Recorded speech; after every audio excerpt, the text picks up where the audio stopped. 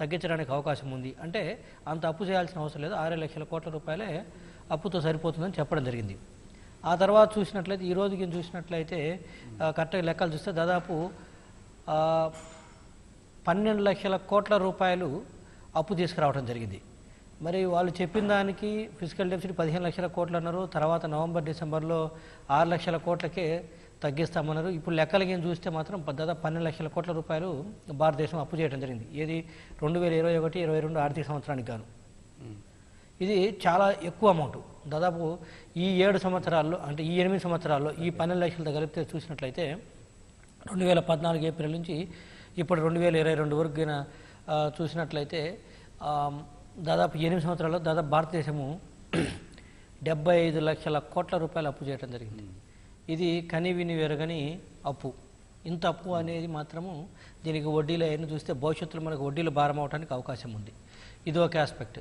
So రెండో aspect వచ్చేసరికి విచిత్రంగా ఏంటంటే సర్వీస్ సెక్టార్, నేను ఎకనామిక్ సర్వే ప్రకారం చూసినా కూడా సర్వీస్ సెక్టారు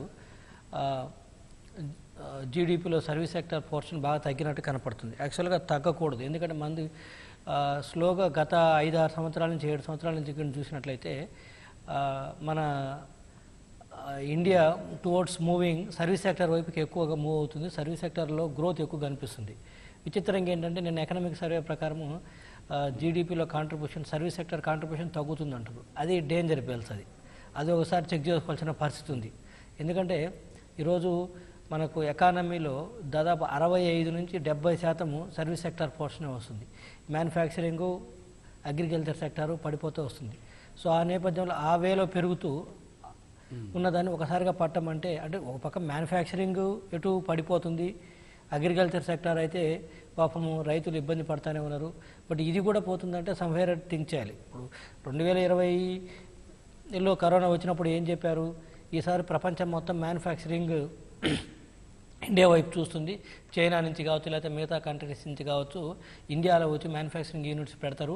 ఇక country will become the manufacturing hub అయిపోతుందని ఆ రోజు చెప్పడం జరిగింది. ఇప్పుడు 2020 అప్పుడు ఎప్పుడైతే లాక్డౌన్ పెట్టారు ఏప్రిల్, మే, జూన్లోకి చూసినట్లయితే చైనా నుంచి కావచ్చు, లేకపోతే మిగతా కంట్రీస్ నుంచి కావచ్చు ఇండియాకు వచ్చేస్తామని చెప్పారు. 20 అయిపోయింది, 21 అయిపోయింది, 22 చూసినట్లయితే ఈ రోజుకి కూడా ఎక్కడ కూడా ఏ కంట్రీ నుంచి వచ్చి మన దేశంలో అక్కడ తీసేసి ఇక్కడ పెట్టినట్టు కూడా మనకేం కనిపించట్లేదు. అంటే ఆ రోజు మిటిగేట్ చేయడం కోసం చెప్పడం జరిగింది. బట్ ఈ రోజుకు చూసినట్లయితే మ్యానుఫ్యాక్చరింగ్ హబ్ కూడా పెద్దగా ముందుకు పోయినట్టు ఏం లేదు మనకి. But end of the day ఏంటంటే వరీ థింగ్ ఏంటంటే సర్వీస్ సెక్టార్ పడిపోవడం అనేది మాత్రం కొంత ఆందోళనకరమైన అంశమే. అది ఒకటి, దాన్ని చూసుకోవాలి. ఇంకోటి ఏంటంటే ఈరోజు మనకు ఎకానమీలో సర్వీస్ సెక్టార్ పోర్షన్ ఎక్కువ అని తెలిసినా కూడా దాని మీద GST 18% వేయటము అది ఎప్పటి నుంచో అడుగుతున్నారు ఇండస్ట్రీ వర్గాలు. ఈరోజు సర్వీస్ సెక్టర్ పోర్షన్ ఎక్కువ ఉన్నప్పుడు దాని మీద ట్యాక్స్ని కింద కొంత తగ్గించినట్లయితే GSTని ఇన్స్టెడ్ ఆఫ్ 18% 12% కింద తీసుకొచ్చినట్లయితే ఏమవుతుందంటే ఇంకాస్త ఊతమిచ్చడానికి అవకాశం ఉంటుంది, ఇంకొంతమంది చేయడానికి అవకాశం ఉంటుంది.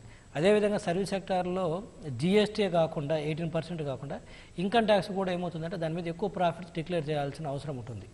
ఈవెన్ ఇన్కమ్ ట్యాక్స్ డిపార్ట్మెంట్ వాళ్ళు కూడా స్క్రూటినీ చేసిన కూడా హయ్యర్ ప్రాఫిట్ డిక్లేర్ చేస్తారు, హయ్యర్ ప్రాఫిట్ ఫిక్స్ చేస్తారు అనమాట సర్వీస్ సెక్టార్లో ఉన్న వాళ్ళకి. తద్వారా ఏమవుతుందంటే హయ్యర్ ప్రాఫిట్ ఫిక్స్ చేసినప్పుడు ఏమవుతుందంటే దాని మీద కూడా మళ్ళీ ఇన్కమ్ ట్యాక్స్ ఎక్కువ పడుతుంది. సో దాంతో ఏమవుతుంది, ట్యాక్స్ బర్డన్ అనేది సర్వీస్ సెక్టార్ మీద ఎక్కువ పడుతుంది. అది ఇన్కమ్ ట్యాక్స్ రూపంలో కావచ్చు, GST రూపంలో కావచ్చు. సో ఈ నేపథ్యంలో ఏమవుతుందంటే సర్వీస్ సెక్టార్ని బతికించుకోవాలి. ఎందుకంటే ఇప్పుడు అంతా కూడా ఇండియా ఎక్కువగా 2/3 సర్వీస్ సెక్టార్ మీద మన ఎకానమీ బేస్ అయింది. కాబట్టి ఈ ట్యాక్సుల అంశాన్ని కింద పరిశీలించినట్లయితే కొంత ఇన్కమ్ ట్యాక్స్ని కానీ GSTని కానీ ఇంకొంత ఊతమించడానికి అవకాశం ఉంటుంది అనేది నా అభిప్రాయం. Okay, right. నాగేష్ గారు. ఓకే, ప్రసాద్ గారు, అంటే ప్రధానంగా ఇప్పుడు దేశవ్యాప్తంగా ప్రధానంగా పరిస్థితులు చూస్తున్నట్లయితే ఒకవైపు కరోనా ప్రభావం తీవ్రంగా ఉంది, మరొక వైపు రాజకీయంగా చూస్తున్నట్లయితే 5 రాష్ట్రాల ఎన్నికలు త్వరలో జరగబోతున్నాయి. వీటన్నిటి నేపథ్యంలో బడ్జెట్పై మీ అంచనాలు ఎలా ఉన్నాయి? అంటే వరాలు ఎక్కువగా ఉండొచ్చా, లేక పన్నుల భారం ఉండొచ్చా, ఎలా ఉండబోతుందని మీ అంచనా? ముందుగా ఈటీవీ ప్రేక్షకులకు నమస్కారం అండి, ప్యానెల్లోని పెద్దలకి మీకు కూడా నమస్తే అండి. ఇది వాస్తవానికి దగ్గరగానా, వాస్తవానికి దూరంగానా, లేకపోతే ఎలక్షన్ బడ్జెటా, లేదంటే వీళ్ళు చెప్పిన ఆత్మనిర్భర్ భారత్ ప్యాకేజ్ లెక్కలు ఏమైనా చెప్తారా, లేకపోతే MSME యూనిట్లు ఏమైనా పరిరక్షిస్తారా అన్న కోణంలో కనుక ఈ బడ్జెట్ని చూస్తే 44,40,000 కోట్లు బడ్జెట్ ప్రవేశపెట్టబోతున్నారు. అందులో 12,40,000 కోట్ల డెఫిసిట్తోను, ఆదాయం 32 లక్షల కోట్లు మాత్రమే. దీన్ని పరిగణలోకి తీసుకుంటానండి. వాస్తవానికి దగ్గరగా ఇప్పుడు ఊహల పల్లకిలో అందరూ ఆశాజీవులు, ఏదో ఇల్లు కట్టుకుంటే వెసులుబాట్లు వస్తాయా, లేకపోతే మా శాలరీ స్లాబుల్లో ఏమైనా మెరుగైన విధానం ఏమైనా వస్తుందా, లేకపోతే మమ్మల్ని ఏ విధంగా పరిరక్షిస్తారని ఎంప్లాయీస్ కానీ, అలాగే ఇండస్ట్రియల్ సెక్టర్స్ కూడా ఇంకేమైనా ఇన్సెంటివ్స్ ఇస్తారా, లేకపోతే ఆత్మనిర్భర్ భారత్ ఎంఎస్ఎంఈ పరిరక్షణలాగే ఏమైనా మాయాజాలం చేస్తారన్న కోణంలో చూసుకుంటానండి. అసలు వాస్తవానికి ప్రజలకు అర్థమవుతుందో లేదో తెలియదండి. ఇందాక పెద్దలు జీవి రెడ్డి గారు చెప్పినట్టు అప్పుల ఊబిలోకి నెట్టిన ఈ భారతావనంలో 75 సంవత్సరాల భారతావనంలో గతంలో వీళ్ళు ఏమనంటే డిఫెన్స్ మెకానిజం, డిఫెన్స్ని అభివృద్ధి చేయడానికంటే 1947 సంవత్సరంలో మనకి స్వతంత్రం సిద్ధించినప్పుడు కూడా పెద్దలు ఆర్కే షణ్ముఖం గారు ప్రవేశపెట్టిన బడ్జెట్ 196 కోట్లండి. అప్పుడు కూడా మనకి ఇమీడియట్గా పాకిస్తాన్తో వార్ జరిగింది. అక్కడి నుంచి మనకి డిఫెన్స్ మీద కొంత వ్యయం ఇన్వెస్ట్ చేయాలి అన్న కోణం నుంచి ఆవిర్భవించిన ఈ బడ్జెట్లు పరివర్తన చెందుతూ 196 కోట్లు 196 కోట్ల ప్రస్థానంతో ప్రారంభమైంది.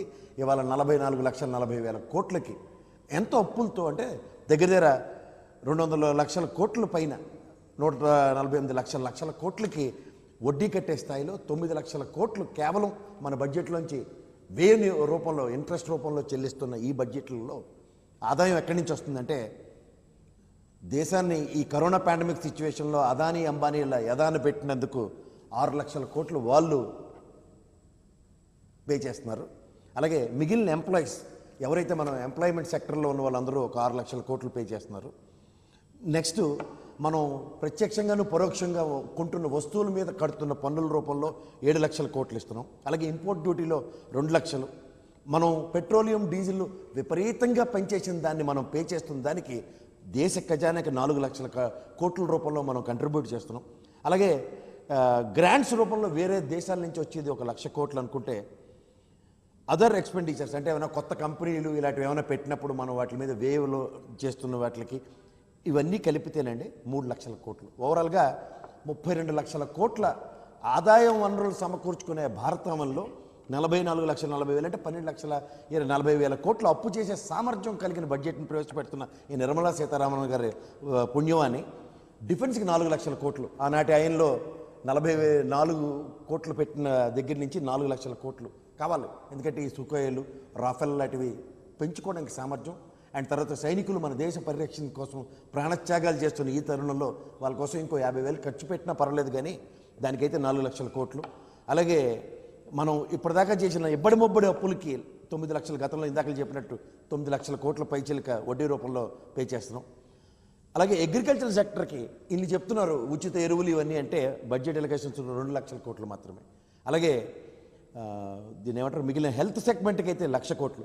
ఇంత కరోనా పాండమిక్ సిచ్యువేషన్లో జపాన్ అండ్ యుఎస్ మిగిలిన దేశాలన్నీ దగ్గర దగ్గర 6% వల్ల దేశ ఖజానా నుంచి ఇన్వెస్ట్ చేస్తుంటే మనం చాలా అతి తక్కువగా హెల్త్ సెక్టర్కి మాత్రం కేవలం 1,00,000 కోట్లు మాత్రమే వినియోగిస్తూ ఎక్కడి నుంచి ఎక్కడికి లీడ్ అవుతున్నాం అని చూసుకుంటే ఓవరాల్గా పెనుభారంగా మారబోతున్న ఈ బడ్జెట్ అప్పుల ఊబిలోకి నెడుతున్న భారతావనికి 75 సంవత్సరాల స్వతంత్రానికి ఇచ్చిన ఈ ఎన్డీఏ గవర్నమెంట్ గిఫ్ట్ ఏంటంటే 75 లక్షల పైచిలుకు కోట్ల అప్పు భారాన్ని భారతావని మీద పెట్టి ఏం సాధిస్తున్నాం ప్రగతి అంటే, గతంలో అనౌన్స్ చేసిన ఆత్మనిర్భర్ భారత్ ప్యాకేజ్కి లెక్కలు ఈ బడ్జెట్లో కనుక ప్రవేశపెట్టి ఏ విధంగా వినియోగించబడ్డాయో, ఏ విధంగా ఎలకేషన్స్ జరిగాయో అన్నది వాస్తవ రూపానికి తీసుకొస్తారేమో అని ఒకటి ఎదురు చూడాలి. రెండోది, ప్రతిసారి ఆశిస్తున్నట్టుగా ఇదేమైనా ఇదేమంటారు శాలరీ స్లాబ్లు ఏమైనా స్లాష్ చేస్తారేమో చూడాలి. అలాగే గృహోపకరణాలు, గృహాలను కట్టుకునే వాళ్ళకి ఏమైనా వెసులుబాట్లు ఇస్తారేమో అన్న ఆశతో చూడాలి. అలాగే ఇండస్ట్రియల్ సెక్టర్ కొత్త విధంగా చేస్తున్న ఇండస్ట్రియల్ అలవెన్సెస్ ఇమ్మంటున్నారు. ఎందుకంటే ఈ కరోనా పాండమిక్ సిచ్యువేషన్లో ఈ బిజినెస్లు ఏ విధంగా అతలాకుతలం అయ్యాయో, ఆ ఆత్మనిర్భర్ భారత్ ప్యాకేజ్తో పాటు మేక్ ఇన్ ఇండియా కాన్సెప్ట్తో చెప్తున్న ఈ భారతదేశంలో మేక్ ఇన్ ఇండియా కాన్సెప్ట్గా ఏమొస్తుంది, ఇందాక జీవి రెడ్డి గారు బాగా చెప్పారు. భారతదేశం సర్వీస్ సెక్టర్ మీద ఆధారపడి ఉండి అసెంబ్లింగ్ సెక్టర్స్ మీద ఆధారపడి ఉన్నప్పుడు ఏదో గతంలో చెప్పినట్టు చైనా నుంచి మొత్తం తరలి వస్తాయని ఎదురు చూపులకే పరిమితమైన ఈ ఇంటర్నేషనల్ డెలిగేషన్స్ ఏమైనా ఉన్నాయో చూసుకుంటే వాస్తవ రూపానికి భారతావనంలో ఈ రోజైనా మెరుగైన విధానానికి నాటి బాక్రానంగల్, నాగార్జున సాగర్ బహుళార్థ సాధక ప్రాజెక్టులు మాత్రమే పరిమితమై ఈ రిజర్వేస్మెంట్ స్కీమ్ త్రూగా కూడా దగ్గర దగ్గర 3 లక్షల కోట్ల వైద్యులకు వనరులు సమకూర్చుకునే ఆదాయ వనరులు చేసుకున్నా సరే ప్రాఫిట్ మాడ్యూల్లో నడిచే వైజాగ్ స్టీల్ ప్లాంట్ లాంటి దాన్ని కూడా ఏ విధంగా డిస్బర్స్మెంట్ మాడ్యూల్లోకి తీసుకొస్తున్నారు అంటే ఏ విధమైన ఫోకస్ జరుగుతుందో, ఏ విధమైన వివక్ష జరుగుతుందో దాని మీద అతి దగ్గరలో ప్రవేశపెట్టబోతున్న ఈ బడ్జెట్లోంచి ఉపశమనాలు ఏమైనా వస్తాయా అంటే ఉపశమనాలకి ఎంత దూరంలో ఉన్నది మాత్రం వాస్తవ రూపం దాల్చబోతుంది. ఓకే, వేణుగోపాల్ గారు, అంటే ప్రధానంగా అంటే బ్యాంకింగ్ రంగానికి ఊతం ఇచ్చే విధంగా లేదా అదేవిధంగా ఫిన్టెక్ రంగం కూడా చాలా ఆతృతగా బడ్జెట్ కోసం ఎదురు చూస్తుంది. ఆ రంగాలకు ఈ బడ్జెట్లో ఎలా ఉండబోతుందని మీ అంచనా? అంటే బేసిక్గా ఏంటంటే ఈసారి లాస్ట్ ఇయర్ లానే ఇది సెకండ్ బడ్జెట్ కాబట్టి కరోనా తర్వాత ప్రజెంట్ చేస్తున్న బడ్జెట్. దీంట్లో ఇన్ఫ్రాస్ట్రక్చర్ స్పెండింగ్ కి కీలక అంటే పెద్దపీట వేస్తారని చెప్పొచ్చు. దీంట్లో ముఖ్యంగా ఏంటంటే అంటే వెల్ఫేర్ ఒక పక్క అడ్రస్ చేస్తూనే మరొక వైపు పోర్ట్స్ కావచ్చు, రోడ్స్ కావచ్చు, ఎయిర్వేస్ కావచ్చు, ఎనర్జీ కావచ్చు, అంటే పవర్ కావచ్చు, ఇట్లా డిఫరెంట్ వీటి మీద ఎక్కువ కాన్సన్ట్రేషన్ చేస్తూ నేషనల్ ఇన్ఫ్రాస్ట్రక్చర్ పైప్లైన్ అని చెప్పేసి దాంట్లో భాగంగా చాలా huge investments 1.1 lakh crore investments కి లాస్ట్ టైం చెప్పడం, దాంట్లో కొంత స్టార్ట్ చేయడం. ఇప్పుడు ఈ బడ్జెట్ లో మోర్ అలొకేషన్స్ ఇన్ఫ్రాస్ట్రక్చర్ రిలేటెడ్ గా చేస్తే, అంటే ముఖ్యంగా ఇన్ఫ్రా స్పెండింగ్ తర్వాత పరిశ్రమల స్థాపన ఈ రెండు ప్రధాన ఎజెండాగా పెట్టుకొని వెళ్ళినప్పుడు ఏంటంటే ఆటోమేటిక్ గా అది జాబ్ క్రియేషన్ అనేది ఇది అవుతుంది. దాంట్లో ఏంటంటే ఈచ్ అండ్ ఎవ్రీ సెక్టర్, ఒక బ్యాంకింగ్ అనో లేకపోతే ఇంకోటనో కాకుండా ఇప్పుడు ఈ కరోనా నేపథ్యంలో ఇబ్బంది పడుతున్న ఎన్నో సెక్టర్స్ కి సపోర్ట్ చేసిన వాళ్ళు అవుతారు. దీంట్లో ఏంటంటే ప్రధానంగా మనం ఇవాళ బడ్జెట్ లో ఎక్స్పెక్ట్ చేస్తున్న విషయాలు కనుక చూస్తే ముఖ్యంగా వెల్ఫేర్ ని ఇప్పుడు జాతీయ గ్రామీణ హామీ పథకం, ఉపాధి హామీ పథకం, అది కొంత అలొకేషన్స్ ఇంకా పెంచాల్సిన అవసరం, సరిగ్గా వినియోగించాల్సిన అవసరం. అలాగే అట్ ద సేమ్ టైం ఇది అర్బన్ ఏరియాస్ లో కూడా ఏంటంటే ఈ మధ్య అన్ఎంప్లాయ్మెంట్ రేట్ పెరిగింది కాబట్టి అది కూడా చూడాల్సిన అవసరం ఉంటుంది. దీంతో పాటు ఈసారి ఫర్టిలైజర్ సబ్సిడీస్ కానీ ఇట్లాంటి డైరెక్ట్ బెనిఫిట్ ట్రాన్స్ఫర్స్ కూడా ఇంకా పెరిగే ఛాన్సెస్ ఉన్నాయి. వీటితో పాటు ముఖ్యంగా ఏంటంటే ఈవీ రిలేటెడ్ కానీ లేకపోతే రెన్యూబుల్ ఎనర్జీకి సంబంధించిన అలొకేషన్స్ కూడా పెరుగుతాయనే ఒక హోప్ ఉంది. తర్వాత ఇక డిఫెన్స్ పరంగా చూస్తే కనుక డిఫెన్స్ సంబంధించి ఎక్కువగా మనం 60% దాకా ఆర్ 60% అబోవ్ కూడా మనం ఇంపోర్ట్ చేసుకునే పరిస్థితి ఈ రోజు కూడా ఉంది. కాబట్టి ఈసారి డొమెస్టిక్ ప్రొక్యూర్మెంట్ జరిగేలాగా ఎక్కువ ప్రియారిటీ ఇక్కడ డొమెస్టిక్ కంపెనీస్ ఇచ్చే వేలో ఇక్కడ అంటే మేక్ ఇన్ ఇండియా కాన్సెప్ట్ ని స్ట్రెంగ్థెన్ చేయడం కోసం కూడా కొంత స్టెప్స్ వస్తాయని చెప్పేసి అనుకోవచ్చు. అట్లా ఏంటంటే ఇవి కాకుండా కొద్దిగా చిన్న మధ్యవర్తి కుటుంబాలకు కూడా సపోర్ట్ చేసేలాగా కొంత డ్యూటీస్ కూడా తగ్గించి కొంత అంటే ఒక ఆదాయ వనరు వాళ్ళ చేతిలో కూడా ఉండేలాంటి మెజర్స్ కూడా తీసుకుంటారనే అంచనాలు. అలాగే సాలరీ క్లాస్ వాళ్ళకి ముఖ్యంగా సెక్షన్ 80 లిమిట్ పెంచడం కానీ ఇట్లాంటివి కూడా కొన్ని ఉన్నాయి. ముఖ్యంగా ఏంటంటే మీరు అడిగినట్టుగా ఆ బ్యాంకింగ్ సెక్టర్ కోతం ఇచ్చేలాగా కొంత బ్యాడ్ బ్యాంక్ ఆల్రెడీ ఎస్టాబ్లిష్ చేయడం జరిగింది. దాని విధి విధానాలు దాన్ని కొంచెం ఫైన్ ట్యూన్ చేసే వేలో కొంత ఉండొచ్చు. ఇంకా ఏదైనా అవసరం అయితే ముఖ్యమైన సెక్టర్ కాబట్టి బ్యాంకింగ్ కావచ్చు, ఇన్సూరెన్స్ కావచ్చు, తర్వాత ఇంకా ఇతర సెక్టర్స్, అలాగే టెలికామ్, తర్వాత రియల్ ఎస్టేట్, ఇట్లా ఏవైతే టెక్స్టైల్ ఏవైతే ఎక్కువ ఎంప్లాయ్మెంట్ ని అట్రాక్ట్ చేస్తాయో వాటికి, అలాగే ఎక్కువ ఏదైతే ఈ కరోనా రూపంలో స్ట్రెస్ అయి ఉన్నాయో ఆ సెక్టర్స్ కి డెఫినెట్ గా కొంత సపోర్ట్ చేసేలాగైతే డెసిషన్స్ వస్తాయని చెప్పేసి మనం అనుకుంటున్నాం. వీటితో పాటు డిస్ఇన్వెస్ట్మెంట్ కూడా ఏంటంటే మొన్న ఈ కరెంట్ ఫైనాన్స్ షేర్ లో పెట్టుకున్న దానికి దగ్గర అరౌండ్ 10,000 crores మాత్రమే కలెక్ట్ చేయగలిగారు. సో ఈ మార్చి లోపు ఎల్ఐసి డిస్ఇన్వెస్ట్మెంట్ కనుక జరిగితే మరొక 1,00,000 crores దాకా అదనంగా అంటే కొంత అసిస్టెన్స్ ఎల్ఐసి రూపంలో రావచ్చు. దీని తర్వాత నెక్స్ట్ ఇయర్ కూడా ఇప్పుడు మనం ఏంటంటే ఒక పక్కేమో గ్లోబల్ గా క్రూడ్ $90 రావటం, తర్వాత సప్లై సైడ్ కన్సర్న్స్ వల్ల లేకపోతే లాజిస్టికల్ ఇష్యూస్ వల్ల చాలా స్ట్రగుల్ అవుతున్న ఈ పరిస్థితుల్లో ఇన్ఫ్లేషన్ కూడా బికాస్ ఆఫ్ హై లిక్విడిటీ కావచ్చు లేకపోతే ఇతర కారణాల వల్ల ఇన్ఫ్లేషన్ కూడా పెరిగి ఆదాయాలు తగ్గుతూ ఇన్ఫ్లేషన్ ఏమో ఆదాయాన్ని గండికొట్టే ఈ పరిస్థితుల్లో డెఫినెట్ గా ఎక్కువ జాబ్ క్రియేషన్ గురించి ఎక్కువ ఒక ఎంతో కొంత అమౌంట్ ఆ చిన్న మధ్య కుటుంబాల్లో ఉండటంతో పాటు మిగిలిన అంటే ఓవరాల్ గా సమగ్ర అభివృద్ధి ఫోకస్డ్గా ఈ బడ్జెట్ ఉంటుందేమో అని చెప్పేసి అనుకుంటున్నాము. దీంట్లో ప్రధానంగా ఇందాక పెద్దలు చెప్పినట్టుగా ఇవాళ జీడిపి కనుక చూస్తే ఆల్మోస్ట్ 53-55% సర్వీస్ సెక్టర్ కంట్రిబ్యూట్ చేస్తుందండి. అరౌండ్ 25-30% ఇండస్ట్రీ ఇస్తుంది. Around 20% agri and allied sectors ఇస్తుంది. సో మన దేశంలో ఈ రోజు కూడా ఎక్కువ యువత గ్రామీణ భారతానికి సంబంధించిన వాళ్ళు ఉన్నారు. అండ్ ఎక్కువ మంది ఈ రోజు కూడా 50%-55% around agri and allied sectors ని నమ్ముకుని ఉన్నారు. కాబట్టి ముఖ్యంగా మన ఇంత పెద్ద 28-30 సంవత్సరాలు ఉన్న సగటు వయసు ఉన్న ఇండియన్స్ ని అడ్రస్ చేయాలి అంటే సర్వీస్ సెక్టర్ గ్రో అయినంత వేలో మనం ఇండస్ట్రీ మీద అగ్రికల్చర్ మీద దృష్టి పెట్టాలి. ఆ విధంగా అడుగులు పడతాయని చెప్పేసి మనం భావించవచ్చు. ఈసారి బడ్జెట్ లో అంచనాలు అయితే ఉన్నాయి. వీటితో పాటు ముఖ్యంగా ప్రతిసారి బడ్జెట్ లో ఎడ్యుకేషన్ కోసం, హెల్త్ కేర్ కోసం అలొకేషన్స్ ఎక్కువ చేయాలని చెప్పేసి అందరూ అడుగుతున్నారు. సో ఈసారి అట్లాంటివి కూడా ఉంటాయని చెప్పేసి మనం భావించవచ్చు. ఓకే ఓకే వేణుగోపాల్ గారు. రామారావు గారు, అంటే ప్రధానంగా అంటే ప్రతి ఏడాది కూడా బడ్జెట్లో వైద్య రంగానికి, ఆరోగ్య రంగానికి కేటాయింపులు అంతంత మాత్రమే అనేది ఒక పెదవిరుపు వినిపిస్తుంటుంది. అయితే ప్రధానంగా ఇటీవల కరోనా ప్రభావంతో మన దేశంలో ఉన్నటువంటి ఆరోగ్య రంగం యొక్క డొల్లతనం కూడా బయటపడింది. ఈ నేపథ్యంలో ఈ బడ్జెట్లో ఆరోగ్య రంగానికి కేటాయింపులు ఎలా ఉంటాయని మీరు అంచనా వేస్తున్నారు? గుడ్ మార్నింగ్ అండి, అందరికీ నమస్కారము. అంటే ఈ ఇయర్ లో ఎలా ఉంటుంది అనేది it's I think interesting see అండి. లాస్ట్ ఇయర్ తో చూసుకుంటే లాస్ట్ ఇయర్ మన budget almost 2,34,000 crores health care కి ఇచ్చున్నారనమాట. When compared to the previous years, it's almost 137% increase in the healthcare expenditure spending.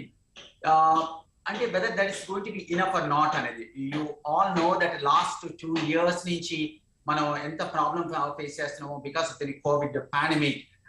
So మన స్టేట్స్ కానీ టోటల్ గా government కానీ మన కంట్రీ అంతా ఎలా ఎంత స్టాంబింగ్ కోర్స్ ఫేస్ చేసాము, ఎంత పెయిన్ గా ఉందనేది అందరికీ తెలిసిన విషయమే.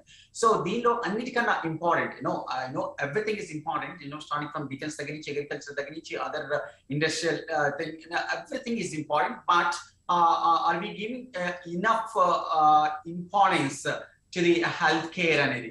So yeah, I know state governments and government of India is trying their level best to give some max to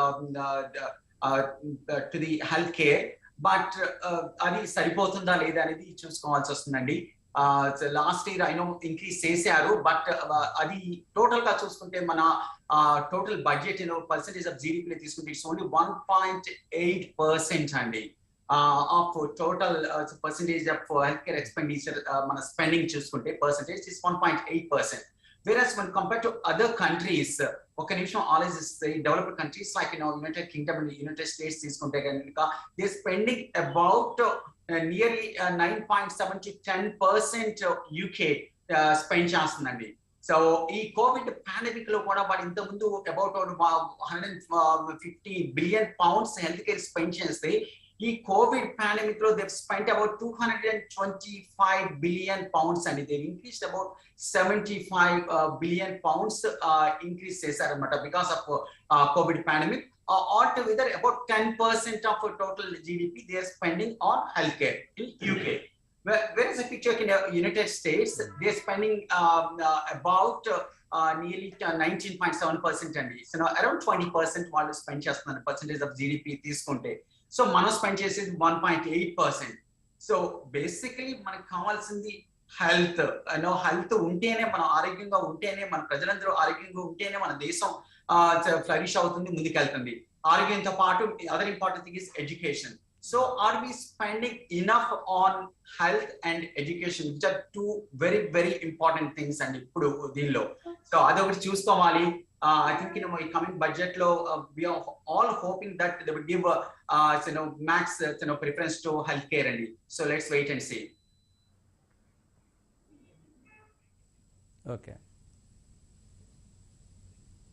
okay ఇప్పుడు చర్చలో స్వల్ప విరామం.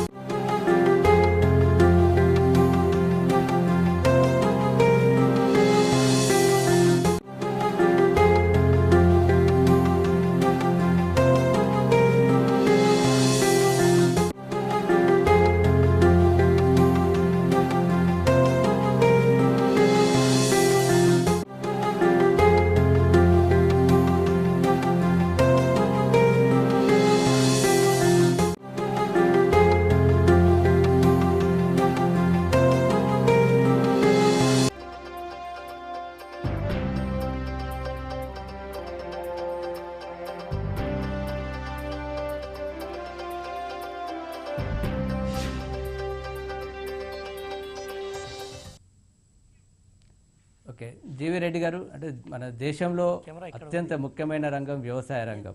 గ్రామీణ ఆర్థిక వ్యవస్థకు కీలకమైనటువంటి ఈ వ్యవసాయ రంగాన్ని ప్రస్తుతం బడ్జెట్ నుండి ఏం ఆశిస్తుంది, బడ్జెట్లో కేటాయింపులు ఎలా ఉంటాయని మీరు ఆశిస్తున్నారు?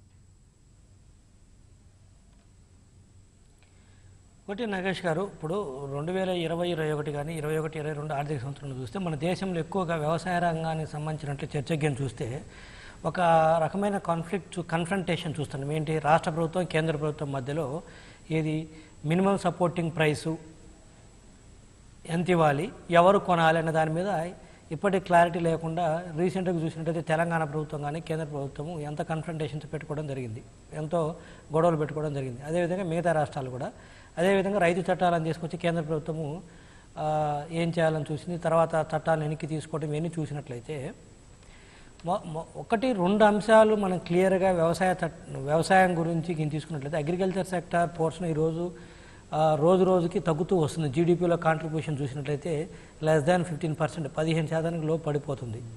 కానీ భారతదేశంలో ఉన్న ఎవరైతే లేబర్ ఫోర్స్ కావచ్చు లేకపోతే పనిచేసే వాళ్ళు కావచ్చు దాదాపు 65% అగ్రికల్చర్ సెక్టార్ మీద ఆధారపడినరు.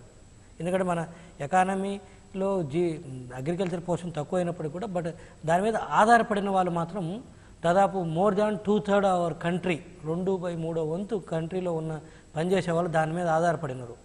చిన్న చిన్న ఇన్కమ్ మళ్ళీ వాళ్ళకు వచ్చేది. మిగతా సర్వీస్ సెక్టార్లో ఏమో అది ఎక్కువ పోర్షన్ జీడిపిలో ఉంటుంది, బట్ తక్కువ మంది దాని మీద ఆధారపడతారు, అంటే తక్కువ మంది ఎంగేజ్ అవుతారు, కానీ వాళ్ళకు వచ్చే పే మాత్రం ఎక్కువ ఉంటుంది. బట్ దీంట్లో మాత్రం 2/3 వంతు భారతదేశంలోని పనిచేసే వాళ్ళు దాని మీద ఆధారపడతారు. వాళ్ళకు వచ్చే పే స్ట్రక్చర్ కూడా చాలా తక్కువ ఉంటుంది. యావరేజ్న 60,000, 70,000, 80,000 కంటే కూడా దాటట్లేదు. అంటే నెలకు 5,000 నుంచి 7,000-8,000 రూపాయలు, 9,000 రూపాయలే ఉంటుంది యావరేజ్ని తీసుకున్నట్లయితే. దాంతో ఇప్పుడున్న ధరల నేపథ్యంలో ఎలా బతుకుతారు ఆ సెక్టర్ మీద ఆధారపడిన వాళ్ళు? సో అయితే వాళ్ళకు ఆదాయం పర్ హెడ్ దాని మీద ఎవరైతే ఆధారపడిన వాళ్ళు అది పెరగాలన్నా, లేదా జీడిపిలో అగ్రికల్చర్ సెక్టార్ కాంట్రిబ్యూషన్ పెరగాలన్నా కూడా మొట్టమొదటగా వచ్చేసరికి ఈరోజు ఏదైతే దేశవ్యాప్తంగా కూడా ఇన్ని సంవత్సరాల తర్వాత కూడా 75 సంవత్సరాల తర్వాత కూడా ఇంకా మనం ఇరిగేషన్ ప్రాజెక్ట్స్ పెండింగ్ పెట్టుకొని ఉన్నామంటే చాలా బాధాకరమైన అంశం. ఉదాహరణకు తీసుకున్నట్టయితే ఏపీలో పోలవరం ప్రాజెక్టుకు సంబంధించి 55,000 కోట్ల రూపాయలు ఇరిగేషన్ పోర్షన్ కంప్లీట్ అయిపోయింది. ఆర్ఎండ్ఆర్గా ఇచ్చేసినట్టయితే ఈరోజు ఎన్ని లక్షల ఎకరాలు కొత్తగా సాగులోకి వస్తుంది, ఉన్నది ఎంత ఆయకట్టు స్థిరీకరణ అవుతుంది, తాగునీరు కావచ్చు ఎంత డెవలప్ అవుతుంది. సో తద్వారా అగ్రికల్చర్ సెక్టార్ డెవలప్ అవుతుంది, దాని మీద ఆధారపడిన వాళ్ళకు కూడా ఆదాయాలు పెరుగుతుంది. ఈరోజు అదేంటో విచిత్రంగా చూసినట్లయితే అన్నిటికూ కేటాయించుకుంటారు, అగ్రికల్చర్ కాడికి వచ్చేసరికి ఎందుకో మొండి చేయి చూపిస్తారు. ఇంతమంది ఆధారపడిన సెక్టార్ మీద మన వాళ్ళు మొండి చేయి చూపించడం కరెక్ట్ కాదు. ఇప్పటికి కూడా సరైన టైంలో క్వాలిటీ ఎరువులు అందించలేకపోతున్నారు 75 సంవత్సరాల తర్వాత కూడా. అది ఏ ప్రభుత్వాన్ని తప్ప అంటే మనం ఇంకా మనల్ని మనం బ్లేమ్ చేసుకుంటూ కూర్చోరు. 75 సంవత్సరాల స్వాతంత్ర భారతదేశంలో కూడా ఈరోజు రైతులకి మనం క్వాలిటీ ఎరువులు అందించలేకపోతున్నాం. నకిలీ ఇత్తనాలు, ఎక్కడ చూసినా నకిలీ ఇత్తనాలు, క్వాలిటీ ఇత్తనాలు అందించలేకపోతున్నాం. ఇంత కష్టపడి, ఎందుకంటే అతివృష్టి అనావృష్టిని తట్టుకుని రైతు పంట పండిస్తే దాన్ని నువ్వు కొంటావా అని ఈరోజు దోబూచులాట ఆడుతూ రాష్ట్ర ప్రభుత్వం కేంద్ర ప్రభుత్వాలు దోబూచులాడే పరిస్థితికి వచ్చిందంటే ఇప్పటికీ దాని మీద సరైనటువంటి స్టాండర్డ్ ఆపరేటింగ్ పాలసీస్ లేవు. ఎవరు కొనాలి, ఎంత కొనాలి, పోనీ కొంటరా అంటే సరైన మినిమం సపోర్టింగ్ ప్రైస్ అంటే అది చట్టాల రూపంలో పేపర్ మీద ఉంటుంది తప్పితే ఇప్పటికి కూడా వాళ్ళకి సరైనటువంటి ధర ఇచ్చే పరిస్థితి లేదు, మార్కెటింగ్ లేదు. ఎక్కడో కొన్ని ప్రొడక్ట్స్ను తీసుకుపోయి ఎక్స్పోర్ట్ చేస్తున్నాం తప్పితే బట్ వాట్ అబౌట్ ఇన్ని రకాల పంటలు ఇంత భారతదేశంలో పండుతుంటే మీరు దానేటువంటి మార్కెటింగ్ లేదు. ఇప్పటికీ ఇంకా గిడ్డంగులు వాటిని మనం స్టోర్ చేసుకోవడానికి ఇప్పటికీ సరైనటువంటి ఇన్ఫ్రాస్ట్రక్చర్ లేక పాడయ్యే పంటలు ఎన్ని. మొన్నటికి మొన్న రాయలసీమలో ఉదాహరణ తీసుకున్నట్టయితే పచ్చి కరువు అంటారు, అంటే వరదలు వచ్చేసి ఉన్న ఫలంగా పండించిన పంటలు కళ్ళాల్లో ఇళ్లలో ఉన్నాయి కూడా పాడైపోవడం జరిగింది. అంటే ఇది కరెక్ట్ కాదు. ముందు అట్లీస్ట్ దానికి ఆ ఇన్ఫ్రాస్ట్రక్చర్ డెవలప్ చేయాలి, ఏది స్టోర్ చేసుకునే ఇన్ఫ్రాస్ట్రక్చర్. తర్వాత వచ్చేసరికి సరైనటువంటి ధర, అన్నిటికి మించి ముందుగానే ప్రికాషనరీ మెజర్స్గా ఎరువులు విత్తనాలు క్వాలిటీ ఇవ్వాలి, తక్కువ ధరలకు ఇవ్వాలి. ఇంకా కొన్ని చోట్ల అయితే అంటే టు ఎంకరేజ్ మారుమూల ఉన్న కాడైతే ఫ్రీ ఆఫ్ కాస్ట్లో సప్లై చేసినట్టయితే ఓకే ప్రసాద్ గారు, అంటే కోవిడ్ ప్రభావంతో అనేక మంది ఉద్యోగాలు కోల్పోయారు, దేశవ్యాప్తంగా నిరుద్యోగం పెరిగింది. అయితే ఈ ప్రస్తుత ఈ పరిస్థితుల్లో నిరుద్యోగంని తగ్గించడానికి అదేవిధంగా ఉపాధి కల్పన కోసం ఎలాంటి ప్రాధాన్యత ఉంటుందని మీరు ఆశిస్తున్నారు?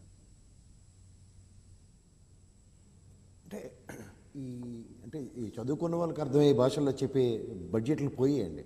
ఈ ట్రిలియన్స్ బిలియన్స్ అనే మాయాజాలంతో చేస్తున్న ఈ బడ్జెట్లలో 2 కోట్ల ఉద్యోగ కల్పన ప్రతి సంవత్సరం అన్న ప్రాతిపదికతో ప్రభుత్వం ఏర్పాటు జరిగిన తర్వాత 7.5 సంవత్సరాల తరుణంలో కూడా ఈ రోజుకి కూడా అతిగతి లేని చూస్తుంటే, గతంలో మీరు చూస్తే ఈ కరోనా పాండమిక్ సిచ్యువేషన్లో మార్చి 22 నుంచి జస్ట్ 31వ తారీఖు 8 పని దినాలు మాత్రమే లేని ఒక ఫైనాన్షియల్ ఇయర్ అండి. తర్వాత వచ్చిన సంవత్సరంలో ఇంకా ఆ లాక్డౌన్ అన్న నేపథ్యంలో చూసుకుంటే ముందుకెళ్తే ఈ ఇయర్ అయితే లాక్డౌనే లేదు. సో ఓవరాల్గా ఏంటంటే ఫంక్షనింగ్ అన్నది జరిగిన తర్వాత కూడా ఈ ఆత్మనిర్భర్ భారత్ ప్యాకేజీల త్రోగా ఎంఎస్ఎంఈని వీటిని పరిరక్షించామని చెప్పిన నెపంతో చూసినా సరే దగ్గర 80 లక్షల స్ట్రీట్ వెండర్స్ రోడ్డు మీద ఉన్నారండి. వాళ్ళకి ఎవరికి పునరావాసం కూడా కల్పించలేకపోయారు.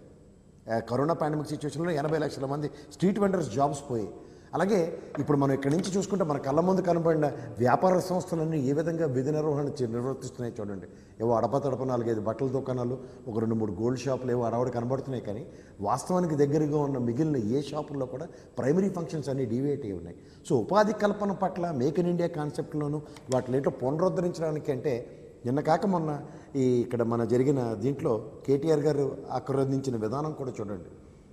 ఇక్కడ ఐటీఐఆర్ కారిడార్కి ఏ విధమైన వసతులు కల్పించబడుతున్నాయో చూడమనండి. ఏమీ జరగట్లేదు.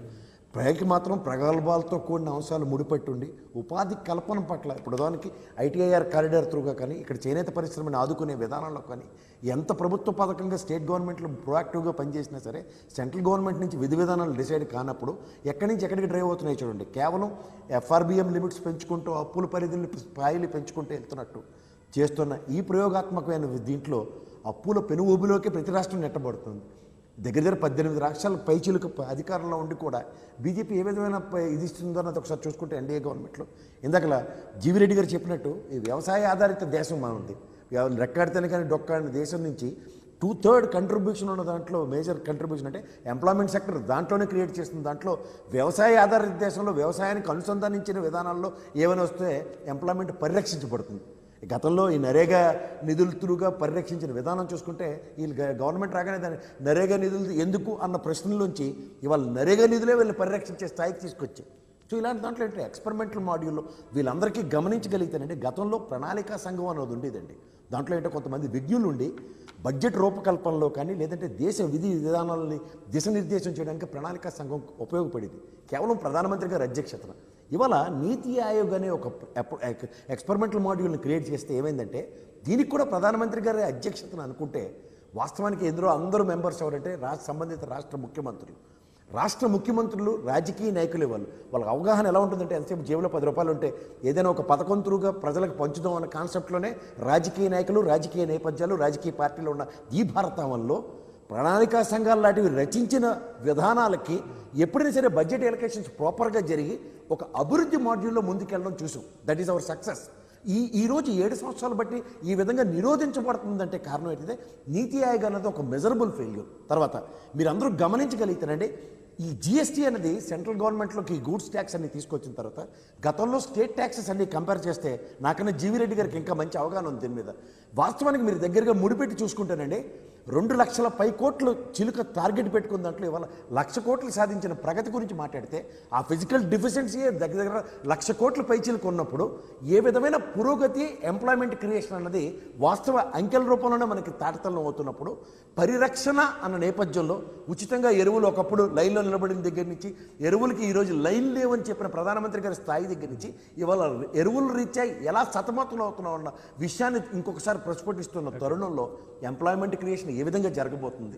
జీడిపిలో మేజర్ కాంట్రిబ్యూషన్ అగ్రికల్చర్ ప్రొడక్ట్స్ నుంచి వస్తున్న దాంట్లో కూడా అగ్రికల్చర్ పరిరక్షణ కోసం దేశంలో అత్యధిక ఎంప్లాయ్మెంట్ క్రియేట్ చేసిన వెసులుబాటు ఉన్న ఆ వ్యవస్థకే మనం ఏ విధంగా సహాయ సహకారాలు అందించబోయేసరికల్లా వస్తున్న తీవ్ర రూపం చూసుకోగలిగితే ముఖ్యంగా ఇవాళ మెడికల్ రంగంలో వాస్తవానికి ఈ కరోనా పాండమిక్ సిచ్యువేషన్లో ఆపన్నహస్తంగా వస్తున్న మెడికల్ ఫెర్టిలిటీకి కూడా ఏ విధమైన ఎలకేషన్స్ జరుగుతున్నాయి బడ్జెట్లో చూసుకుంటే గత బడ్జెట్లో 40,000 కోట్ల పైచీలకి ఈసారి దగ్గర 1,00,000 కోట్లు ఎలకేట్ చేసే అంశంతో ముడిపడి ఉన్నప్పుడు 6% పైచీలకు మిగిలిన దేశాల పైచీలకి ఎలకేట్ చేస్తున్న దేశాలతో కంపేర్ చేసుకుంటే మన పురోగతి ఒక ఇన్ఫ్రాస్ట్రక్చర్ డెవలప్మెంట్లో కానీ అలాగే విధంగా అగ్రికల్చర్ ప్రొడక్ట్స్ అనుసంధానించిన విధానంలో కానీ ఎక్కడైనా ఎంప్లాయ్మెంట్ క్రియేషన్కి వెసులుబాట్లు ఏ విధంగా కల్పించబడుతున్నాయన్న దాంట్లో చూసుకుంటే వాస్తవానికి చాలా దూరంగా ఉంటున్నప్పుడు ఇంకెక్కడి నుంచి ఎంప్లాయ్మెంట్ క్రియేట్ అవ్వబోతుందన్న చూడండి. స్వయం ప్రతిపత్తిగా చేసుకునే స్ట్రీట్ వెండర్స్ని కూడా పరిరక్షించలేని ఈ ఆత్మనిర్భర్ భారత్ ప్యాకేజీల్లో ఎంతమంది రోడ్డు మీద పడి ఉన్నారో ఇవాళ తేటతెల్లం అవుతున్నప్పుడు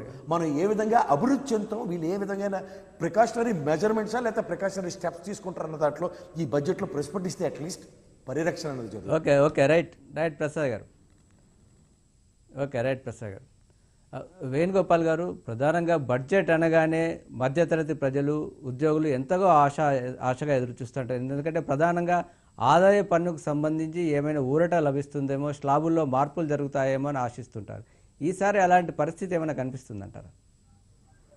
అంటే లాస్ట్ టైం కొద్దిగా ఏంటంటే మనకి ఇవాళ అంతకుముందు ఒక వేలోనే మీ ఇన్కమ్ ట్యాక్స్ పే చేసేదాన్ని కొద్దిగా స్లాబ్స్ అటు ఇటు అడ్జస్ట్మెంట్ చేసి 2 విధాలుగా చేయొచ్చు. ఒకటేమో విత్ ఏమంటారు with benefits or with deductions అని చెప్పేసి, ఇంకోటి వితౌట్ అని చెప్పేసి పెట్టారు. బట్ అల్టిమేట్ గా లాస్ట్ 3-4 years లో సాలరీడ్ క్లాస్ కి పెద్దగా అంటే అనుకున్న ఎక్స్పెక్టేషన్స్ రీచ్ అవ్వలేదు. కాబట్టి ఈసారి బడ్జెట్ లో మాత్రం డెఫినెట్ గా కొంత అంటే స్టాండర్డ్ డిడక్షన్ లాంటిది 40,000 నుంచి 50,000 చేశారు. ఇది సరిపోద్దా అంటే ఇప్పుడున్న కరోనా దాటికి స్టాండర్డ్ డిడక్షన్ కొంచెం పెంచితే బాగుండనేది ఉంది. అలాగే ఏటీసీ లిమిట్ అంతకుముందు ఎప్పటి నుంచో చాలా లాంగ్ బ్యాక్ 1 lakh ఉన్నది 1.5 lakh అయిన తర్వాత మళ్ళీ చాలా గ్యాప్ వచ్చింది. ఇప్పుడున్న పరిస్థితుల్లో ఆ 1.5 కూడా 2.5 తీసుకెళ్లాలని కూడా చాలా మంది ప్రయత్నం చేస్తున్నారు. అట్లాగే హౌసింగ్ లోను ఇంట్రెస్ట్ కాంపోనెంట్ ఏదైతే ఉందో దాన్ని 2 lakhs ఇండివిజువల్ గా మనమే కనుక ఓన్ గా మనం ఆక్యుపై చేసి ఉంటే 2 lakhs వరకు ఎగ్జామ్షన్ ఉంది. ఆ ఎగ్జామ్షన్ కూడా 2.5-3 lakhs తో పెంచాలని చెప్పేసి లెట్అవుట్ చేస్తే ఎలా anyway there is no cap అన్నట్టుగా ఉంటుంది. కాబట్టి సో అట్లీస్ట్ 2 lakhs ని 2.5-3 lakhs చేయాలని దాని తద్వారా హౌసింగ్ సెక్టర్ కూడా కొంత ఊతం ఇచ్చినట్టు ఉంటుందని చెప్పేసి కొంత అంచనాలు. అలాగే సీనియర్ సిటిజన్స్ కూడా ఇప్పుడు అట్లీస్ట్ ఒక 10 lakhs వరకు నో ట్యాక్స్ అన్నట్టుగా పెట్టాలని చెప్పేసి, అలాగే ఇప్పుడు బ్యాంక్ ఎఫ్డీస్ ఇలాంటివి ముఖ్యంగా ఏంటంటే 5 years లాక్ ఉన్నాయి. ఇప్పుడు మనం ఏది తీసుకున్నా సరే ఇన్కమ్ ట్యాక్స్ బెనిఫిట్ తీసుకోవాలి, ఏటీసీ బెనిఫిట్ అంటే మినిమం 5 years ఉండాలి, except ELSS tax saving mutual funds తప్ప. సో మిగతా వాటిలో అట్లీస్ట్ ఎఫ్డీస్ లాంటివి, ఆర్డీఎస్ లాంటివి, వాటికి అంటే సీనియర్ సిటిజన్ సేవింగ్ స్కీమ్ లాంటివి అన్ని కూడా 5 years తో ఉన్నాయి. కాబట్టి వాటిని ఏదన్నా కొద్దిగా ఆ టైమ్ లైన్ అనేది కొద్దిగా తగ్గిస్తే అట్లా కూడా బెనిఫిట్ పొందుతాం కదా అన్నట్టుగా ఒకటి.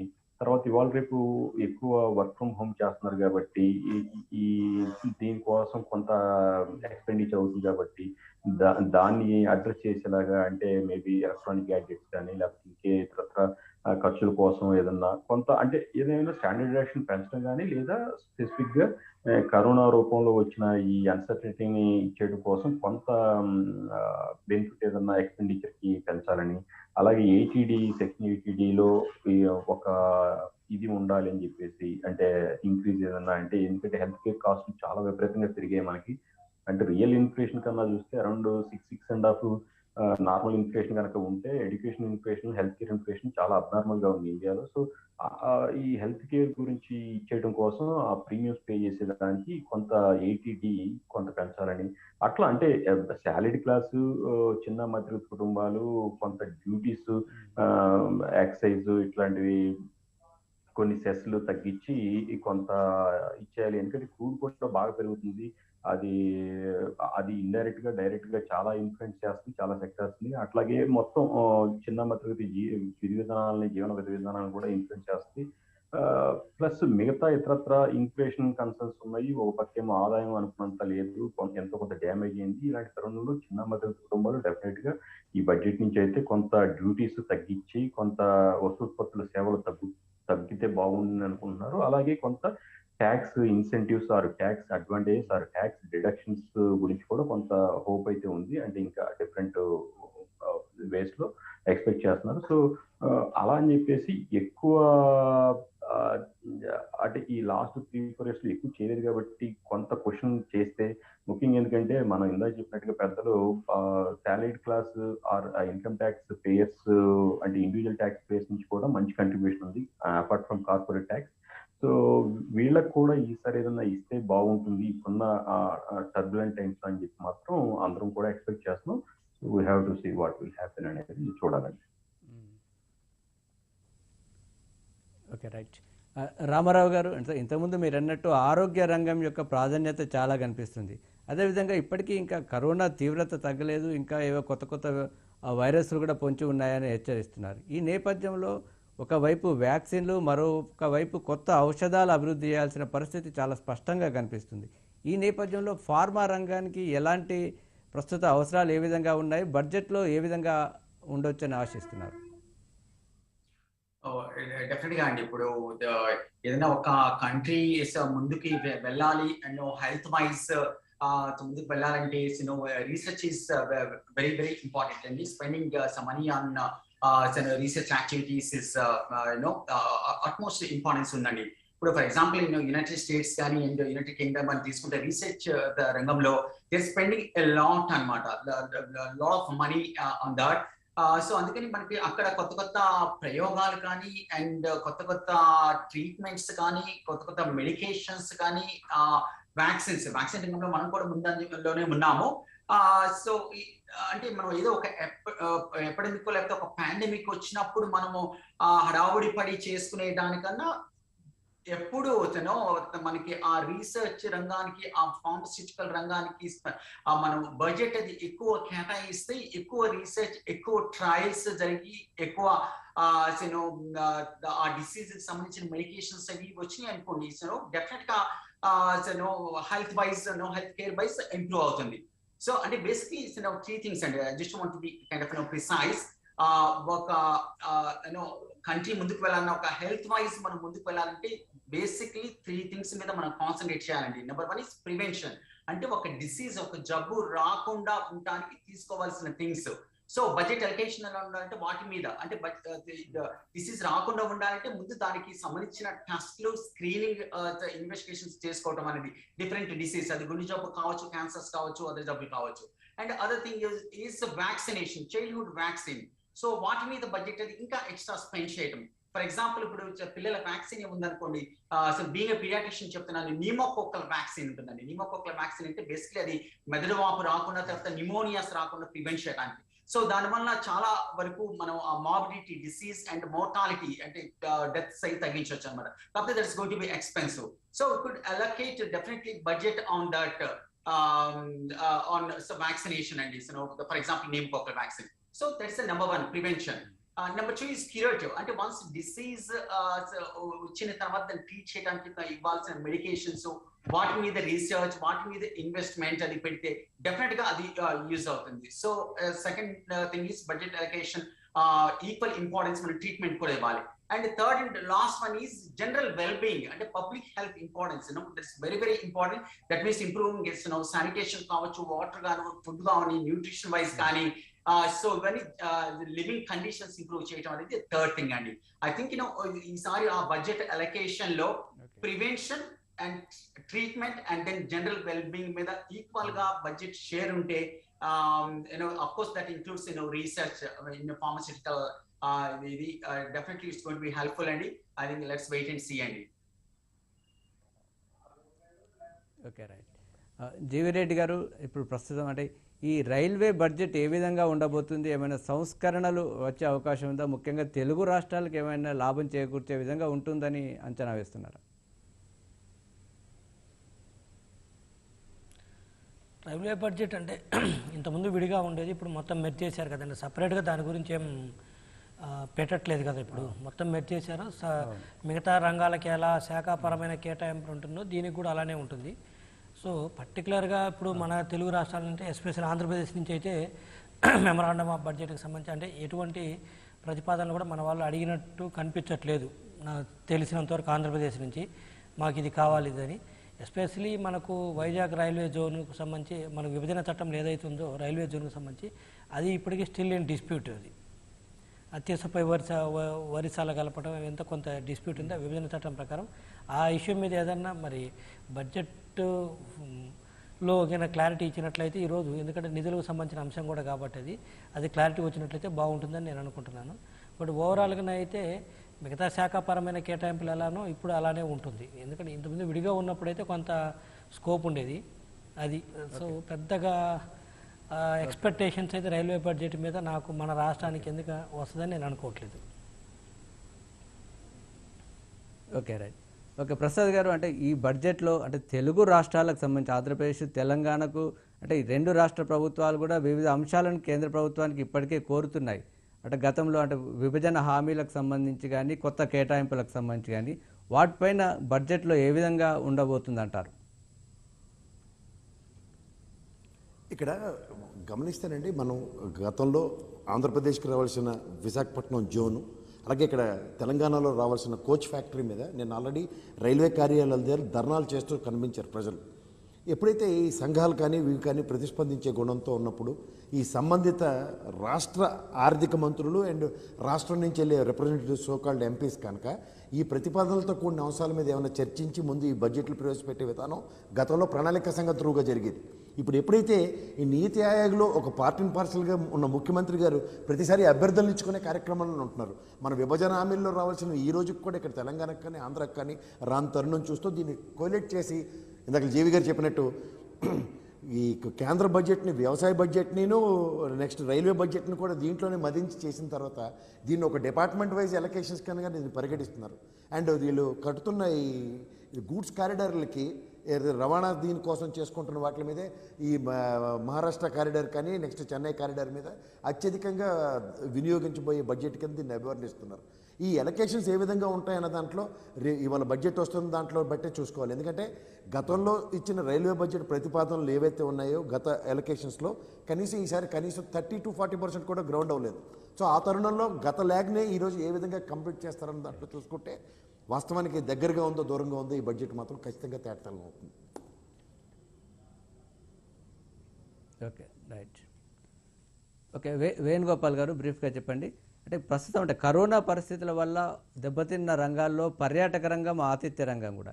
ఈ పర్యాటక రంగం, ఆతిథ్య రంగాన్ని మళ్ళీ పునరుజ్జీవింపజేయడానికి ఈ బడ్జెట్లో ఎలాంటి కేటాయింపులు ఉంటాయని ఆశిస్తున్నారు?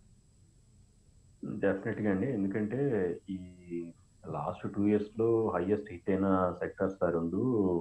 సో కొంత అంటే ఈ వేవ్ వ్యాక్సినేషన్ ఇండియాలో ఎక్కువ చాలా వరకు రీచ్ అయిపోవటం, మళ్ళీ బట్ సెకండ్ వేవ్ తర్వాత థర్డ్ వేవ్ మళ్ళీ ఇప్పుడు రీసెంట్ టైమ్స్లో స్ట్రగుల్ అవ్వటం మనం చూస్తాం.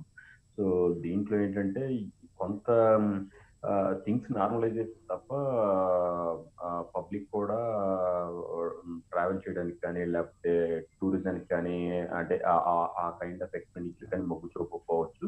అలాగే అట్ ద సేమ్ టైం అక్కడ ఎవరైతే ఆ రెండు ఇండస్ట్రీస్ లో మేజర్ ప్లేస్ ఉన్నారో లేకపోతే ఆ మొత్తంగా సెక్టర్ అంతా కూడా కొంత స్ట్రగుల్ అవుతున్న మాట వాస్తవం. దానికి డెఫినెట్ గా ఇప్పుడు వీళ్ళు కొన్ని ఇన్సెంటివ్స్ ఆర్ కొన్ని ట్యాక్స్ బెనిఫిట్స్ అట్లాంటి అనౌన్స్ చేసే పరిస్థితి ఉండడానికి అవకాశం ఉంది. మనం చూడాలి. అంటే ఎక్కువ ఇన్ఫ్రాస్ట్రక్చర్ అలొకేషన్స్ లో మెయిన్ రోడ్స్, పోర్ట్స్, ఎయిర్వేస్, ఇట్లా పవరు ఇలాంటివి కాకుండా EV related are renewable related వీటితో పాటు కొన్ని రిఫార్మ్స్ బ్యాంకింగ్, ఫైనాన్షియల్ సెక్టర్ లో, కొంత ఇన్సూరెన్స్ లో, అలాగే ఇప్పుడు మీరు అన్నట్టుగా ఎక్కువ పబ్లిక్ ని, ఎక్కువ ఎంప్లాయ్మెంట్ ని అడ్రస్ చేస్తున్న టూరిజం కావచ్చు, ట్రావెల్, లీజర్, రియాలిటీ ఇట్లాంటి కొన్ని ఏరియాస్ లో డెఫినెట్ గా కొంత డ్యూటీస్ తగ్గించడం, ట్యాక్సెస్ తగ్గించడం కానీ, వాళ్ళకి ఏదన్నా కొంత ట్యాక్స్ హాలిడే కానీ అట్లాంటిది ఏదన్నా ఇవ్వటం అనేది ఎక్స్పెక్ట్ చేస్తున్నారు. బట్ కొంతవరకు అయితే చేయడానికి వెసులుబాటు ఉంటుందని చెప్పేసి మనం భావించాం. ఓకే, చర్చలో పాల్గొన్నందుకు ధన్యవాదాలు. ఇప్పుడు చిన్న విరామం.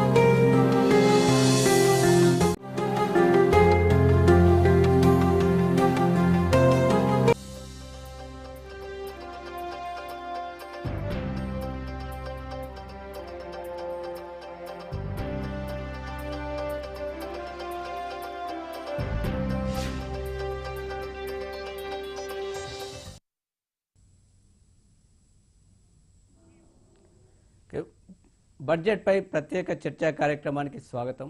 కాసేపట్లో కేంద్ర ఆర్థిక శాఖ మంత్రి నిర్మలా సీతారామన్ బడ్జెట్ ప్రవేశపెట్టబోతున్నారు. ఈ ఆర్థిక సంవత్సరానికి ఈ బడ్జెట్ ఎలా ఉండబోతుందనేది దేశవ్యాప్తంగా ఉత్కంఠగా ప్రజలు ఎదురు చూస్తున్నారు. ప్రధానంగా కరోనాతో అతలాకుతలమైనటువంటి దేశ ఆర్థిక వ్యవస్థను గాడిన పెట్టేందుకు ఎలాంటి నిర్ణయాలు తీసుకోబోతున్నారనేది ప్రధానమైన అందరూ ఎదురు చూస్తున్నారు. ముఖ్యంగా అంటే కొన్ని వర్గాల్లోనేమో పన్నులపైన భారం పడుతుందేమో అనే ఆందోళన నెలకొంది. మరికొన్ని వర్గాలు మాత్రం తమపైన వరాల జల్లు కురుస్తుందని ఆశిస్తున్నారు. బడ్జెట్పై అంచనాలు ఎలా ఉండబోతుందనే అంశంపై చర్చలో పాల్గొనేందుకు మనతో ప్రముఖ ఆర్థిక రంగ నిపుణులు జీవి రెడ్డి గారు, అదేవిధంగా జెన్మనీ జనరల్ మేనేజర్ జాగర్ణమూడి వేణుగోపాల్ గారు, అదేవిధంగా ప్రముఖ చార్టెడ్ అకౌంటెంట్ కేఎస్ ప్రసాద్ గారు, Andhra hospitals director P V Ramarao గారు మనతో ఉన్నారు. ముందుగా జీవి రెడ్డి గారు, అంటే ఇప్పుడు ప్రస్తుతం ఈ కాసేపట్లో ప్రవేశపెట్టబోయే బడ్జెట్పై అంచనాలు ఏ విధంగా ఉన్నాయి? అంటే ముఖ్యంగా బడ్జెట్ పరిణామం కానీ స్వరూపం కానీ ఎలా ఉండబోతుందని మీ అంచనా వేస్తున్నారు? మార్నింగ్ నగేష్ గారు, గతంలో అంటే 2021 ఫిబ్రవరిలో ప్రవేశపెట్టిన బడ్జెట్ దాదాపు 34,50,000 కోట్ల రూపాయలతోటి మనకు బడ్జెట్ ప్రవేశపెట్టడం జరిగింది. అప్పుడు అందులో దాదాపు 15 లక్షల కోట్ల రూపాయలు ఫిజికల్ డెఫిసిట్ చూపించడం జరిగింది. అంటే దాదాపు 15 లక్షల కోట్ల రూపాయలు కూడా అప్పు చేసి పూడ్చుకోవాల్సిన అవసరం అనమాట. అంటే ఫిజికల్ డెఫిసిట్ అంటే సో 34,50,000 కోట్లలో దాదాపు 15 లక్షల కోట్ల అప్పుల ద్వారానే. అంటే ఆ రోజుకి ఎక్స్పెక్టేషన్స్ ఏంటంటే ఫిబ్రవరిలో పెట్టేటప్పుడు మళ్ళీ కరోనా ఏమన్నా సెకండ్ వేవ్ వస్తుందా, వస్తే మళ్ళీ సర్వైవ్ కాలేము అన్న నేపథ్యంతో వాళ్ళు ఆ రోజు మేబీ ఆ ఎక్స్పెక్టేషన్ తోటి పెట్టిండొచ్చు. అయితే తర్వాత చూసినట్లయితే మనకు సెకండ్ వేవ్ 2021 ఏప్రిల్లో, అంటే ఫస్ట్ వేవ్ అంత టైం వేస్ట్ కాకపోయినా కూడా సెకండ్ వేవ్ వచ్చింది. ఒక 1 మంత్ కొంత ఇబ్బంది పడిన మాట వాస్తవమే. బట్ ఓవరాల్గా అయితే ఈ సెకండ్ వేవ్ ప్రభావము అంటే ఇన్ఫ్రాస్ట్రక్చర్ లైక్ ఏ సెక్టార్ మీద కానీ మ్యానుఫ్యాక్చరింగ్ సెక్టర్ కావచ్చు, లేకపోతే అగ్రికల్చర్ కావచ్చు, లేకపోతే సర్వీస్ సెక్టర్ మీద కూడా పెద్దగా ప్రభావం పడలేదు. కొంత పీరియడ్ లాక్డౌన్ ఉన్నప్పటికీ కూడా తర్వాత ఎవరి పనులు వాళ్ళు చేసుకోవడం జరిగింది. ఏదైతే కొంత లాక్డౌన్ నేపథ్యంలో సేవింగ్స్ ఉన్నాయో తర్వాత లాక్డౌన్ అయిపోయిన తర్వాత జనాలు కూడా ఖర్చు చేయడం జరిగింది. అయితే దాదాపు ఇప్పటికైనా చూసినట్లయితే మధ్యలో డిసెంబర్లో 2021 డిసెంబర్లో ఏం చెప్పారంటే ఫిజికల్ డెఫిసిట్ను 15 లక్షల కోట్ల రూపాయలు ఏదైతే బడ్జెట్లో చూపించడం జరిగిందో మనకు అంత అవసరం ఉండదు. దాదాపు దాన్ని ఒక 6-7 లక్షల కోట్ల రూపాయలకి తగ్గించడానికి అవకాశం ఉంది. అంటే అంత అప్పు చేయాల్సిన అవసరం లేదు, 6 లక్షల కోట్ల రూపాయలే అప్పుతో సరిపోతుందని చెప్పడం జరిగింది. ఆ తర్వాత చూసినట్లయితే ఈ రోజుకి చూసినట్లయితే కరెక్ట్గా లెక్కలు చూస్తే దాదాపు 12 లక్షల కోట్ల రూపాయలు అప్పు తీసుకురావడం జరిగింది. మరి వాళ్ళు చెప్పిన దానికి ఫిజికల్ డెఫిసిట్ 15 లక్షల కోట్లు అన్నారు. తర్వాత డిసెంబర్లో 6 లక్షల కోట్లకే తగ్గిస్తామన్నారు. ఇప్పుడు లెక్కలకి చూస్తే మాత్రం దాదాపు 12 లక్షల కోట్ల రూపాయలు భారతదేశం అప్పు చేయడం జరిగింది. ఏది 2021-22 ఆర్థిక సంవత్సరానికి గాను. ఇది చాలా ఎక్కువ అమౌంట్. దాదాపు ఈ 7 సంవత్సరాల్లో, అంటే ఈ 8 సంవత్సరాల్లో ఈ 12 లక్షలతో కలిపితే చూసినట్లయితే 2014 ఏప్రిల్ నుంచి ఇప్పుడు 2022 వరకు చూసినట్లయితే దాదాపు 8 సంవత్సరాల్లో దాదాపు భారతదేశము 75 లక్షల కోట్ల రూపాయలు అప్పు చేయడం జరిగింది. ఇది కనివిని వెరగని అప్పు. ఇంత అప్పు అనేది మాత్రము దీనికి వడ్డీలు అవన్నీ చూస్తే భవిష్యత్తులో మనకు వడ్డీలు భారం అవడానికి అవకాశం ఉంది. ఇది ఒక ఆస్పెక్ట్. సో రెండో ఆస్పెక్ట్ వచ్చేసరికి విచిత్రంగా ఏంటంటే సర్వీస్ సెక్టార్, నేను ఎకనామిక్ సర్వే ప్రకారం చూసినా కూడా సర్వీస్ సెక్టారు జీడిపిలో సర్వీస్ సెక్టర్ పోర్షన్ బాగా తగ్గినట్టు కనపడుతుంది. యాక్చువల్గా తగ్గకూడదు, ఎందుకంటే మంది స్లోగా గత 5-6 సంవత్సరాల నుంచి 7 సంవత్సరాల నుంచి ఇక్కడ చూసినట్లయితే మన India towards moving service sector వైపుకి ఎక్కువగా మూవ్ అవుతుంది. సర్వీస్ సెక్టర్లో గ్రోత్ ఎక్కువ కనిపిస్తుంది. విచిత్రంగా ఏంటంటే నేను ఎకనామిక్ సర్వే ప్రకారము జీడిపిలో కాంట్రిబ్యూషన్, సర్వీస్ సెక్టర్ కాంట్రిబ్యూషన్ తగ్గుతుంది అంటారు. అది డేంజర్ బెల్స్. అది ఒకసారి చెక్ చేసుకోవాల్సిన పరిస్థితి ఉంది. ఎందుకంటే ఈరోజు మనకు ఎకానమీలో దాదాపు 65-70% సర్వీస్ సెక్టర్ పోర్షనే వస్తుంది. మ్యానుఫ్యాక్చరింగు, అగ్రికల్చర్ సెక్టారు పడిపోతూ వస్తుంది. సో ఆ నేపథ్యంలో ఆ వేలో పెరుగుతూ ఉన్నదాన్ని ఒకసారిగా పట్టమంటే, అంటే ఒక పక్క మ్యానుఫ్యాక్చరింగ్ ఎటు పడిపోతుంది, అగ్రికల్చర్ సెక్టార్ అయితే పాపము రైతులు ఇబ్బంది పడుతూనే ఉన్నారు. బట్ ఇది కూడా పోతుందంటే సమ్వేర్ థింక్ చేయాలి. ఇప్పుడు 2020లో కరోనా వచ్చినప్పుడు ఏం చెప్పారు, ఈసారి ప్రపంచం మొత్తం మ్యానుఫ్యాక్చరింగ్ ఇండియా వైపు చూస్తుంది. చైనా నుంచి కావచ్చు, లేకపోతే మిగతా కంట్రీస్ నుంచి కావచ్చు, ఇండియాలో వచ్చి మ్యానుఫ్యాక్చరింగ్ యూనిట్స్ పెడతారు. ఇక country will become the manufacturing hub అయిపోతుందని ఆ రోజు చెప్పడం జరిగింది. ఇప్పుడు 2020 అప్పుడు ఎప్పుడైతే లాక్డౌన్ పెట్టారు, ఏప్రిల్, మే, జూన్లోకి చూసినట్లయితే చైనా నుంచి కావచ్చు, లేకపోతే మిగతా కంట్రీస్ నుంచి కావచ్చు ఇండియాకు వచ్చేస్తుందని చెప్పారు. 20 అయిపోయింది, 21 అయిపోయింది, 22 చూసినట్లయితే ఈ రోజు కూడా ఎక్కడ కూడా ఏ కంట్రీ నుంచి వచ్చి మన దేశంలో అక్కడ తీసేసి ఇక్కడ పెట్టినట్టు కూడా మనకేం కనిపించట్లేదు. అంటే ఆ రోజు మిటిగేట్ చేయడం కోసం చెప్పడం జరిగింది. బట్ ఈ రోజు చూసినట్లయితే మ్యానుఫ్యాక్చరింగ్ హబ్ కూడా పెద్దగా ముందుకు పోయినట్టు ఏం లేదు మనకి. But end of the day ఏంటంటే వరీ థింగ్ ఏంటంటే సర్వీస్ సెక్టార్ పడిపోవడం అనేది మాత్రం కొంత ఆందోళనకరమైన అంశమే. అది ఒకటి, దాన్ని చూసుకోవాలి. ఇంకోటి ఏంటంటే ఈరోజు మనకు ఎకానమీలో సర్వీస్ సెక్టార్ పోర్షన్ ఎక్కువ అని తెలిసినా కూడా దాని మీద GST 18% వేయటము అది ఎప్పటి నుంచో అడుగుతున్నారు ఇండస్ట్రీ వర్గాలు. ఈరోజు సర్వీస్ సెక్టర్ పోర్షన్ ఎక్కువ ఉన్నప్పుడు దాని మీద ట్యాక్స్ని కనుక కొంత తగ్గించినట్లయితే, GSTని ఇన్స్టెడ్ ఆఫ్ 18% 12% కింద తీసుకొచ్చినట్లయితే ఏమవుతుందంటే ఇంకాస్త ఊతమిచ్చడానికి అవకాశం ఉంటుంది, ఇంకొంతమంది చేయడానికి అవకాశం ఉంటుంది. అదేవిధంగా సర్వీస్ సెక్టార్లో GST కాకుండా 18% కాకుండా ఇన్కమ్ ట్యాక్స్ కూడా ఏమవుతుందంటే దాని మీద ఎక్కువ ప్రాఫిట్స్ డిక్లేర్ చేయాల్సిన అవసరం ఉంటుంది. ఈవెన్ ఇన్కమ్ ట్యాక్స్ డిపార్ట్మెంట్ వాళ్ళు కూడా స్క్రూటినీ చేసిన కూడా హయ్యర్ ప్రాఫిట్ డిక్లేర్ చేస్తారు, హయ్యర్ ప్రాఫిట్ ఫిక్స్ చేస్తారు అనమాట సర్వీస్ సెక్టార్లో ఉన్న వాళ్ళకి. తద్వారా ఏమవుతుందంటే హయ్యర్ ప్రాఫిట్ ఫిక్స్ చేసినప్పుడు ఏమవుతుందంటే దాని మీద కూడా మళ్ళీ ఇన్కమ్ ట్యాక్స్ ఎక్కువ పడుతుంది. సో దాంతో ఏమవుతుంది, ట్యాక్స్ బర్డన్ అనేది సర్వీస్ సెక్టార్ మీద ఎక్కువ పడుతుంది. అది ఇన్కమ్ ట్యాక్స్ రూపంలో కావచ్చు, GST రూపంలో కావచ్చు. సో ఈ నేపథ్యంలో ఏమవుతుందంటే సర్వీస్ సెక్టార్ని బతికించుకోవాలి. ఎందుకంటే ఇప్పుడు అంతా కూడా ఇండియా ఎక్కువగా 2/3 సర్వీస్ సెక్టార్ మీద మన ఎకానమీ బేస్ అయింది. కాబట్టి ఈ ట్యాక్సుల అంశాన్ని కింద పరిశీలించినట్లయితే కొంత ఇన్కమ్ ట్యాక్స్ని కానీ GSTని కానీ ఇంకొంత ఊతమించడానికి అవకాశం ఉంటుంది అనేది నా అభిప్రాయం. Okay, right. నాగేష్ గారు. ఓకే, ప్రసాద్ గారు, అంటే ప్రధానంగా ఇప్పుడు దేశవ్యాప్తంగా పరిస్థితులు చూస్తున్నట్లయితే ఒకవైపు కరోనా ప్రభావం తీవ్రంగా ఉంది, మరొక వైపు రాజకీయంగా చూస్తున్నట్లయితే 5 రాష్ట్రాల ఎన్నికలు త్వరలో జరగబోతున్నాయి. వీటన్నిటి నేపథ్యంలో బడ్జెట్పై మీ అంచనాలు ఎలా ఉన్నాయి? అంటే వరాలు ఎక్కువగా ఉండొచ్చా, లేక పన్నుల భారం ఉండొచ్చా, ఎలా ఉండబోతుందని మీ అంచనా? ముందుగా ఈటీవీ ప్రేక్షకులకు నమస్కారం అండి. ప్యానెల్లోని పెద్దలకి మీకు కూడా నమస్తే అండి. ఇది వాస్తవానికి దగ్గరగానా, వాస్తవానికి దూరంగానా, లేకపోతే ఎలక్షన్ బడ్జెటా, లేదంటే వీళ్ళు చెప్పిన ఆత్మనిర్భర్ భారత్ ప్యాకేజ్ లెక్కలు ఏమైనా చెప్తారా, లేకపోతే MSME యూనిట్లు ఏమైనా పరిరక్షిస్తారా అన్న కోణంలో కనుక ఈ బడ్జెట్ని చూస్తే 44,40,000 కోట్లు బడ్జెట్ ప్రవేశపెట్టబోతున్నారు. అందులో 12,40,000 కోట్లు డెఫిసిట్తోను ఆదాయం. చర్చా కార్యక్రమానికి స్వాగతం.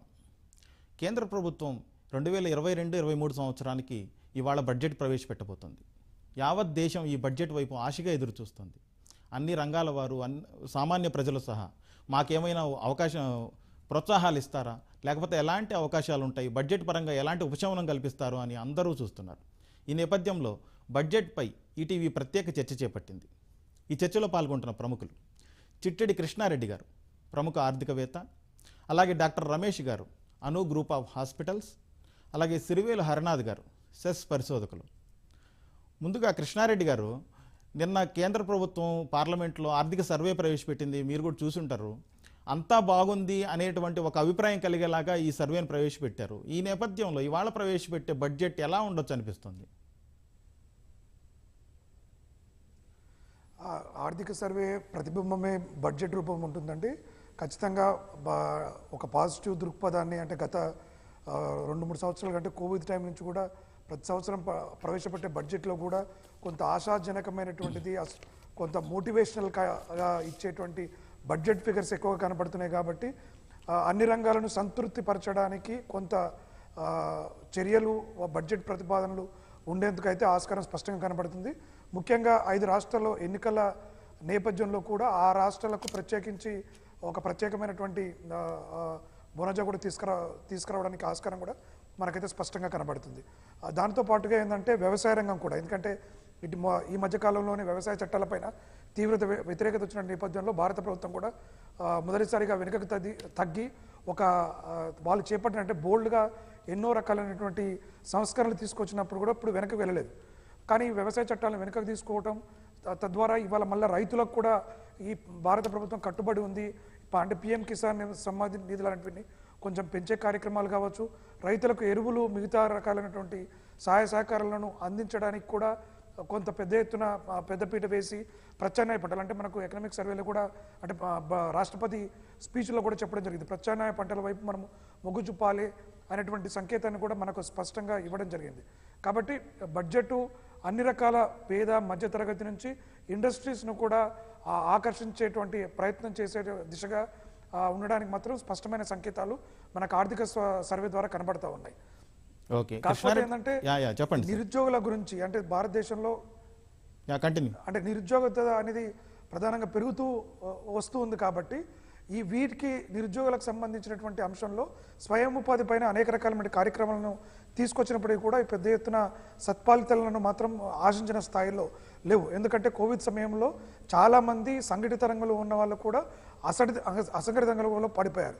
దానికి నిదర్శనమే మనకు Mahatma Gandhi national rural employment guarantee scheme యొక్క దాంట్లో చాలామంది కొత్తగా జాబ్ కార్డులు తీసుకున్నారు. అంటే పట్టణాల నుంచి గ్రామాలకు వెళ్ళినటువంటి చాలామంది శ్రామికులు ఇవాళ గ్రామాల్లోనే అత్యధికంగా ఉన్నారు. కాబట్టి అక్కడ కూడా పని దినాలను పెంచేది ఇప్పుడు సంవత్సరానికి 100 రోజులు గ్యారంటీ ఇస్తున్నట్టు వాటిని పని దినాలను పెంచాల్సిన అవసరం ఉంది, పెంచేందుకు ఆస్కారం కూడా ఉంది. దానితో పాటు అంటే ఈ యొక్క నరేగా అనేటువంటిది కేవలం ఒక తాత్కాలికమైనటువంటి ఉపశమనంగానే చూడాలి, కానీ అదొక దీర్ఘకాలికంగా ప్రయోజనాలను ఇచ్చేటువంటి ఆస్కారం లేదు. అంటే స్వయం ఉపాధి పథకాలను అంటే ప్రధానమంత్రి కిసాన్ యోజన లాంటి కేంద్రాలను ఏవైతే ఉన్నాయో వాటిని శిక్షణ కార్యక్రమాలను కావచ్చు, స్వయం ఉపాధిని పెంపొందించేటువంటి ఫుడ్ ప్రాసెసింగ్ ఇండస్ట్రీస్ని కానీ వాటిపైన కూడా పెద్ద ఎత్తున కొంత మొగ్గు చూపాల్సినటువంటి ఆస్కారం ఉంది. లేకపోతే ఈ నిరుద్యోగమైనటువంటిది దేశానికి ఒక గుదిబండగా మారేటువంటి ప్రమాదం కూడా ఉంది. దానితో పాటు నిత్యావసర వస్తువుల ధరలు కూడా గణనీయంగా పెరగడం మనం గమనిస్తూ వస్తున్నాం. కాబట్టి పేద ప్రజలకి స్థాయిలాలు అంటే డైరెక్ట్గా లబ్ధి చేకూర్చడానికి అవసరమైన చర్యలు చేపట్టడంతో పాటు ఈ యొక్క ద్రవ్యోల్బణాన్ని కనుక తగ్గించినట్లయితే ప్రజలకు నిజాదాయం పెరుగుతుంది. వస్తు సేవల ధరలను ముఖ్యంగా పప్పు దినుసులు కావచ్చు, ఆహార ధాన్యాలు నిత్యం ప్రజలు వినియోగించేటువంటి వాటిని కనుక కొంత అందుబాటులోకి తీసుకొచ్చినట్లయితే పేద ప్రజలకు ఆశించినటువంటి ప్రయోజనం కనబడుతుంది. ఆ దిశగా బడ్జెట్ కూడా ఉండే విధంగా కనబడుతూ ఉంది. ఆశిద్దాం మనం బడ్జెట్లో కూడా ఆ రకమైన ప్రయత్నాలు జరుగుతాయి. ఓకే కృష్ణారెడ్డి గారు, అయితే గత బడ్జెట్లకి ఈ బడ్జెట్కి కొంచెం తేడా ఉంది. ఎందుకంటే కరోనా గత 2 ఏళ్లుగా దేశాన్ని ప్రపంచాన్ని కుదిపేస్తుంది. ఈ నేపథ్యంలో ఏమైనా ప్రత్యేకతలు ఉంటాయా ఈ బడ్జెట్లో ఆశించవచ్చు అంటారా? ఖచ్చితంగా ఉండాల్సింది. ఎందుకంటే మనం గతంలో ఏమనుకుంటే కోవిడ్ అనేది ఒక స్వల్పకాలిక సమస్యగా భావించడం జరిగింది. టీకాలు వస్తే మాత్రం పూర్తిగా తగ్గిపోతుంది, ఆ టీకా రావడమే ఆలస్యం అని చెప్పేసి అనుకున్నాము. ఇవాళ టీకాలు వచ్చినప్పటికీ కూడా మళ్ళీ టీకాలు తీసుకున్నటువంటి వాళ్ళకు కూడా ఈ వైరస్ వివిధ రూపాల్లో ఇప్పుడు థర్డ్ వేవ్ అనేటువంటిది జరుగుతూ ఉంది. కాబట్టి బడ్జెట్లో ముఖ్యంగా వైద్య రంగానికి ప్రత్యేకించి బడ్జెట్లు పెంచే ఆస్కారం ఉంది. ఎందుకంటే నేటి వరకు కూడా ఏంటంటే సాంకేతిక పరిజ్ఞానము లేకుంటే ఐటీ సాఫ్ట్వేర్స్ లాంటి వాటిని ప్రధానంగా ఫోకస్ ఇస్తూ పోయాం. కానీ నేటు మనకు అందరికీ ఒక తెలిసి వచ్చిన విషయం ఏంటంటే వైద్య రంగానికి కూడా అవసరమైనటువంటి నిధుల కేటాయింపు జరగాలి. అంటే విద్యా వైద్య రెండు చాలా ప్రాధాన్యతను సంతరించుకున్నాయి. R&D విషయంలో కూడా ప్రత్యేకతను సంతరించుకున్నటువంటి సందర్భంలో ఖచ్చితంగా విద్యా వైద్య లాంటి అంశాలకి కొంత పెద్ద ఎత్తున ప్రోత్సాహకాలు తీసుకురావడానికి కూడా ఆస్కారం ఏర్పడుతుంది. ఎందుకంటే చాలా వరకు మనం టెంపరీగా రిలీఫ్ కార్యక్రమాలు కోవిడ్ 1-2లో చూసాము. థర్డ్ వేవ్లో కూడా ఇప్పుడు మళ్ళీ ఆర్థిక వ్యవస్థ ఇప్పుడు మన V షేప్ రికవరీ అన్నది కాస్త ఇప్పుడు K షేప్ రికవరీకి అంటే అసమానతలు పెరిగింది, K షేప్ రికవరీకి వచ్చాము. అసంఘటిత రంగం పూర్తిగా కుదేలైపోతుంది. ఐటీ సాఫ్ట్వేర్ రంగాలు ఆర్థికంగా నిలదొక్కుని కొంత ముందుకు వెళ్తున్నప్పటికీ కూడా అసంఘటిత రంగంలో ఉన్నటువంటి ప్రజలంతా కూడా చాలా రకాల ఇబ్బందులను ఎదుర్కొంటున్నారు. కాబట్టి ఒక వినూత్నమైనటువంటి కార్యక్రమాలకు శ్రీకారం చుట్టకపోతే పేద ప్రజలకు శాశ్వతమైన పరిష్కారాలు దిశగా కార్యక్రమాలను కనుక చేపట్టకపోయినట్లయితే ఈ బడ్జెట్ కూడా చాలా నిరాశజనకంగా ఉండేటువంటి ప్రయత్నం ఉంది. భారత ప్రభుత్వం అలాంటి చేసడానికి ఆస్కారం అయితే లేదు. ఎందుకంటే రాబోయే 5 ఎలక్షన్లు కావచ్చు, నెక్స్ట్ ఇయర్ కూడా ఇంకొన్ని రాష్ట్రాల ఎలక్షన్స్ ఉన్నాయి. కాబట్టి ఖచ్చితంగా మనము మెరుగైనటువంటి అంచనాలను ఎక్స్పెక్ట్ చేయొచ్చండి. ఓకే రమేష్ గారు, మీరు వైద్య రంగం నుంచి ఉన్నారు, మీకు తెలియంది ఉండదు. అయినప్పటికీ ఈ కరోనా కాలంలో 2 ఏళ్లుగా ఆర్థిక వ్యవస్థతో పాటు వైద్య రంగం కూడా చాలా దెబ్బతినింది. అసలు ఆ వైద్య రంగంలో ఉన్నటువంటి డొల్లతనం బయటపడింది అని నిపుణులందరూ అంటున్నారు. ఈ నేపథ్యంలో బడ్జెట్ నుంచి ఎలాంటివి ఆశిస్తున్నారు? వైద్య రంగం పరంగా ఏ రకమైన జాగ్రత్తలు, ఏ రకమైన చర్యలు చేపడితే వైద్య రంగం పుంజుకునే అవకాశం ఉంది? మన వైద్య రంగం అండి, మన హెల్త్ కేర్ ఇన్ఫ్రాస్ట్రక్చర్ అన్నది very primitive health care sector. Basic గా ఏంటంటే when compare to developed countries లేదా డెవలపింగ్ కంట్రీస్ తో పోల్చిన మన budget allocation to the health care industry అనేది చాలా తక్కువ ఉండటం అనేది ప్రధానమైన అంశం. సెకండ్, దీని మూలంగా ఏమవుతుందంటే అవర్ హెల్త్ కేర్ ఇన్ఫ్రాస్ట్రక్చర్ అనేది చాలా ప్రిమిటివ్ లెవెల్లోనే ఉండిపోవడం, lack of man power, human resources అనేది చాలా తక్కువగా ఉండటం, రూరల్ హెల్త్ ఇన్ఫ్రాస్ట్రక్చర్ అన్నది చాలా బలహీనంగా ఉండటం, ఇవన్నీ కూడా మన డొల్లతనాన్ని మన బయట పెట్టారు. మన ప్రివెంటివ్ హెల్త్ కేర్ సెక్టర్ అన్నది చాలా బలహీనంగా ఉండటం వల్ల ఈరోజు కోవిడ్ ని మనం ఏంటంటే ఎఫిషియెంట్ గా ఎదుర్కోలేకపోయాం.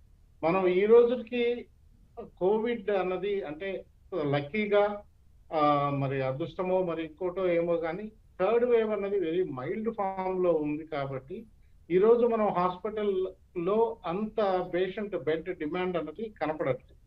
కానీ సెకండ్ వేవ్ లోను ఫస్ట్ వేవ్ లోను మనం చూసాం బెడ్స్ అన్నవి ఏమాత్రం సరిపోక, ఈవెన్ ఆక్సిజన్ అన్నది కూడా సరిపోక, ఉన్న హ్యూమన్ రిసోర్సెస్ అనేది సరిపోక చాలా ఇబ్బంది పడటం అనేది జరిగింది. అంటే ఈరోజు మా యొక్క ఎక్స్పెక్టేషన్స్ ఏంటంటే హెల్త్ కేర్ ఇన్ఫ్రాస్ట్రక్చర్ ని ప్రియారిటైజ్డ్ సెక్టార్ గా తీసుకోవాలి. ఏ విధంగా ఐటీ సెక్టార్ ని వాళ్ళు ఒక ఇంపార్టెంట్ సెక్టార్ గా గుర్తించారో అట్లాగే హెల్త్ కేర్ సెక్టార్ ని ఎంతసేపు దీన్ని సర్వీస్ సెక్టార్ గానే చూస్తున్నారే తప్ప ఒక ప్రియారిటైజ్డ్ సెక్టార్ కింద మనం చూడాల్సిన అవసరం ఎంతైనా ఉంది. ఇంకొకటి ఏంటంటే దీని నుంచి వచ్చే అంటే ఇప్పుడు మ్యానుఫ్యాక్చరింగ్ ఇండస్ట్రీ కావచ్చు, ఐటీ ఇండస్ట్రీ కావచ్చు, దాని నుంచి వచ్చే రెవెన్యూస్ గురించి ఆలోచిస్తున్నారు. అలాగే ఇప్పుడు ఏంటంటే ఆరోగ్యం అనేది మహాభాగ్యం. ఈరోజు చూసాం ఒక కోవిడ్ ఇన్ఫెక్టెడ్ పేషెంట్ మూలంగా అతని పని దినాలు దాదాపు దానివల్ల ఏంటంటే మన ఫైనాన్షియల్ థింగ్స్ పైన చాలా ఇంపాక్ట్ ఉంది, ఎకానమీ పైన చాలా ఇంపాక్ట్ ఉంది. So any offices any industries లో చూస్తే more than 50% of the people infect అయిపోయింది. దానివల్ల చాలా ఈ ఎకానమీ పైన విపరీతమైన ప్రెషర్ పడటం అనేది అవుతుంది. ఈరోజు మనకి everything out of pocket expenditure. There is nothing like an strength and insurance sector కానీ లేదా యూనివర్సల్ హెల్త్ పాలసీస్ కానీ లేకపోవటం వల్ల సో మనం ఎంతో ఈ హెల్త్ కేర్ లో చాలా ప్రాబ్లమ్స్ అనేది ఫేస్ చేస్తున్నాం. ఈరోజు లైఫ్ స్టైల్ డిసీజెస్ బాగా ఎక్కువైపోయాయి, కమ్యూనికబుల్ డిసీజెస్ ఎక్కువైపోయాయి, ఇన్ఫెక్టివ్ డిసీజెస్ లైక్ ఇటువంటి పాండమిక్ వస్తే మనం ఫేస్ చేసే అడిక్వేట్ ఇన్ఫ్రాస్ట్రక్చర్ కానీ ఆ ఫైనాన్షియల్ అలొకేషన్స్ కానీ సరిపడా లేవనే మా ఉద్దేశం. యా, హరినాథ్ గారు, ఇప్పుడు ఉపాధి రంగం చాలా దెబ్బతింది, పారిశ్రామిక రంగం కూడా చాలా అవకాశాలు కోల్పోయినాయి, ఎంతోమంది ఉద్యోగాలు కోల్పోయారు. ఈ నేపథ్యంలో పారిశ్రామిక రంగానికి ఎలాంటి ప్రోత్సాహాలు అందించాల్సిన అవసరం ఉందంటారు బడ్జెట్ పరంగా? ఖచ్చితంగా మీరు చెప్పినట్టు ఉపాధి రంగం కుదేలైపోయింది. ఎంతోమంది నిరుద్యోగులు రోడ్డున పడినటువంటి పరిస్థితి మనం చూస్తున్నాం. ఇప్పటికీ వారికి ఉపాధి అవకాశాలు లేక వాళ్ళ కుటుంబాలు చితికిపోతున్నటువంటి పరిస్థితి మనం గమనిస్తున్నాం. ఈ నేపథ్యంలో ప్రధానంగా ఇప్పటికిప్పుడు భారతదేశంలో పేదరిక నిర్మూలన కోసం అమలవుతున్నటువంటి పథకాలు ఏవైతే ఉన్నాయో అవి పూర్తి స్థాయిలో ప్రజలకు అందుబాటులోకి రాకపోవడం ద్వారా ఇప్పటికీ దేశంలో 35 కోట్ల మంది పేదరికంలో ఉన్నారంటే అది నిజంగా మనం సిగ్గుచేటుగా భావించాలి. ఎందుకంటే స్వతంత్రం వచ్చి దాదాపు 75 సంవత్సరాలు కావస్తున్నప్పటికీ కూడా ఇప్పటికీ ఇంకా 35 కోట్ల మంది పేదరికంలో కూరుకుపోయారంటే అది ఆశాజనకం కాదు. సో అటువంటి వారికి పేదరిక నిర్మూలన కోసం కేవలం పథకాలు ప్రవేశపెడితేనే కాదు, ముఖ్యంగా ఓ కుటుంబానికి ఆధారితమైనటువంటి ఉపాధి రంగాన్ని మనం అందుబాటులోకి తీసుకురావాల్సినటువంటి అవసరం ఎంత ఉంటుంది. అంటే ఉపాధి రంగం ఇన్ ద సెన్స్ వాళ్ళకి ఎంప్లాయ్మెంట్ ఆపర్చునిటీ మనం క్రియేట్ చేయాలి. సో ఎంప్లాయ్మెంట్ ఆపర్చునిటీ అనేది చదువుకున్న వారికి అందరికీ ఉపాధి దొరుకుతుంది అనేది కాదు, ప్రభుత్వ ఉద్యోగం అందుబాటులో ఉంటుందని కాదు, కానీ వారి సామర్థ్యం అంటే వారి నైపుణ్యతో కూడినటువంటి ఉద్యోగ అవకాశాలు మనం సృష్టించినప్పుడే ఆ కుటుంబాల ఆర్థిక వ్యవస్థను మనం మెరుగుపరిచేటువంటి అవకాశం మనం చూడగలుగుతాం. అందుకు ప్రధానంగా మన దేశంలో ఇప్పుడు మేక్ ఇన్ ఇండియా అనేటువంటి కార్యక్రమాన్ని మనం 2014లో ప్రవేశపెట్టినటువంటి ఈ స్కీమ్ని మనం చూస్తున్నాం. సో ఈ మేక్ ఇన్ ఇండియా అంటే ఈ తయారీ రంగం ఏదైతుందో దానికి పూర్తి స్థాయిలో అంటే అధిక కేటాయింపులు కనుక పెట్టుబడులు పెట్టినట్టయితే లేకపోతే బడ్జెట్ కేటాయించినట్టయితే అవి దేశవ్యాప్తంగా ఈ తయారీ సంస్థలు అనేటువంటివి అందుబాటులోకి రావాలి. ప్రతి ప్రాంతానికి అందుబాటులోకి వచ్చినప్పుడే ఆ ప్రాంతంలో ఉన్నటువంటి నిరుద్యోగత ఎవరైతే ఉంటారో వాళ్ళు ఆ సంస్థలపైన ఆధారపడి వాళ్ళు ఉద్యోగం చేసుకునేటువంటి అవకాశం మనకు కనబడుతుంది. ప్రధానంగా ఇప్పుడు తయారీ రంగంలో మనం చూసుకున్నట్టయితే ఇప్పుడు బంగ్లాదేశ్ కానీ చైనా కానీ ఈ రెండు దేశాలు ఈ తయారీ రంగంలో ముఖ్యంగా వస్త్ర తయారీ రంగంలో తర్వాత ఇతర తయారీ రంగంలో వాళ్ళు ముందుకు దూసుకుపోతున్నటువంటి పరిస్థితి మనం గమనిస్తున్నాం. సో ఈ రెండు దేశాల కంటే మన దేశం కొంత వెనుకబాటులో ఉంది. సో ఆ దేశాలలో ఈ తయారీ రంగానికి ప్రధానంగా వాళ్ళు కేటాయించేటువంటి బడ్జెట్ 20 నుండి 30% ఉంటుంది. కానీ మన దేశానికి వచ్చేసరికి అది ఈ తయారీ రంగం పైన కేవలం 14 నుండి 16% మాత్రం కేటాయింపులు మాత్రమే ఉంటున్నటువంటి పరిస్థితి మనం గమనిస్తున్నాం. కాబట్టి ఈ మేక్ ఇన్ ఇండియా ఈ తయారీ రంగం పైన ప్రధానంగా ప్రభుత్వాలు కనుక దృష్టి పెట్టినట్టయితే నిరుద్యోగత అనేది ఖచ్చితంగా మనం కొంత మేరకైనా నిర్మూలించేటువంటి అవకాశం మనం చూస్తాం. అయితే మరొక వైపు ఇప్పుడు ఇంతకుముందు మిత్రుడు కృష్ణారెడ్డి చెప్పినట్టు ఇప్పుడు అనేక మంది పట్టణంలో ఉన్నటువంటి వాళ్ళు మళ్ళీ గ్రామాలకు వలస వచ్చినటువంటి పరిస్థితి మనం చూస్తున్నాం. అంటే వాళ్ళ సొంత గ్రామానికి వచ్చినటువంటి పరిస్థితి మనం చూస్తున్నాం. సో అక్కడ వాళ్ళకు ఉపాధి అవకాశాలు లేక మళ్ళీ వాళ్ళు ఈ ఉపాధి హామీ పథకంలో నమోదు చేసుకున్నటువంటి పరిస్థితి మనం చూస్తున్నాం. అయితే ఈ ఉపాధి హామీ అనేది కేవలం మనకి ఇప్పుడు 100 రోజులే పని కల్పిస్తున్నారు. ఈ 100 రోజులు అనేది కనీసం అంటే 200 రోజులకు కనుక మనం పెంచినట్టయితే కనీసం వాళ్ళకి బ్రతకడానికి వాళ్ళు ఉపాధి చేసుకోవడానికి ఆస్కారం ఉంటుంది. కాబట్టి దానిపైన కూడా మనం దృష్టి కేంద్రీకరించాల్సినటువంటి అవసరం ఉంటుంది. అయితే ఈ నిరుద్యోగతను రూపుమాపాలంటే ప్రధానంగా మనకి ఎడ్యుకేషన్ అనేది ప్రధాన అంశం ఇక్కడ. ఎందుకంటే మనం ఇప్పటికీ చూస్తున్నాం 14 సంవత్సరాల లోపు విద్యార్థులు ఇంకా బడికి చేరనటువంటి వాళ్ళు ఎంతోమంది ఉన్నారు. సో వాళ్ళకి ఈ విద్యా అవకాశాలు కనుక మనం అందుబాటులోకి తెచ్చి వాళ్ళకి ఆ పాఠశాల స్థాయి నుండే నైపుణ్యంతో కూడినటువంటి విద్యా అవకాశాలను మనం కనుక కల్పించినట్టయితే మనం ప్రభుత్వం మీద ఆధారపడకుండా వాళ్ళకి శక్తివంతంగా వాళ్ళు వాళ్ళ సోర్స్ మీద వాళ్ళు ఆధారపడి వాళ్ళు అభివృద్ధి చెందేటువంటి అవకాశం మనకు కనిపిస్తుంది. ఓకే, కృష్ణారెడ్డి గారు ఇంతకుముందు చర్చలో మీరు మాట్లాడారు, అలాగే ఇప్పుడు మన హర్నాథ్ గారు చెప్పారు ఉపాధి రంగం చాలా దెబ్బతినింది, ఉపాధిని పెంచడానికి కేంద్ర ప్రభుత్వం చర్యలు తీసుకోవాలి అంటున్నారు. అయితే కేంద్ర ప్రభుత్వం ఎంతో ప్రతిష్టాత్మకంగా మేక్ ఇన్ ఇండియా చేపట్టింది. అసలు ఈ మేక్ ఇన్ ఇండియా ఇన్ని సంవత్సరాల్లో ఏ దిశగా అడుగులేస్తుంది? మరింత వేగంగా అడుగులేసి ఎక్కువ మందికి ఉపాధి కల్పించాలంటే ఎలాంటి చర్యలు తీసుకోవాలంటారు? మేక్ ఇన్ ఇండియా అనేటువంటి ఒక సదుద్దేశంతో దేశీయంగా మనం అన్ని రకాలైనటువంటి వస్తువులను స్వయం సమృద్ధి సాధించాలనే దిశగా ఒక కార్యక్రమాన్ని అయితే తీసుకురావడం జరిగింది. కానీ దానికి సంబంధించినటువంటిది మానవ వనరులు, ముఖ్యంగా దేశంలో నైపుణ్యం కలిగినటువంటి మానవ వనరుల అభివృద్ధి కొరత కూడా కొంతమేరకు మనం చాలా సందర్భాల్లో స్పష్టంగా కనబడుతుంది. గ్రాడ్యుయేట్స్ అయితే వస్తున్నారు కానీ దానికి సంబంధించినటువంటిది లేదు.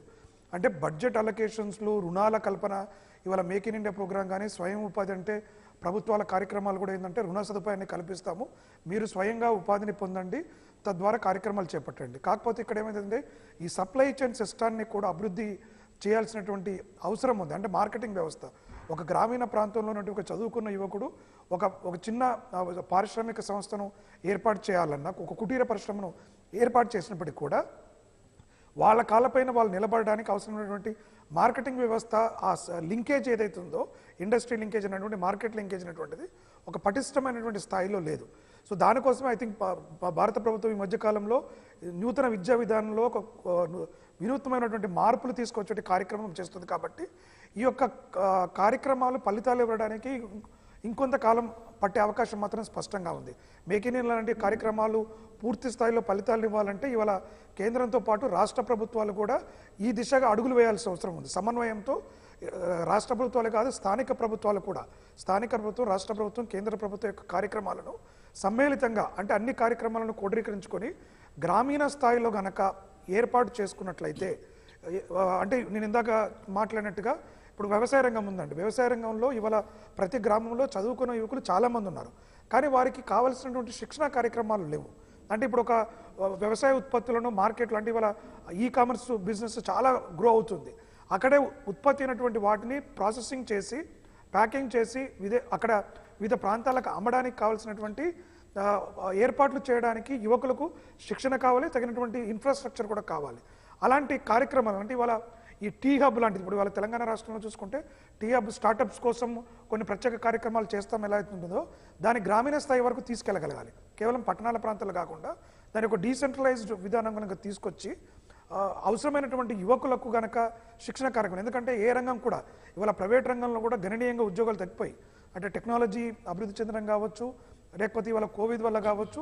నేను అదే చెప్తున్నాను, ఇటు ప్రభుత్వ రంగంలో ఉద్యోగాల కల్పన తగ్గిపోయింది, ప్రైవేట్ రంగంలో కూడా ఉద్యోగాలు తగ్గిపోయినాయి. దానికోసమే కేంద్ర ప్రభుత్వం కూడా పదే పదే చెప్తూ వస్తున్నది ఏంటంటే మన దేశము నవకల్పనలకు ఆవిష్కరణలకు కేంద్రం కావాలి అంటే కూడా భారతదేశంలో ఉన్న ఇప్పుడు మనకు ఉన్నటువంటి స్ట్రెంత్ కూడా ఏంటంటే యువకుల జనాభా. ఈ యువకులంతా కూడా స్వయంగా ఆలోచించి తమ తమ ప్రాంతాల్లో ఉన్నటువంటి సమస్యలకు ఆ ప్రాంతంలోని సొల్యూషన్లు కనిపెట్టే విధంగా ఒక ప్రణాళికలను కనుక చేసుకున్నట్లయితే, అంటే వాళ్ళ తెలంగాణ ప్రభుత్వం మన ఊరు మన ప్రణాళిక లాంటి ఒక స్కీమ్ తెచ్చినప్పటికీ ఆచరణలో వాటిని ఆశించిన ఫలితాలు రావట్లేదు. అంటే ముఖ్యంగా ఒక చిత్తశుద్ధి కావాలి, ఇటు రాజకీయ నాయకులకు కావచ్చు, అదేవిధంగా అధికారులకు కూడా ఈ యొక్క సమస్యలకు పరిష్కారం చూపించడానికి చిత్తశుద్ధితో చేపట్టేటువంటి కార్యక్రమాలు చేపట్లయితే ఈ మేక్ ఇన్ ఇండియా అనండి, మేడ్ ఇన్ ఇండియా అనండి, ఇలాంటి కార్యక్రమాలకు ఒక నిజమైనటువంటి రూపకల్పనకి ఫలితాలు ఇవ్వడానికి ఆస్కారం ఉంటుంది.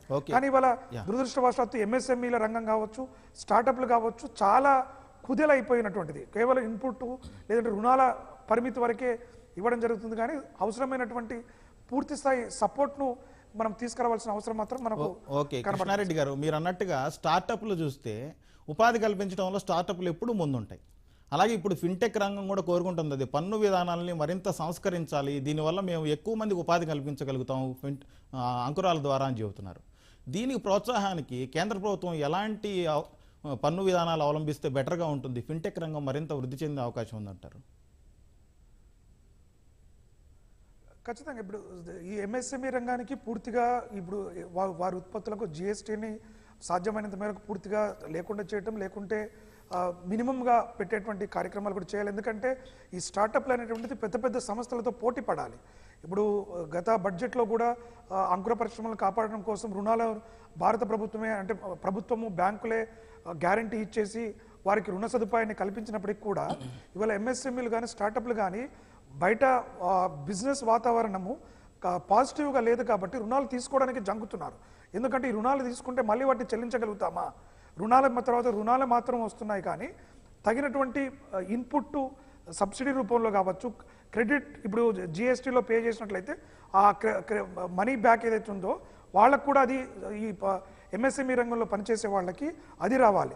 ప్రభుత్వం ఇవ్వాల్సినటువంటి చెల్లింపులను కూడా రెగ్యులర్గా కనుక చెల్లింపులు చేసినట్లయితే ఈ ఎంఎస్ఎంఈ సెక్టర్ అనేటువంటిది తన కాలపై తను నిలబడడానికి ఆస్కారం ఉంటుంది. ఇది స్వయం ఉపాధిని పెంచడంతో పాటు వినూత్నమైనటువంటి ఆవిష్కరణలకు, ఇందాక నేను సమస్యలకి మూలాలకు వెళ్ళి పరిష్కరించడానికి కూడా ఆస్కారం ఉంటుంది. కాకపోతే ఈ అన్ఈవెన్నెస్ ఏదైతే ఉందో దీనివల్ల ఏమైపోతుందంటే ఈ స్టార్టప్లు కూడా గ్రోత్ అనేటువంటిది చాలా తక్కువగా ఉంది.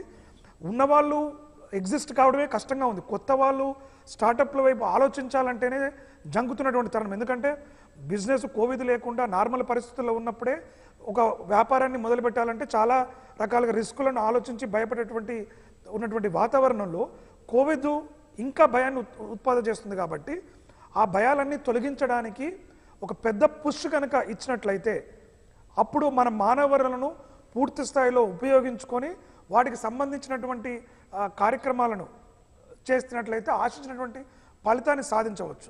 కాకపోతే దురదృష్టవశాత్తు కేవలం ఒక వన్ వై సప్లై సైడ్ నుంచి మాత్రమే చూడడం జరుగుతుంది. కానీ పూర్తి స్థాయిలో వారికి ఆశించినటువంటి సహకారాన్ని ఇప్పటి వరకు పెద్ద ఎత్తున ఇవ్వడం జరగలేదు. రమేష్ గారు, ఇప్పుడు వైద్య రంగం గురించి మాట్లాడుకున్నాం ఇంతకుముందు. ఇప్పుడు చూస్తే అసలు వ్యాక్సినేషన్ అనేది ఈ కరోనా కాలంలో చాలా కీలక పాత్ర పోషిస్తుంది, దేశవ్యాప్తంగా కానీ ప్రపంచవ్యాప్తంగా కానీ. ఈ పరిస్థితుల్లో ఇప్పటిదాకా టీనేజ్ వరకు అందరికీ వ్యాక్సినేషన్ బాగానే ఇస్తున్నప్పటికీ పిల్లలకి ఇంకా అందుబాటులోకి రావాల్సి ఉంది. ఈ నేపథ్యంలో ఫార్మా రంగానికి, ముఖ్యంగా వ్యాక్సినేషన్ తయారు చేసే సెంటర్స్కి, ఈ ఉత్పత్తి సంస్థలకి కేంద్రం నుంచి ఎలాంటి ప్రోత్సాహాలు అందితే ఈ బడ్జెట్ పరంగా బాగుంటుందంటారు? యాక్చువల్గా రీసెర్చ్ అండ్ డెవలప్మెంట్ పైన మన గవర్నమెంట్ ఎక్కువ ఫోకస్ చేయాలండి. ముఖ్యంగా ఈ వ్యాక్సిన్ మనము మన రీసెర్చ్ అండ్ డెవలప్మెంట్ వ్యాక్సినేషన్ లో ఈ ఫార్మా ఇండస్ట్రీలో మనం కొంచెం స్ట్రాంగ్ గా ఉండబట్టి మన సొంత వ్యాక్సిన్స్ మనం ప్రొడ్యూస్ చేసుకోగలిగి మన కంట్రీకి మనము వ్యాక్సినేషన్ చేయటమే కాకుండా ఇతరత్ర కంట్రీకి కూడా ఎక్స్పోర్ట్ చేసే కెపాసిటీతో మనం ముందుకెళ్ళగలిగాం. అయితే ఇదే ఇన్ఫ్రాస్ట్రక్చర్ డెవలప్మెంట్ లో కానీ ఈ research and development other industries లో కానీ అంటే ముఖ్యంగా హెల్త్ కేర్ కావాల్సిన మ్యానుఫ్యాక్చరింగ్ ఇండస్ట్రీస్ లో కానీ ఇవే రకంగా ప్రోత్సాహకాలు ఉంటే మనం ఇంకా ముందుకెళ్ళడానికి ఆస్కారం. ఇప్పుడు ఏంటంటే మనకు ఉన్న జనరిక్ ప్రొడక్ట్స్ పైన మనము ఎక్కువగా మనం అంటే one of the largest pharmaceutical industry అయిన వరల్డ్ లో మనం స్టిల్ కొత్త మాలిక్యూల్స్ ని డెవలప్ చేయడం కానీ లేకపోతే రీసెర్చ్ లో కానీ చాలా వెనకబడి ఉన్నాం. సో వీటిల్లో మనకి ఈవెన్ దో మనకి ఏంటంటే స్కిల్డ్ పర్సన్స్ ఉన్నా నాలెడ్జబుల్ పర్సన్స్ ఉన్నా కూడా సరైన ప్రోత్సాహకాలు లేకపోతే సరైన ఇండస్ట్రీస్ లేక చాలా మంది మైగ్రేట్ అవడం కూడా జరుగుతుంది. సో మనకి ఇన్నోవేషన్ టెక్నాలజీ పైన మనం ఎక్కువగా ఫోకస్ చేయగలిగితే అండ్ ఈ రీసెర్చ్ అండ్ డెవలప్మెంట్ పైన స్కిల్డ్ ప్రోగ్రామ్స్ పైన మనం ముందుకెళ్ళగలిగితే ఇటువంటి వ్యాక్సిన్స్ ని ఫాస్ట్ గా తయారు చేయడమే కాకుండా అందరికీ అందుబాటులోకి తేవడానికి కూడా చాలా ఆస్కారం ఉంది.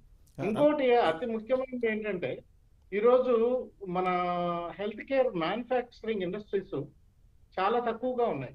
ఈరోజు ఏ ఎక్విప్మెంట్ అయినా మేము ఇంపోర్ట్ చేసుకునే పరిస్థితిలోనే ఉన్నాం. అంటే ఈరోజు ఫర్ ఎగ్జాంపుల్ కోవిడ్ ట్రీట్మెంట్ లో ప్రధానమైన భాగమైన సిటీ స్కాన్ మేము ఇంపోర్ట్ చేయాలన్నా ఈరోజు 6 months టైం పడుతుంది. దెర్ ఈస్ నథింగ్ లైక్ అనే CT scan which is made in India. Made in ఇండియాలో లేకపోవడం వల్ల ఇటు చైనాలో మ్యానుఫ్యాక్చర్ అయిన సిటీ స్కాన్స్ కానీ లేకపోతే జర్మనీ, జపాన్ లాంటి కంట్రీస్ లో మ్యానుఫ్యాక్చర్ అయిన సిటీ స్కాన్స్ పైన కానీ మేము ఆధారపడాల్సి వస్తుంది. ద డెలివరీ టైం అన్నది ఆల్మోస్ట్ 6 months పడుతుంది. సో ఒక్కసారి ఈ రోజు మనము పర్చేజ్ ఆర్డర్ అనేది ప్లేస్ చేసిన తర్వాత డెలివరీ టైం అనేది 6 months తీసుకుంటుంది. అదేంటంటే మన యొక్క ఇన్ఫ్రాస్ట్రక్చర్ యొక్క వీక్నెస్ అన్నది ఎక్స్ప్రెస్ చేస్తుంది. మనకు ఈ రోజు వెంటిలేటర్స్ ఇండస్ట్రీలో కూడా మనకు మనం కోవిడ్ లో వెంటిలేటర్స్ స్కేర్సిటీ విపరీతంగా వచ్చింది. అప్పుడు మనం వెంటిలేటర్స్ పైన కొంత ఫోకస్ చేసి మనం మ్యానుఫ్యాక్చర్ చేయడం అనేది జరిగింది. అప్పటికి లో క్వాలిటీ వెంటిలేటర్స్ మాత్రమే మనం ప్రొడ్యూస్ చేయగలిగాం because the time is less. So financial మనం ఏంటంటే ఈ మ్యానుఫ్యాక్చరింగ్ ఇండస్ట్రీ అన్నది విత్ ఇన్ ఇండియా మనం ఎంకరేజ్ చేయగలిగితే ఇందులో ట్యాక్స్ ఫ్రీ హాలిడేస్ ఇవ్వటం కానీ లేకపోతే వాళ్ళకు ల్యాండ్ అలొకేషన్స్ లో కానీ లేకపోతే ఈ స్కిల్ డెవలప్మెంట్ లో కానీ మనం ఎక్కువ ఫోకస్ చేయగలిగితే ఈ manufacturing industry of health care products అనేది ఎక్కువగా మనకు ప్రొడ్యూస్ అవడానికి ఆస్కారం ఉంది. మనకు అటువంటి ఏంటంటే చీపర్ రేట్స్ లో మనము ఎక్విప్మెంట్ అని తెచ్చుకోవడమే కాకుండా the quality of health care ఇవ్వడానికి బాగా ఉపయోగపడుతుంది. ఓకే రమేష్ గారు, బడ్జెట్ పై చర్చలో ఇప్పుడు విరామం.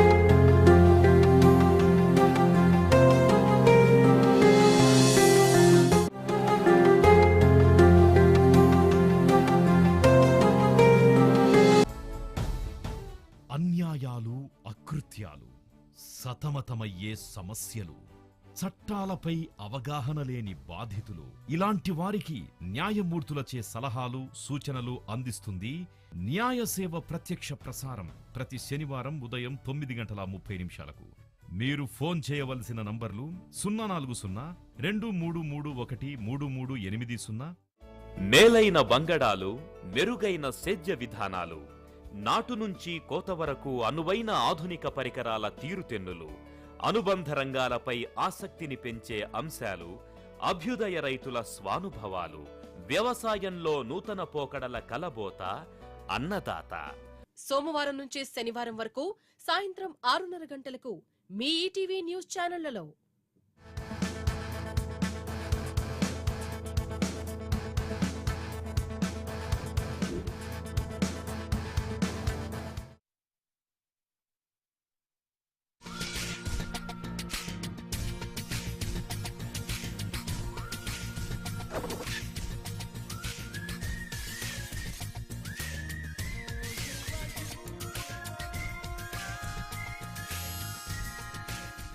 ఏకలవ్య ఐఏఎస్ అకాడమీ సమర్పించు యువ powered by Anu my baby సోమవారం నుండి శుక్రవారం వరకు రాత్రి 9 గంటలకు మీ ఈటీవీ ఆంధ్రప్రదేశ్లో.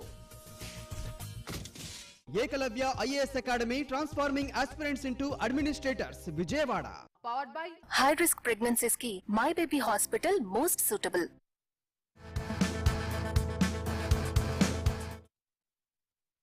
చర్చకు తిరిగి స్వాగతం. మన చర్చలో ఇప్పుడు లంకా దినకర్ గారు జాయిన్ అయ్యారు. సార్, లంకా దినకర్ గారు, ఇప్పుడు మనం కేంద్ర బడ్జెట్ ఈరోజు ప్రవేశపెట్టబోతాం చూస్తున్నాం. అయితే గత 3 ఏళ్ల నుంచి చూస్తే అన్ని రకాల నిత్యావసరాలు సహా అన్ని రకాల వస్తువుల ధరలు విపరీతంగా పెరిగిపోయాయి. దీనివల్ల ఆర్థిక వ్యవస్థ మీద కూడా తీవ్ర ప్రభావం పడింది. ఈ నేపథ్యంలో కేంద్ర ప్రభుత్వం ఎలాంటి చర్యలు తీసుకుంటే ఆర్థిక వ్యవస్థ మెరుగుపడడానికి, ధరలు తగ్గడానికి అవకాశం ఉంటుందంటారు? ముఖ్యంగా వినియోగదారుల యొక్క ఆదాయాలు పెంచడం, ఉద్యోగ ఉపాధి అవకాశాలు కల్పించడము, మరొకవైపు ధరల నియంత్రణ, ద్రవ్యోల్బణాన్ని అదుపులోకి తీసుకునేటటువంటి చర్యలు ఆర్బీఐతో కలిసి చేయటము. ఇది ద్విముఖ చర్యగా ముందుకు నడిచేటటువంటి విధంగా బడ్జెట్ ఉండబోతుంది. ముఖ్యంగా కోవిడ్-19 ఇంపాక్ట్ తర్వాత ఆత్మనిర్భర్ భారత్ ఏదైతే ఒక ప్యాకేజ్ తీసుకుని వెళ్ళామో 23.9% negative growth rate 2020-21 first quarter ఉందనగానే ఆహాకారాలు చేసినటువంటి వాళ్ళని చూసాం. 2020-21 సంవత్సరాంతానికి 7.3% నెగిటివ్ వృద్ధి రేటు చూడగానే గీంకారాలు చేసినటువంటి వ్యక్తులు చూసాం. ఆ ఆహాకారాలు గీంకారాలు చేసినటువంటి పెద్దలు కూడా ఇవాళ ఆర్బీఐ మాజీ గవర్నర్ రఘురామ్ రాజన్ గారు లాంటి వాళ్ళు కూడా బయటకు వచ్చి ఈ సంవత్సరంలో ఆత్మనిర్భర్ భారత్ ప్యాకేజ్ ఏదైతే ఉందో ఈ బడ్జెట్లో ఇప్పుడు నడుస్తున్నటువంటి దాని సంవత్సరంలో తీసుకున్నందువల్ల ఈ ప్రతిబంధకాలన్నీ కూడా దాటుకొని ఒక వాస్తవిక వృద్ధి వైపు దేశం నడుస్తుంది అనే వాస్తవాన్ని అంగీకరించారు 2-3 రోజుల ముందు వారు ఇచ్చినటువంటి ఇంటర్వ్యూలో కూడా. మిగతా వాళ్ళు కూడా ఎవరెవరైతే రాజకీయ పరంగా వ్యాఖ్యలు చేయటం అలవాటు పడి విమర్శలు చేసిన వాళ్ళందరికీ కూడా సమాధానం 9.2% వృద్ధి రేటుతో ఇవ్వడం జరిగింది. అలాగే ఫిజికల్ డెఫిసిట్ ఏదైతే 15 లక్షల కోట్ల రూపాయల వరకు అంచనా వేశారో, ఒకవైపు ఆదాయ వనరులు పెంచుకుంటూ జీఎస్టీ కానీ డైరెక్ట్ ట్యాక్స్ కలెక్షన్స్ కానీ ఏదైతే వృద్ధిలో భాగంగా అవి కూడా పెరగటము, దానివల్ల ఫిజికల్ డెఫిసిట్ కంట్రోల్లోకి తెచ్చుకునేటటువంటి పరిస్థితి కూడా వచ్చింది. ఇవాళ ఎకనామిక్ సర్వేలో కూడా స్పష్టంగా 8%, 8.5% మధ్యలో ఏదైతే ఈ సంవత్సరం వచ్చేటటువంటి వృద్ధి రేటుని అంచనా వేయటం కానీ, అలాగే వరల్డ్ బ్యాంక్ కూడా గత వారం క్రితం వేసినటువంటి అంచనాలు కానీ ఒక సానుకూల వాస్తవికత దృక్కోణానికి భారతదేశం నడుస్తుంది ముందుకి. ఏదైతే 150 కోట్లలో వ్యాక్సిన్ పూర్తి చేసుకోగలిగామో దాన్ని కూడా అపహాస్యం చేశారు. ఆత్మనిర్భర్లో భాగంగా ఈ దేశీయ వ్యాక్సిన్ అంటే అపహాస్యం చేశారు, వ్యాక్సినేషన్ క్వాలిటీ మీద అపహాస్యం చేశారు, వ్యాక్సినేషన్ ఎంత వేస్తామో అనేటటువంటి క్వాంటిటీ చెప్పిన దాని మీద అపహాస్యం చేశారు. అన్నీ కూడా దాటుకొని మౌనమే సమాధానంగా పనే గీటురాయిగా కేంద్ర ప్రభుత్వం పనిచేసుకుంటా పోయింది. ఎవరిని విమర్శలు చేసినా గతిశక్తి యోజన 111 ఓకే సార్, అయితే ఆ వ్యాక్సినేషన్ అవన్నీ ఓకేనండి. ఈ సామాన్య ప్రజలు ఎదుర్కొన్నటువంటి ధరల భారాన్ని తగ్గించడానికి కేంద్ర ప్రభుత్వం ఎలాంటి చర్యలు తీసుకునే అవకాశం ఉంది? ఆల్రెడీ చెప్పాను. ఇప్పుడు ఆదాయ వనరులు పెంచడము, ఇప్పుడు గతిశక్తి యోజన ఎందుకు తీసుకున్నారు? ఉపాధి ఉద్యోగ అవకాశాల మీద ఫోకస్ పెట్టి దాని ద్వారా ఆదాయాలు పెంచడము, ప్రజల యొక్క ఆదాయాన్ని పెంచడం. రెండోది ద్రవ్యోల్బణాన్ని అదుపులోకి తీసుకోవాల్సినటువంటి చర్యలు ఆర్బీఐతో తీసుకునే చర్యలు ముందే నేను చెప్పడం. ఏదైతే ఒక మోసలో పడిపోయి కొంతమంది ఎవరైతే ప్రతి నిమిషం అనునిత్యం ప్రతికూలంగా వాళ్ళ యొక్క భావాలు ప్రతికూలంగా ఉంటాయి, దేశం మీద మాట్లాడే మాట ప్రతికూలంగా ఉంటుంది, వాళ్ళు వ్యవహార శైలి ఇక్కడ సమాధానం ఏం లేదు. ఇవాళ ఆర్థిక సర్వే కానీ ఇవాళ డైరెక్ట్ ఇది indirect tax collections, GST collections చూడండి. కన్జంప్షన్ పెరిగితేనే కదా కలెక్షన్ పెరిగేది. ఎక్కడి నుంచి ఆకాశం నుంచి ఊడిపడదు కదా.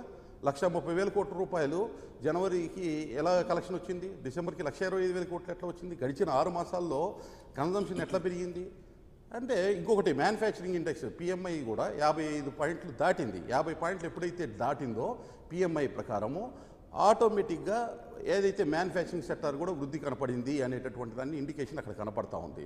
మరొక వైపు మీరు చూసినట్లయితే నిరుద్యోగానికి సంబంధించి గత 6 నెలల క్రితం 11% ఉన్నది 7.8% తగ్గించడం జరిగింది. దాన్ని 5%, 4% తగ్గించడం ఎట్లా అనేటటువంటి ప్రయత్నాల్లో ఇవాళ కేంద్ర ప్రభుత్వం తీసుకుంది.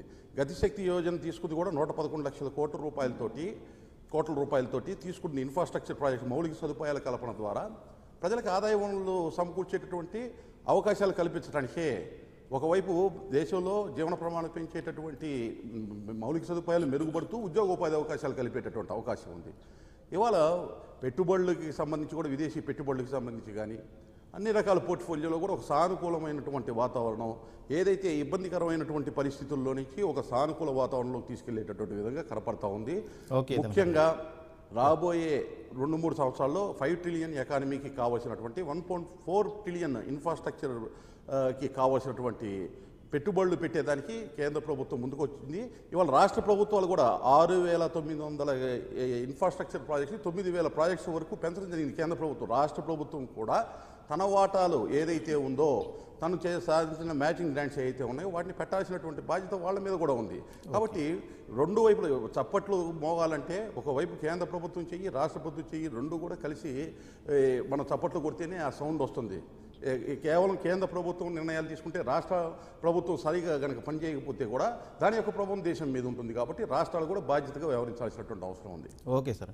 హర్నాథ్ గారు, ఇప్పుడు లంకా దినకర్ గారు చెప్పింది చూశారు, అలాగే నిన్న కేంద్ర ప్రభుత్వం ప్రవేశపెట్టిన ఆర్థిక సర్వే కూడా చూశారు.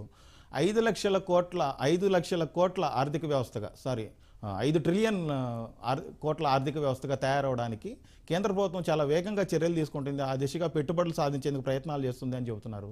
దినకర్ గారు కూడా అదే అభిప్రాయం వ్యక్తం చేస్తున్నారు. మీరు చూస్తే కేంద్ర ప్రభుత్వం తీసుకున్న చర్యలు మీకు ఏమనిపిస్తుంది? ఆ దిశగా అడుగులు పడుతున్నాయి అనుకోవచ్చా పూర్తి స్థాయిలో? ఖచ్చితంగా కొంతమేరకు అంటే ఒకే దఫా అభివృద్ధి చెందేటువంటి అంశం మనకు కనబడదు.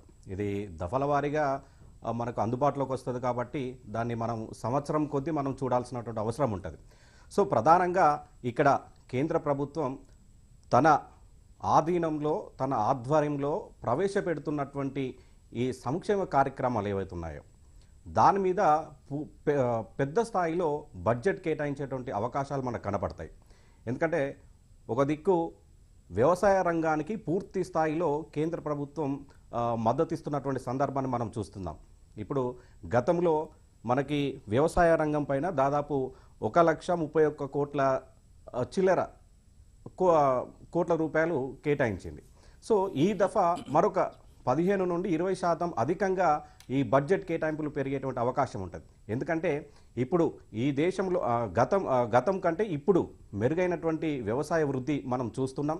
అదేవిధంగా ప్రధానమంత్రి కిసాన్ సమ్మాన్ నిధి కింద ఇస్తున్నటువంటి పెట్టుబడి సహాయం ఏదైతుందో దాన్ని పెంచేటువంటి అవకాశం కూడా మనకు కనబడుతుంది. ఎందుకంటే ఇతర రాష్ట్రాలలో కూడా అంటే తెలంగాణలో మనకి సంవత్సరానికి 10,000 రూపాయలు ఇస్తున్నటువంటి సందర్భాన్ని దృష్టిలో పెట్టుకొని కేంద్ర ప్రభుత్వం కూడా ఈ వ్యవసాయ రంగానికి మరిన్ని నిధులు కేటాయించేటువంటి అవకాశం ఉంటుంది. ఇంతకుముందు మిత్రుడు కృష్ణారెడ్డి చెప్పినట్టుగా అంటే మనకి సబ్సిడీ ఎరువులు ఏవైతున్నాయో వాటిని కూడా పూర్తి స్థాయిలో అంటే ప్రజలకు అందుబాటులోకి తేవడానికి దాని మీద కూడా దృష్టి పెట్టేటువంటి అవకాశం ఉంటుంది.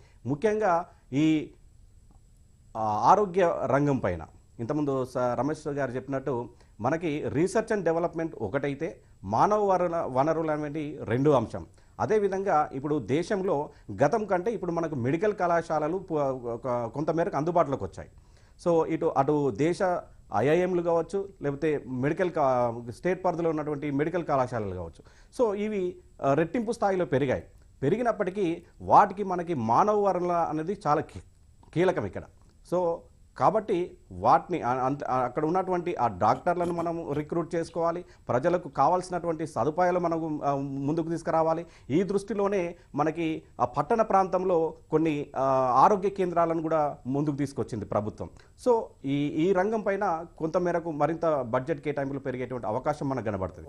మరొక అంశం ఏంటంటే ఇప్పుడు ఈ కోవిడ్ సందర్భంలో విద్యా వ్యవస్థ కుదేలైపోయినటువంటి సందర్భాన్ని మనం చూస్తాం. సుమారుగా 24 కోట్ల మంది విద్యార్థులు ఈ విద్యారంగానికి దూరమైన పరిస్థితి మనం గమనించాం. సో ప్రభుత్వం కొన్ని ఆలోచన విధానంతో ముందుకు పోతా ఉంది. బడ్జెట్ పైన విద్యారంగానికి కూడా బడ్జెట్ కేటాయింపులు అధికంగా కేటాయించేటువంటి అవకాశం మనకు కనబడుతుంది అన్నట్టు. Yeah okay sir. కృష్ణారెడ్డి గారు, ఇప్పుడు త్వరలో అత్యంత కీలకమైన ఉత్తరప్రదేశ్ సహా 5 రాష్ట్రాల్లో ఎన్నికలు జరగబోతున్నాయి. ఈ నేపథ్యంలో కేంద్ర ప్రభుత్వం ప్రవేశపెడుతున్న బడ్జెట్లో ఏమైనా సంక్షేమ పరంగా ఏమైనా వరాలు ప్రకటించే అవకాశం ఉందా? అది కూడా 5 రాష్ట్రాలకే వర్తింపజేసేలాగా ఉంటుందా ఒకవేళ పెడితే? లేకపోతే దేశం మొత్తానికి ఏమైనా సంక్షేమం పరంగా మరిన్ని నిర్ణయాలు ప్రకటించే అవకాశం ఉందంటారా? ఖచ్చితంగా అండి. ప్రతి ప్రభుత్వం కూడా ఏంటంటే ఎలక్షన్స్ ఉన్నప్పుడు, అంటే ఇప్పుడు ఉన్నటువంటి ప్రభుత్వం కావచ్చు, గతంలో కావచ్చు, ఎక్కడైతే ఎలక్షన్స్ ఉన్నాయో అక్కడ కొంత ప్రాధాన్యతని ఇవ్వడం అనేటువంటిది చాలా స్పష్టంగా చూడొచ్చు. వాళ్ళకి ప్రత్యేకించి పెండింగ్లో ఉన్న ప్రాజెక్టులు కావచ్చు, లేకుంటే స్పెషల్ గ్రాంట్స్ కావచ్చు, ఆ రాష్ట్రాలకు సంబంధించినటువంటి పెండింగ్లో ఉన్న డిమాండ్స్ అన్నింటిని కూడా కొంత పరిష్కరించే దిశగా వాళ్ళను సంతోషపరిచే విధంగా బడ్జెట్ ప్రకటనలు ఖచ్చితంగా ఉంటాయి. ఎందుకంటే ప్రతి రాజకీయ పార్టీ, అధికారులు ఉన్నటువంటి ప్రభుత్వాలు ఆ విధంగా చర్యలు చేస్తాయి కాబట్టి దాంట్లో డౌట్ ఏం లేదు. కాకపోతే ప్రత్యేకించి మనకి ఇందాక అరుణ్ గారు చెప్పినట్లు విద్యా వ్యవస్థని ప్రధానంగా చూడాలంటే ఒక ఈ 5 రాష్ట్రాలకే కాకుండా ఈ డిజిటల్ డివైడ్ అనేది బాగా పెరిగిందండి. ఎందుకంటే చాలా కాలం నుంచి కృష్ణారెడ్డి గారు ఓకేనండి, ఒకవేళ సంక్షేమ పరంగా చూస్తే ఇవి 5 రాష్ట్రాల ఎన్నికల దృష్టిలో కొన్ని నిర్ణయాలు ఉండొచ్చు అని అనుకుంటున్నాం. అలాగే ఇప్పుడు మన తెలుగు రాష్ట్రాలు 2 చూస్తే ఆంధ్ర కానీ తెలంగాణ కానీ విడిపోయి 8 సంవత్సరాలు అయింది. కేంద్ర ప్రభుత్వం నుంచి అందాల్సిన సాయం ఇంకా చాలా అందట్లేదు. పారిశ్రామికంగా కానీ లేకపోతే సాగునీటి ప్రాజెక్టులు కానీ విభజన సమస్యల పరిష్కారంలో ఇంకా చాలా లోట్లు అలాగే ఉన్నాయి అని అంటున్నారు. ఈ దిశగా ప్రాజెక్టులకు కానీ ఇతరత్ర సహాయపరంగా తెలుగు రాష్ట్రాలకు కేంద్ర ప్రభుత్వం ఏమైనా ఉపశమనం కల్పించే అవకాశం ఉందంటారా? ఇది చాలా ఇంపార్టెంట్. అంటే తెలుగు రాష్ట్రాలు విడిపోయినప్పటి నాటి నుంచి నేటి వరకు కూడా ఆశగా కేంద్ర ప్రభుత్వం వైపు ఎదురు చూస్తూనే ఉన్నాం.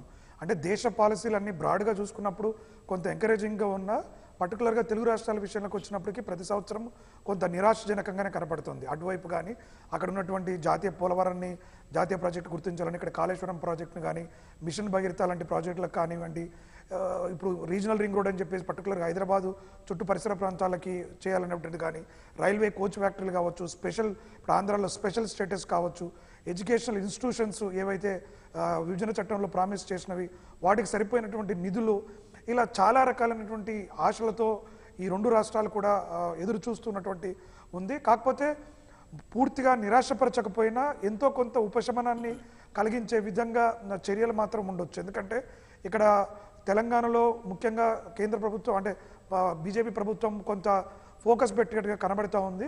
వాళ్ళు పార్టీని అభివృద్ధి చేసుకోవాలన్నా కూడా ఏవో కొంత నిధులను ఇక్కడ ఉన్నటువంటి నాయకులు కొంత ప్రయత్నాల ద్వారా చేసామని చెప్పడానికైనా ఎంతో కొంత ప్రాజెక్టులు తీసుకురావడానికి ఆస్కారం అయితే ఉంది. కానీ అది ఆశించిన స్థాయిలో మన గతంలో అనుకున్నటువంటి విభజన చట్టంలో ఉన్నటువంటి హామీలన్నీ అట్లీస్ట్ సింహభాగము ఫుల్ఫిల్ చేస్తారంటే నాకైతే అంత హోప్ అయితే లేదు. ఎందుకంటే రాబోయే రాష్ట్రాలు ఎన్నికలు ఉన్నాయి కాబట్టి, అదేవిధంగా కోవిడ్ సంక్షోభంలో ఆర్థిక వ్యవస్థ ఉన్నటువంటి వనరులు కూడా కొంత తక్కువగా ఉన్నాయి కాబట్టి ఈ 2 రాష్ట్రాలకి కొంత మేరకు ఊరటన కలిగించే అంశాలు రావచ్చు.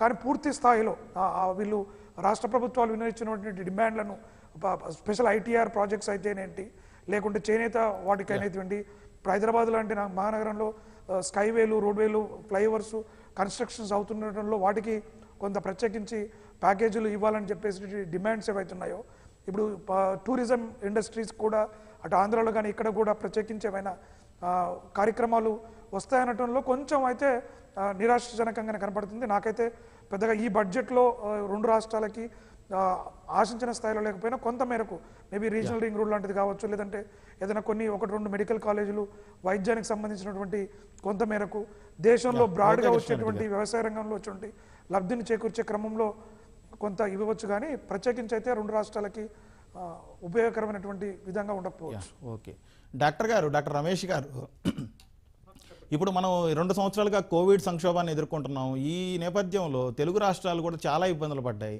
ఈ బడ్జెట్ పరంగా కేంద్ర ప్రభుత్వం నుంచి వైద్య రంగానికి తెలుగు రాష్ట్రాలకు ముఖ్యంగా ఏదైనా సహాయం లభించే అవకాశం ఉందా? లేకపోతే ఓవరాల్ బ్రాడ్ వేలో వెళ్ళిపోయి దేశం మొత్తానికి కొన్ని ప్రవేశపెట్టే అవకాశం ఉందంటారా? తెలుగు రాష్ట్రాలకంటూ సపరేట్ గా అలొకేషన్ అనేది జరుగుతుందని నేను అనుకోవట్లేదండి. కాకపోతే ఏంటంటే ఒకవేళ కేంద్ర ప్రభుత్వం ఏదైనా సాయం చేస్తే తెలుగు రాష్ట్రాలకి వైద్య రంగానికి సంబంధించి ఎలాంటి సాయం చేస్తే బాగుంటుంది అంటారు? అంటే ఎయిమ్స్ లాంటి centres, preventive health care and primary health care centres ను స్ట్రెంథెన్ చేయడానికి కావాల్సిన ఫండ్స్ ని ఇంక్రీజ్ చేయడం అనేది చాలా ఇంపార్టెంట్. అలాగే నేను చెప్పినట్టు స్కిల్ డెవలప్మెంట్ కానీ అదే హ్యూమన్ రిసోర్సెస్ అనేది పెంచడానికి కానీ కావాల్సిన ట్రైనింగ్ ఇన్స్టిట్యూట్స్ రావడం అనేది చాలా ఇంపార్టెంట్. ముఖ్యంగా ఏంటంటే మనకు డిస్ట్రిక్ట్ హెల్త్ కేర్ సెంటర్స్ ని అప్గ్రేడ్ చేయటం చేసి అక్కడ హ్యూమన్ రిసోర్సెస్ ని ట్రైన్ అప్ చేయడానికి ఫెసిలిటీస్ ప్రొవైడ్ చేయాల్సిన ఫండ్స్ ప్రొవైడ్ చేయడం లాంటివి స్టేట్ గవర్నమెంట్స్ ని ఎంకరేజ్ చేయడం లాంటిది చాలా ముఖ్యమైనది. మనం ఇప్పుడు చూస్తున్న మెయిన్ స్కేర్సిటీ ఏంటంటే very poor rural health infrastructure, రెండోది వచ్చి హ్యూమన్ రిసోర్సెస్ సరిపడా లేకపోవడం. ఈరోజు స్కిల్డ్ పారామెడికల్ స్టాఫ్ దొరకటమే చాలా కష్టంగా. సో ఇటువంటి పరిస్థితుల్లో ఏంటంటే ఇటువంటి స్కిల్డ్ కోర్సెస్ ఎక్కువగా సెంట్రలైజ్డ్ ఇన్స్టిట్యూట్స్ కావచ్చు లేదా ఉన్న ఇన్ఫ్రాస్ట్రక్చర్స్ లో ముఖ్యంగా డిస్ట్రిక్ట్ హెల్త్ కేర్ సెంటర్స్ ని స్ట్రెంగ్తన్ చేయడానికి కావాల్సిన ఫండ్స్ ప్రొవైడ్ చేసి అక్కడ కొన్ని కోర్సెస్ ని ఇంట్రడ్యూస్ చేయడం అనేది చాలా ఇంపార్టెంట్ అండి. As a whole last year లో కూడా కొంచెం హెల్త్ కేర్ పైన వాళ్ళు కాస్త జీడిపిలో ఎక్కువ పర్సంటేజ్ అన్నది ఇవ్వటం అన్నది జరిగింది. దాదాపు 137% ఆఫ్ హైక్ కింద అలొకేషన్ చేశారు. అలాగే ఈసారి కూడా అలొకేషన్ లో ప్రైమరీ అంటే సింహభాగం మనకు హెల్త్ కేర్ ఇండస్ట్రీకి వస్తుందని ఆశిస్తా ఉన్నాను. డాక్టర్ గారు ఇప్పుడు డాక్టర్ గారు ఇప్పుడు ముఖ్యంగా కరోనా కాలంలో టీకా రంగం చాలా కీలకంగా వ్యవహరిస్తుంది. హైదరాబాద్ బేస్తో ఉన్నటువంటి భారత్ బయోటెక్ కూడా మన టీకాలు ఉత్పత్తి చేసింది. ఈ నేపథ్యంలో టీకా రంగానికి లేకపోతే ఫార్మా రంగం కూడా కీలకంగా ఉంది హైదరాబాదు మన తెలుగు రాష్ట్రాల పరంగా. ఈ రంగాలకు ప్రోత్సాహం పరంగా కేంద్ర ప్రభుత్వం ఎలాంటి సాయం చేసే అవకాశం ఉంది, ఎలాంటి సాయం చేస్తే బాగుంటుంది అంటారు? అదండి యాక్చువల్ గా రీసెర్చ్ అండ్ డెవలప్మెంట్ వింగ్ పైన మనం ఎంతో కష్టపడాల్సింది.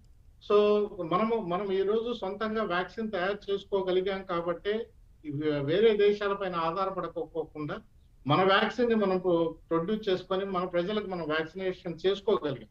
ఇది చిన్న ఎగ్జాంపుల్. సేమ్ థింగ్ రేపు వచ్చే కలామిటీస్ ని మనం ఫేస్ చేయాలన్నా లేదా ఇంక్రీజ్ అవుతున్న ఈ కమ్యూనికబుల్ డిసీజెస్ ను ఫేస్ చేయాలన్నా ఈ రీసెర్చ్ అండ్ డెవలప్మెంట్ పైన ప్రతి స్టేట్ లోనూ ఎంతో కొంత ఇన్ఫ్రాస్ట్రక్చర్ డెవలప్ చేయాల్సిన అవసరం అయితే ఉంది. సో ఈ విధంగా ఫార్మస్యూటికల్ ఇండస్ట్రీస్ కు ముఖ్యంగా రీసెర్చ్ అండ్ డెవలప్మెంట్ పైన కొంత ఫండ్స్ ని అలొకేట్ చేయడం అనేది చాలా ఇంపార్టెంట్. అలాగే వాళ్ళని ఎంకరేజ్ చేయడానికి వాళ్ళ ఇండస్ట్రీస్ అన్ని పెంచడానికి.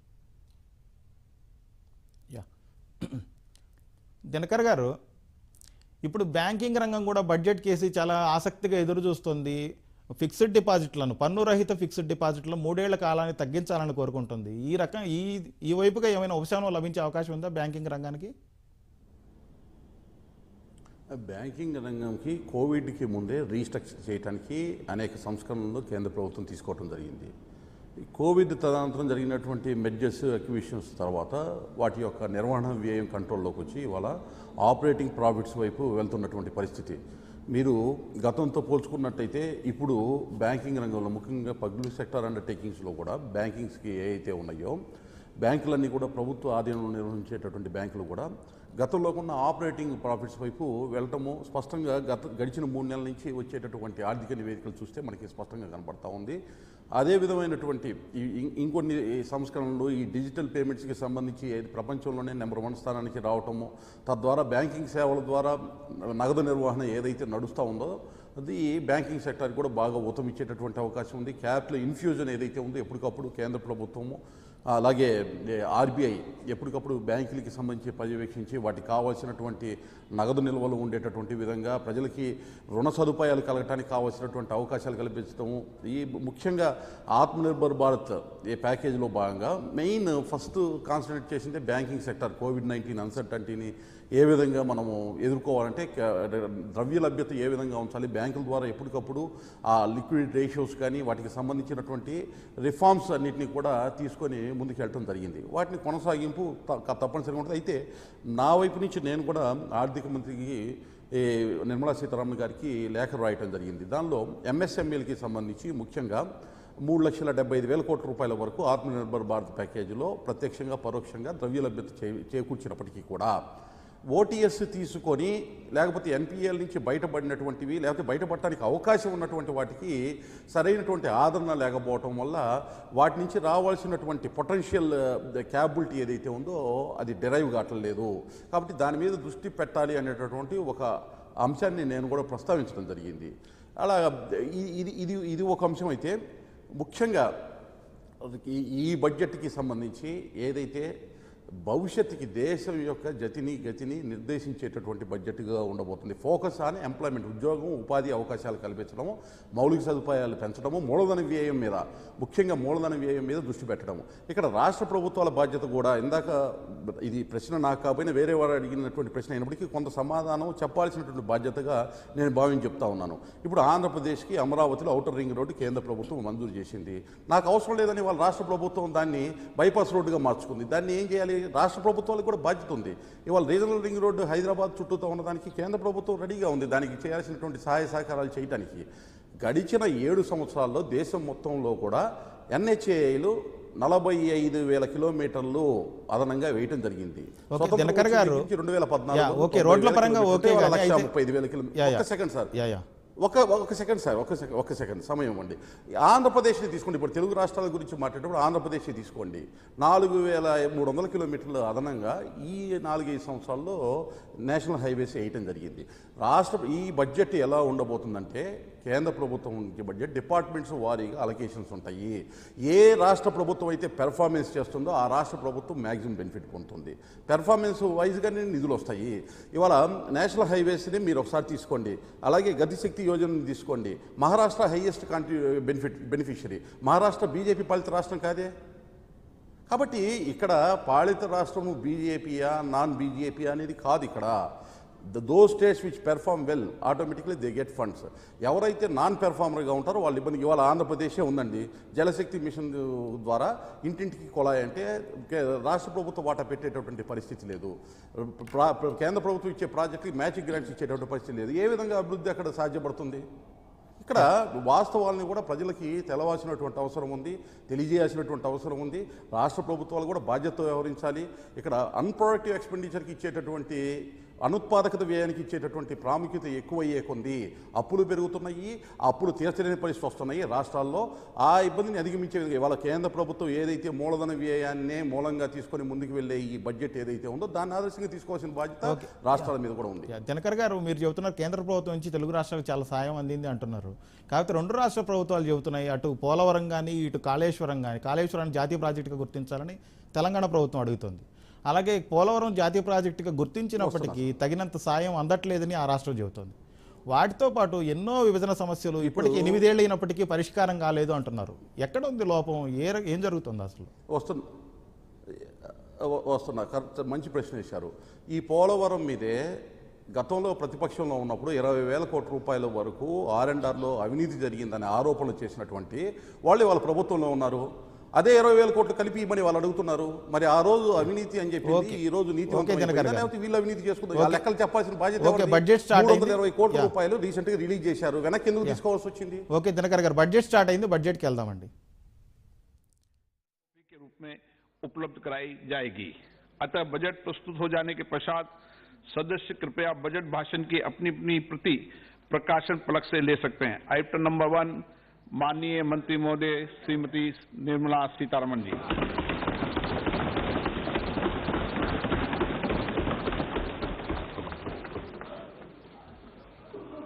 मंत्री जी आज डिजिटल बजट पढ़ रही हैं।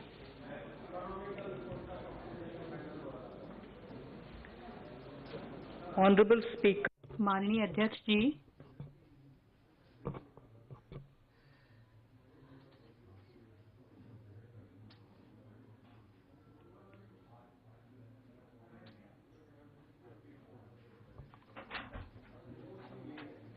माननीय अध्यक्ष जी, मैं 2022-23 के लिए बजट प्रस्तुत करती हूं।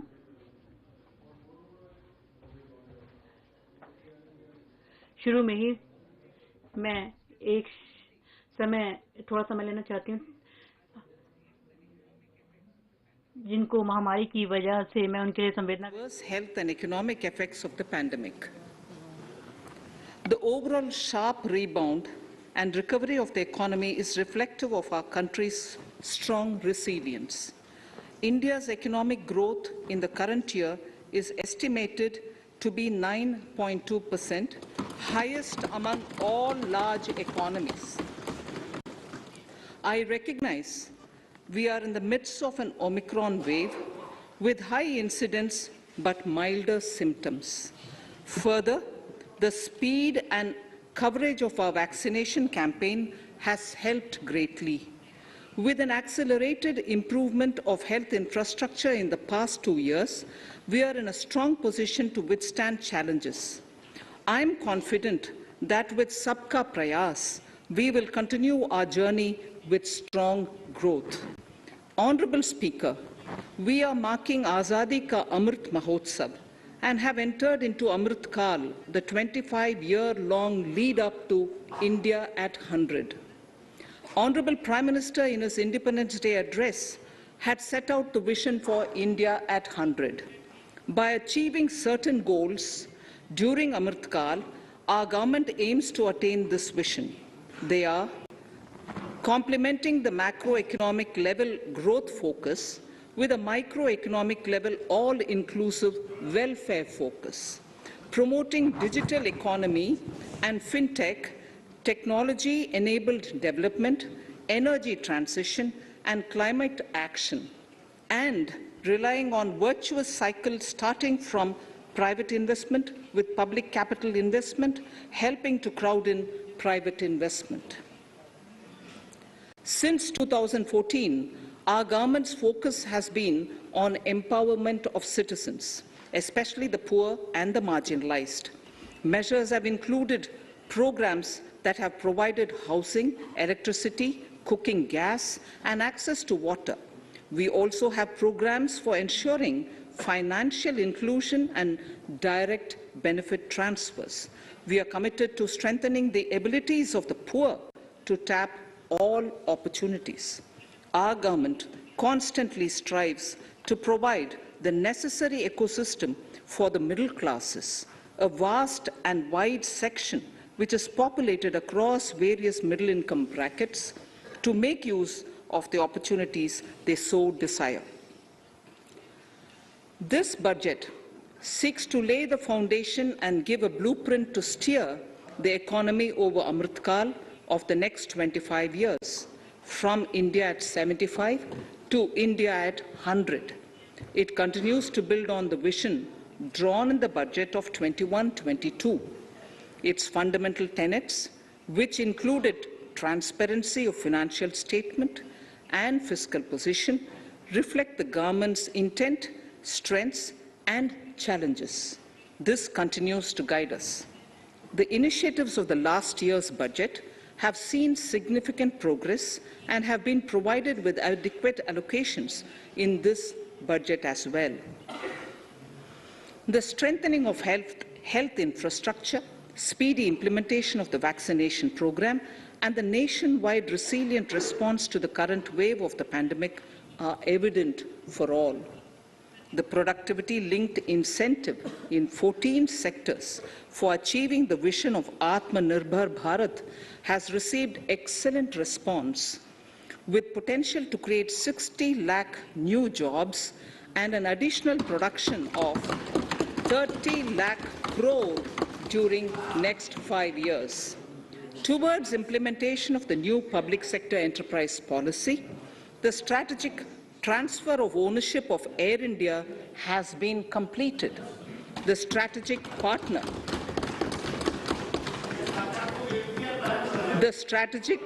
for Neelanchal Ispat Nigam Limited has been selected. The public issue of the LIC is expected shortly. Others too are in the process for 2022-23. Please no आपको पर्याप्त मौका पर्याप्त अवसर मिलेगा बेटे बेटे टिप्पणी मत कीजिए The National Bank for Infrastructure Development and National Asset Reconstruction Company have commenced their activities. Honorable Speaker, sir, Budget 2021-22 had provided a sharp increase in provision for public investment or capital expenditure. Throughout the year, with the Honorable Prime Minister guiding the implementation, our economic recovery is continuing to benefit from the multiplier effect. This budget continues to provide impetus for growth. It lays a parallel track of 1. A blueprint for the Amrit Kal, which is futuristic and inclusive. This will directly benefit our youth, women, farmers, the scheduled castes, and the scheduled tribes.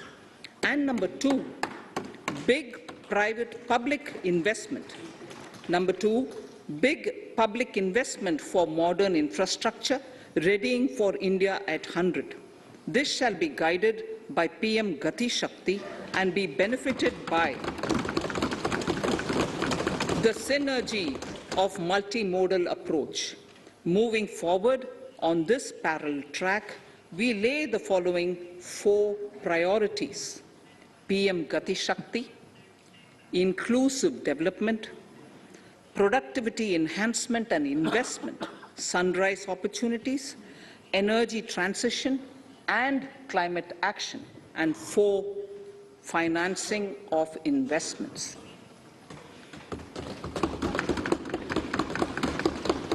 PM Gati Shakti. PM Gati Shakti is a transformative approach for economic growth and sustainable development. The approach is driven by 7 engines, namely roads, railways, airports, ports, mass transport, waterways, and logistics infrastructure. All 7 engines will pull forward the economy in unison. These engines are supported by the complementary roles of energy transmission, IT communication, bulk water and sewerage, and social infrastructure. Finally, the approach is powered by clean energy and Sabka Prayas. The efforts of the central government, the state governments, and the private sector together, leading to a huge job and entrepreneurial opportunities for all, especially the youth. PM Gati Shakti Master Plan, National Master Plan, the scope of PM Gati Shakti National Master Plan will encompass the 7 engines for economic transformation, seamless multimodal connectivity, and logistics efficiency. It will also include the infrastructure development by the state governments as per Gati Shakti Master Plan. The focus will be on planning, financing, including through innovative ways, use of technology, and speedier implementation. The projects pertaining to these 7 engines in the national infrastructure pipeline will be aligned with PM Gati Shakti framework. The touchstone of the master plan will be world-class modern infrastructure and logistics synergy among different modes of movement, both of people and goods, and location of projects. This will help raise the productivity and accelerate economic growth and development. Road transport. PM Gati Shakti Master Plan for expressways will be formulated in 22-23 to facilitate faster movement of people and goods. The National Highways network will be expanded by 25,000 kilometers in 2022-23. 20,000 crores of rupees will be mobilized through innovative ways of financing to complement the public resources. The data exchange among all mode operators will be brought on unified logistics interface platform, designed for application programming interface. This will provide for efficient movement of goods through different modes, reducing logistics cost and time, assisting just-in-time inventory management, and in eliminating tedious documentation. Most importantly, this will provide real-time information to all stakeholders and improve international competitiveness. Open source mobility stack for organizing seamless travel of passengers will also be facilitated. Contracts for implementation of multimodal logistic parks at 4 locations through PPP mode will be awarded in 22-23.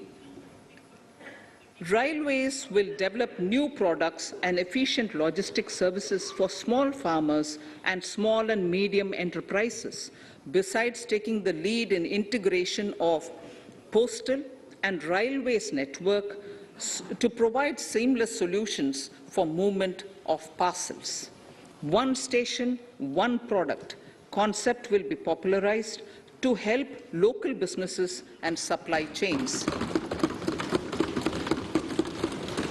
As a part of Atmanirbhar Bharat, 2,000 kilometers of network will be brought under Kavach, the indigenous world-class technology for safety and capacity augmentation in 2022-23.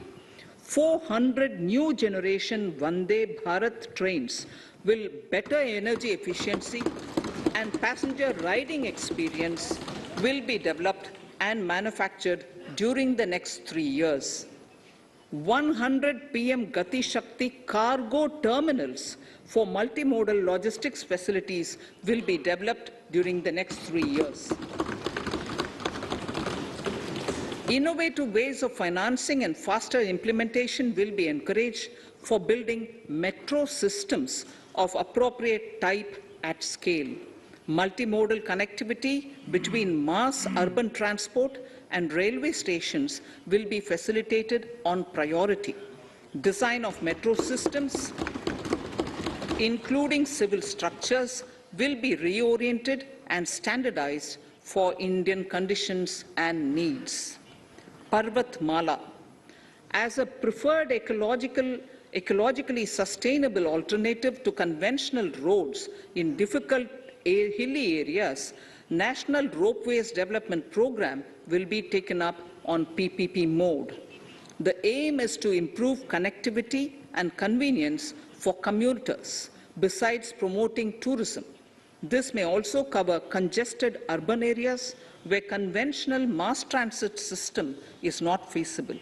Contracts for 8 such ropeway projects for a length of 60 kilometers will be awarded in 22-23.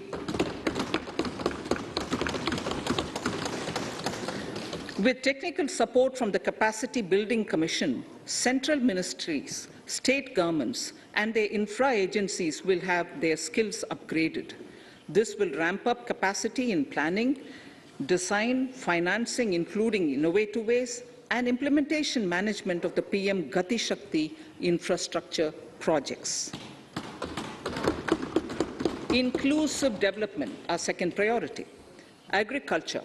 The procurement of wheat in Rabi 21-22 and the estimated procurement of paddy in Kharif 21-22 will cover 1,208 lakh metric tons of wheat and paddy from 163 lakh farmers, and 2.37 lakh crores will be the direct payment of MSP value to their accounts.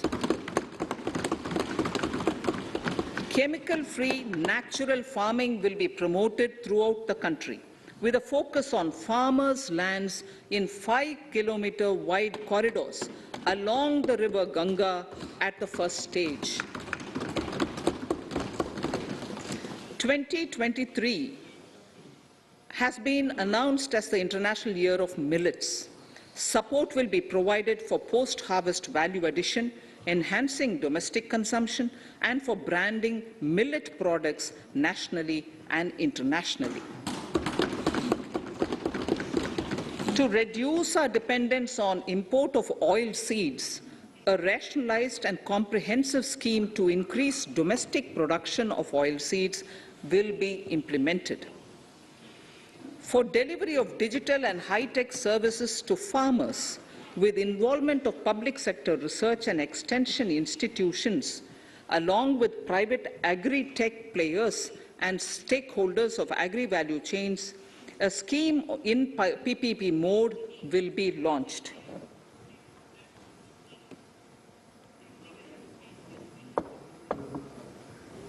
Use of Kisan drones will be promoted for crop assessment, digitization of land records, spraying of insecticides and nutrients.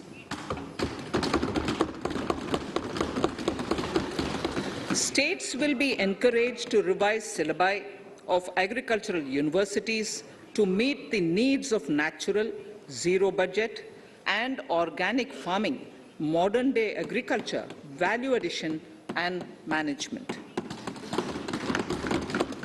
A fund with blended capital raised under the co-investment model will be facilitated through the NABARD. This is to finance startups for agriculture and rural enterprise relevant for farm produce value chain.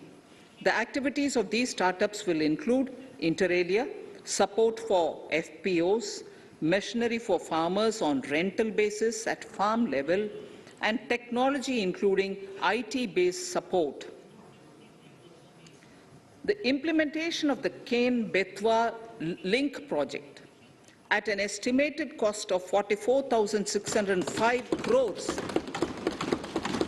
will be taken up.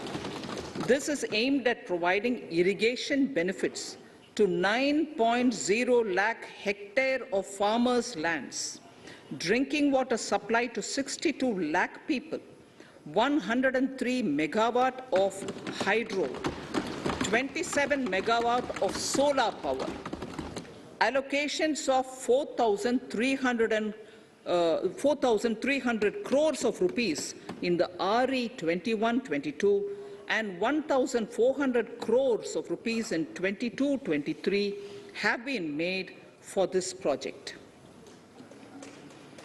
Honorable Speaker, sir, draft DPRs for 5 river links, namely Daman-Ganga Pinjal, Par-Tapi Narmada, Godavari Krishna, Krishna Pennar, and Pennar Kaveri have been finalized. Once a consensus is reached among the beneficiary states, the Centre will provide support for their implementation. For farmers to adopt suitable varieties of fruits and vegetables and to use appropriate production and harvesting techniques, our government will provide a comprehensive package with participation of state governments.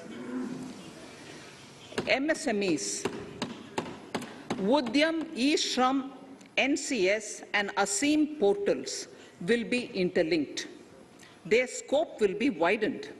They will now perform as portals with live organic databases, providing G2C, B2C and B2B services.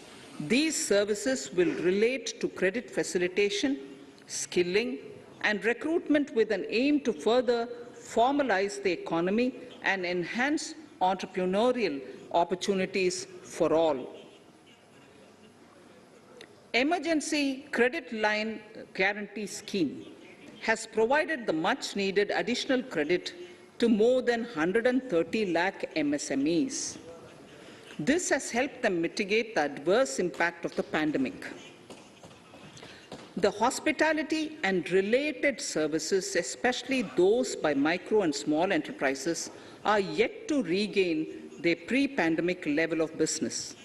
Considering these aspects, the ECLGS will be extended up to March 2023, and its guarantee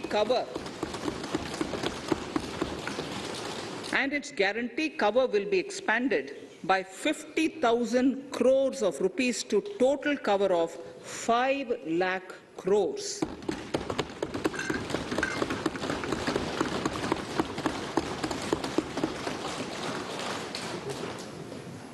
With the additional amount being earmarked exclusively for the hospitality and related sectors. Credit Guarantee Trust for Micro and Small Enterprises, CGT-MSE, scheme will be revamped with required infusion of funds. This will facilitate additional credit of 2 lakh crore for micro and small enterprises and expand employment opportunities.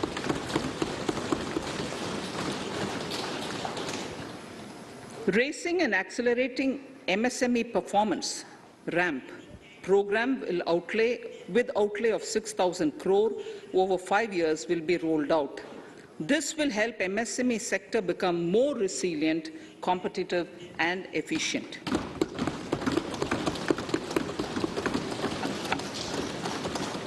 Skilling programs and partnership with the industry will be reoriented. To promote continuous skilling avenues, sustainability, and employability, the National Skill Qualification Framework will be aligned with dynamic industry needs.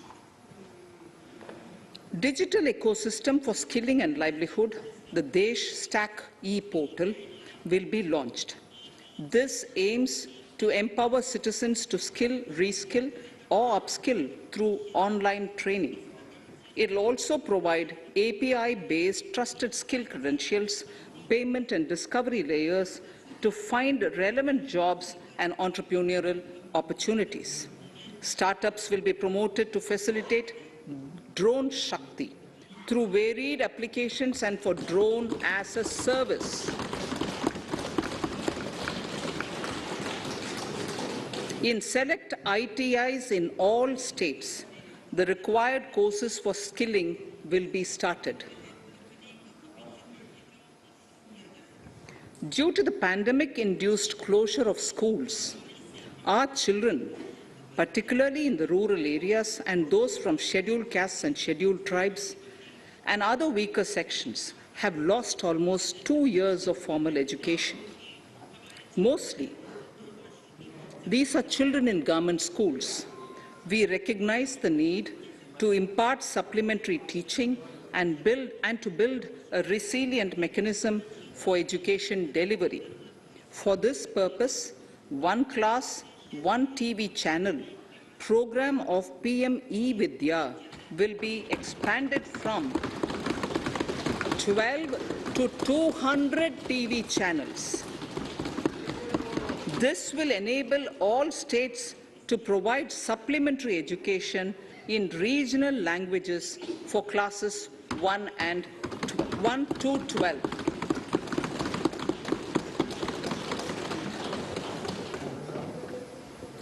High-quality e-content in all spoken languages will be developed for delivery via internet, mobile phones, TV, and through radio and through digital teachers.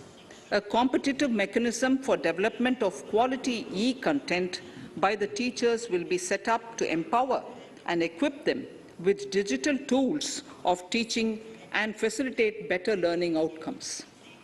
A digital university will be established to provide access to students across the country for world-class quality universal education with personalized learning experience at their doorsteps. This will be made available in different Indian languages and ICT formats. The university will be built on a networked hub and spoke model, with the hub building cutting-edge ICT expertise. The best public universities and institutions in the country will collaborate as a network of hub and spoke. An open platform for the national digital health ecosystem will be rolled out.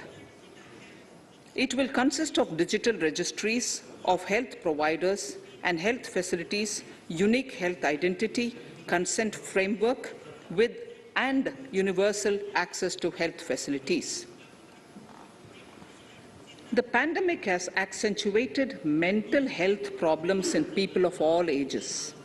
To better the access to quality mental health counseling and care services, a national tele-mental health program will be launched. This will include a network of 23 tele-mental health centers of excellence, with NIMHANS being the nodal center and International Institute of Information Technology, Bangalore, IIIT Bangalore, providing technology support. Recognizing the importance of Nari Shakti as the harbinger of our bright future and for women-led development, during the Amrit Kal, our government has comprehensively revamped the schemes of the Ministry of Women and Child Development. Accordingly, 3 schemes, namely Mission Shakti, Mission Vatsalya, Saksham Anganwadi and Poshan 2.0 were launched recently to provide integrated benefits to women and children. Saksham Anganwadis are a new generation Anganwadis that have better infrastructure and audio-visual aids, powered by clean energy and providing improved environment for early childhood development. 2 lakh Anganwadis will be upgraded under this scheme. Current coverage of Har Ghar Nal Se Jal is 8.7 crores. Of this, 5.5 crore households were provided tap water in last 2 years itself. Allocation of 60,000 crores of rupees has been made with an aim to cover 3.8 crore households in 2022 and 23.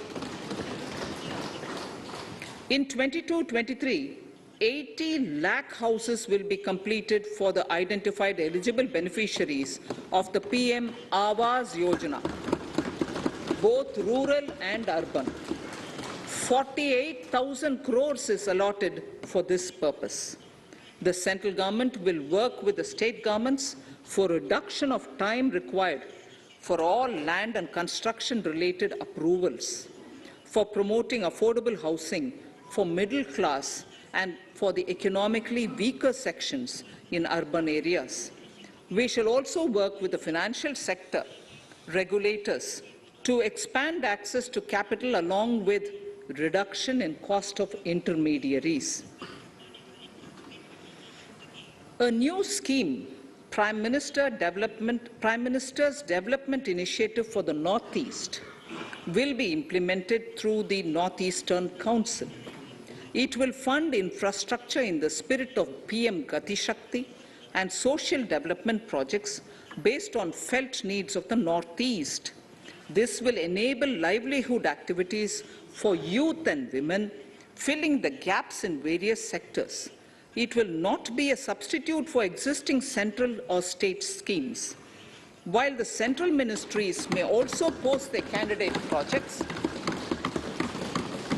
priority will be given to those posted by the states.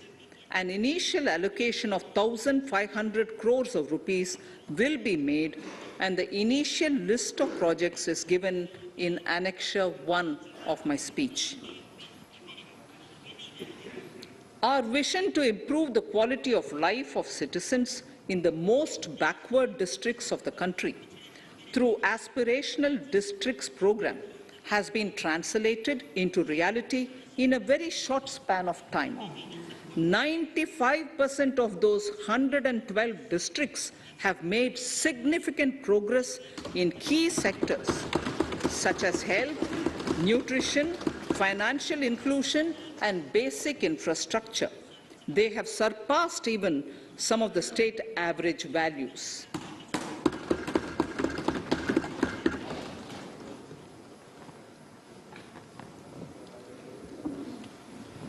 However, in those districts, some blocks continue to lag.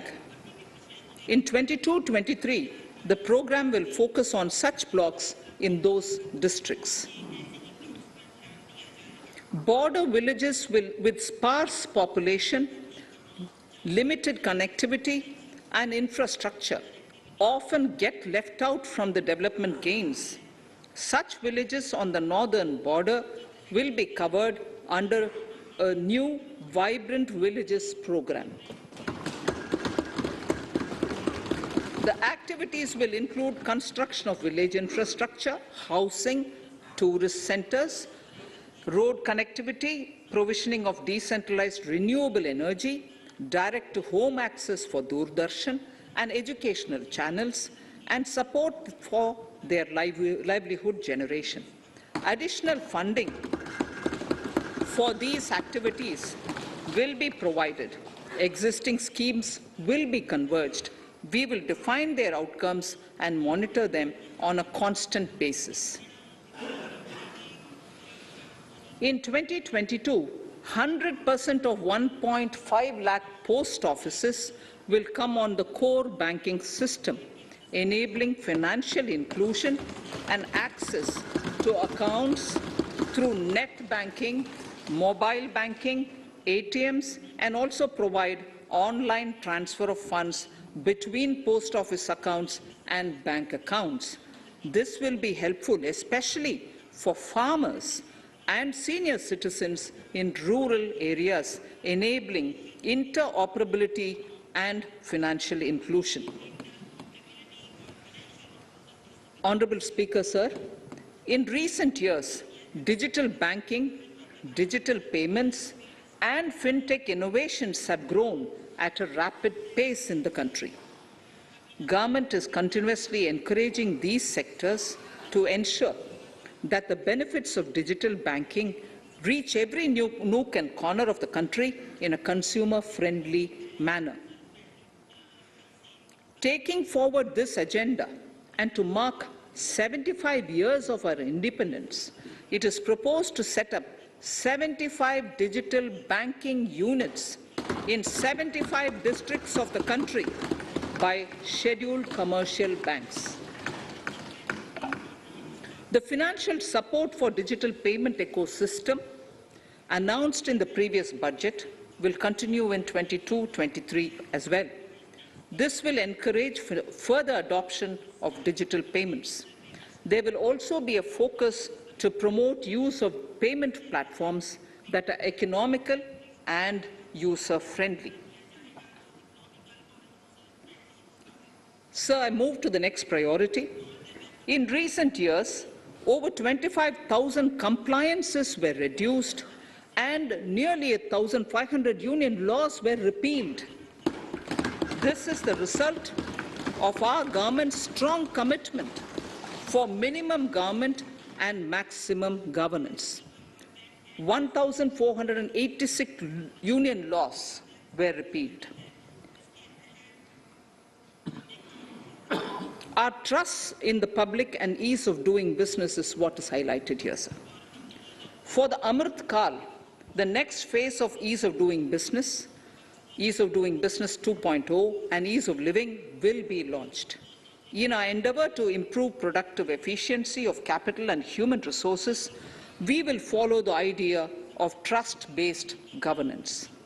The new phase will be guided by an active involvement of the states, digitization of manual processes and interventions, integration of the central and state level systems through IT bridges, a single point access for all citizen-centric services, and standardization and removal of overlapping compliances. Crowdsourcing of suggestions and ground-level assessment of the impact with active involvement of citizens and businesses will be encouraged. A single window portal, Parivesh, for all green clearances was launched in 2018.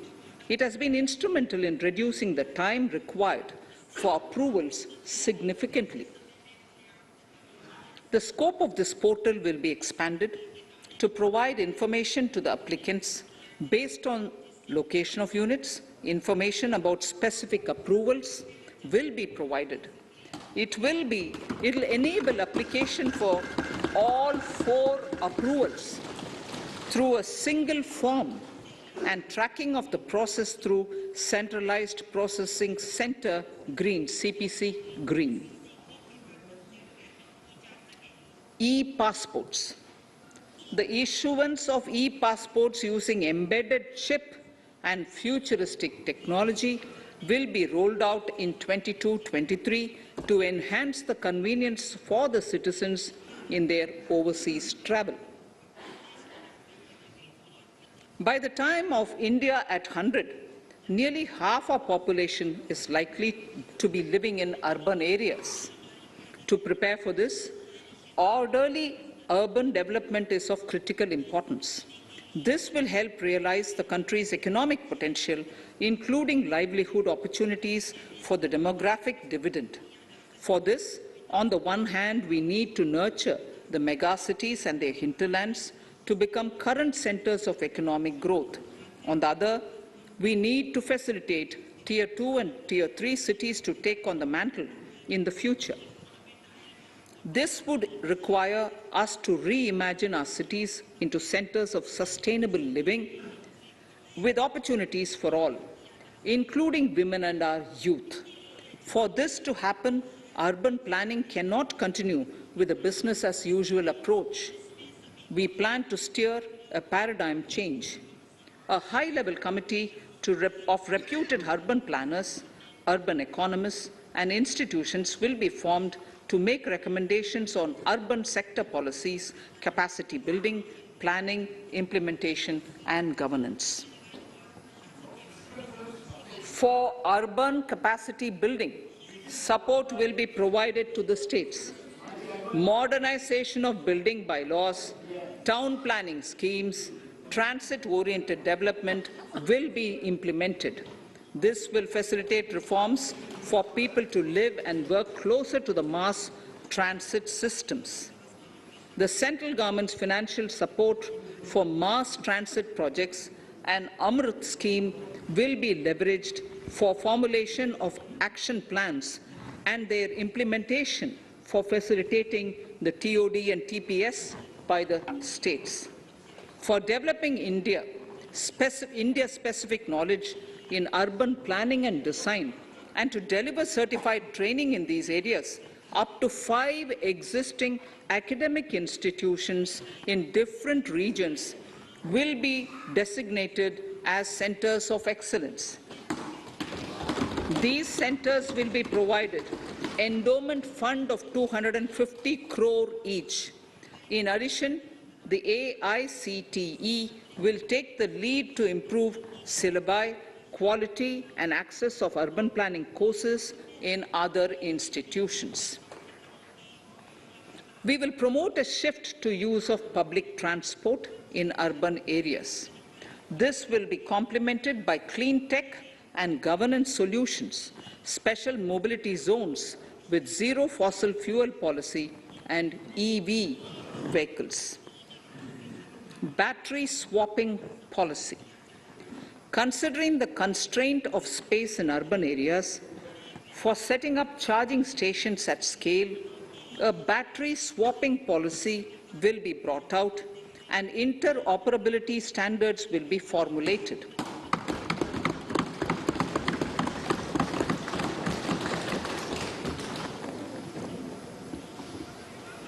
The private sector will be encouraged to develop sustainable and innovative business models for battery or energy as a service.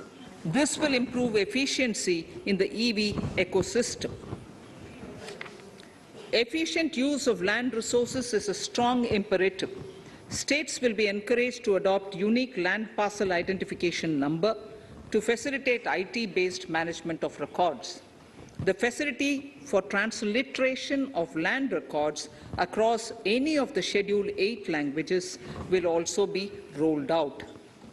The adoption of linkage with National Generic Document Registration System, NGDRS, with the One Nation, One Registration software will be promoted as an option for uniform process of registration and anywhere registration of deeds and documents. Necessary amendments in the code IBC will be carried out to enhance the efficiency of the resolution process and facilitate cross-border insolvency resolution.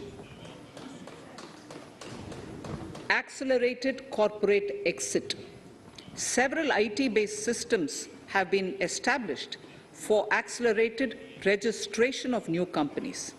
Now the Center for Processing Accelerated Corporate Exit, CPACE, will process re-engineering, will be established to facilitate and speed up the voluntary winding up of these companies from the currently required 2 years to less than 6 months.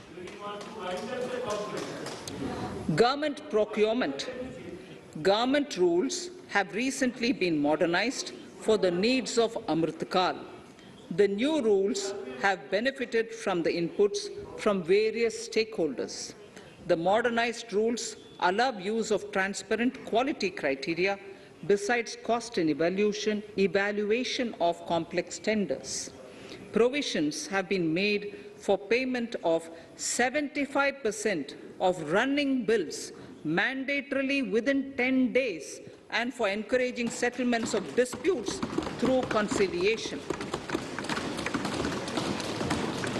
As a further step to enhance transparency and to reduce delays in payments, a completely paperless, end-to-end online e-bill system will be launched for use by all central ministries for their procurements. The system will enable the suppliers and contractors to submit online their digitally signed bills and claims and track their status from anywhere. To reduce indirect cost for suppliers and work contractors, the use of surety bonds as a substitute for bank guarantee will be made acceptable in government procurements. Business such as gold imports may also find this useful. IRDAI, insurance regulator, has given the framework for issue of surety bonds by insurance companies. AVGC Promotion Task Force. The animation, visual effects, gaming, and comic, the AVGC sector, offers immense potential to employ youth. An AVGC Promotion Task Force with all stakeholders will be set up to recommend ways to realize this and build domestic capacity for serving our markets and the global demand. Telecom sector. Telecommunications in general and 5G technology in particular can enable growth and offer job opportunities. Required spectrum auctions will be conducted in 2022 to facilitate rollout of 5G's mobile services within 2022-23 by private telecom providers. A scheme for design-led manufacturing will be launched to build a strong ecosystem for 5G as part of the production-linked incentive scheme. To enable affordable broadband and mobile service proliferation in rural and remote areas, 5% of annual collections under the Universal Service Obligation Fund will be allocated. This will provide and this will promote R&D and commercialization of technologies and solutions. Our vision is that all villages and their residents should have the same access to e-services, communication facilities, and digital resources as urban areas and their residents. The contracts for laying optical fiber in all villages, including remote areas, will be awarded under the BharatNet project through PPP in 22 and 23. Completion is expected in 2025. Measures will be taken to enable better and more efficient use of the optical fiber. Export promotion.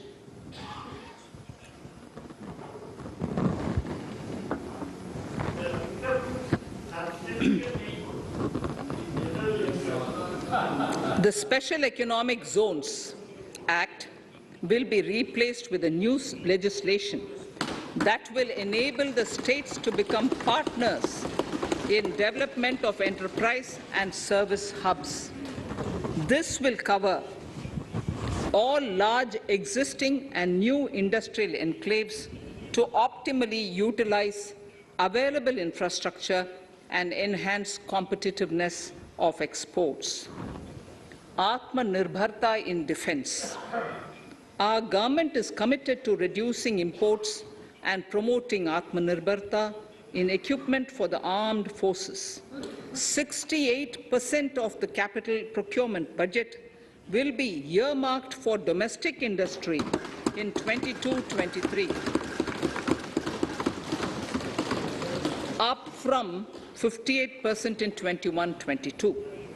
Defense R&D will be opened up for industry, startups, and academia, with 25% of defense R&D budget earmarked. Private industry will be encouraged to take up design and development of military platforms and equipment in collaboration with DRDO and other organizations through SPV model. An independent nodal umbrella body will be set up for meeting wide-ranging testing and certification requirements. Artificial intelligence, geospatial systems and drones, semiconductor and its ecosystem, space economy, genomics and pharmaceuticals, green energy and clean mobility systems have immense potential to assist sustainable development at scale and modernize the country. They provide employment opportunities for our youth and make Indian industry more efficient and competitive. Supportive policies, light touch regulations, facilitative actions to build domestic capacities and promotion of research and development will guide the government's approach.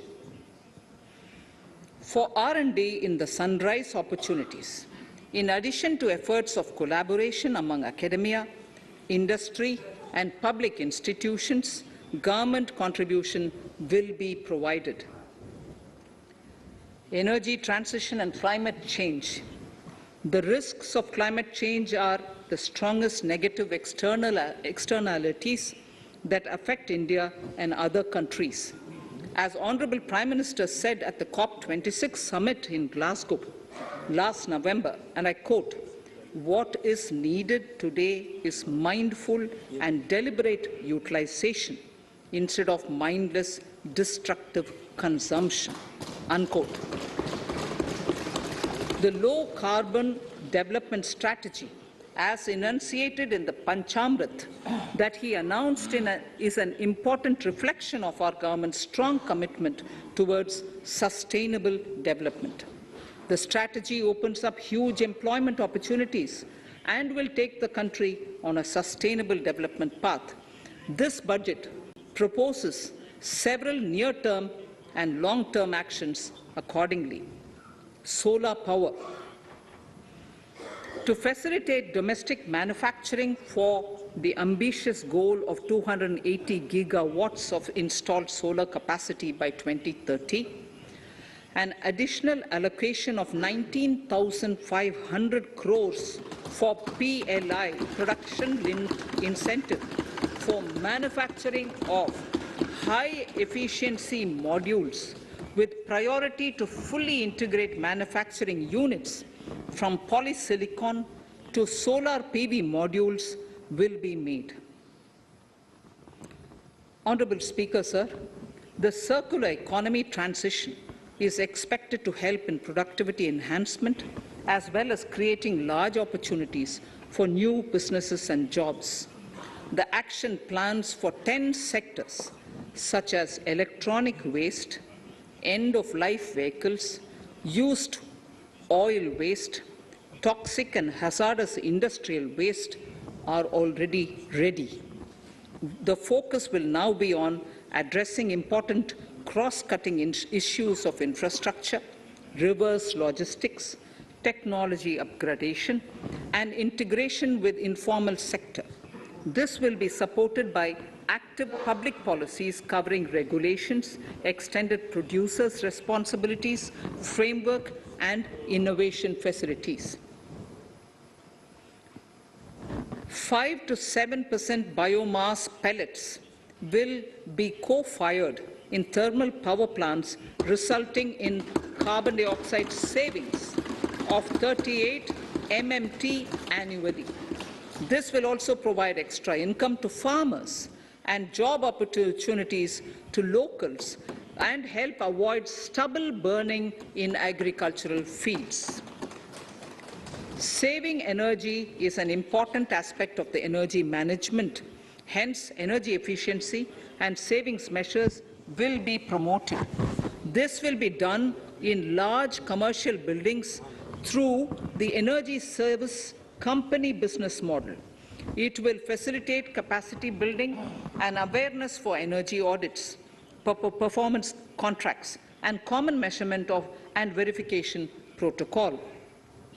4 pilot projects for coal gasification and conversion of coal into chemicals required for the industry will be set up to evolve technical and financial viability. The policies and required legislative changes to promote agroforestry and private forestry will be brought in. In addition, financial support will be provided to farmers belonging to scheduled castes and scheduled tribes who want to take up agroforestry. Honourable Speaker, I now move to the 4th priority, financing of investments. Capital investment holds the key to speedy and sustainable economic revival and consolidation through its multiplier effect. Capital investment also helps in creating employment opportunities, induced enhanced demand for manufactured input from large industries and MSMEs, services from professionals, and help farmers through better agri-infrastructure. The economy has shown strong resilience to come out of the effects of the pandemic with high growth. However, we need to sustain that level to make up for the setback of 2020-2021. As outlined in para 5 earlier, the virtuous cycle of investment requires public investment to crowd in private investment. At this stage, private investments seem to require that support to rise to their potential and to the needs of the economy. Public investment must continue to take the lead and prime the private investment and demand in 2022-23. Considering the above imperative, the outlay for capital expenditure in the union budget is once again being stepped up sharply by 35.4% from 5.54 lakh crore in the current year to 7.50 lakh crores in 22-23. This has increased to more than 2.2 times the expenditure of 2019-20. This outlay in 22-23 will be 2.9% of the GDP. Effective capital expenditure, with this investment taken together with the provision made for creation of capital assets through grants and aid to states, the effective capital expenditure of the central government is estimated at 10.68 lakh crores in 22-23, which will be about 4.1% of the GDP. Green bonds. As a part of the government's overall market borrowings in 22-23, sovereign green bonds will be issued for mobilizing resources for green infrastructure. The proceeds will be deployed in public sector projects, which help in reducing the carbon intensity of the economy. Gift IFSC.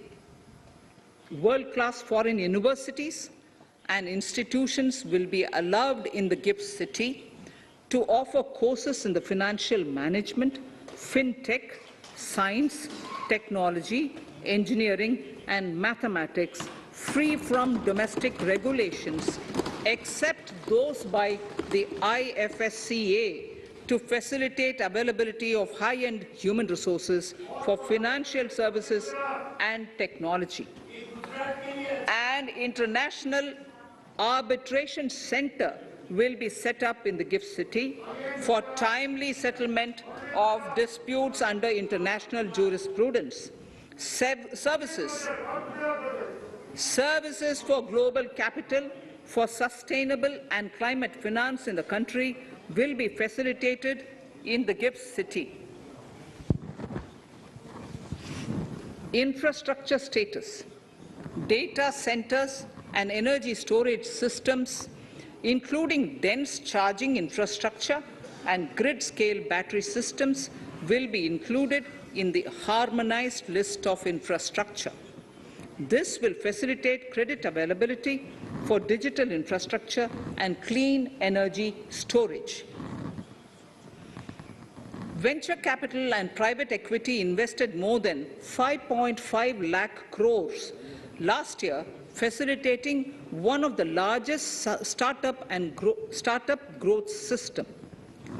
Scaling up this investment requires a holistic examination of regulatory and other frictions.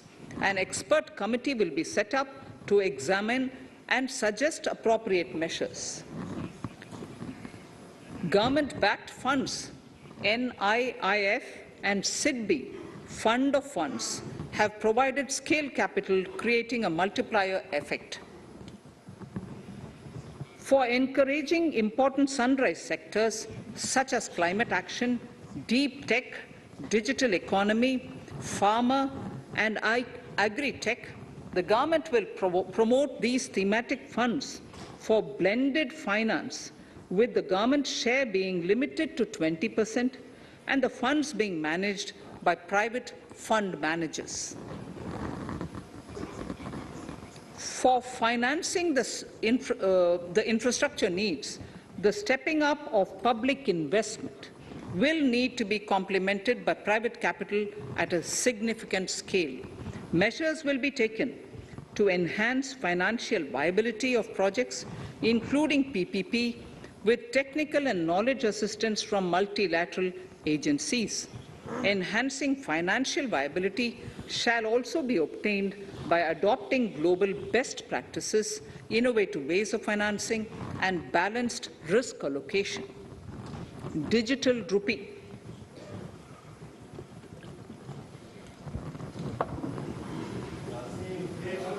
Introduction of a central bank digital currency will give a big boost to digital economy. Digital currency will also lead to a more efficient and cheaper currency management system. It is therefore proposed to introduce digital rupee using blockchain and other technologies to be issued by the Reserve Bank of India starting 2022 and 23. Financial assistance to states for capital investment. Reflecting the true spirit of cooperative federalism, the central government is committed to bolstering the hands of the states in enhancing their capital investment towards creating productive assets and generating remunerative employment. The scheme for financial assistance to states for capital investment has been extremely well received by the states.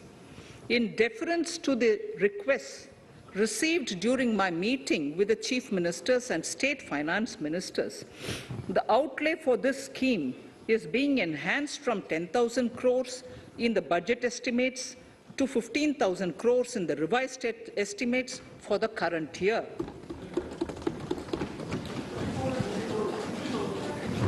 For 22-23,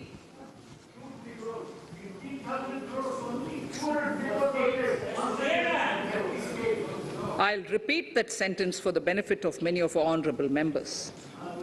In deference to the requests received during my meeting with chief ministers and state finance ministers, the outlay for this scheme is being enhanced from 10,000 crores in the BE to 15,000 crores, 15,000 crores in the RE of the current year.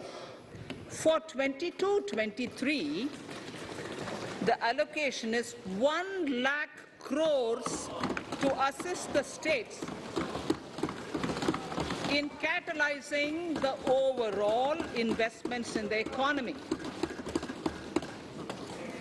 These 50-year interest-free loans are over and above the normal borrowings allowed to the states,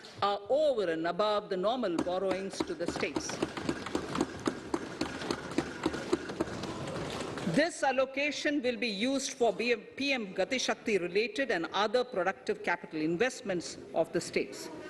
It will also include components for supplemental funding for priority segments of PM Gram Sadak Yojana, including support for the state share, digitization of the economy, including digital payments and completion of OFC network, and reforms related to building bylaws, town planning schemes, transit-oriented development, and transferable development rights. In 22-23, in accordance with the recommendations of the 15th Finance Commission, the states will be allowed a fiscal deficit of 4% of the GSDP, of which 0.5% will be tied to power sector reforms, for which the conditions have already been communicated in 21-22. Fiscal management. As against a total expenditure of 34.83 lakh crores of rupees projected in the BE 21-22, the revised estimate is 37.70 lakh crores. The revised estimate of capital expenditure is 6.3 lakh crores of rupees. This includes an amount of 51,971 crores towards settlement of outstanding guaranteed liabilities of Air India and its other sundry commitments. Coming to the budget estimates, Honorable Speaker, sir, the total expenditure in 22-23 is estimated at 39.45 lakh crores, while the total receipts other than borrowings are estimated at 22.84 lakh crores of rupees.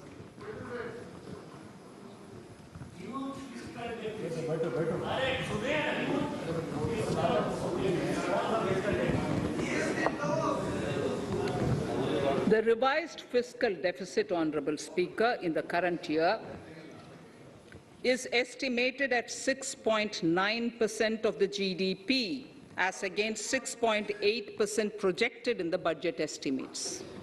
The fiscal deficit is in 22-23 is estimated at 6.4% of the GDP, which is consistent with the broad path of the fiscal consolidation announced by me last year to reach a fiscal deficit level below 4.5% by 25-26. While setting the fiscal deficit level in 22-23, I am conscious of the need to nurture growth through public investment to become stronger and sustainable. I will now move to Part B of my speech.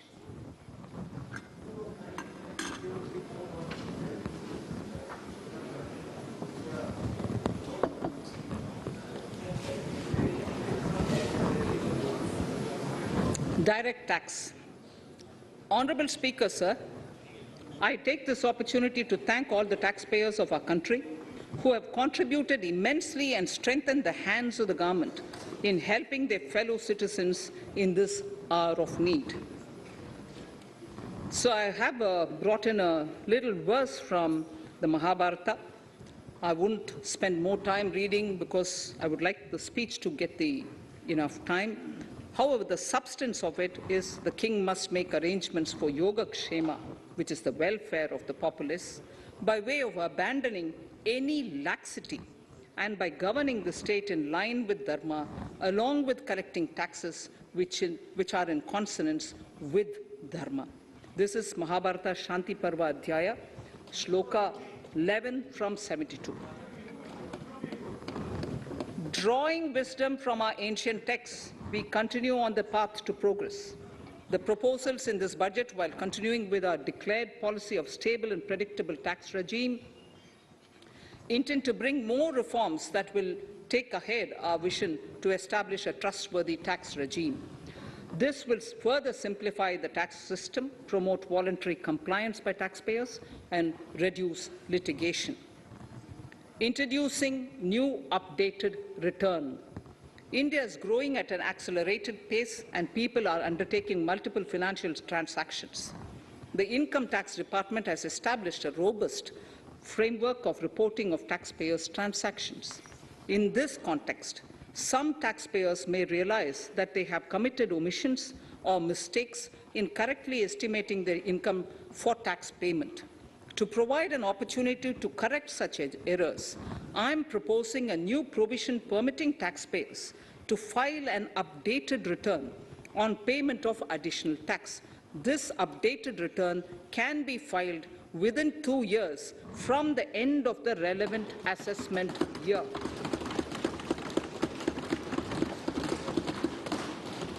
Honourable Speaker, sir, presently, if the department finds out that some income has been missed out by an assessee, it goes through a lengthy process of adjudication. Instead, with this proposal now, there will be a trust repost in the taxpayers that will enable the assessee herself to declare the income that she may have missed out earlier while filing her return. Full details of the proposal are given in the finance bill. It is an affirmative step in the direction of voluntary compliance.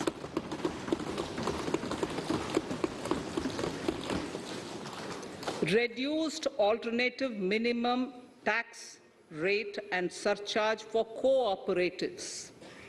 Currently, cooperative societies are required to pay alternate minimum tax at the rate of 18 and 1.5%. However, companies pay the same rate, which is the alternate minimum tax, at the rate of 15%. To provide a level playing field between cooperative societies and companies, I propose to reduce this rate for the cooperative societies also to 15%. Honourable Speaker, sir, I also propose to reduce the surcharge on cooperative societies from the present 12% to 7% for those having total income of more than 1 crore and up to 10 crores. This would help in enhancing income of cooperative societies and its members who are mostly from the rural and from farming communities. Tax relief to persons with disability. The parent or guardian of a differently abled person can take an insurance scheme for such person. The present law provides for deduction to the parent or guardian only if the lump sum payment or annuity is available to the differently abled person on the death of the subscriber, that is the parent or the guardian. There could be situations where the differently abled dependent may need payment of annuity or lump sum amount even during the lifetime of their parent or guardian. I propose thus to allow the payment of annuity and lump sum amount to the differently abled dependent during the lifetime of the parent and guardians, that is parent or guardians, attaining the age of 60 years. Parity between employees of the state and central governments. At present, the central government contributes 14% of the salary of its employee to the National Pension System, NPS, Tier 1. This is allowed as a deduction in computing the income of the employee. However, such deduction is allowed only to the extent of 10% of the salary in case of employees of the state governments. To provide equal treatment to both central and state government employees, I propose to increase the tax deduction limit from 10% to 14% on employers' contribution to the MPS account of state government employees as well. This would help in enhancing the social security benefits of the state government employees and bring them at par with central government employees. Incentives for startups. Startups have emerged as drivers of growth for our economy. Over the past few years, the country has seen a manifold increase in successful startups.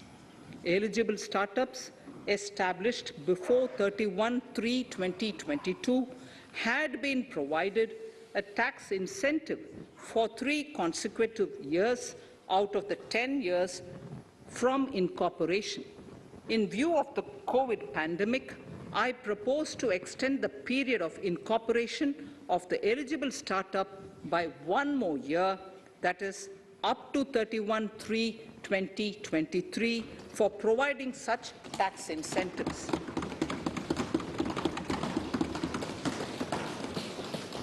Incentives for newly incorporated manufacturing entities under concessional tax regime. In an effort to establish a global competitive business environment for certain domestic companies, a concessional tax regime of 15% was introduced by our government for newly incorporated domestic manufacturing companies. I propose to extend the last date for commencement of manufacturing or production under Section 115BAB by 1 more year, that is from 31st March 2023 to 31st March 2024.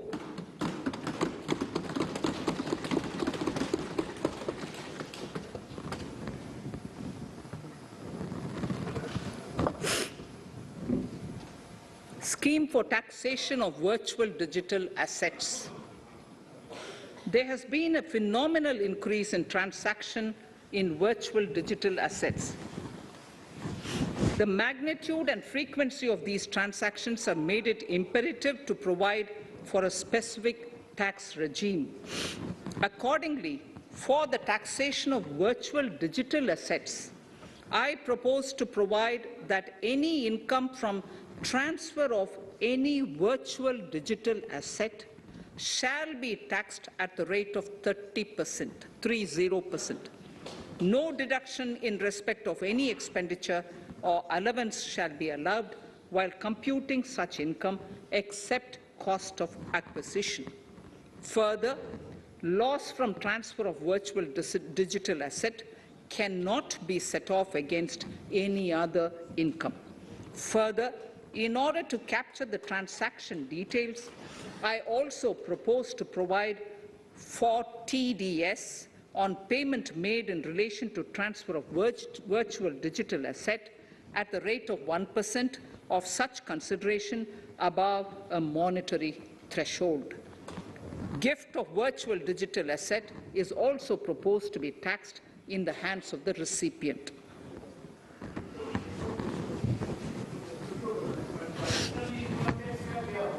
Litigation management to avoid repetitive appeals by the department. It has been observed that a lot of time and resources are consumed in filing of appeals which involve identical issues. Taking forward our policy of sound litigation management, I propose to provide that if a question of law in the case of an assessee is identical to a question of law which is pending in the appeal before a jurisdictional high court or Supreme Court, in any case, the filing of further appeal in the case of this assessee by the department shall be deferred till such a question of law is decided by the jurisdictional high court or the Supreme Court. This will greatly help in reducing the repeated litigation between taxpayer and the department.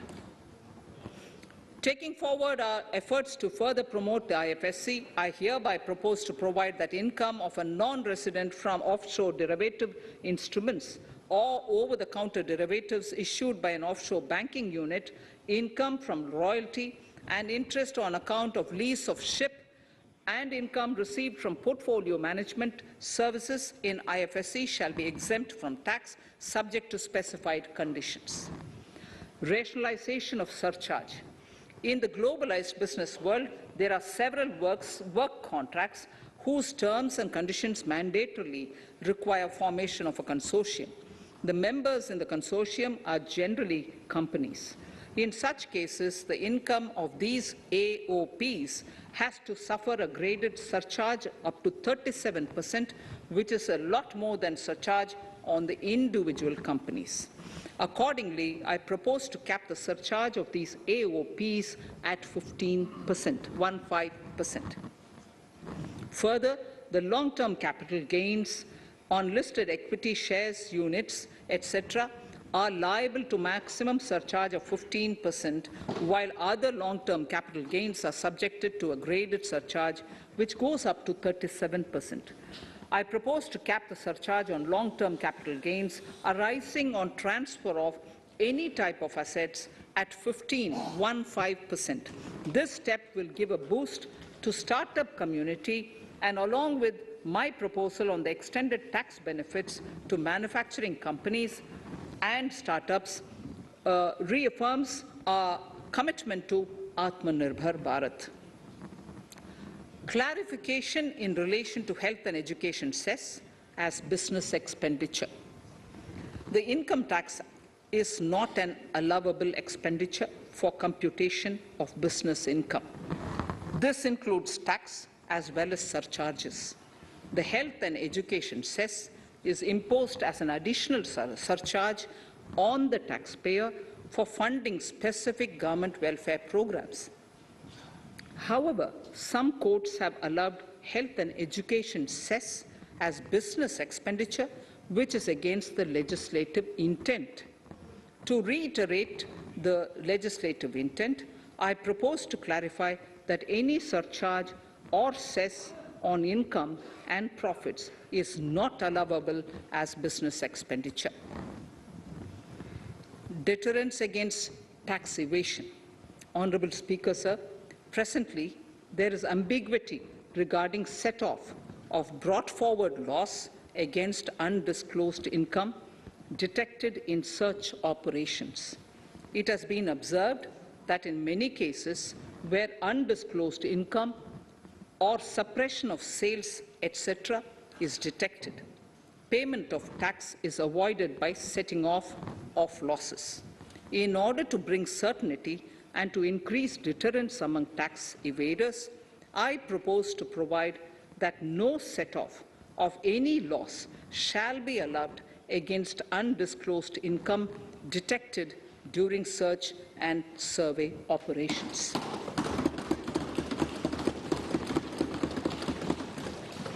It has been noticed that as a business promotion strategy, there is a tendency on businesses to pass on benefits to their agents.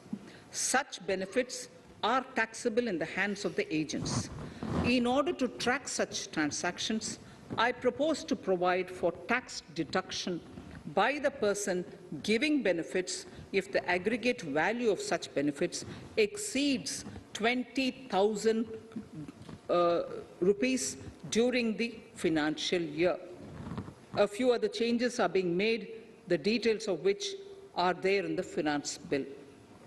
Indirect taxes. So remarkable progress in GST.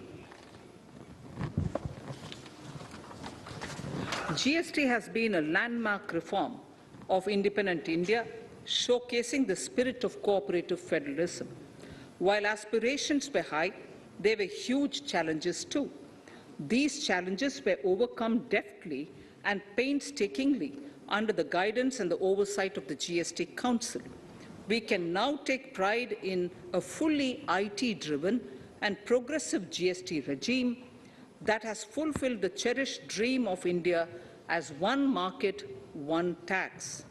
There are still some challenges remaining, and we aspire to meet them in the coming year. The right balance between facilitation and enforcement has engendered significantly better compliance, and enforcement has engendered better compliance. GST revenues are buoyant despite the pandemic. I would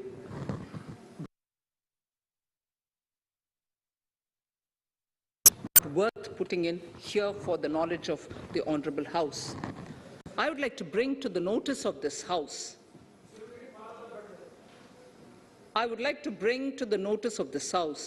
that the gross GST collections for the month of January 22 are rupees 1,40,986 crores, which is the highest since the inception of GST. This has been possible due to rapid economic growth recovery post-COVID.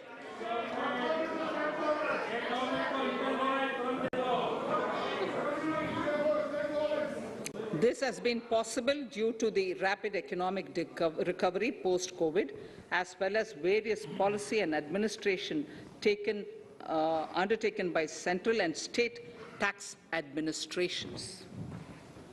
Taxpayers deserve applause for this growth.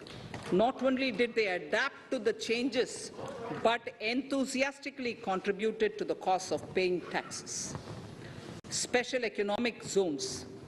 In part A of my speech, I have referred to the proposed reforms in SEZs.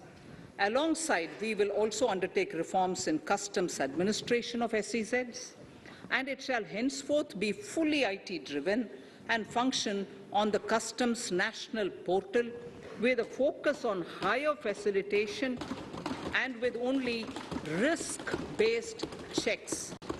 This will ease doing business by SEZ units considerably. This reform shall be implemented by 30th September 2022. Customs reforms and duty rate changes. Customs administration has reinvented itself over the years through liberalized procedures and infusion of technology. Faceless customs has been fully established. During COVID-19 pandemic, customs formation have done exceptional frontline work against all odds, displaying agility and purpose. Customs reforms have played a very vital role in domestic capacity creation, providing level playing field to our MSMEs, easing the raw material supply side constraints, enhancing ease of doing business, and being an enabler to other policy initiatives such as PLI and phased manufacturing plans. My proposal on customs side are aligned to these objectives. Project imports and capital goods. National Capital Goods Policy 2016 aims at doubling the production of capital goods by 2025. This would create an employment opportunities and result in increased economic activity. However, several duty exemptions, even extending to over 3 decades, in some cases have been granted to capital goods for various sectors like power, fertilizer, textiles, leather footwear, food processing, and fertilizers. These exemptions have hindered the growth of the domestic capital goods sector. Similarly, project import duty concessions have also deprived the local producers of a level playing field in areas like coal mining projects, power generation, transmission, or distribution projects, railway and metro projects. Our experience suggests that reasonable tariffs are conducive to the growth of domestic industry and make in India without significantly impacting the cost of essential imports. Accordingly, Honourable Speaker, Sir, it is proposed to phase out the concessional rates in capital goods and project imports gradually and apply a moderate tariff of 7.5%. Certain exemptions for advanced machineries that are not manufactured within the country shall continue. A few exemptions are being introduced on inputs like specialized castings, ball screw, and linear motion guide to encourage domestic manufacturing of capital goods. In the last 2 budgets, we have rationalized several customs exemptions. We have once again carried out an extensive consultation, including by crowdsourcing. As a result of these consultations, more than 350 exemption entries are proposed to be gradually phased out. These include exemptions on certain agricultural produce,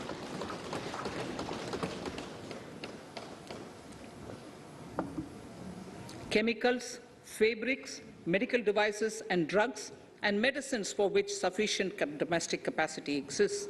Further, as a simplification measure, several concessional rates are being incorporated in the customs tariff schedule itself instead of prescribing them through various notifications. This comprehensive review will simplify the customs rate and tariff structure, particularly for sectors like chemicals, textiles, and metals, and minimize disputes. Removal of exemption on items which are or can be manufactured in India, and providing concessional duties on raw material that go into manufacturing of intermediate products will go many a step forward in achieving our objective of Make in India and Atmanirbhar Bharat. I shall now take up specific sector-specific proposals. Electronics. Electronic manufacturing has been growing rapidly. Customs duty rates are being calibrated to provide a graded rate structure to facilitate domestic manufacturing of wearable devices, hearable devices, and electronic smart meters. Duty concessions are being given to parts of transformer of mobile phone chargers and camera lens of mobile camera module and certain other such items. This will enable domestic manufacturing of high-growth electronic items. Gems and jewelry. To give a boost to the gems and jewelry sector, customs duty on cut and polished diamonds and gemstones is being reduced to 5%.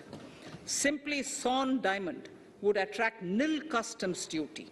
To facilitate export of jewelry through e-commerce, a simplified regulatory framework shall be implemented by June this year.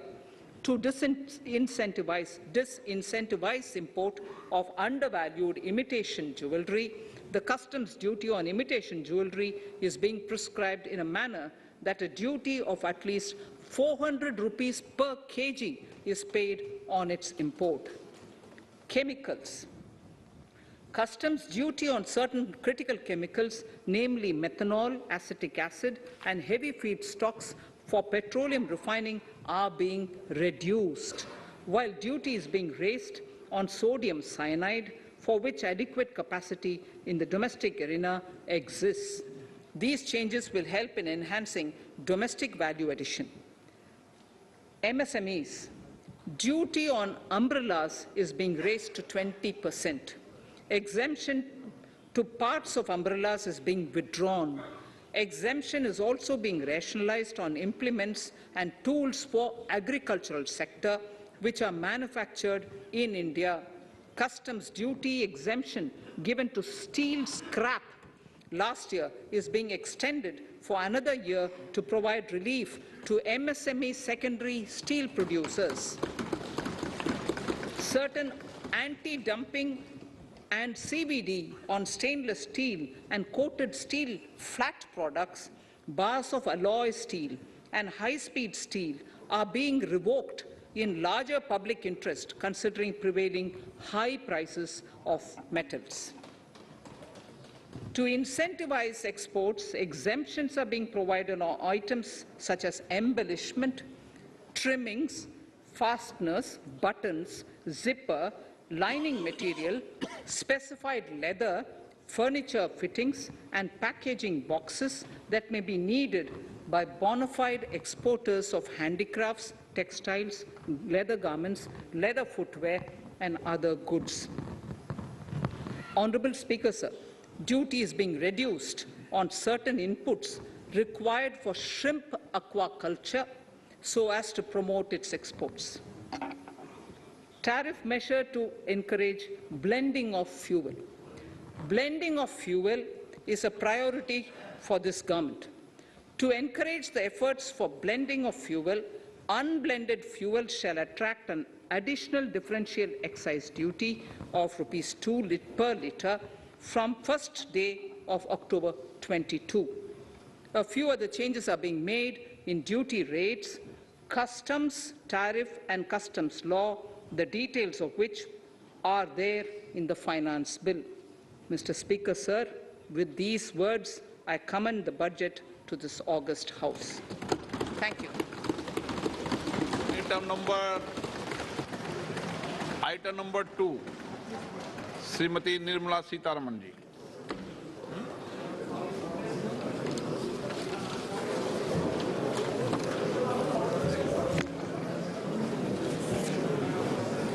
Sir, with your permission, I rise to lay on the table the following statements under Section 3(1) of the Fiscal Responsibility and Budget Management FRBM Act 2003.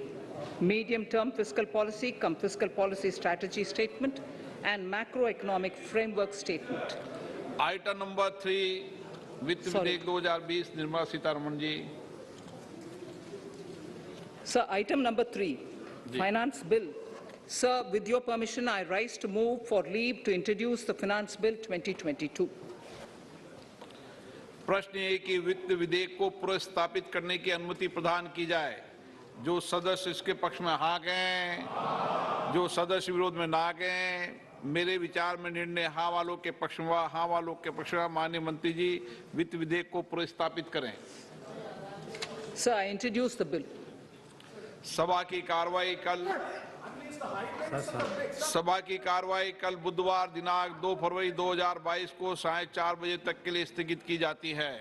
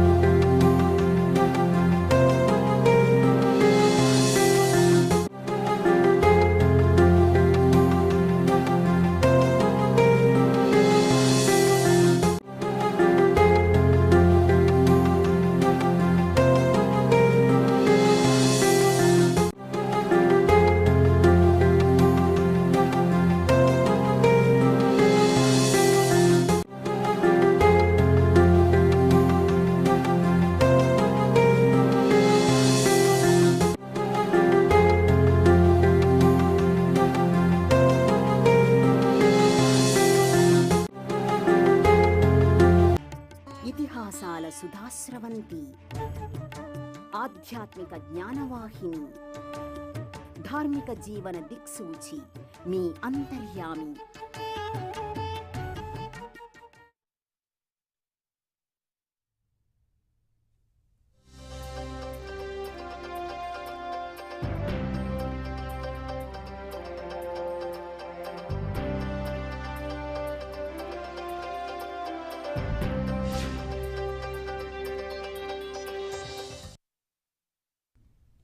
నమస్కారం. బడ్జెట్పై ప్రత్యేక చర్చా కార్యక్రమానికి స్వాగతం. 2022-23 ఆర్థిక సంవత్సరానికి కేంద్ర ప్రభుత్వం పార్లమెంట్లో బడ్జెట్ ప్రవేశపెట్టింది. ఈ మేరకు కేంద్ర ఆర్థిక మంత్రి నిర్మలా సీతారామన్ 39.45 లక్షల కోట్లతో బడ్జెట్ ప్రవేశపెట్టారు. వచ్చే 25 ఏళ్ల కాలానికి ఈ బడ్జెట్ని దృష్టిలో పెట్టుకుని బడ్జెట్ ప్రవేశపెట్టినట్టు ప్రకటించారు. ఇప్పటికే ఆజాదీ కా అమృత్ మహోత్సవ్ వేళలో ఉన్నారని ఆవిడ గుర్తు చేశారు. అయితే కోవిడ్తో ఇంకా పరిస్థితులు పూర్తిగా సద్దుమణగని పరిస్థితుల్లో కేంద్రం ప్రవేశపెట్టిన ఈ బడ్జెట్ ఏ ఏ రంగాలకు ఊతమిచ్చింది, అట్లాగే ఎప్పటి నుంచో ఎదురు చూస్తున్న వేతన జీవులకు పన్ను స్లాబుల్లో ఎట్లాంటి ఉపశమనాలు కలిగించారు, అదేవిధంగా ప్రాథమిక రంగం సేవల రంగానికి ఎట్లాంటి కేటాయింపులు చేశారు, దీనిపై పూర్తి చర్చ చేపడదాం. ఈరోజు చర్చలో పాల్గొంటున్న వారు అమరేందర్ రెడ్డి గారు, వ్యవసాయ ఆర్థికవేత్త, అట్లాగే ఎస్ అనంత్ గారు, ప్రముఖ ఆర్థిక విశ్లేషకులు. రైట్, ముందుగా ప్రాథమిక రంగం వ్యవసాయ రంగంతో మొదలు పెడదాం. అమరేందర్ రెడ్డి గారు, మీరు చెప్పండి. అమరేందర్ రెడ్డి గారు, చెప్పండి సార్. రైట్, అమరేందర్ రెడ్డి గారు, ప్రాథమిక రంగం వ్యవసాయ రంగంతో మొదలు పెడదాం. కేంద్రం ఇప్పటికే రైతుల ఆదాయం రెట్టింపు చేస్తా అని ప్రకటన చేసింది. ఆ లక్ష్యానికి ఎంత దూరంలో వచ్చాం? ప్రస్తుత బడ్జెట్లో కేటాయింపులు ఎట్లా ఉన్నాయంటారు?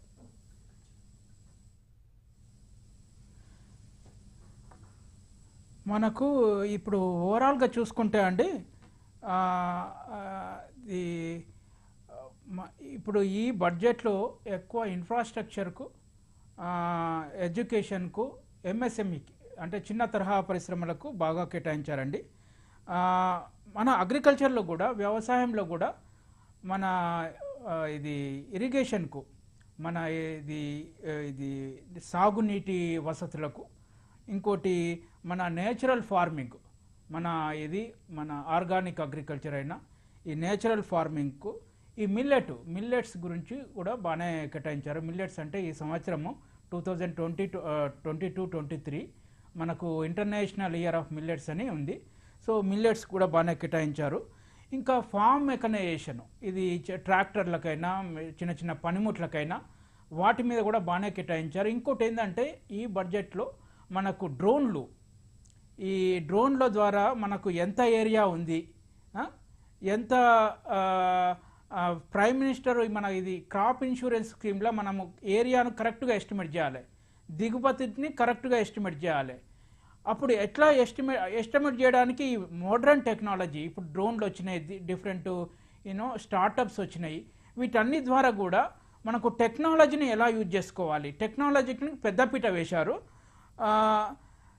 ఇవన్నిటి ద్వారా మనకు అగ్రికల్చరు ప్రొడక్టివిటీ ఒకటి పెరిగే అవకాశం ఉంది, టెక్నాలజీని యూజ్ చేసుకునే అవకాశం ఉంది.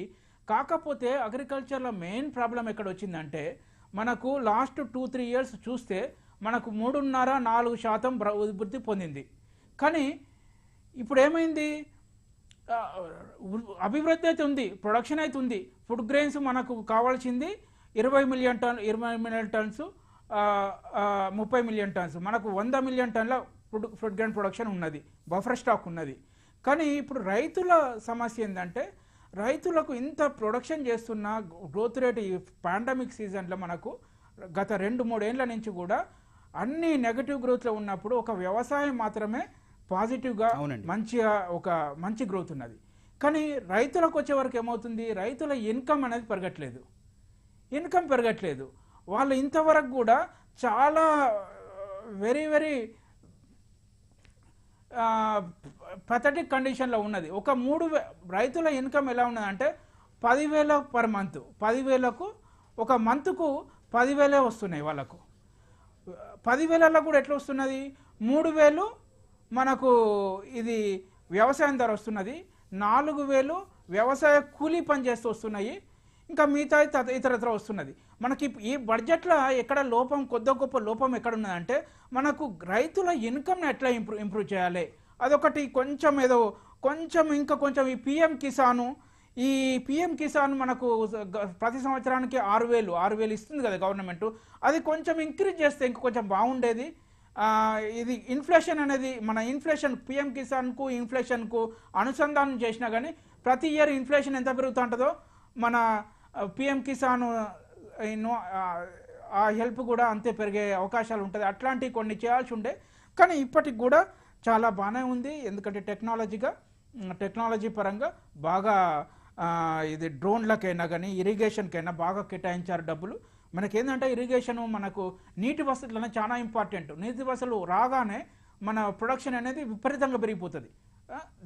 అది ఇంకోటి ఏంటంటే మనకు పల్సెస్కు, ఇది నూనె గింజలకు కూడా బాగా కేటాయించారు. నూనె గింజలకు, మిల్లెట్స్కు, ఈ సోర్గము, ఈ మిల్లెట్స్ అనేవి ఉంటాయి కదా, వాటికి రాగులు, సజ్జలు ఇట్లాంటి వాటికి కూడా బాగానే కేటాయించారు. మనకు ఈ ఎస్పెషల్లీ మన తెలంగాణ, ఆంధ్రప్రదేశ్ రైతులకు బాగా ఉపయోగకరంగానే ఉంటుంది. కాకపోతే ఇంకా కొంచెం ఇది మన మార్కెట్ డెవలప్మెంట్కు కొంచెము డబ్బులు కేటాయిస్తే బాగుండేది. లాస్ట్ బడ్జెట్లో బాగానే కేటాయించారు. ఈ బడ్జెట్లో కూడా ఇంకా మార్కెట్ ఇన్ఫ్రాస్ట్రక్చర్ పెరగడానికి ఇంకా కొంచెం ఎక్కువ డబ్బులు కేటాయిస్తే బాగుండేదని నా అభిప్రాయం. రైట్ అండి. ఓకే, అనంత్ గారు, అనంత్ గారు, ఆజాదీ కా అమృత్ మహోత్సవ్ వేళ ఈ బడ్జెట్ ప్రవేశపెడుతున్నట్లు నిర్మలా సీతారామన్ గారు ప్రకటన చేశారు. అయితే 4 ప్రధాన సూత్రాల ఆధారంగా బడ్జెట్ ఉంటుందని ఆవిడ ప్రారంభించే సందర్భంగా కూడా చెప్పిన పరిస్థితి. ప్రత్యేకించి ఏ రంగాలకు ఎక్కువ కేటాయింపులు ఇచ్చారండి? ఒకటండి, ఇన్ఫ్రాస్ట్రక్చర్కి ఇచ్చారు. కాకపోతే ఏంటంటే ఇప్పుడు చాలా మంది గమనించింది, వాళ్ళు తీసుకొచ్చే రిఫార్మ్స్, ఫైనాన్స్ మినిస్టర్ గారు, వాళ్ళు అంటే ఫైనాన్స్ మినిస్టర్ గారు, సెంట్రల్ గవర్నమెంట్ తీసుకొచ్చే రిఫార్మ్స్ లో అసలు ఒక పారాడైమ్ షిఫ్ట్ అనేది ఒక రాష్ట్రానికి బాగా బెనిఫిట్ ఉంటుందండి. అది కూడా ఏంటంటే గుజరాత్ కి బ్రహ్మాండమైన బెనిఫిట్ ఉంటుంది. ఇంకా మన రాజకీయ నాయకులకి ఏమాత్రం కొంచెం అవగాహన, ప్రజాసేవ చేద్దామని గనక ఆలోచన ఉన్నట్టయితే మాకు కూడా గిఫ్ట్ సిటీ లాంటిది ఒకటే అర్జెంటుగా డెవలప్ చేయండి అనే ఆలోచనలో వీళ్ళు ఉండాలండి. ఇప్పుడు కూడా లేకపోయి ఇంకా ఇది కావాలి, ఈ స్కీముకి డబ్బులు కావాలి అని అంటున్నారంటే మన రాజకీయ నాయకుల యొక్క, అన్ని రాష్ట్రాలు, మిగిలిన గుజరాత్ తప్ప అన్ని రాష్ట్రాల యొక్క ఇంటలెక్చువల్ పావర్టీకి నిదర్శనం అవుతుంది. ఎందుకంటే ఒక సింపుల్ స్టేట్మెంట్ తో నిర్మలా సీతారామన్ గారు ఒక పారాడైమ్ షిఫ్ట్ లాంటిది గిఫ్ట్ సిటీకి సంబంధించి, రిఫార్మ్స్ కి సంబంధించి తీసుకొస్తున్నారు.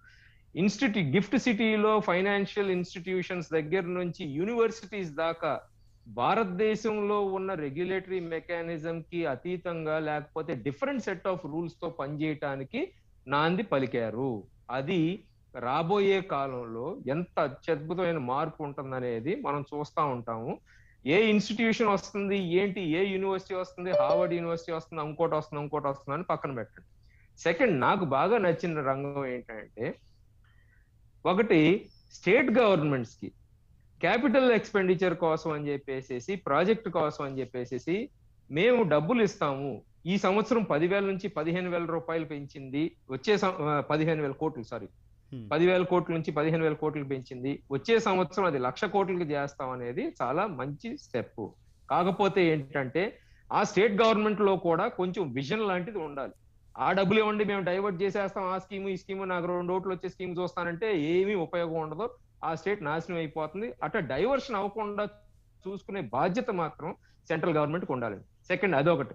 థర్డ్ ఏంటంటే ఇన్ఫ్రాస్ట్రక్చర్ ప్రాజెక్ట్స్ మీద చాలా స్పెషల్లీ టెక్నాలజీ వాటికి సంబంధించి కొంత ఇన్వెస్ట్ చేస్తున్నారు, అంటే మొదలు పెడతా ఉంటున్నారు. అఫ్ కోర్స్ అవుట్లేస్ అయితే లేవు. సో అంటే ఇప్పుడు ల్యాండ్ రికార్డ్స్ డిజిటైజేషన్ లాంటి అటువంటి అన్ని దాంట్లో పాజిటివ్ ఎంత అయితే ఉంటుందో కొన్ని అంశాల్లో జాగ్రత్తగా ఉండాల్సింది. ఎనీవేర్ రిజిస్ట్రేషన్, ల్యాండ్ కబ్జాలు, వీటన్నిటికి ఎట్టా ఉంటాయి ఏంటనేది కూడా ఎన్ని చాలా జాగ్రత్తగా ఉండాలి. లిటిగేషన్ వాటికి సంబంధించి ఏంటంటే ఎసెన్షియల్ గా నిర్మలా సీతారామన్ గారు అంటే government, central government union budget ద్వారా ట్రై చేసింది ఏంటంటే, ఒకటి ఒక ప్రాసెస్ లాంటిది చెబుదాము, లేకపోతే లాంగ్ టర్మ్ రిఫార్మ్స్ ఎట్టా ఉండాలి, ఇప్పుడు బ్యాటరీ రీఛార్జింగ్ ఎన్వైరన్మెంట్ కానీ, బ్యాటరీ రిప్లేస్మెంట్ కానీ, వాటికి battery swapping, uniform rules regulations తీసుకురావద్దాము, ఈవీస్ కి వాటన్నిటికీ గోల్డ్ సావరిన్ గ్రీన్ బాండ్స్ అన్ని అన్నారు. అవన్నీ ఏంటంటే స్టేట్మెంట్ ఆఫ్ ఇంటెంట్. మెయిన్ ఈ రిఫార్మ్స్ ఎన్నైతే చేశారో, అంటే గిఫ్ట్ సిటీ పక్కన పెట్టేసేసినట్టయితే, వాళ్ళు ఈ గతిశక్తి వీటన్నిటిలో కూడా చేసుకొచ్చింది అన్ని బాగున్నాయి, కానీ ఇంప్లిమెంటేషన్ దగ్గరికి వస్తుంది. ఎందుకంటే మనం మొన్న దీంట్లో కూడా చూసుకున్నట్టయితే బిట్వీన్ 60 to 70% మాత్రమే ఎగ్జిక్యూషన్ జరుగుతుంది క్యాపిటల్ ఎక్స్పెండిచర్ లో. క్యాపిటల్ ఎక్స్పెండిచర్ మీద ఇన్వెస్ట్ చేయడం అవసరం. స్కీములు ఇచ్చి డబ్బులు ఇచ్చి 2,000 నుంచి 5,000, 10,000, 20,000 ఇస్తా ఉంటే బాగుంటుందండి. ఇవాళ తీసుకుంటారు జనాలు, రేపొద్దున మళ్ళీ కావాలనే అభిప్రాయంలో ఉంటారు. ఒక రోజు కనుక ఇవ్వకపోతే గవర్నమెంట్ బూతులు తిడతారు. ఇవన్నీ మనకు అందరికి తెలిసినవి. కానీ క్యాపిటల్ ఎక్స్పెండిచర్ అనేది ఎందుకని ఇంపార్టెంట్ అంటే, ₹1 గనక మనం క్యాపిటల్ ఎక్స్పెండిచర్ మీద, పబ్లిక్ క్యాపిటల్ ఎక్స్పెండిచర్ గనక చేసినట్టయితే సంవత్సరం నుంచి 5 ఏళ్ల వరకు ఆ మల్టిప్లయర్ ఎఫెక్ట్ ఎట్లా ఉంటుందని అంటే, ₹1 నుంచి ₹4.5 దాకా ఉంటుంది. అంటే అది ఏరియాని బట్టి, టైప్ ఆఫ్ ఎక్స్పెండిచర్ బట్టి ఉంటుంది. వేరేజ్ పబ్లిక్ ట్రాన్స్ఫర్ ఆఫ్ మనీ. అయితే అమరేంద్ర గారు ఒక కీలక విషయం, అనంత్ గారు ఒక కీలక విషయం అండి. వ్యక్తిగత ఆదాయ పన్నుకు సంబంధించి బడ్జెట్లో కేంద్ర మంత్రి ఏ ప్రకటన చేయని పరిస్థితి, దీన్ని ఎట్లా చూడాలంటారు? అది అసలు ఫస్ట్ ఆఫ్ ఆల్ ఏంటంటే ఇదే ప్రాబ్లం. మనం ఏంటంటే పర్సనల్ బెనిఫిట్స్ ఏముంటాయి అంటున్నారు. లాస్ట్ ఇయర్ బడ్జెట్ లో ఒకటి వెరీ క్లియర్ గా చెప్పారండి నిర్మలా సీతారామన్ గారు, కన్సెషన్స్ లేకుండా మేము స్లోగా వెళ్ళిపోదాం అనుకుంటున్నారు, ఫ్లాట్ ట్యాక్స్ లాంటిది పెట్టడానికి అని చెప్పేసి ఆరంభం లాస్ట్ ఇయర్ మొదలు పెట్టారండి. సో ఆవిడ ఈ కన్సెషన్స్ అనేది డిస్కరేజ్ చేద్దాం అనుకున్నప్పుడు కన్సెషన్స్ ఎందుకు ఇస్తారండి? మహా అయితే ఏంటంటే ఎలక్షన్ కోసం అని చెప్పి, జనరల్ ఎలక్షన్ ముందు ఏమన్నా ఇస్తారేమో కానీ బట్ వెరీ పర్టికులర్ గా చెప్పారు ట్యాక్స్ కన్సెషన్స్ అనేది లేకుండా ఫ్లాట్ గా ట్యాక్స్ కట్టినట్టయితే మేము అది ఎంకరేజ్ చేస్తాము. ఇప్పుడు ఏంటంటే యూపీ ఎలక్షన్ ఉంది కాబట్టి అది ఏం మాట్లాడలేరు కాబట్టి గ్రాడ్యువల్ గా ఏ దారిలో వెళ్దామని చెప్పేసి ఆల్రెడీ అనౌన్స్ చేశారండి. సో అందుకని ఇవ్వరు. ఇన్ఫాక్ట్ మీరు గవర్నమెంట్ గత కొన్ని సంవత్సరాల నుంచి చేసేది ఏంటంటే ఎన్పిఎస్ కి పెంచుతున్నారు. ఎన్పిఎస్ కి బెనిఫిట్ ఇచ్చినా ఎన్పిఎస్ కి ఇస్తున్నారు. ఎందుకంటే అది లాంగ్ టర్మ్ ఫండ్స్ మన ఆర్థిక వ్యవస్థకు అవసరం అండి. క్యాపిటల్ డెఫిషియెంట్ కంట్రీ కాబట్టి మొబిలైజేషన్ ఆఫ్ క్యాపిటల్ అనేది ఇంపార్టెంట్ కాబట్టి, అంటే నాకు తెలిసి మొట్టమొదటిసారి ఆవిడ ఇంత స్ట్రెస్ చేసి సోర్సెస్ ఆఫ్ క్యాపిటల్ మీద ఆవిడ మొదలు పెట్టారండి, ఎక్కడి నుంచి డబ్బులు వస్తాయని చెప్పేసి. అఫ్ కోర్స్ దాంట్లో చెప్పిన దాంట్లో ఏంటంటే సావరిన్ గా గ్రీన్ బాండ్స్ ఏమందండి, మామూలుగా బారోయింగ్ కి గ్రీన్ అని పేరు పెడుతున్నారు. ఇప్పుడు అదే జరుగుతుంది. సో ఆ ఇంప్లిమెంట్ నేను అనేది ఏంటంటే ఇప్పుడు అటువంటి ఎక్స్పెక్ట్ చేయటం కూడా కుదరదండి. ఎందుకంటే ఆల్రెడీ ఒక policy statement last year budget లో ఇచ్చారు. సో స్టాండర్డ్ డిడక్షన్ పెరుగుతుంది అనేది అందరికీ హోప్ఫుల్ గా ఉంటుంది. ఇప్పుడు నాకు కూడా ఏంటంటే ఇన్కమ్ ట్యాక్స్ తీసేయాలని చెప్పి కోరిక ఉంటుంది, but that's practically impossible. Nearly 25% ఆదాయం ఇన్కమ్ ట్యాక్స్ నుంచి వస్తున్నప్పుడు డైరెక్ట్ ట్యాక్స్ కలెక్షన్స్ లో అది తీసేయటం అనేది జరుగుతుంది. లేదా అది ఇంకా తగ్గిస్తారనేది కష్టం. రైట్ అండి. మనతో పాటు పాపారావు గారు ప్రముఖ ఆర్థిక విశ్లేషకులు జాయిన్ అయ్యారు. పాపారావు గారు, 2022-23 ఆర్థిక సంవత్సరానికి కేంద్ర మంత్రి పార్లమెంట్లో బడ్జెట్ ప్రవేశపెట్టారు. అయితే ప్రత్యేకించి 39.45 లక్షల కోట్ల మేరకు బడ్జెట్ ప్రవేశపెట్టారు. ఈ బడ్జెట్లో ఏ రంగాలకు ఎక్కువ ఊతం ఇస్తున్నట్టు అనుకోవచ్చండి? నాకైతే ఉరిమి ఏదో ఉంది కదా, అదే తెగ హడావుడి చేసి చివరికి చూస్తే ఏమీ మిగలంది. నిన్నటిదాకా తెగ హడావుడి పడ్డాం అందరం, ఈ బడ్జెట్లో ఏదో ఉండబోతుంది. ఎందుకంటే కోవిడ్ అనంతర కాలంలో దేశం తీవ్రమైనటువంటి సంక్షోభంలో పడ్డది. దేశంలోని పేద వర్గాలు మరింత సఫర్ అవుతున్నాయి గతంలో కంటే. గ్లోబల్ హంగర్ ఇండెక్స్ మీద ర్యాంకు పడిపోయే స్థాయికి దుస్థితి పెరిగింది. అలాగే మధ్యతరగతి వర్గాలు కూడా తీవ్రమైనటువంటి సమస్యల్లో ఉన్నాయి. నిరుద్యోగం పెరిగింది. ఇట్లాంటి రైతాంగ సమస్యలు ఎటుకూడి ఉన్నాయి. ఇన్ని సమస్యల మధ్యలో నిన్న మనం అందరం ఇవాళ పొద్దున దాకా కూడా చాలా ఏదో జరగబోతుంది అనుకుంటే ఇది ఏమాత్రం లేకుండా, అంటే దీనిలో అసలు ఆ బడ్జెట్లో ఏముందో ఏం లేదో మాట్లాడుకోవడానికి నాకేమీ అర్థం కాకపోవడానికి కూడా ఏమీ లేదనేది స్పష్టంగా కనపడుతుంది. ఆ బడ్జెట్లో ఏమీ లేదు, అతుకుల బొంత, అది కాస్తే దీనిలో కనపడుతుంది ఏంటంటే ఆ పిఎం గతిశక్తి ఉంది కదా, గతిశక్తి తాలూకు కేటాయింపులు ఎంత మొత్తం ఉన్నాయి అనేది మళ్ళీ ఆ అపెండిక్స్లో మనం చూసుకోవాలి. ఆ కేటాయింపుల గురించి కొంచెం మాట్లాడుకోవచ్చు. ఇక పిఎల్ఐ ఎటుకుడి ముందు నుంచే నడుస్తుంది, ప్రొడక్టివిటీ లింక్డ్ ఇన్సెంటివ్. అసలు ఈ బడ్జెట్లో నిజానికి ఎవరు అనంత్ గారినైనా చెప్పమనండి, అక్కడ కూర్చున్నారు కదా, ఇప్పుడు చెప్పారు కదా కొన్ని విషయాలు. అనంత్ గారిని చెప్పమనండి, ఈ బడ్జెట్లో ఏముందని ఆయన ధైర్యంగా చెప్పమనండి ఏదైనా ఉందని. తర్వాత నేను అడుగుతున్నా ఒకటే ప్రశ్న ఏంటంటే, దీనికి నిర్మలా సీతారామన్ గారు ఆల్రెడీ ఒక్క నిమిషం అండి, చెప్పండి అనంత్ గారు. చెప్తున్నాను అనంత్ గారు చెప్పండి సార్. నేను వెరీ క్లియర్ గా చెప్తాను, గిఫ్ట్ సిటీ లాంటిది రాజకీయ నాయకులు అడగాలని చెప్పి వెరీ క్లియర్ చెప్తున్నాను. ఇన్ఫ్రాస్ట్రక్చర్ కొంత ఇచ్చారు, బట్ ఏంటంటే అన్ని లాంగ్ టర్మ్ విషయాలు. ఎవరు మాట్లాడుతుంది? అనంత్ గారు మాట్లాడుతున్నారు. ఒక్క నిమిషం అండి పాపారావు గారు, ఒక్క నిమిషం. పాపారావు గారు, అనంత్ గారు కంటిన్యూ చేయండి. చెప్పండి. వెరీ క్లియర్ గా నేను చెప్పారని చెబుతున్నాను. అందుకని ఏంటంటే అనంత్ గారు కంటిన్యూ, ప్లీజ్ కంటిన్యూ. సార్ ఇచ్చేది లాంగ్ టర్మ్ అని అన్నారు, ఇంప్లిమెంటేషన్ దగ్గర ఉంటుంది, ఎగ్జిక్యూషన్ దగ్గర ఉంటుంది. క్యాపిటల్ ఎక్స్పెండిచర్ అనేది ఎంత వరకు స్పెండ్ చేస్తారు. పాత కాలంలో అంటే ఇప్పుడు దాకా ఇంక్లూడింగ్ ఈ ఫైనాన్షియల్ లో కూడా ప్రస్తుతానికి expenditure varies between 63 to 70% of budgeted expenditure. So budget allocations అనేది పూర్తిగా ఖర్చు పెట్టడం అవసరం. So that is the important part. నేను మాట్లాడిన దాకా ఆగితే బాగుండేది అనంత్ గారు, మధ్యలో అలా రావటం మొదలు పెడితే ఇక నేను మాట్లాడటం అనేది ఆగిపోవాలి. పాపారావు గారు కంటిన్యూ చేయండి. ఎందుకంటే నేను చెప్పేది ఒకటి, ఈరోజు ఇప్పుడు అంటే అనంత్ దయచేసి ఎవరిని కొంచెం మాట్లాడిన తర్వాత వాళ్ళకు కూడా టైం ఉంది కదా, దయచేసి ఆగమండి.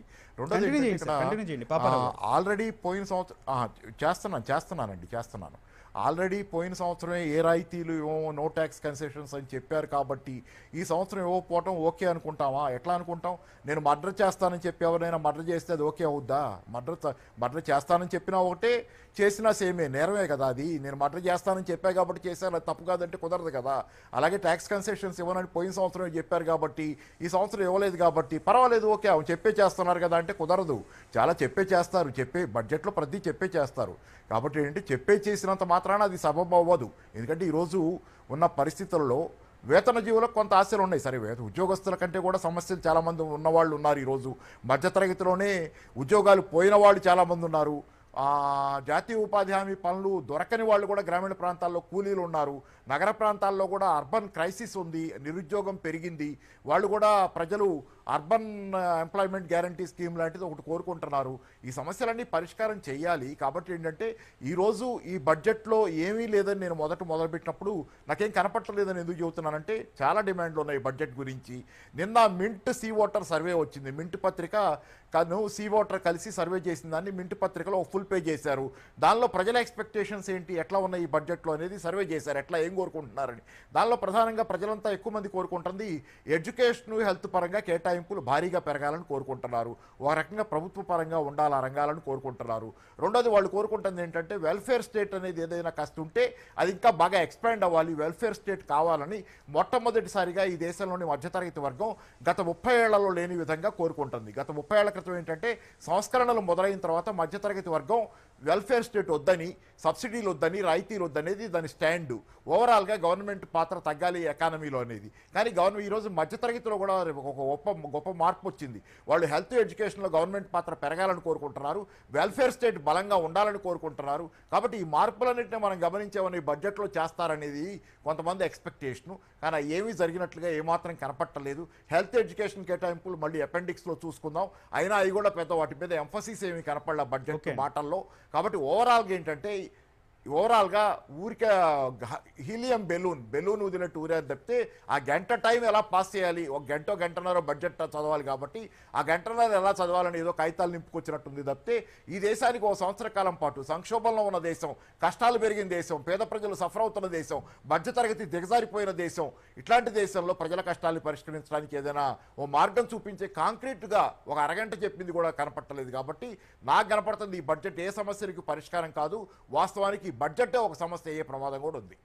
రైట్, ఓకే అండి. మనతో పాటు జీవీఆర్ శాస్త్రి గారు సీనియర్ ఆర్థికవేత్త జాయిన్ అయ్యారు.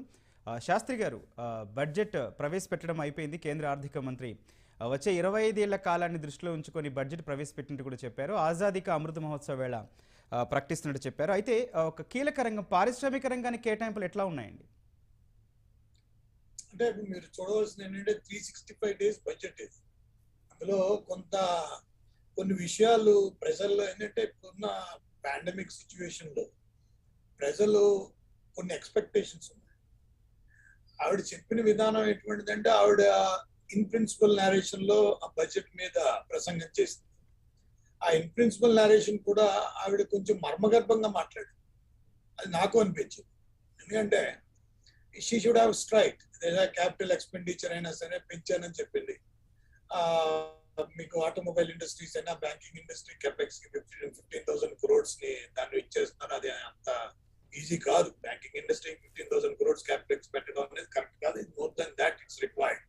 ఐ థింక్ అనాలిసిస్ పార్ట్కి వస్తే ఏమవుతుందంటే ప్రతి రంగాన్ని మనం అనాలిసిస్ చేసుకుంటూ వెళ్తే కొంత వాళ్ళు ప్రయారిటైజ్ చేసిన సెక్టర్స్ ఏవైతే ఉన్నాయో ఆ ప్రయారిటైజ్ సెక్టర్స్ ద్వారా వాళ్ళు బూస్ట్ అవుతుంది, ఎకానమీ సస్టైన్ అవుతుంది. అంటే వాళ్ళు 1,40,000 కోట్ల రూపాయలు ఈ జిఎస్టి ఏదైతే రికవరీ కనబడిందో జనవరి క్వార్టర్లో, అది పెద్ద అది అన్ని నేను అనుకోవడం that is influenced by the advance tax collections and later on it will be reimburse and returned also.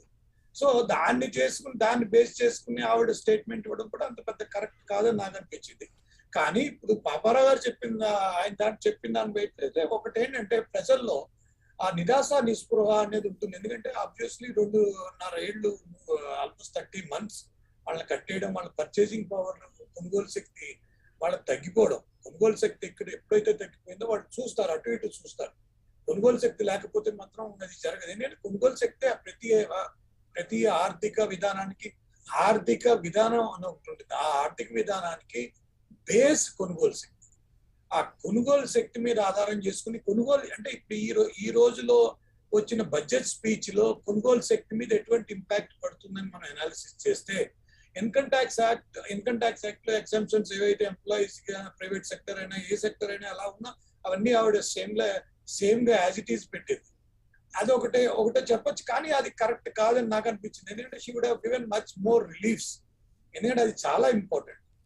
Petroleum products దగ్గర చూసుకున్నా కూడా, ఎందుకంటే పెట్రోలియం ప్రొడక్ట్స్ కి నాకున్న అనుమానం ఏంటంటే ఈ రష్యా ఉక్రెయిన్ అనేది Russia almost decided to go for a war. And that is visible. ఎందుకంటే రష్యన్ యుక్రెయిన్ బోర్డర్ లో వాళ్ళు more than 1.5 lakh soldiers పెట్టుకుని ఉంచున్నారంటే అది లాస్ట్ 3 months నుంచి వాళ్ళు కాలక్షేపం చేస్తున్నారంటే not for free of cost. So they have decided to go a vision of this invasion towards the Ukraine. So ఆ యుక్రెయిన్ మీద కనుక యుద్ధ మేఘాలు కనుక జరిగినట్టయితే మనకి దట్ క్రూడ్ ఆయిల్ ప్రైసెస్ చాలా పెరిగిపోతాయి. దాని ప్రయోజనం ఏంటంటే తెలియలేదు. ఇంకోటి ఏంటంటే 5G సర్వీసెస్ ని ప్రైవేట్ సెక్టర్ లో రోల్ అవుట్ చేస్తామని అనౌన్స్ చేయడం అంత కరెక్ట్ కాదని నా ఉద్దేశం. ఎందుకంటే ప్రైవేట్ సెక్టర్ లో టెలికాం కంపెనీస్ మధ్య ఒక సయోధ్య లేకపోవడం, వాళ్ళు సుప్రీంకోర్టు కట్టవలసింది కూడా కట్టకుండా దాన్ని ఎగ్జామ్షన్స్ తో తీసుకెళ్తూ మళ్ళీ వాళ్ళనే ఇచ్చేసినట్టుగా అది కరెక్ట్ కాదు. దాని గురించి ఆ policy early decision of that policy and that to I as expert of the economic expert I feel అది నేను అనుకునేది ఏంటంటే 80% అది గవర్నమెంట్ ఆర్గనైజేషన్ లో రోల్ అవుట్ చేయాలి with the help of MTNL and BSNL. ఎందుకంటే అది కరెక్ట్. ఎందుకంటే మీకు కాస్ట్ ఆఫ్ టెలికామ్ ఇది ఆల్మోస్ట్ 6 lakhs crores దాకా వస్తున్నప్పుడు దాన్ని గవర్నమెంట్ సెక్టర్ లో we can take it in a big way. అది తీసుకెళ్లే అవకాశం ఉంది. ఎందుకంటే service sector technology integration is happening. అంటే అన్ని రకాల డిపార్ట్మెంట్లు డివిజన్స్ ఎన్ని ఒక సర్వీస్ సెక్టర్ మొబైల్లోనే వస్తున్నప్పుడు ఆ మొబైల్ సర్వర్స్ అన్ని బయట ఉండడం కూడా మన దేశానికి. శాస్త్రి గారు ఒక నిమిషం, మనకు లైవ్ వస్తుంది. ప్రస్తుతం వైజాగ్ లో CII ప్రతినిధులు మీడియాతో మాట్లాడుతున్నారు. లైవ్ లో చూద్దాం. ఆ విజన్ తోటి ఈ రోజు ఈ ఇండియా అట్ 100 అన్న ఒక కాన్సెప్ట్ తోటి ఈ ప్రపోజల్ తయారు చేసి దానికి గతిశక్తి ప్రోగ్రామ్ కి చాలా అద్భుతంగా ఫండ్స్ కూడా అలాట్మెంట్ చేయటం, ఒక సిస్టమేటిక్ గా చేయటం అన్నది ఒక నిర్ణయం, ఒక చరిత్రాత్మక నిర్ణయం. దీని వలన ఆర్థిక అభివృద్ధి చాలా స్పీడ్ గా జరుగుతుందని ఒక ఇండస్ట్రీ తరఫున మాకు అందరికీ కూడా ఒక గాఢమైన నమ్మకం. అలాగే ఈరోజు మనం గత 10 సంవత్సరాల నుంచి చూస్తున్నాం రోడ్ల యొక్క అభివృద్ధి. ఇంకో ఈ సంవత్సరం మళ్ళీ ఒక 25,000 కిలోమీటర్ల ఎక్స్ట్రా హైవేని అభివృద్ధి చేయడం కోసం ప్రణాళికగా తీసుకోవడం చేయటం, ఈ ఇన్ఫ్రాస్ట్రక్చర్ డెవలప్మెంట్ వలన ఇండస్ట్రీకి చాలా ఉపయోగపడుతుందని ఒక హర్షించదగినటువంటి విషయం. అలాగే మిగతా విషయానికి వచ్చినప్పుడు ఒక ప్రయాణికుల సౌకర్యం కోసం railways Vande Bharat trains introduce చేయటం అని కూడా ఒక మంచి కాన్సెప్ట్. ఇది మన రాష్ట్రానికి ఎన్ని వస్తాయో తెలియదు. అలాగే మన రాష్ట్రం వరకు మనం తీసుకున్న నిర్ణయాల ప్రకారం అయితే ముఖ్యంగా ఆ నదుల యొక్క అనుసంధానం డైరెక్ట్ గా బడ్జెట్ లో ప్రకటించడం జరిగింది. కృష్ణా గోదావరిని కలపటం, అలాగే గోదావరి పెన్నా కలపటం, పెన్నాని కావేరిని కలపటం, ఈ 3 నదుల సమ్మేళనాలు మన రాష్ట్రానికి చాలా అభివృద్ధి ఇన్ఫ్రాస్ట్రక్చర్ కలగజేసినటువంటి సిస్టమ్స్ అవుతాయి. దీని వలన నదీ పరివాహక ప్రాంతంలో ట్రాన్స్పోర్టేషన్ సిస్టమ్ కూడా చాలా వేగవంతంగా అభివృద్ధి చెందుతుంది. రెండోది మనకు ఉన్నటువంటి కోస్టల్ లైన్ ఏదైతే ఈరోజు ఆంధ్ర రాష్ట్రానికి ఒక హారం కింద ఉందో, ఈ కోస్టల్ లైన్ ఉపయోగించుకోవటం వలన మనకి ఇండస్ట్రియల్ డెవలప్మెంట్, ఎక్స్పోర్ట్ ఇంపోర్ట్కి SEZ డెవలప్మెంట్ కోసం ఆల్రెడీ కారిడార్స్, సాగర్మాల స్కీమ్స్ మన గవర్నమెంట్ ప్రతిపాదించడం జరిగింది. ఇవన్నీ కూడా ఈ ప్రాజెక్ట్ గతిశక్తి స్కీమ్లో ఇంప్లిమెంటేషన్ అవటం వలన ఆర్థిక అభివృద్ధి కానీ ఎకానమీ డెవలప్మెంట్ కూడా చాలా బాగా జరుగుతుంది. ఇందులో majority of the fund government decide చేసిన కొన్ని డెఫిషిట్స్ ఉన్నాయి. ఇది కాకుండా మెజారిటీ ఆఫ్ ద ఫండ్ ఇన్ఫ్రాస్ట్రక్చర్కి వెళ్తుంది. ఎప్పుడైతే ఇన్ఫ్రాస్ట్రక్చర్ కోసం ఈ ఫండ్ వెళ్తుందో ఎకానమీ స్పీడ్గా డెవలప్ అయ్యి రొటేషన్ స్పీడ్గా అయ్యి డబ్బులు ప్రజలకు కూడా ఎక్కువ వచ్చి రొటేషన్ ఇచ్చి మళ్ళీ తిరిగి ప్రభుత్వానికి ట్యాక్స్ రూపంలో కూడా ఆదాయం ఎక్కువ రావడానికి చాలా అవకాశాలు ఉన్నాయి. అలాగే విద్యా విధానంలో ఇప్పుడు గవర్నమెంట్ కొత్తగా ఒక ప్రణాళిక స్పష్టమైన మార్పు తీసుకొచ్చి ప్రధానమంత్రి గారు ఏదైతే ఈ కోవిడ్ సంవత్సరంలో విద్యలో వెనకబడి ఉన్నారో వాళ్ళకి స్పెషల్ క్లాసెస్ తీసుకుని ఆన్లైన్లో కొన్ని స్కూల్ని అప్గ్రేడ్ చేయాలని ఒక నిర్ణయం తీసుకోవడం కూడా చాలా ముందు చూపు తగ్గదు. లేకపోతే మన విద్యార్థులు ఒక స్టేజ్ వెనక్కి వెళ్ళిపోవాల్సిన పరిస్థితి వస్తుంది. అది కాకుండా మనకున్నటువంటి ఈ పూర్వం నుంచి ఉన్న విద్యా విధానంలో చాలా మార్పులు తీసుకురావడానికి కొత్త యూనివర్సిటీలు స్థాపించడం, అలాగే స్కిల్ డెవలప్మెంట్ చేయటం, ఈ స్కిల్స్ని ఇండస్ట్రీతో లింక్ చేయటం అన్న కాన్సెప్ట్ గత చాలా సంవత్సరాల నుంచి మేము కూడా గవర్నమెంట్ అడుగుతున్నాము. ఇండస్ట్రీకి ఏ రిక్వైర్మెంట్ ఉందో అలాంటి స్కిల్ డెవలప్ చేయాలని యూనివర్సిటీస్ని రిక్వెస్ట్ చేయడం కూడా జరుగుతుంది. ఇప్పుడు ప్రత్యేకంగా ఈ బడ్జెట్లో ప్రధానమంత్రి గారు, ఆర్థిక మంత్రి గారు అనౌన్స్ చేయటం, కొన్ని స్కిల్ యూనివర్సిటీస్ని ఇండస్ట్రీస్ తోటి అటాచ్మెంట్ చేస్తామని మనకి హామీ ఇవ్వటం, దాని మీద కొంత బడ్జెట్ అలాట్మెంట్ చేయడం కూడా జరిగింది. ఇది చాలా హర్షించదగినటువంటి విషయం. ఇది ఈరోజు మనకి చాలా అవసరం కూడా. ఎందుకంటే మనకున్న విఘ్నత, జ్ఞానము, తెలివితేటలు అన్నీ ఇక్కడ చదువుకుని పెద్ద పెద్ద ఇన్స్టిట్యూట్లో మన వాళ్ళందరూ బయటికి వెళ్ళి పెద్ద పెద్ద పొజిషన్లు చేస్తున్నారు. కానీ మన దేశంలోనే వాళ్ళకి సౌలభ్యాలు, అవకాశాలు కనుక కలిగిస్తే మనమే ఒక బలమైన ఆర్థిక శక్తిగా మారే అవకాశాలు చాలా ఉన్నాయి. కాబట్టి ఇది రాబోయే 25 సంవత్సరాల్లో ఒక పెనుమార్పుని తీసుకుని వస్తుంది భారతదేశ చరిత్రలో. భారతదేశం యొక్క ఆర్థిక స్తోమత పెంచడానికి చాలా ఉపయోగపడుతుందని మాకు ఒక మంచి నమ్మకం ఉందండి. అలాగే రైట్, ఓకే. అమరేందర్ రెడ్డి గారితో మాట్లాడదాం. అమరేందర్ రెడ్డి గారు, వ్యవసాయ రంగానికి సంబంధించి చూస్తే ఇప్పటికే కేంద్రం 3 వ్యవసాయ చట్టాలను కూడా వెనక్కి తీసుకున్న పరిస్థితి కనిపించింది. ప్రధానంగా వ్యవసాయ రంగానికి ఎలాంటి సవాళ్లు ఉన్నాయి, ఈ బడ్జెట్ ద్వారా ఆ సవాళ్ళను ఎట్లా అధిగమించనున్నారండి?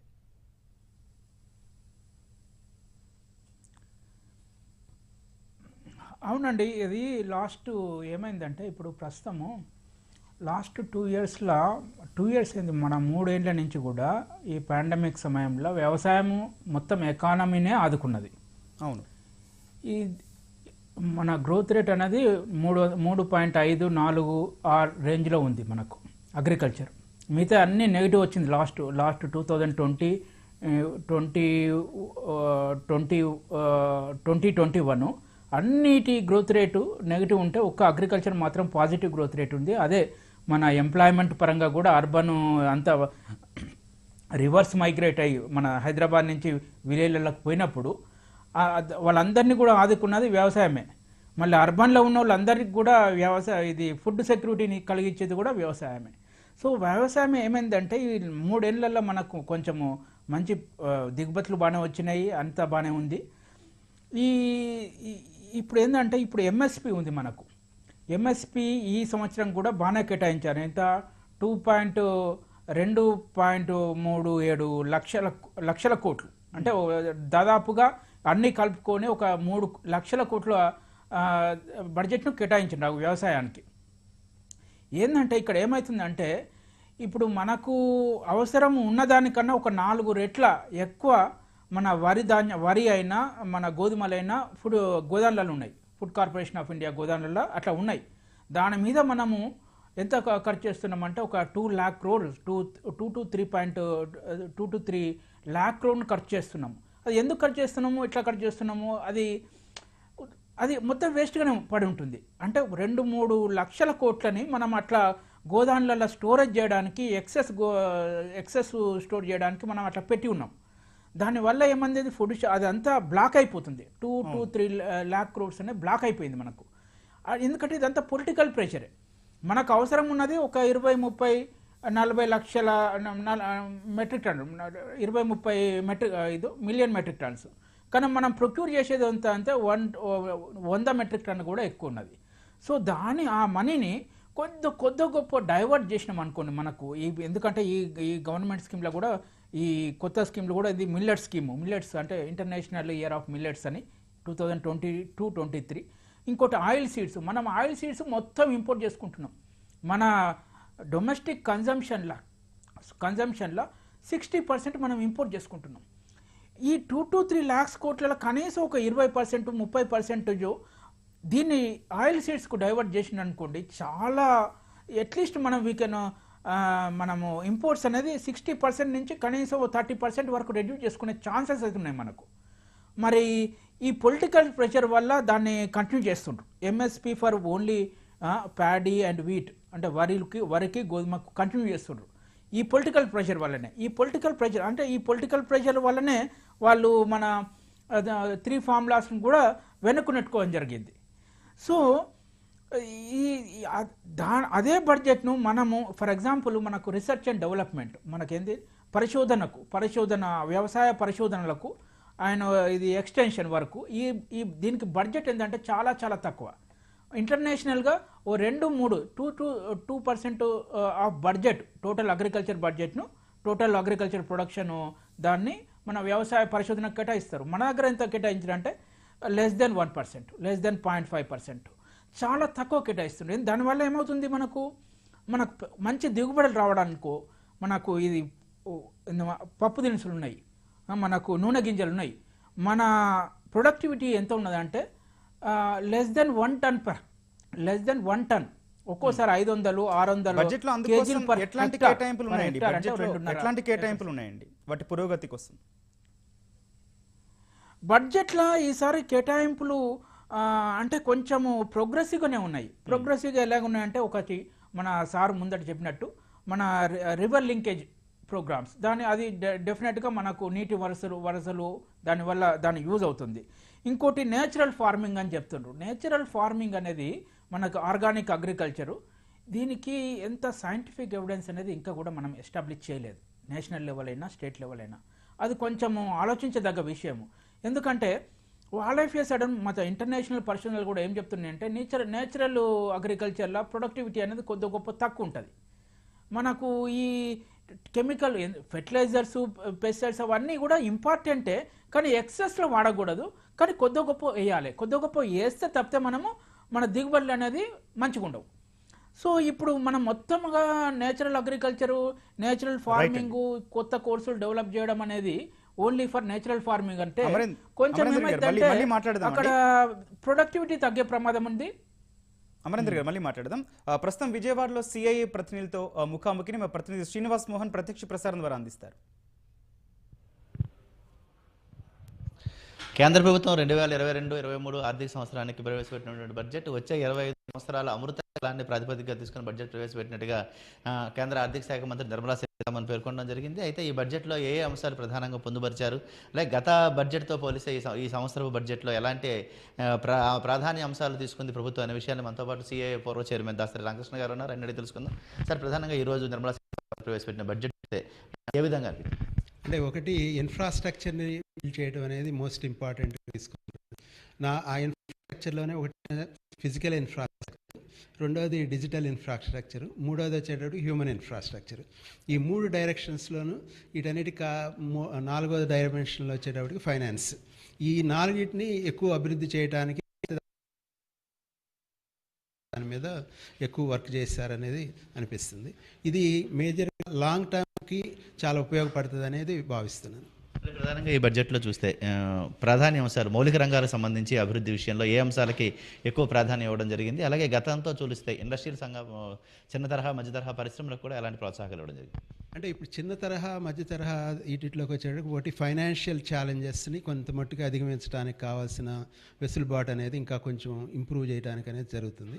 మెయిన్గా వచ్చేటప్పటికి ఏంటంటే పబ్లిక్ సెక్టర్ అండ్ గవర్నమెంట్స్ నుంచి రావాల్సిన ఫైనాన్స్ ఇమీడియట్గా కనుక రాకపోయినప్పుడు చాలా సిక్ అవటం అనేటువంటి జరుగుతున్నాయి. వాటిని కంట్రోల్ చేయడానికి కానీ వాటికి వేరే విధంగా ఆర్థిక వెసులుబాటు క్రియేట్ చేయడం అనేది ఒకటి జరుగుతుంది.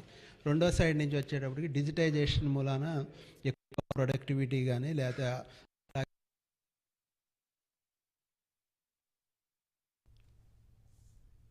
రైట్, అనంత్ గారితో మాట్లాడదాం. అనంత్ గారు, ఏ దేశానికైనా విద్య అత్యంత ప్రాధాన్యం అండి. అయితే కోవిడ్ పరిస్థితుల వేళ విద్యారంగం ఎన్నో సవాళ్లు ఎదుర్కొంటుంది. అయితే ప్రత్యేకించి ఈ బడ్జెట్లో కొత్తగా ఏమైనా సంస్కరణలు తీసుకొచ్చారా?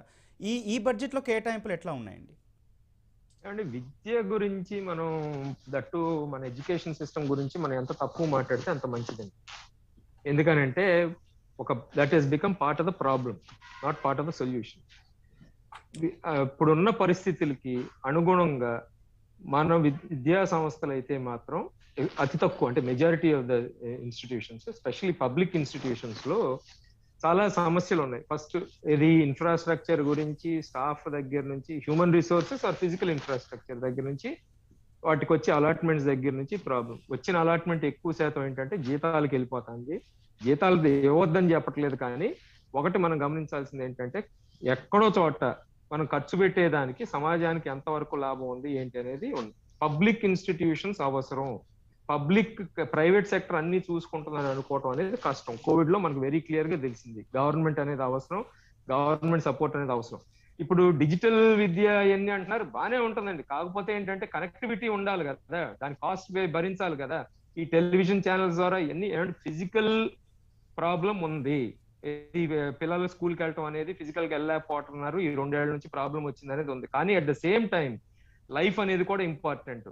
అందరినీ తీసుకెళ్లి పడేసి స్కూల్లో పడేసి ఆ కోవిడ్ స్ప్రెడ్ అవుతా ఉంటే అవన్నీ అక్కడ తీసుకోవాల్సిన ప్రికాషన్స్ తీసుకోకపోతే సో లైఫ్ కన్నా ఇంపార్టెంటా కాదా అనేది అది చాలా ఫిలసాఫికల్ క్వశ్చన్, అది చాలా ఇబ్బందికరమైన క్వశ్చన్. అది పక్కన పెడితే ఇప్పుడు మనకి ఉన్న సిస్టంలో నా వ్యక్తిగత అభిప్రాయం మాత్రం, ఎందుకంటే ఎడ్యుకేషన్ సంస్థల్లో పనిచేశాను కాబట్టి నాకు తెలుసు కాబట్టి, ప్రొడక్టివిటీ లింక్డ్ బెనిఫిట్ అనేది, ప్రొడక్టివిటీ లింక్డ్ పేమెంట్ అనే సిస్టమ్ రావాలండి. అది రాలేదు, ఎందుకంటే అది పొలిటికల్ ఇష్యూ కాబట్టి.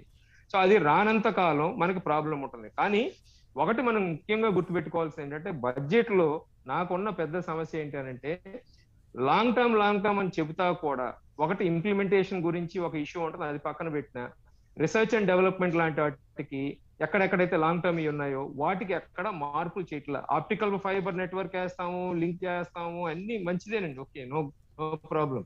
బట్ వాటితో పాటు అడిషనల్ చేంజెస్ గా తీసుకురావాలి.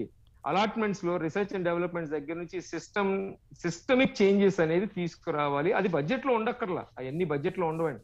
ఇదంతా ఏదో ఫిలసాఫికల్ స్టేట్మెంట్ లాగా పైన చెప్పుకుంటూ వెళ్ళిపోతున్నారు. బట్ ఒక చేంజ్ అనేది వస్తుంది అనేది నాకైతే యూనివర్సిటీ సిస్టమ్ లో అయితే నమ్మకం లేదండి. ఎందుకంటే మీడియాకర్ గా అయిపోయి అది ఇంకా ప్రాబ్లం. ఆ ప్రాబ్లం నుంచి బయటికి రావాలని అంటే ప్రొడక్టివిటీ లింక్ బెనిఫిట్ ఒకటే సొల్యూషన్ నేను అనుకుంటున్నాను, స్టార్టింగ్ పాయింట్. ఓకే అండి. పాపారావు గారు, ప్రజలపై ట్యాక్స్ల భారం ఎట్లా ఉందండి? సుంకాలు ఈ పద్ధతిలో ఎట్లా ఉన్నాయండి?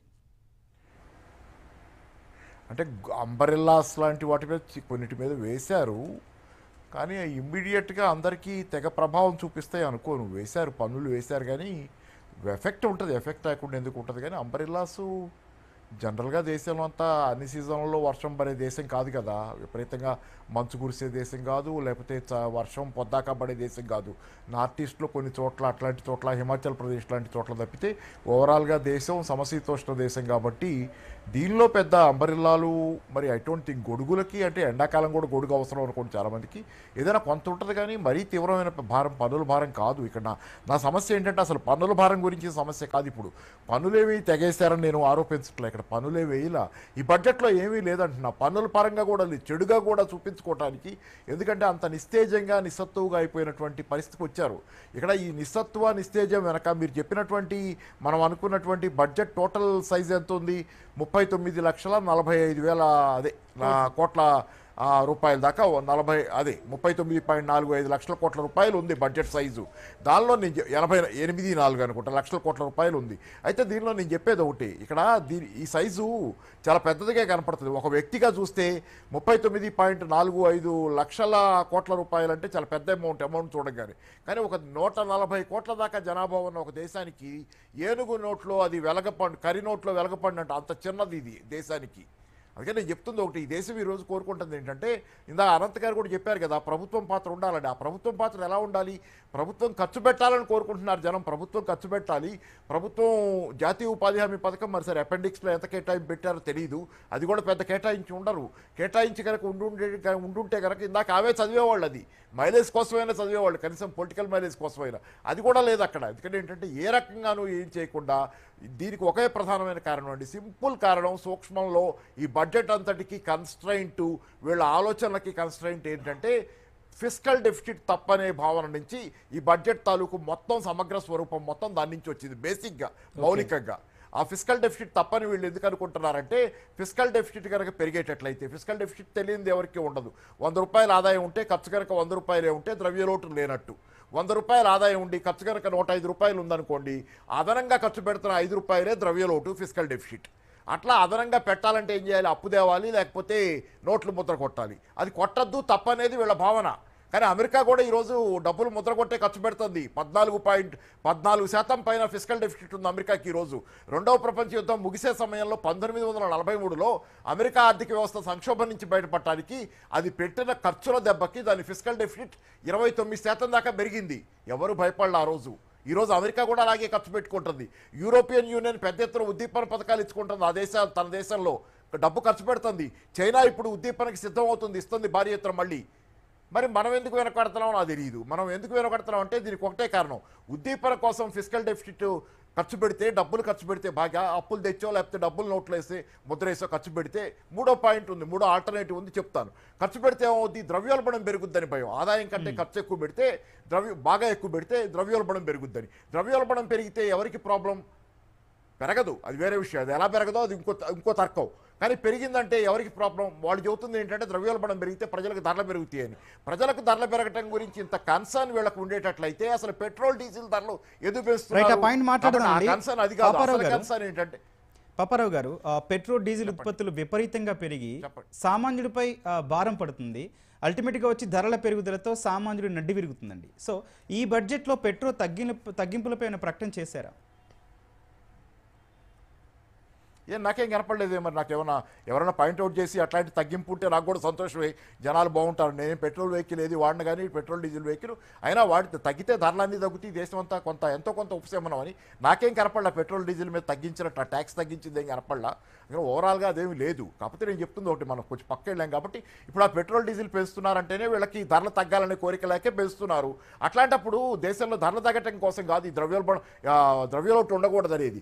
షేర్ మార్కెట్లో పెట్టిన విదేశస్తుల పెట్టుబడుల విలువ పడిపోకూడదు. వాళ్ళు రూపాయల్లో పెడతారు పెట్టుబడి, ఇక్కడికి వచ్చే వాళ్ళ కరెన్సీ మార్చుకొని రూపాయలుగా మార్చుకొని విదేశస్తులు ఇక్కడ షేర్ మార్కెట్లో పెట్టుబడులు పెడతారు.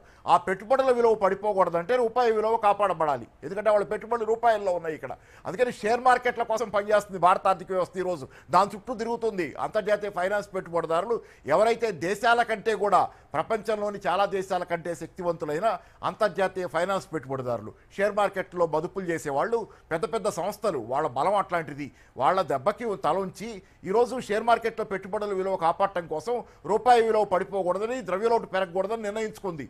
కానీ నిజానికి మనం ఖర్చు పెట్టుకుంటే ఈ దేశంలో మన డబ్బు మన రూపాయి మనం ముద్రించి మన సార్వభౌమాధికార హక్కు మనం ఖర్చు పెట్టుకుంటే కనుక ఈ దేశాన్ని ఆదుకోవచ్చు. ఈరోజు సంక్షోభాన్ని పరిష్కారం చేయొచ్చు, డిమాండ్ పెంచవచ్చు, ప్రజల కొనుగోలు శక్తి పెంచవచ్చు.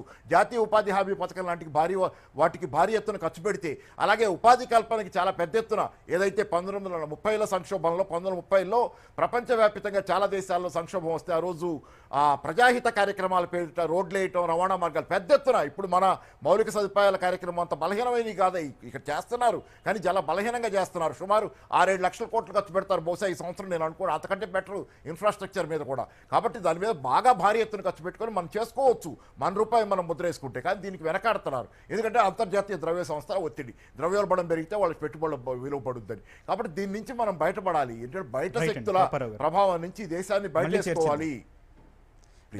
ప్రస్తుతం FDCCI ఉపాధ్యక్షుడు నీలా జయదేవ్ మీడియాతో మాట్లాడుతున్నారు. ప్రత్యక్ష ప్రసారం ద్వారా చూద్దాం.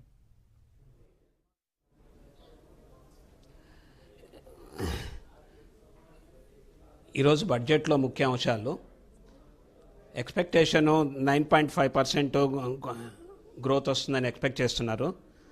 తర్వాత 19,500 కోట్ల రూపాయలు PLI స్కీమ్ ద్వారా మ్యానుఫ్యాక్చరింగ్ యూనిట్లకి వస్తుందని చెప్పారు. Promoting fintech digital economy focus for this budget. IBC amended improve the resolution ఒకటి వస్తుంది. తర్వాత నేను ప్రజలంతా ఎక్స్పెక్ట్ చేసిన ఇన్కమ్ ట్యాక్స్ రిబేటు చాలా వస్తుందని, 8 లక్షలకి మినిమం వస్తుందని ఎక్స్పెక్ట్ చేశారు. అది రాలేకపోయింది. రైల్వేలో మనకి ఏమి స్టేట్ గవర్నమెంట్కి ఏమి రాలేదు. ప్లస్ టోటల్గా కూడా రైల్వే అనౌన్స్మెంట్ కూడా ఏమి రాలేదు. తర్వాత ఇన్కమ్ ట్యాక్స్ ఒకటి మాత్రము ఎవరైనా రీకరెక్షన్ చేయదలుచుకుంటే 2 ఇయర్స్ వరకు రీఅసెస్మెంట్ చేసుకొని ఇంక్రీజ్ అయితే చేసుకోవచ్చు. అదే తక్కువైతే చేసుకోవటానికి, రిఫండ్ కోరుకోవటానికి వీలు లేదు. తక్కువైతే చేసుకోవటానికి లేదు, ఎక్కువైతే మనం చేసుకోవచ్చు. తర్వాత ఎంప్లాయ్మెంట్ బాగా క్రియేట్ అవుతుంది.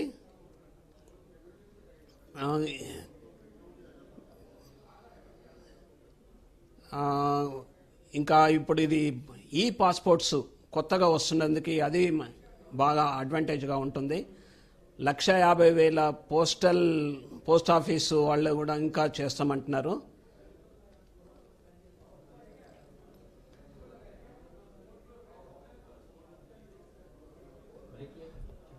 Core banking service. Right, Shastri గారితో మాట్లాడదాం. శాస్త్రి గారు, కేంద్ర ప్రభుత్వం ద్రవ్య లోటును ఏ విధంగా పూడ్చనుందండి? అందుకోసం ఎట్లాంటి చర్యలు తీసుకోనుంది? అంటే ఫిస్కల్ డెఫిసిట్ ఇప్పుడు 15 lakhs crores లాస్ట్ ఇయర్ ఉంటే ఈసారి 15.91 అంటే ఇవాళ చెప్పిన దాంట్లో ఏం చేశారంటే 16 lakhs crore almost 16 lakhs crores గా చెప్పారు వీళ్ళు. అంటే మీరు లాస్ట్ టైం ఏమన్నారు, డిస్ఇన్వెస్ట్మెంట్ ఆబ్జెక్టివ్ 1.75 lakh crore అని చెప్పారు. దాని అచీవ్మెంట్ ఎంత 10,000 కోట్లు లేదు. అంటే దాని నుంచి అప్పుడు లాస్ట్ టైం ద్రవ్యం మాకు ఈ రకంగా వస్తుందని కూడా పెద్దగా గొప్పగా చెప్పారు. అంటే I feel there is a fundamental somewhere the fundamentals are not happening rightly. నేను మొదటి నుంచి చెప్తూ వచ్చాను ఏంటంటే లాస్ట్ టైం 1,75,000 crores ఆబ్జెక్టివ్ పెట్టుకుంటే ఈ ఏడాది డిస్ఇన్వెస్ట్మెంట్ ఆబ్జెక్టివ్ 65,000 crores. అంటే దీని అర్థాలు రెండు. ఒకటి, దీన్ని మీరు కీ ఆస్పెక్ట్ కింద ద్రవ్యాన్ని సమకూర్చుకోవడంలో కీ ఆస్పెక్ట్ కింద మీరు లాస్ట్ ఇయర్ చూశారు, అది మీరు ఫెయిల్ అయిపోయారు. ఎక్కడ అది ప్రోగ్రెస్ అవ్వలేదు. ఒక్క ఎయిర్ ఇండియాలో కూడా నాకు ఒక చిన్న డౌట్. ఎందుకంటే వాళ్ళు లాస్ట్ టైం నీలాంచల్, ఇప్పుడు నిన్న మొన్న నీలాంచల్ కూడా ఇచ్చారు. ఆ ఇచ్చినప్పుడు కూడా there is a ambiguity so simple. ఈ 14,000 కోట్లలో ఈ 12,000 కోట్ల రూపాయలు టాటాలు ఎక్కడి నుంచి పట్టుకొస్తారు? వాళ్ళు కూడా బ్యాంకుల నుంచే తీసుకురావాలి. The source of funds for the Nilanchal number 1. అంటే అక్కడ క్లారిటీ లేకుండా మీరు ద్రవ్యం మేము ఈ రకంగా సమకూర్చుకుంటాం అని అనుకుని ఆబ్జెక్టివ్ మార్చేశారు. ఎక్కడ 1,75,000 crores, ఎక్కడ 65,000 crores. అంటే ఈసారి disinvestment only 65,000 crores. Last time steel plant నుంచి వాటి నుంచి ఏవి పడితే అవి పెట్టేశారు. అంటే it means the government is about to they are reconcile on their own on the public assets management. And దీపంలో I would see that this దీపం department of investment and public asset management ఆ సెక్రటరీని సాక్ చేశారు. ఎందుకంటే last time అంత 1,75,000 crores in disinvestment target పెట్టి objective పెట్టి చేయకుండా అది కూడా ఇప్పుడు ఈ 10,000 కోట్ల రూపాయలు ఎయిర్ ఇండియా చూపిస్తున్నారు. ఎయిర్ ఇండియాలో ఆ 2,300 రూపాయలు వచ్చింది, చేతికి వచ్చింది 2,900 కోట్ల రూపాయలు, అంతకు మించి రాలా. ఇది ఎంత వర్స్ట్ సీన్ అంటే అది వీళ్ళు ఏంటంటే ప్రావిజన్స్ క్రియేట్ చేసుకున్నారు. ఏంటి, ఎంప్లాయీస్ కి వచ్చే లైబిలిటీస్ అన్ని, ఎక్సెస్ లైబిలిటీస్ అన్ని ప్రావిజన్స్. సో అది కూడా క్యాష్ పే అవుట్ అయిపోయింది. సో ఆ ప్రెషర్ అంతా దీని మీద పడింది, ఈ ఏడాది మీద పడింది.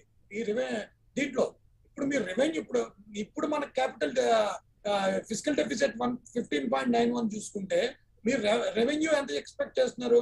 7.28 lakhs crores ఎక్స్పెక్ట్ చేస్తున్నారు. అంటే లాస్ట్ ఇయర్ మనం అంతగా రాలేకపోయాం. లాస్ట్ ఇయర్ దానికి 3.58 రెవెన్యూ డెఫిసిట్ ఉంది. మరి ఈసారి ఆబ్జెక్టివ్ అంతలా పెట్టగలిగారు అంటే there is some link correct గా లేదు అక్కడ.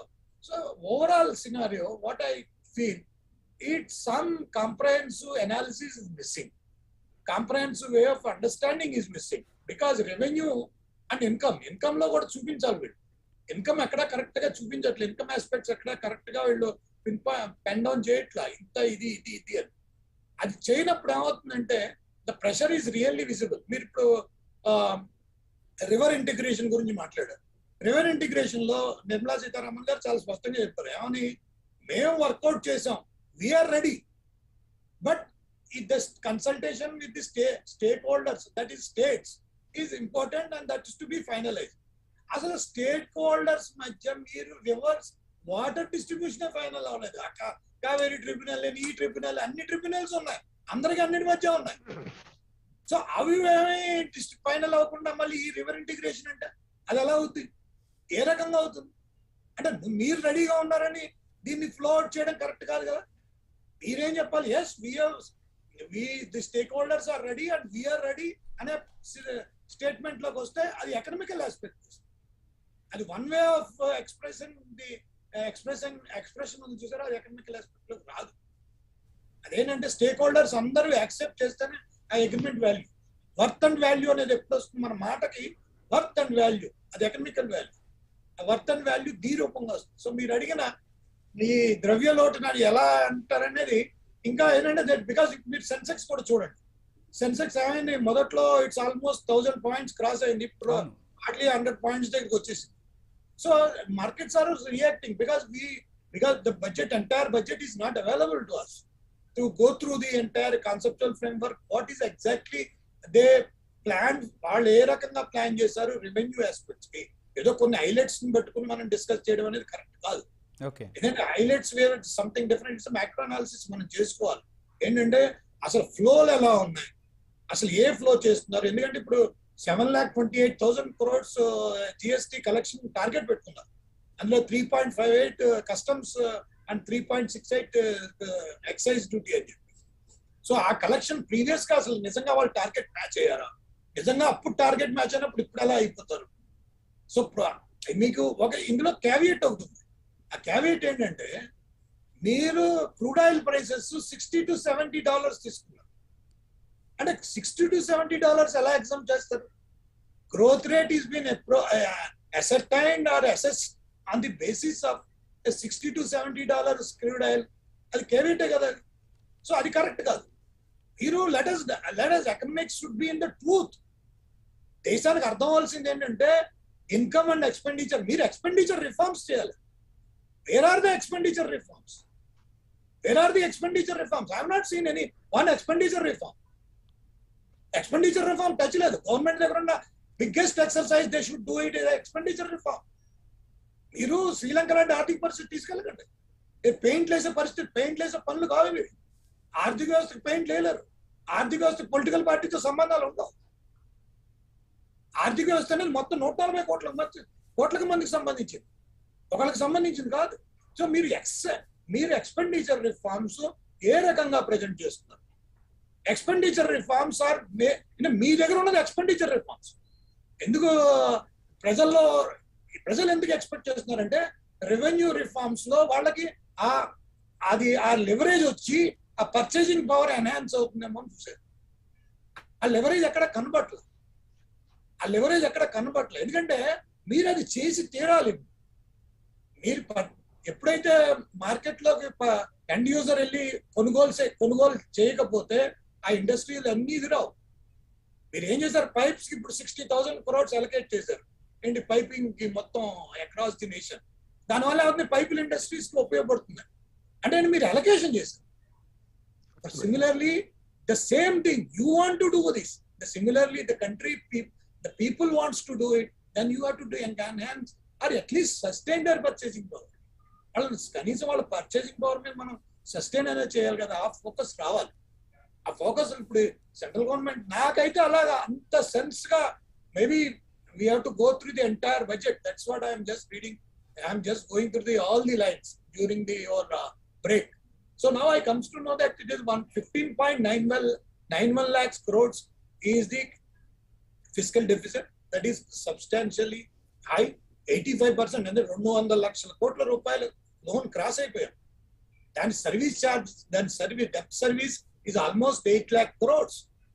మీరు 30 lakhs, ఇప్పుడు మీరు 27 lakhs అని చెప్తున్నారు ఎక్స్పెండిచర్. దానికి 34 lakhs చూస్తే దాని డిఫరెన్స్ 8 lakhs crores. అంటే అది ఎక్స్పెండిచర్ ఎక్కడికి వెళ్ళిపోయింది? Fixed cost of interest 8 lakhs crores. మీరు అది 10 లక్షలు దాటిపోతే మీ బడ్జెట్ లో 25% is occupied by the interest loans. Your budget is occupied by the 10 lakh crores is a part of your entire budget. So that is completely alarming situation. గంటలు కొట్టేసినట్టు 10 లక్షల కోట్ల రూపాయలు interest చేయడం అనేది it is not at all correct equation. Right అండి, correct కాదు. Okay అండి, చర్చలో ఇప్పుడు ఒక చిన్న విరామం తీసుకుందాం.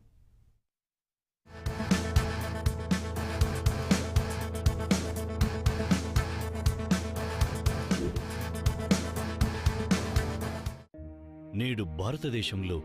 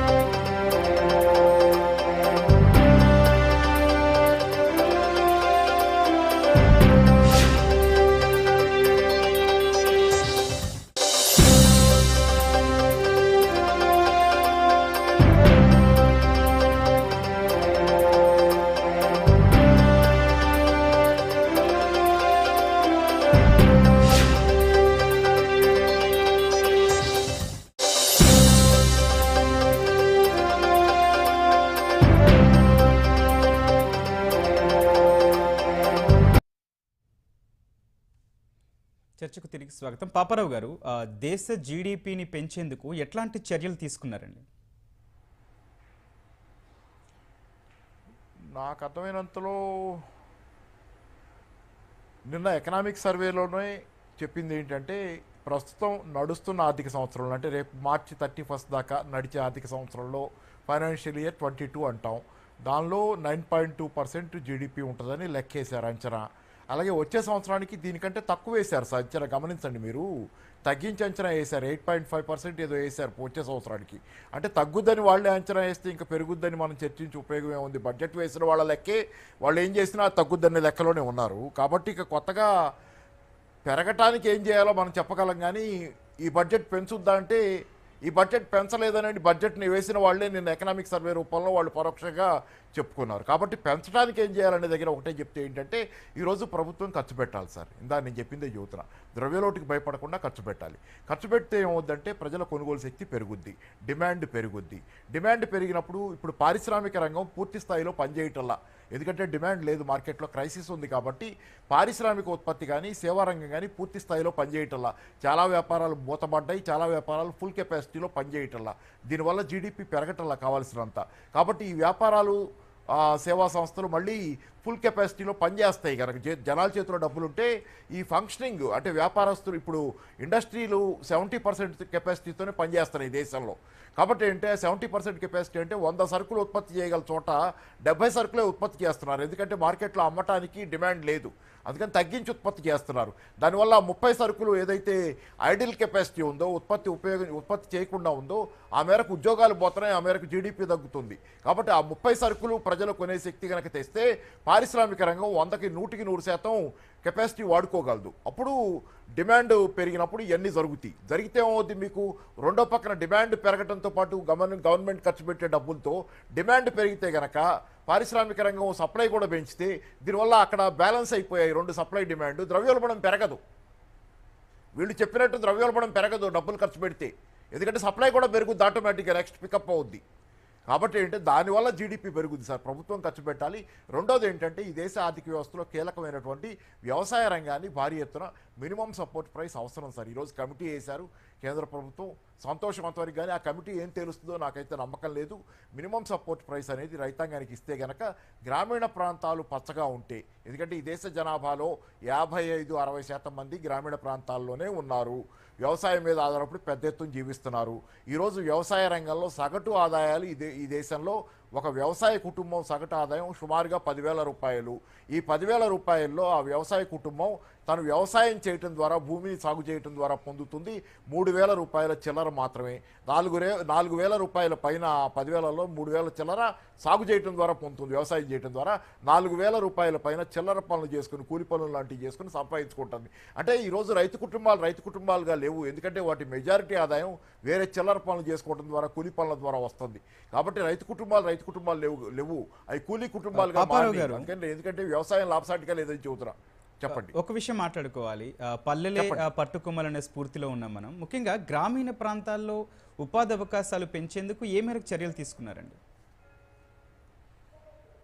అంటే జాతీయ ఉపాధి హామీ పథకానికి ఈ సంవత్సరం కొత్తగా ఒక సంస్థ అంచనా ప్రకారం చాలా శాస్త్రీయంగా అంచనా చేశారు. సర్వే సంస్థ పేరు గుర్తులేదు, కానీ వాళ్ళు శాస్త్రీయంగా ఎలా అంచనా చేశారంటే ప్రస్తుతం నడుస్తున్న ఆర్థిక సంవత్సరంలో ఫైనాన్షియల్ ఇయర్ 2022 మార్చి 31 దాకా నడిచేది, దానిలో ఎంత డిమాండ్ వచ్చింది, ఇది జాతీయ ఉపాధి హామీ పథకం పనులకి ఎంతమంది అడిగారు, దాన్ని బట్టి వచ్చే సంవత్సరం డిమాండ్ ఎలా ఉంటుందో లెక్కేసి, అంటే ఈ బడ్జెట్ ఇప్పుడు ఏదైతే దేనికోసం వేస్తున్నామో ఆ బడ్జెట్లో ఎంత కేటాయిస్తే ఆ డిమాండ్ని గవర్నమెంట్ మీట్ అవ్వగలదు, పని అడిగిన వాళ్ళకి పని ఇవ్వాలంటే ఎంత డబ్బులు కేటాయించాలని లెక్కేసి 2.64 లక్షల కోట్ల రూపాయలు, అంటే 2.64 లక్షల కోట్ల రూపాయలు కేటాయిస్తే ఈ బడ్జెట్లో ఇప్పుడు ఇవాళ వేసిన బడ్జెట్లో ఈ నడుస్తున్న రాబోయే 31 తర్వాత ఏప్రిల్ 1 నుంచి రాబోయే సంవత్సరంలో జాతీయ ఉపాధి హామీ పథకం బాగా పనిచేస్తుంది వచ్చే సంవత్సరం అని చెప్పారు. కానీ అంత కేటాయిస్తారా? పోయిన సంవత్సరం కేటాయించిందే 74,000 కోట్లు.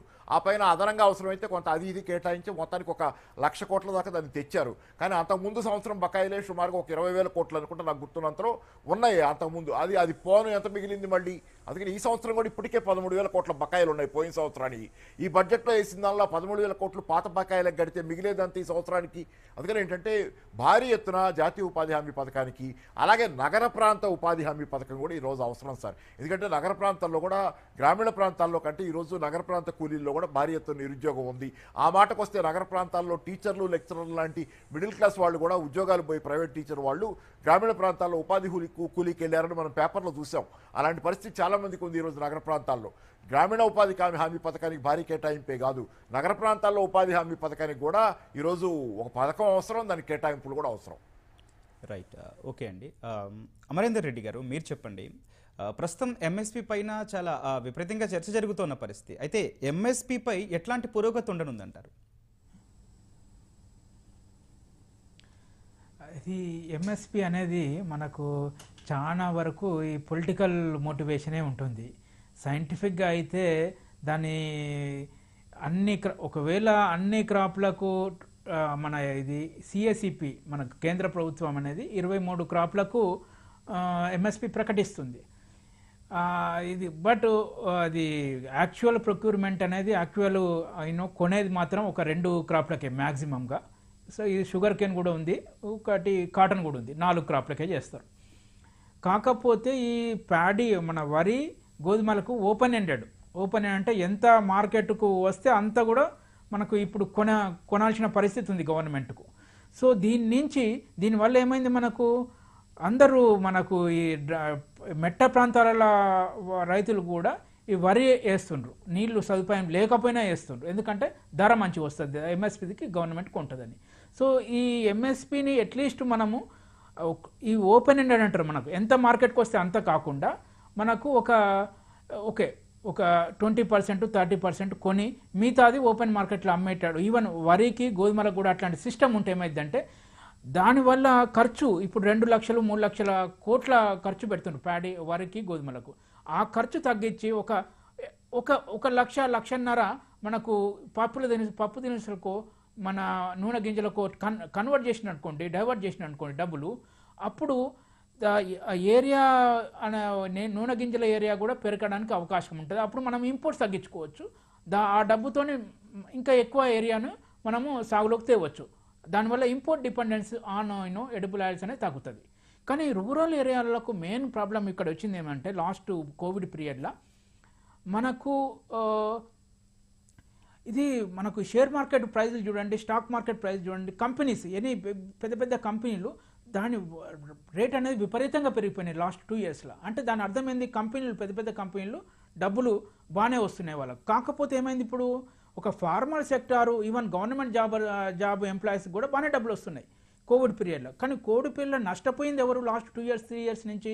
Informal sector. అది సార్ అన్నప్పుడు ఇది అర్బన్ అయినా కావచ్చు, నగర ప్రాంతాలైనా కావచ్చు, పల్లెటూరులు అయినా కావచ్చు, మొత్తం ఇన్ఫార్మల్ సెక్టార్ అంతా కుబేలైపోయింది. సో దీనికి వాళ్ళకు డబ్బులు లేవు, ఇన్కమ్ లేదు, ఉన్న ఎంప్లాయ్మెంట్ మొత్తం అన్ఎంప్లాయ్మెంట్ అనేది ఇప్పుడు చాలా ఎక్కువ ఉన్నది రూరల్ ఏరియాలో. అర్బన్ ఏరియాలో కూడా పెరిగిపోయింది ఇప్పుడు. సో వీళ్ళకి ఏం చేయాలి అనేది పెద్ద ఇప్పుడు క్వశ్చన్ మార్క్. ఒకటి ఏంటంటే రైతులు వాళ్ళకు వచ్చే 10,000 మంత్లీ ఇన్కమ్లా ఒక 3,000 వ్యవసాయం నుంచి వస్తుంది, మిగతా 6,000 7,000 అంతా ఈ చిన్న కూలి పనులు, నరేగా పనులు, ఈ పనులు చేసుకుంటూ బతుకుతున్నారు. వీళ్ళను ఎట్లా ఒక మంచి ఆదాయం వచ్చే మార్గాలకు ఎట్లా కన్వర్ట్ చేయాలి? ఈ బడ్జెట్లో అంత స్పష్టంగా ఏమీ లేవు. ఇది ప్రైమ్ మినిస్టర్ ఆవాస యోజన అని ఉంది, వాళ్ళు రూరల్ ఏరియాలో కొంచెం ఖర్చు పెడుతుండ్రు, కన్స్ట్రక్షన్ మీద ఖర్చు పెడతారు, దానివల్ల ఏమైనా ఎంప్లాయ్మెంట్ వస్తే ఈ కూలీ నాలుగు చేసే వాళ్ళకు కొద్దిగా బెనిఫిట్ ఉంటుందని. అండ్ నేషనల్ హైవే ప్రోగ్రామ్ అది కూడా బాగానే స్పెండ్ చేస్తున్నారు డబ్బులు. కానీ అక్కడ కూడా ఏంటంటే ఈ మధ్యలో మొత్తం మెకనైజేషన్ అయిపోయింది. అక్కడ కూడా ఇదివరకు 100 మంది 1000 మంది చేసేటోళ్ళు ఇప్పుడు 4-5 చేస్తుండ్రు ఆ పని కూడా. అది కూడా క్యాపిటల్ ఇంటెన్సివ్ అయిపోయింది. సో ఇప్పుడు ఈ Awas Yojana, national highway programme, ఈ ఇన్ఫ్రాస్ట్రక్చర్ ప్రోగ్రామ్లు వెనకటైతే బాగా ఎంప్లాయ్మెంట్ క్రియేట్ చేసినాయి. కానీ ఇప్పుడు వచ్చే పరిస్థితికి అంతా క్యాపిటల్ ఇంటెన్సివ్ అయిపోయి అవి కూడా ఎంప్లాయ్మెంట్ క్రియేట్ చేయలేకుండా పోతున్నాయి. మరి వీళ్ళంతా ఎట్లా ఎంప్లాయ్మెంట్ క్రియేట్ చేయాలన్నది ఒక చాలా పెద్ద సమస్య. ఈ బడ్జెట్ లో మాత్రం డైరెక్ట్ గా దాన్ని ఎట్లా అంటారు, మీరు ఏం సూచిస్తారు? అంటే దీనికి డైరెక్ట్ సపోర్ట్ అనేది ఇంపార్టెంట్. డైరెక్ట్ ఇన్కమ్ ట్రాన్స్ఫర్ ఒకటి, మనకు యూనివర్సల్ బేసిక్ ఇన్కమ్ అనే కాన్సెప్ట్ ఎప్పటి నుంచో ఉంది. ఇప్పుడు కూడా గవర్నమెంట్ కూడా ఇంప్లిమెంట్ చేస్తుంది రైతులకు. ఏది ప్రైమ్ మినిస్టర్ కృషి పిఎం కిసాన్ ప్రోగ్రామ్ ద్వారా 6,000 ప్రతి కుటుంబానికి, రైతు కుటుంబానికి. అది కొంచెం దాన్ని లింక్ చేయాలి. ఏది input, for example fertiliser prices బాగా పెరిగినాయి లాస్ట్ ఇయర్. దాని ఫెర్టిలైజర్ ప్రైజ్లకు అనుసంధానం చేయాలి. 6,000 అట్లే ఉండకుండా 6,000 నుంచి అది ఫెర్టిలైజర్ ప్రైజ్ ఇన్ఫ్లేషన్ ఎంత పెరుగుతుందో దానికి అనుసంధానం చేస్తే 6,000 నుంచి 7,000 అవుతుంది, 7,000 నుంచి 8,000 అవుతుంది నెక్స్ట్ ఇయర్ నుంచి. అప్పుడు వాళ్ళకి అట్లీస్ట్ ఇన్పుట్ ప్రైజ్లకు దాని మీద డిపెండ్ కావాల్సిన అవసరం ఉండదు ఒకటి. ఇంకోటి ఏంటంటే ఇది మన ఇది ఫుడ్ ప్రాసెసింగ్ ఇండస్ట్రీస్, ఇది మన విలేజ్లలో ఈ ఫుడ్ ప్రాసెసింగ్ ఇండస్ట్రీ, వ్యవసాయానికి అనుబంధంగా చిన్న చిన్న ఇండస్ట్రీలు ఆల్రెడీ గవర్నమెంట్ ఆఫ్ ఇండియా ఇది 1 product 1 district అనేది దాని మీద ప్రమోట్ చేస్తుండ్రు. కానీ ఏంటంటే మన విలేజ్లకు పోతే మనకేంది, మనం అది విజిబుల్గా మనం చూస్తలేము. ఏమైనా ఇంప్రూవ్మెంట్ అయిందా అంటే ఎక్కడి గొంగలు అక్కడే అన్నట్టు మార్కెట్లు డెవలప్ కావట్లేదు, ఇది రూరల్ ఇండస్ట్రీస్ డెవలప్ కావట్లేదు, పాత గొడవలు కనబడతాయి ఇప్పటికి కూడా. సో కొద్ది గొప్ప investment, direct pumping of money అనేది చాలా ఇంపార్టెంట్ రూరల్ ఏరియాకి. ఎందుకంటే వాళ్ళంతటా వాళ్ళు డెవలప్ కాలేరు ఈ సిచ్యువేషన్లలో. Because of this last 2 years we have to pump money into rural areas somehow. Then only that rural areas అయినా, వ్యవసాయం అయినా, మన గ్రామీణ ప్రాంతాలైనా ఏమన్నా డెవలప్ అవ్వడానికి అవకాశం ఉంటుంది. Right, okay. అనంత్ గారు, ఆర్థిక సర్వేలో ఒక కీలక అంశం మనం ఈ సందర్భంగా గుర్తు చేసుకోవాలండి. అసంఘటిత రంగం నుంచి సంఘటిత రంగం వైపు ఎక్కువ మంది కార్మికులు వెళ్ళారని పిఎఫ్ గణాంకాలు చెప్తున్న పరిస్థితి. దీనికి కారణాలు ఏంటంటారు? వీళ్ళు కాకి లెక్కలేదో వేసుకుంటున్నారు. కానీ ఇప్పుడు డేటా కలెక్ట్ చేసేది ఏం చేస్తున్నారు అని అంటే, ఇన్ఫార్మల్ సెక్టర్ డేటా కలెక్షన్ అనేది చాలా తక్కువ ఉంది మనకి. అది ఒక సిస్టమ్ లేదు, ఒక ప్రాసెస్ లేదు. ఎన్ఎస్ఎస్ఓ సర్వే ఉంటుంది. ఇప్పుడు వాళ్ళు చెప్పేది ఎప్పుడుది, కోవిడ్ ముందుది మాట్లాడుతున్నారు. ఎందుకంటే మీరు వాళ్ళు కోట్ చేసిన డేటా అంతా కూడా ఏంటంటే ఆ 77th రౌండ్ ఆఫ్ ఎన్ఎస్ఎస్ఓ రిపోర్ట్లు అవన్నీ కోట్ చేశారండి. మన కోవిడ్ తర్వాత కోవిడ్ ఇంపాక్ట్ అనేది ఎంత డ్రమాటిక్, ఎంత డ్రాస్టిక్ గా ఉందంటే అన్ని రంగాలను ఎఫెక్ట్ ఇచ్చింది. సో మనం పాత డేటా తీసుకుని జనరలైజ్ చేసేసి లేటెస్ట్ ఇచ్చి కనీసం ఆ రైడర్ అన్నా పెట్టాల్సింది. లేకపోతే ఏంటంటే ఇటువంటి కన్ఫ్యూజన్ వస్తూ ఉంటుంది. అది రాంగ్ అండి. అన్ని ఇన్ఫార్మల్ సెక్టర్ బాగా దెబ్బతింది. ఫార్మల్ సెక్టర్ లో స్మాల్ అండ్ మీడియం ఎంటర్ప్రైజెస్ దెబ్బతిన్నాయి. స్మాల్ అండ్ మీడియం ఎంటర్ప్రైజ్ దెబ్బతిన్నాయని చెప్పి బెనిఫిట్ ఇస్తున్నారు, మంచిది. కాకపోతే ఏంటంటే ఇన్ఫార్మల్ సెక్టర్ వైపు ఏమీ లేదండి. ప్లస్ ఇంకొకటి ఏంటంటే గవర్నమెంట్ పాలసీ ఆఫ్ ఫార్మలైజేషన్ కూడా చాలా రాంగ్ ఉందండి. గ్రాడ్యువల్ ప్రాసెస్ లో వెళ్లాల్సింది పోయి డిస్ట్రప్టివ్ చేంజ్ తీసుకురావాలని చూస్తున్నారు. ఫస్ట్ ఆఫ్ ఆల్ డిమానిటైజేషన్, తర్వాత జిఎస్టీ రెండూ కూడా ఇన్ఫార్మల్ సెక్టర్ కి బాగా డ్రాస్టిక్ గా దెబ్బతికొట్టినాయి. అవి ఎక్కడా కూడా అది రిపేర్ జరగకముందు మళ్ళీ కోవిడ్ వచ్చింది. అంటే వరుసనే ఈ 4-5 ఏళ్లలో మనకేంటంటే 3 సార్లు భయంకరమైన ఎఫెక్ట్ ఇన్ఫార్మల్ సెక్టర్ లో ఉంది. సో అవి మనం ఫేస్ వాల్యూ మీద తీసుకోవటం అనేది మనకి ఉపయోగపడదు. ఎకానమీ మీద కూడా రాంగ్ పిక్చర్ వస్తుంది. ఎందుకంటే ఇప్పుడు నిజంగానే కనుక ఫార్మలైజేషన్ జరిగినట్టయితే మరి మన 2-wheeler and 3-wheeler sales 2019 November కన్నా తక్కువ ఉన్నాయి. మరి ఫార్మలైజేషన్ జరిగినట్టయితే ఇవన్నీ ఎక్కువ ఉండాలి కదా, మరి అది కూడా ఇంపాక్ట్ ఉండేది కదా. అన్నిటితో పాటు ఇది కూడా బెనిఫిట్ అయ్యేది కదా. మరి ఎందుకంటే ఇన్కమ్ ఎక్కువ వస్తున్నట్టయితే మరి ఇటువంటి సేల్స్ అయితే పెరుగుతా వెళ్ళాలి. మరి అది జరగట్లేదు. సో అందుకని I don't think that's happening. So ఆ ఒక సెగ్మెంట్ అంటే అది very large segment. Plus jobs కూడా మీరు ఒక ప్రధానంగా ఇప్పుడున్న బడ్జెట్ లో ప్రాబ్లమ్ మనం దృష్టి పెట్టండి ఏంటంటే ఎక్స్పెండిచర్ అంతా కూడా బ్యాక్ లోడ్ చేశారు, ఫ్రంట్ లోడింగ్ అనేది లేదు. సో ఎంతవరకు ఖర్చు పెడతారు? ఎందుకంటే స్టేట్స్ ప్రాజెక్ట్స్ డిజైన్ చేసి తీసుకొచ్చి ఆల్రెడీ పైప్ లైన్ లో ఉన్న ప్రాజెక్ట్స్ అయితే తప్ప పైప్ లైన్ లో ఉన్న ప్రాజెక్ట్స్ కూడా ఇంప్లిమెంటేషన్ డిలేస్ డ్రాస్టిక్ గా ఉంది. ఇంప్లిమెంటేషన్ స్పీడప్ అయితే అవలా. అంత ముందుకు ఇప్పటికి గత 10 ఏళ్లలో కనుక మనం చూసిన పేస్ లోనే జరుగుతుంది. ఏదన్నా ఒక ప్రాజెక్టు హై ప్రొఫైల్ ప్రాజెక్టు కావాలనుకుంది స్పీడప్ అవుతుందేమో, కానీ ఓవరాల్ ప్రాజెక్ట్ స్పీడ్ అయితే గనక అంటే నేషనల్ ఇన్ఫ్రాస్ట్రక్చర్ పైప్ లైన్ పెట్టడం మూలాన మెరుగైంది, కానీ బట్ అది డ్రమాటిక్ చేంజ్ అయితే తీసుకురాలేదండి. సో ఇప్పుడున్న ప్రాజెక్ట్స్ అన్ని కూడా ఇప్పుడు for example river linking project ఇందాక శాస్త్రి గారు చెప్పినట్టు అందరూ స్టేక్ హోల్డర్స్ ఒప్పుకోవాలి. అప్పుడు 40,000 కోట్లు ఖర్చు పెడతారు. బట్ అది ఎన్నేళ్ళు పడుతుంది? 1 year లో అయితే అవ్వదు కదా మనకి. సో ఇటువంటి క్రెడిట్ గ్యారంటీ స్కీమ్ ఉందండి, 40,000 crores అంటున్నారు. అది డిఫాల్ట్ అయినప్పుడు వర్తిస్తుంది. అది తీసుకుని వాళ్ళు లోన్ ఇచ్చి అది ఖర్చు పెట్టి లోన్ తీసుకోగలిగే కెపాసిటీ ఉండాలి కదా. సేమ్ అఫోర్డబుల్ హౌసింగ్ మంచిది, బట్ ఎకానమీ కొలాప్స్ అయినప్పుడు అఫోర్డ్ చేయగలగాలి కదా పర్సన్. ఇదివరకు 20 లక్షలు అఫోర్డ్ చేయగలిగినాడు, ఇవాళ 10 లక్షలు కూడా అఫోర్డ్ చేయలేని పరిస్థితి ఉంటే అదేంటి అని చూడాలి. సో నేను ప్రధానంగా చెప్పేది ఏంటంటే గవర్నమెంట్ క్యాపిటల్ ఎక్స్పెండిచర్ అనేది ఫ్రంట్ లోడ్ చేసుకోవాలి, ఇంప్లిమెంట్ చేయాలి. మేము 7 లక్షల కోట్లు ఎంతో చెప్పారు అంకే కరెక్టే, కాకపోతే దాంట్లో 70% కనుక అయినట్టయితే ఇప్పుడు ఈ సంవత్సరం ఎంత అయిందంటే 63 to 70% ఖర్చు పెట్టారు ఇప్పటికి. ఇంకా 2 నెలలు ఎంత ఖర్చు పెట్టగలరు అంటే మిగిలిన 30% ఖర్చు పెట్టేయగలరా? మరి ఖర్చు పెడితే మరీ మంచిది, ఖర్చు పెట్టేటట్టు ఉండాలి. సో బడ్జెట్ అనేది వాళ్ళు లాఫ్టీ స్టేట్మెంట్ ఆఫ్ ఇంటెంట్ అండి. ఫైనల్ గా what is in the fine print, what is in the execution. ఆ ఎగ్జిక్యూషన్ దగ్గర అంటే ఇంప్లిమెంటేషన్ దగ్గర ఈ గవర్నమెంట్ తక్కిన గవర్నమెంట్స్ లాగానే స్లోగా ఉంది. That does not help. But ఆ ప్రాబ్లమ్ ని అప్పు తీసుకుని జనాలకు పనిచేయండి అంటే that does not solve the problem, you are postponing the problem. ఇప్పుడు కొన్ని రాష్ట్రాలు ఉన్నాయి విపరీతంగా అప్పులు తీసుకుని అన్ని డబ్బులు కార్పస్ ఫండ్లు అన్ని డైవర్ట్ చేసేసి వెళ్ళి ఖర్చు పెట్టేస్తారు, బెనిఫిట్స్ ఇచ్చేస్తారు. ఎవరు? So where is it stop? అప్పు చేసి పప్పు కూడా అనేది కష్టం. ఎకనామిక్స్ లో there is no free lunch. So ఎక్కడో చోట కాంపన్సేట్ చేయాలి, ఇవాళ కాకపోయిన రేపన్నా. కాస్ట్ ఎప్పుడు పే చేస్తారనేది ఉంటుందండి. సో అందుకని ఏంటంటే ఖర్చు పెట్టే రూపాయి జ్యుడిషియస్ గా హై మల్టీప్లేయర్ ఎఫెక్ట్ ఉన్న చోట ఖర్చు పెట్టాలి. అది ఎక్కడ ఉంటుందంటే పబ్లిక్ క్యాపిటల్ ఎక్స్పెండిచర్ లో ఉంటుంది, పబ్లిక్ ఇన్ఫ్రాస్ట్రక్చర్ ప్రాజెక్ట్ లో ఉంటుంది. ప్రైవేట్ వాళ్ళు చేస్తారా ఎన్ని? ఇప్పుడు ఫైనల్ గా ఏమైంది, ఎయిర్ ఇండియాది 58,000 కోట్లు గవర్నమెంట్ తీసుకోవాల్సి వచ్చింది అప్పు. సో అటు ఎటు చేసినా ఈ జేబులోంచి ఆ జేబులో పెట్టుకోవడానికి అవుతాను. సో అట్టా కాదండి, ఫ్రెష్ అంటే కనీసం ఎల్ఐసి అమ్ముకోగలుగుతున్నారంటే పాత వాళ్ళు ఇన్వెస్ట్ చేశారు కాబట్టి ఇప్పుడు అమ్ముకోగలుగుతున్నారు. ఇంకో 10 ఏళ్ళు అమ్ముకుంటా ఉంటారు, సంవత్సరం 1,00,000 కోట్లు వస్తా ఉంటాయని అనుకుందాం. బట్ అటువంటి అసెట్ నెక్స్ట్ అసెట్ ఏం క్రియేట్ చేస్తారు? చేయగలుగుతున్నాం. ఇప్పుడు చైనా ఉంది, నెక్స్ట్ 10 years లో వాళ్ళు హై టెక్నాలజీ రిలేటెడ్ సెక్టర్స్ లో మేము వాళ్ళు దాదాపు $100 billion గవర్నమెంట్ ఖర్చు పెడతాను. వాళ్ళు క్రియేట్ చేసుకున్నారు కార్పస్ ఫండ్. సో అట్లా మనం ఏమైనా క్రియేట్ చేసుకోగలిగామా? అవి చేయకుండా, అవి ఇంప్లిమెంట్ చేయకుండా బడ్జెట్ అలొకేషన్స్ బట్టి మనం బ్రహ్మాండంగా అయిపోతుంది, సోషల్ మీడియాలో ఆహా ఊహో అనుకుంటే అదేం ఉపయోగం ఉండదండి. ఇప్పుడు జనాలకి సబ్సిడీస్ నాకు సబ్సిడీ వస్తే బాగుంటుందండి, కాకపోతే ఎక్కడి నుంచి తెస్తారు? ఉన్న డబ్బు సరిగ్గా ఖర్చు పెట్టాలి, అది ఇంపార్టెంట్. సో అది జరగట్లేదు, that is the problem, that is what we are missing. నాకు ఇవ్వలేదు, ట్యాక్స్ బెనిఫిట్ పెంచలేదు, అసలు ఇన్కమ్ ట్యాక్స్ తీసేస్తే బ్రహ్మాండంగా ఉంటుందండి. కానీ దానివల్ల జిఎస్టీ ఇంకా 20% పెంచుతారు. So that's not the solution. So I think long term ఏంటి సొల్యూషన్? నేనైతే ఒకటి నమ్ముతున్నాను, అప్పు ఎంత తక్కువ గవర్నమెంట్ జ్యుడిషియస్ గా చేస్తే, అసలు చేయకూడదు అని అంటున్నా, జాగ్రత్తగా ఖర్చు పెట్టండి. High tide lifts all boats అంటారండి. ఎకానమీలో మొత్తం వాళ్ళు అన్ని ఇంజిన్స్ లో ఫైర్ అయితే గనక దాని బెనిఫిట్ ఉంటుంది. అది జరుగుతుందా లేదా అనేది బ్యాక్ లోడింగ్ ఆఫ్ ఎక్స్పెండిచర్ అనేది ఉపయోగం లేదండి.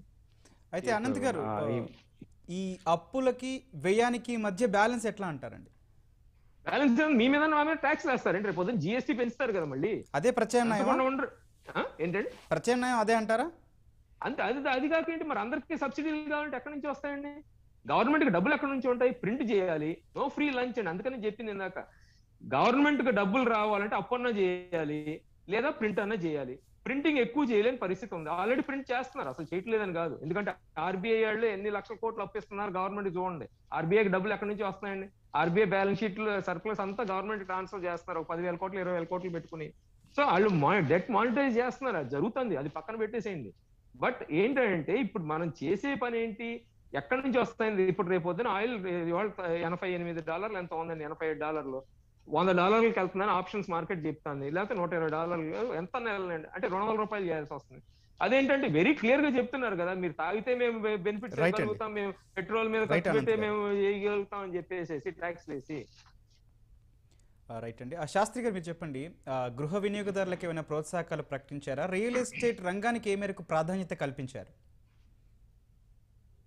రియల్ ఎస్టేట్ అంటే ఇప్పుడు రియల్ ఎస్టేట్ వాళ్ళకి కావాల్సింది ఎలాగైనా ఫైనాన్స్ ప్రకారం మీరు ఉంటండి చాలా. ఎందుకంటే పాలసీ డెసిషన్స్ మీరు చెప్పినట్టుగా policy decisions are very important. Direct గా మనం చేసేద్దాం అంటే అందులో చేసేది ఏమి ఉండదు. మీరు ఇంటిగ్రేటెడ్ శాండ్ పాలసీ చేస్తే అదొక గృహ నిర్మాణానికి ఉపయోగపడేది. Integrated sand policy is a growth engine and economic engine. ఆ ఎకనమిక్ ఇంజన్స్ గ్రోత్ ఇంజన్స్ ని ముందంటే ప్రిన్సిపల్ నారేషన్ ఆఫ్ ఎకనమిక్స్ దగ్గర మనం లేదు, దాని దగ్గరికి వెళ్ళడానికి ప్రయత్నం చేయాలి. ఎందుకంటే ఈ దేశం ఆ మిక్స్డ్ ఎకానమీని అడాప్ట్ చేసిన తర్వాత క్యాపిటల్ ఎకానమీకి సోషలిస్టిక్ ఎకానమీ మధ్యలో నిలబడిపోయి ఆ డైనమిక్స్ అన్ని మారుతుంటే ఆ డైనమిక్స్ అది అలవాటు చేసుకోలేకపోతుంది. మీరు sand policy is a very crucial policy.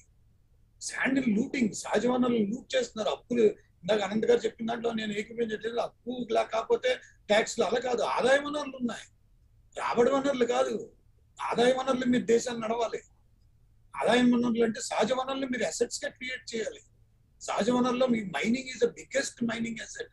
మొత్తం can have a central government have a thirds and white paper can issue a white paper. 25 రాష్ట్రాల్లో జరిగే మైనింగ్ ఎంత, దాని డబ్బు ఎంత వస్తుంది, ఎవరెవరు ఎంత దోచేస్తున్నారు, అసలు రాబడి మా ప్రజల మీద భుజాల మీద తుపాకీలు పెట్టవలసిన అవసరం ఏంటి? ట్యాక్స్లు ఎందుకు? ఇన్కమ్ ట్యాక్స్ అనేది దేనికి? అది it's a crime. Income tax is a crime. ఎందుకంటే మీరు ఈ రోజు మీరు ఇన్కమ్ ట్యాక్స్ పే చేసిన శాలరీ మీద ట్యాక్స్ పే చేస్తారు. మీరు ఇన్కమ్ ట్యాక్స్ పే చేసి ఇంటికి తీసుకెళ్ళాక మళ్ళీ ప్రతి దాని మీద ట్యాక్స్ పే చేస్తారు. మీరు పాలు కొన్నా పే చేస్తారు, లంచ్ వెజిటబుల్స్ ఏది కొన్నా ట్యాక్స్ పే చేస్తారు. So what is meaning of it? అంటే your paying almost 50 to 60% tax. అంటే యువర్ 1 month లో 15 days salary you are contributing towards the governance. This is the way. That is the reason I said it is a streamlining the national economy. Let's have a streamline the national economy. There should be a sand integrated policy. అసలు sand మీద ఏ రకంగా వస్తుంది? 13 జిల్లాలు మీ ఆంధ్రప్రదేశ్ జిల్లాల్లో sand ఏ రకంగా వెళ్ళిపోతుంది, mining ఏ రకంగా వెళ్ళిపోతుంది, సహజ వనరులు అక్కడ అందులో ఆ అడవుల్లో జరిగే ఇదంతా అడవులన్నీ విధానం కదా. అడవులన్నింటినీ ఎందుకు మీరు నేషనల్ అకౌంటబిలిటీలోకి ఎందుకు తీసుకురావాలి? అడవులు తీసుకురావాలి కదా. అడవుల నుంచి వచ్చే ఆదాయం ఎంత? ఎర్రచందనం మీరు ఆక్షన్ వేస్తేనే 1000 కోట్లలో ఆక్షన్ వేస్తారే, అవన్నీ ఎక్కడికి వెళ్ళిపోతున్నాయి? ఇప్పుడు మీరు ఒకటి చెప్తున్నారు, రాబడి అంశాలు వేరు, సహజమైన ఆదాయ అంశాలు వేరు. Income government have a right. ఇది నాకు అనిపించేది ఏంటంటే ప్రస్తుతం ఉన్న పొజిషన్ లో 2030-35 దాకా మీరేంటంటే ఒకటే గుర్తుపెట్టుకోవాలి, ఇన్కమ్ ఫీల్డ్ ఎక్స్పెండిచర్ రిఫార్మ్స్ చేయాలి. Government must exercise very deep rooted expenditure reforms. Income reforms లో మీరు సహజ వనరులు, మీరు పర్చేజింగ్ పవర్ ని మిస్యూజ్ చేయకండి. మీరు పర్చేజింగ్ పవర్ ని మిస్యూజ్ చేస్తున్నారు. సిమ్ కార్డ్ అవసరం లేదు ఈ దేశానికి. SIM card is not required to provide mobile services. 6 lakhs crores charge చేస్తారు. మొత్తం మొబైల్ కంపెనీలు అన్ని కలిపి 6 లక్షల కోట్లు డ్రా చేస్తాయి కామన్ మ్యాన్ నుంచి. అది అవసరమా? Is it can't we do it in 25,000 50,000 crores tender the central government? మీకు మహా అయితే 17,000 టవర్స్ కావాలి, 5 కోట్ల రూపాయలు ఒక్కొక్కటి.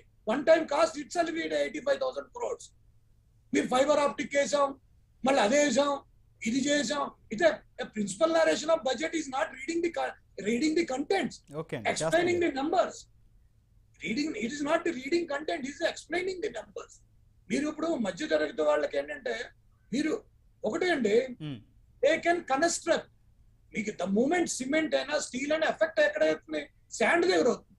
The more construction happens, the more construction. అయితే శాస్త్రి గారు ఈ స్టీల్ సిమెంట్ ధరలు పెరగడం వల్ల ఆర్థిక వ్యవస్థపై ఏ మేరకు భారం పడుతుంది, అట్లాగే మార్కెట్ పైన కూడా దీని ప్రభావం ఏ మేరకు ఉండనుందండి? అంటే స్టీల్ సిమెంట్ ధరలు ఇష్టం వచ్చినట్టు పెంచేసుకోమని ఎవరు చెప్పలేదు. రెమిడిసివిర్ ఇంజెక్షన్ లా ఉంటుంది, అలా కాదు కదా. అది there is a clarity of economical aspect. The economical aspect is this.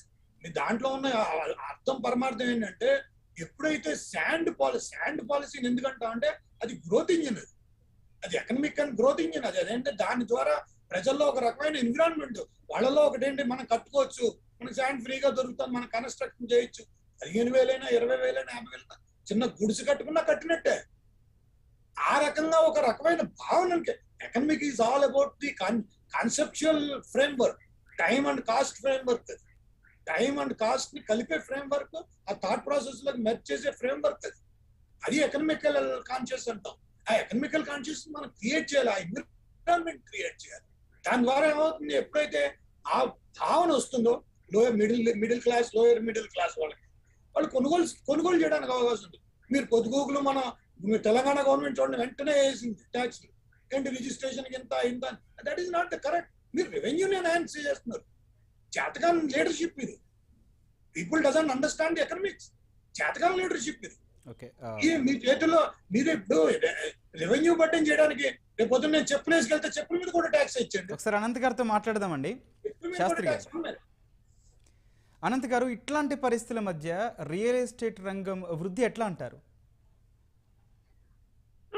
Real estate రంగం అనేదండి ఇప్పుడు మనకి కేవలం ఓవరాల్ ఆర్థిక పరిస్థితుల మీద ఆధారపడి ఉంటుంది, చాలా లింక్ అయి ఉంటుంది.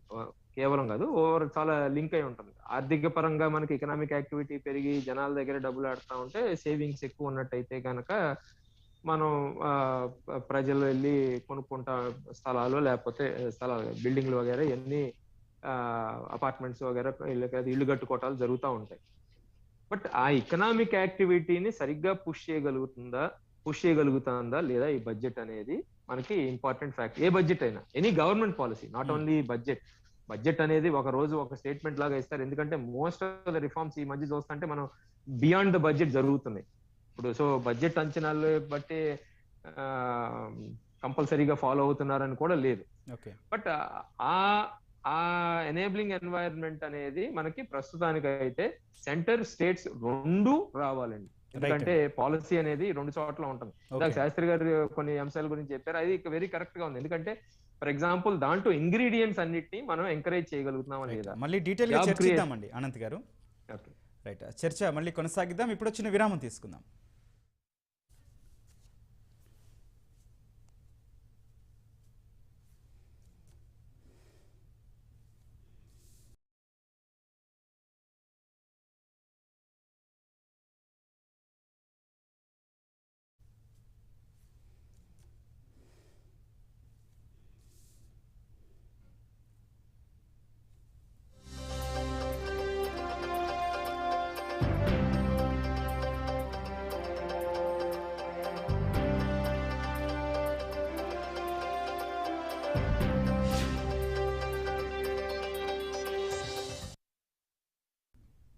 నమస్కారం. బడ్జెట్పై ప్రత్యేక చర్చా కార్యక్రమానికి స్వాగతం. 2022-23 ఆర్థిక సంవత్సరానికి కేంద్ర ప్రభుత్వం పార్లమెంట్లో బడ్జెట్ ప్రవేశపెట్టింది. ఈ మేరకు కేంద్ర ఆర్థిక మంత్రి నిర్మలా సీతారామన్ 39.45 లక్షల కోట్లతో బడ్జెట్ ప్రవేశపెట్టారు. వచ్చే 25 ఏళ్ల కాలానికి ఈ బడ్జెట్ని దృష్టిలో పెట్టుకుని బడ్జెట్ ప్రవేశపెట్టినట్టు ప్రకటించారు. ఇప్పటికే ఆజాదీ కా అమృత్ మహోత్సవ్ వేళలో ఉన్నారని ఆవిడ గుర్తు చేశారు. అయితే కోవిడ్తో ఇంకా పరిస్థితులు పూర్తిగా సద్దుమణగని పరిస్థితుల్లో కేంద్రం ప్రవేశపెట్టిన ఈ బడ్జెట్ ఏ రంగాలకు ఊతమిచ్చింది, అట్లాగే ఎప్పటి నుంచో ఎదురు చూస్తున్న వేతన జీవులకు పన్ను స్లాబుల్లో ఎట్లాంటి ఉపశమనాలు కలిగించారు, అదేవిధంగా ప్రాథమిక రంగం, సేవల రంగానికి ఎట్లాంటి కేటాయింపులు చేశారు, దీనిపై పూర్తి చర్చ చేపడదాం. ఈరోజు చర్చలో పాల్గొంటున్న వారు అమరేందర్ రెడ్డి గారు, వ్యవసాయ ఆర్థికవేత్త, అట్లాగే ఎస్ అనంత్ గారు, ప్రముఖ ఆర్థిక విశ్లేషకులు. రైట్, ముందుగా ప్రాథమిక రంగం, వ్యవసాయ రంగంతో మొదలు పెడదాం. అమరేందర్ రెడ్డి గారు, మీరు చెప్పండి. అమరేందర్ రెడ్డి గారు చెప్పండి సార్. రైట్, అమరేందర్ రెడ్డి గారు, ప్రాథమిక రంగం, వ్యవసాయ రంగంతో మొదలు పెడదాం. కేంద్రం ఇప్పటికే రైతుల ఆదాయం రెట్టింపు చేస్తా అని ప్రకటన చేసింది. ఆ లక్ష్యానికి ఎంత దూరంలో వచ్చాం? ప్రస్తుత బడ్జెట్లో కేటాయింపులు ఎట్లా ఉన్నాయంటారు?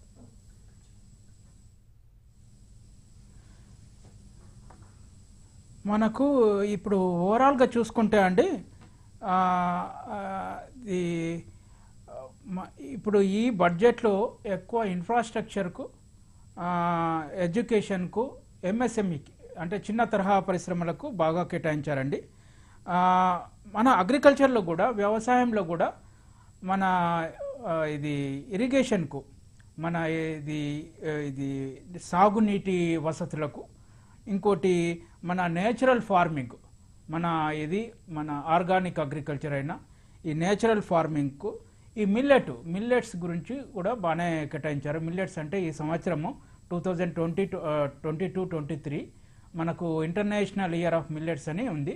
సో మిల్లెట్స్ కూడా బాగానే కేటాయించారు.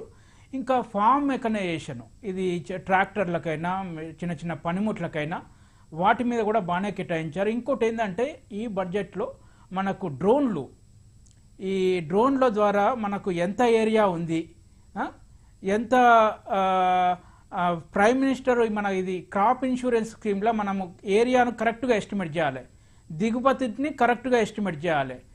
అప్పుడు ఎట్లా ఎస్టిమేట్ చేయడానికి మోడర్న్ టెక్నాలజీ, ఇప్పుడు డ్రోన్లు వచ్చినాయి, డిఫరెంట్ స్టార్టప్స్ వచ్చినాయి, వీటన్ని ద్వారా కూడా మనకు టెక్నాలజీని ఎలా యూజ్ చేసుకోవాలి, టెక్నాలజీకి పెద్దపీట వేశారు.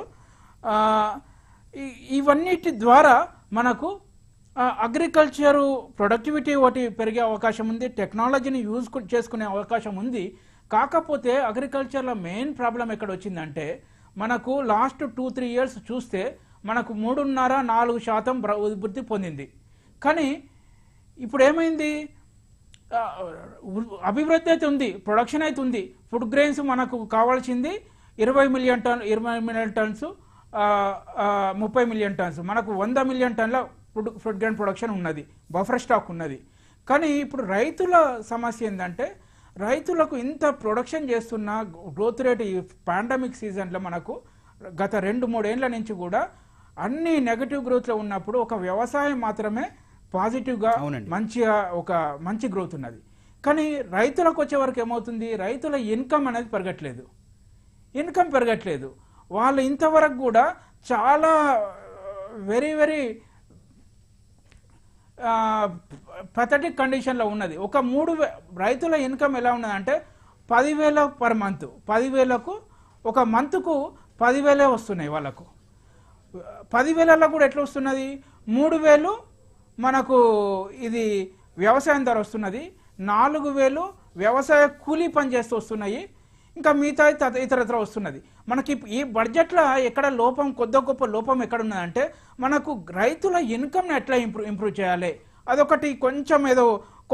ఇంకా కొంచెం ఈ పిఎం కిసాన్ మనకు ప్రతి సంవత్సరానికి 6,000 ఇస్తుంది కదా గవర్నమెంట్, అది కొంచెం ఇంక్రీజ్ చేస్తే ఇంకా కొంచెం బాగుండేది. ఇది ఇన్ఫ్లేషన్ అనేది మన ఇన్ఫ్లేషన్ పిఎం కిసాన్కు ఇన్ఫ్లేషన్కు అనుసంధానం చేసినా కానీ ప్రతి ఇయర్ ఇన్ఫ్లేషన్ ఎంత పెరుగుతుంటుందో మన పిఎం కిసాన్ ఆ హెల్ప్ కూడా అంతే పెరిగే అవకాశాలు ఉంటుంది. అట్లాంటివి కొన్ని చేయాల్సి ఉండే, కానీ ఇప్పటికి కూడా చాలా బాగానే ఉంది. ఎందుకంటే టెక్నాలజీ పరంగా బాగా ఇది డ్రోన్లకైనా కానీ ఇరిగేషన్కైనా బాగా కేటాయించారు డబ్బులు. మనకేంటంటే ఇరిగేషన్ మనకు నీటి వసతులు అనేది చాలా ఇంపార్టెంట్. నీటి వసతులు రాగానే మన ప్రొడక్షన్ అనేది విపరీతంగా పెరిగిపోతుంది. అది ఇంకోటి ఏంటంటే మనకు పల్సెస్కు అది నూనె గింజలకు కూడా బాగా కేటాయించారు. నూనె గింజలకు, మిల్లెట్స్కు, ఈ సోర్గము, ఈ మిల్లెట్స్ అనేవి ఉంటాయి కదా, వాటికి రాగులు, సజ్జలు ఇట్లాంటి వాటికి కూడా బాగానే కేటాయించారు. మనకు ఈ ఎస్పెషల్లీ మన తెలంగాణ, ఆంధ్రప్రదేశ్ రైతులకు బాగా ఉపయోగకరంగానే ఉంటుంది. కాకపోతే ఇంకా కొంచెం ఇది మన మార్కెట్ డెవలప్మెంట్కు కొంచెము డబ్బులు కేటాయిస్తే బాగుండేది. లాస్ట్ బడ్జెట్లో బాగానే కేటాయించారు. ఈ బడ్జెట్లో కూడా ఇంకా మార్కెట్ ఇన్ఫ్రాస్ట్రక్చర్ పెరగడానికి చాలా ఇంకా కొంచెం ఎక్కువ డబ్బులు కేటాయిస్తే బాగుండేదని నా అభిప్రాయం. రైట్ అండి. ఓకే, అనంత్ గారు ఆజాదీ కా అమృత్ మహోత్సవ్ వేళ ఈ బడ్జెట్ ప్రవేశపెడుతున్నట్లు నిర్మలా సీతారామన్ గారు ప్రకటన చేశారు. అయితే 4 ప్రధాన సూత్రాల ఆధారంగా బడ్జెట్ ఉంటుందని ఆవిడ ప్రారంభించే సందర్భంగా కూడా చెప్పిన పరిస్థితి. ప్రత్యేకించి ఏ రంగాలకు ఎక్కువ కేటాయింపులు ఇచ్చారండి? ఒకటండి, ఇన్ఫ్రాస్ట్రక్చర్కి ఇచ్చారు.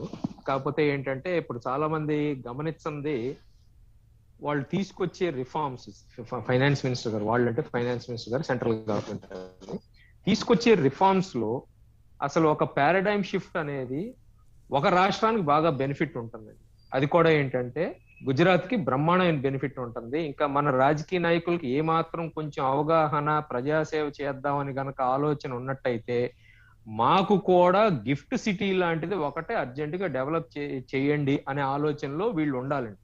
ఇప్పుడు కూడా లేకపోయి ఇంకా ఇది కావాలి, ఈ స్కీముకు డబ్బులు కావాలి అని అంటున్నారంటే మన రాజకీయ నాయకుల యొక్క అన్ని రాష్ట్రాలు, మిగిలిన గుజరాత్ తప్ప అన్ని రాష్ట్రాల యొక్క ఇంటలెక్చువల్ పవర్టీకి నిదర్శనం అవుతుంది. ఎందుకంటే ఒక సింపుల్ స్టేట్మెంట్ తో నిర్మలా సీతారామన్ గారు ఒక పారాడైమ్ షిఫ్ట్ లాంటిది గిఫ్ట్ సిటీకి సంబంధించి, రిఫార్మ్స్ కి సంబంధించి తీసుకొస్తున్నారు.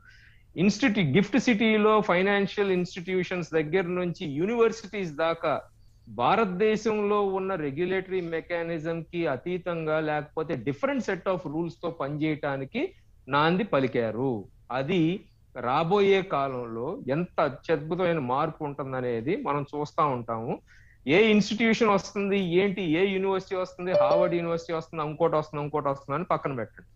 సెకండ్, నాకు బాగా నచ్చిన రంగం ఏంటంటే ఒకటి స్టేట్ గవర్నమెంట్స్ కి క్యాపిటల్ ఎక్స్పెండిచర్ కోసం అని చెప్పేసి, ప్రాజెక్ట్ కోసం అని చెప్పేసి మేము డబ్బులు ఇస్తాము, ఈ సంవత్సరం 10,000 నుంచి 15,000 రూపాయలు పెంచింది, వచ్చే 15,000 కోట్లు, సారీ 10,000 కోట్ల నుంచి 15,000 కోట్లు పెంచింది, వచ్చే సంవత్సరం అది 1,00,000 కోట్లకి చేస్తాం అనేది చాలా మంచి స్టెప్.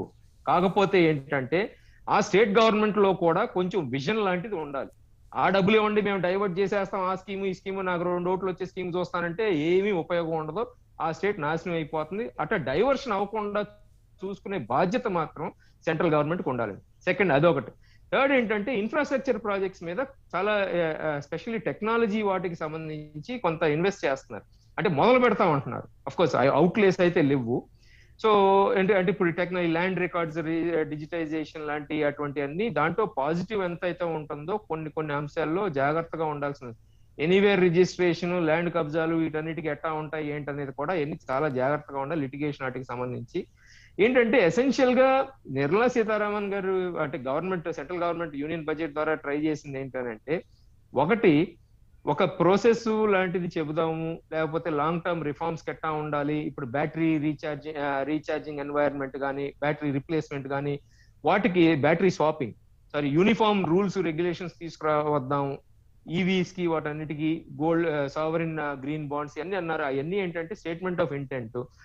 మెయిన్ ఈ రిఫార్మ్స్ ఎన్నైతే చేశారో, అంటే గిఫ్ట్ సిటీ పక్కన పెట్టేసేసినట్టయితే వాళ్ళు ఈ గతిశక్తి వీటన్నిటిలో కూడా చేసుకొచ్చింది అన్ని బాగున్నాయి, కానీ ఇంప్లిమెంటేషన్ దగ్గరకు వస్తుంది. ఎందుకంటే మనం మొన్న దీంట్లో కూడా చూసుకున్నట్టయితే బిట్వీన్ 60 to 70% మాత్రమే ఎగ్జిక్యూషన్ జరుగుతుంది క్యాపిటల్ ఎక్స్పెండిచర్ లో. క్యాపిటల్ ఎక్స్పెండిచర్ మీద ఇన్వెస్ట్ చేయడం అవసరం.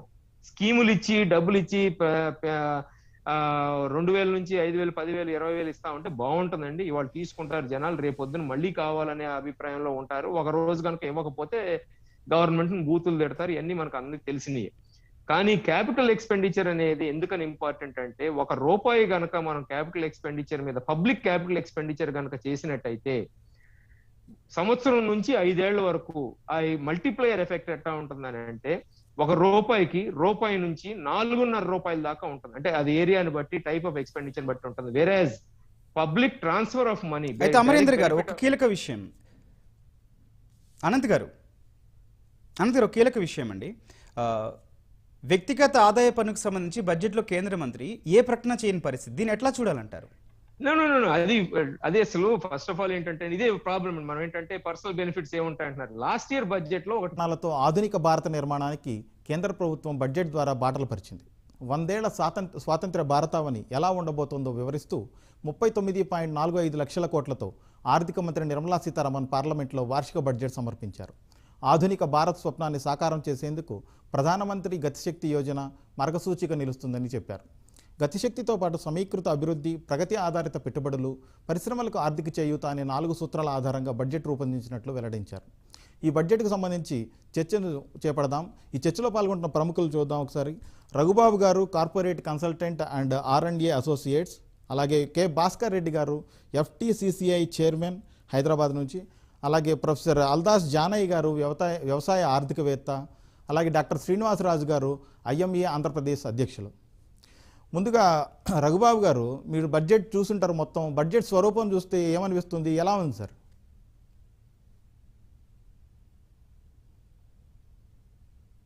ఏం చేశారంటే ఈ కన్సిస్టెన్సీని మెయింటైన్ చేశారండి. ఈ గవర్నమెంట్, మోడీ గవర్నమెంట్ కంటిన్యూ చేస్తున్న ప్లాన్స్ అన్నింటినీ కంటిన్యూ చేయడం జరిగింది. ఒక వెరీ వెరీ ఇంపార్టెంట్ మూమెంట్ ఏంటంటే క్యాపిటల్ ఎక్స్పెండిచర్ని పెంచడానికి దీంట్లో ప్లానింగ్ చేయడం జరిగింది. 35% క్యాపిటల్ ఎక్స్పెండిచర్ ఇంక్రీజ్ చేయడం జరిగింది. ఈసారి క్యాపిటల్ ఎక్స్పెండిచర్ ఇంక్రీజ్ చేయడం వల్ల ఇన్ఫ్రాస్ట్రక్చర్ మీద చాలా స్పెండ్ చేయడానికి అవకాశం ఉంటుంది. That is very very big development అండి. ఇదివరకు ఉన్న 5.5 లక్షల కోట్ల నుంచి 7.5 lakh crores స్పెండ్ చేయడానికి క్యాపెక్స్ మీద ఒక మేజర్ డిసిషన్ తీసుకోవడం జరిగింది. That is a very big initiative by the central government in this budget. Okay sir.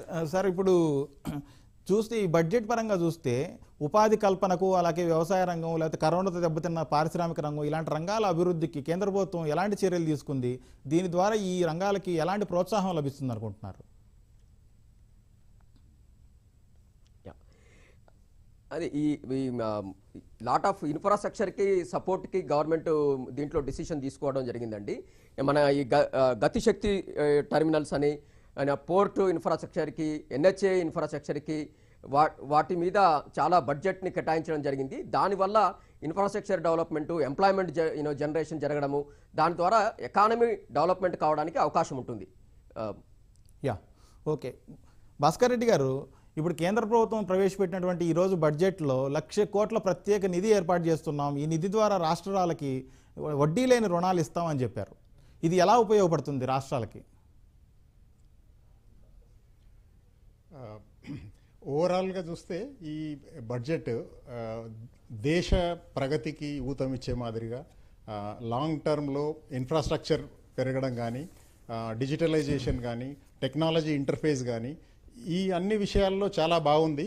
కాకపోతే మీరు అన్న 1,00,000 కోట్లు ఏదైతే ఉందో అది ప్రతిసారి తెలంగాణ అంటే రాష్ట్రాల వరకు వచ్చేవరకే ఏ రాష్ట్రానికి ఎంత అలాట్ చేస్తారనే దాని మీద ఆ పర్టికులర్ 1,00,000 కోట్ల అలాట్మెంట్ ఆధారపడి ఉంటుంది. ఎందుకంటే తెలంగాణకు ఆల్రెడీ నీతి ఆయోగ్ 35,000 కోట్లు ఇవ్వాలని రికమెండ్ చేసింది. అలాగే ఫైనాన్స్ కమిషన్ 723 crores చేయాలని మళ్ళీ అగైన్ రికమెండ్ చేసింది. కానీ ఇవేవి లాస్ట్ సంవత్సర కాలంగా రాలేదు. అయితే ఇప్పుడు ఈ బడ్జెట్లో ఫైన్ ప్రింట్ చూడాల్సి ఉంటుంది, ఎంతవరకు రాష్ట్రాలకు అలాట్మెంట్ చేసిండ్రు. జనరల్గా ఒక పూల్ పెట్టారు 1 lakh crores అని, మంచిదే, స్వాగతించబడుతుంది. కానీ దీన్ని ఏ విధంగా ఏ రాష్ట్రాలకు అలాట్ చేస్తారనే దాని, ఎందుకంటే ఇప్పుడు ప్రత్యేకంగా 5 రాష్ట్రాల ఎలక్షన్స్ జరుగుతున్నాయి. సో ఈ కేటాయింపుల ఆధారంగా మనం ఈ బడ్జెట్ ఎలా ఉంటుంది రాష్ట్రానికి అనేది చేయొచ్చు. బట్ ఓవరాల్గా చూస్తే మాత్రం దేశ ప్రగతికి ఊతమిచ్చే బడ్జెట్ ఇది. లాంగ్ రన్లో అడ్వాంటేజ్ అయ్యే బడ్జెటే ఇన్ఫ్రాస్ట్రక్చర్ ఈ అన్ని విషయాల్లో.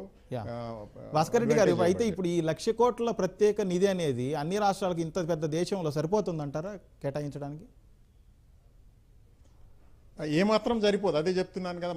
మనకు నీతి ఆయోగ్ ప్రత్యేకంగా లాస్ట్ ఇయర్ తెలంగాణ రాష్ట్రానికి 35,000 కోట్ల వరకు రికమెండ్ చేసింది.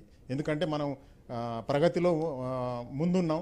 తెలంగాణ రాష్ట్రం చాలా ప్రాజెక్టులు టేకప్ చేసాం. ఇప్పుడు ఫార్మా ప్రాజెక్ట్ అయితే ఏంటి, ఎస్ఆర్డిపి ప్రాజెక్ట్ అయితే ఏంటి, ప్రతి దాంట్లో ఇన్ఫ్రాస్ట్రక్చర్లో మనం చాలా ముందు స్టెప్స్ తీసుకొని మనం ముందుకు వచ్చాం. కేంద్ర ప్రభుత్వానికి రిక్వెస్ట్ పంపుతూనే ఉన్నాం. లుక్, మేము మాది ప్రగతి పదంలో ఉన్న రాష్ట్రము, ఆల్మోస్ట్ దేశంలో నెంబర్ 1 ఉన్న రాష్ట్రం, మేము దీన్ని తీసుకున్నాం, మీరు మాకు ఇది సపోర్ట్ చేయండి అని ప్రతిసారి రిప్రజెంట్ చేస్తూనే ఉన్నాం. కానీ దానికి తగ్గట్టుగా రాలేదు. సో ఇప్పుడు ఈ 1,00,000 కోట్లలో ఎంత ఇస్తారు అనేది రేపు కానీ ఎల్లుండి కానీ మనకు తెలిస్తే దాన్ని బట్టి మనం మన రాష్ట్రానికి ఎట్లా ఉందనేది చెప్పవచ్చు. ఓకే. శ్రీనివాసరాజు గారు, ఇప్పుడు ఈ బడ్జెట్లో వైద్యారోగ్య రంగానికి కేటాయింపులు ఎలా ఉన్నాయి? ఈ కోవిడ్ పరిస్థితుల్లో ఈ కేటాయింపులు సరిపోతాయా? ఇది ప్రోత్సాహం లభించేలాగా ఉందా? ముందుగా ప్యానెల్లో ఇచ్చేసిన తోటి ప్యానలిస్టులందరికీ కూడా ఇండియన్ మెడికల్ అసోసియేషన్ తరఫున శుభాకాంక్షలు తెలియజేసుకుంటూ, అలాగే ఈటీవీ ప్రేక్షకులకు కూడా శుభాభినందనలు తెలియజేసుకుంటున్నాను.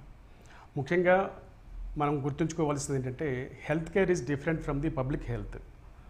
పబ్లిక్ హెల్త్ అనేది ప్రివెంటివ్, మెయిన్గా ప్రైమరీ కేరు, అలాగే మనకి safe water supply, hygienic maintenance and sanitation, వీటన్నిటి మీద చూసేది పబ్లిక్ హెల్త్ అన్నమాట. కానీ హెల్త్ కేర్ అనేది చాలా ఇంపార్టెంట్. కాబట్టి హెల్త్ కేర్కి యాక్చువల్గా చూసుకుంటే కనుక బడ్జెట్లో ఎలకేషను పోయిన సంవత్సరం మనకి 74,000 కోట్లు ఎలకేట్ చేస్తే ఈ సంవత్సరం కేవలం 86,000 కోట్లు మాత్రమే చేశారు. అంటే ఓన్లీ 12,000 కోట్లు మాత్రమే పెంచారు.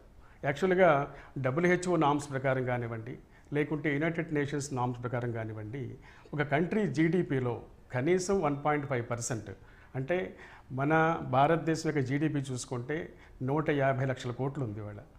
సో అందులో కనీసం 1% వేసుకున్నా కూడా మనకి ఆల్మోస్ట్ 1,00,000 కోట్ల దాకా మనకి ఈజీగా మనం ఎలకేట్ చేయాల్సిన అవసరం ఉంది. అలాంటిది కేవలం 86,000 కోట్లు అంటే చాలా తక్కువ అన్నమాట. ముఖ్యంగా WHO కూడా ఏం చెప్తుందంటే మినిమం 5% ఆఫ్ జీడిపి ఉండాలి. ఒకవేళ 5% ఆఫ్ జీడిపి అనేది ఒకేసారి పెట్టలేకుంటే కనుక కనీసం 2.5% ఆఫ్ జీడిపి అన్న బడ్జెట్కి ఎలొకేట్ చేసుకోవాలి. అలాంటివి లేనప్పుడు ఏమవుతుందంటే హెల్త్ కేర్ ఇన్ఫ్రాస్ట్రక్చర్ అనేది డెవలప్ కాదు. ఎప్పుడైతే డెవలప్ కాదో ఇలాంటి కోవిడ్ పాండమిక్స్ వచ్చినప్పుడు మనం ఈజీగా మన యొక్క ల్యాకునాని కానీ డిఫిషియన్సీ కానీ ఎక్స్పోజ్ అయిపోతాయి. ఎంత హ్యూమన్ రిసోర్సెస్ కానివ్వండి లేదా ఇన్ఫ్రాస్ట్రక్చర్ కానివ్వండి ఎలికేట్ చేయకుండా, ఇన్ఫ్రాస్ట్రక్చర్ని డెవలప్ చేయకుండా మనం ఎన్ని కవర్లు చెప్పినా సరే ఆరోగ్య రంగానికి మాత్రం టాప్ ప్రియారిటీ ఇవ్వకుండా మాత్రం ఏ గవర్నమెంట్ కానీ ఏ దేశం కానీ బాగుపడదని నా ఉద్దేశం. శ్రీనివాసరాజు గారు, అలాగే ఈ కోవిడ్ పరిస్థితుల్లో 2 ఏళ్లుగా ఆరోగ్య వ్యవస్థలో ఉన్నటువంటి డొల్లతనం బయటపడింది. చాలా పటిష్టంగా ఉంది భారత్ ఆరోగ్య వ్యవస్థ అనుకునే పరిస్థితుల నుంచి చాలా లోపాలు ఉన్నాయి. ఏదైనా పాండమిక్ లాంటి సిచ్యుయేషన్స్ వస్తే ఎదుర్కోవడం చాలా కష్టం అనే విషయం బయటపడింది. అయినా కూడా కేంద్ర ప్రభుత్వం అంత స్థాయిలో కేటాయింపులు చేయలేదని మీరు అంటున్నారు. లోపం ఎక్కడుంది? కేంద్ర ప్రభుత్వం ఎందుకు అలా చర్యలు తీసుకోలేదనుకుంటున్నారు? ఇంకా ఎలాంటి చర్యలు తీసుకుంటే ఆరోగ్య రంగం బాగుపడే అవకాశం ఉంది? యాక్చువల్గా లాస్ట్ ఇయర్ కూడా మన పోషణ అభియాన్ అని, అంటే మైక్రో న్యూట్రిషన్ ఒకటి, అలాగే సేఫ్ డ్రింకింగ్ వాటర్, నాలా టు జెల్ అని యాక్చువల్గా ట్యాప్ వాటర్ సప్లై కానీ హౌస్ హోల్డ్స్కి వీటి కోసం ఖర్చు పెడుతుంది. మంచిదే అది, ఎందుకంటే పబ్లిక్ హెల్త్ కూడా బాగా స్ట్రెంథన్ చేయాలి.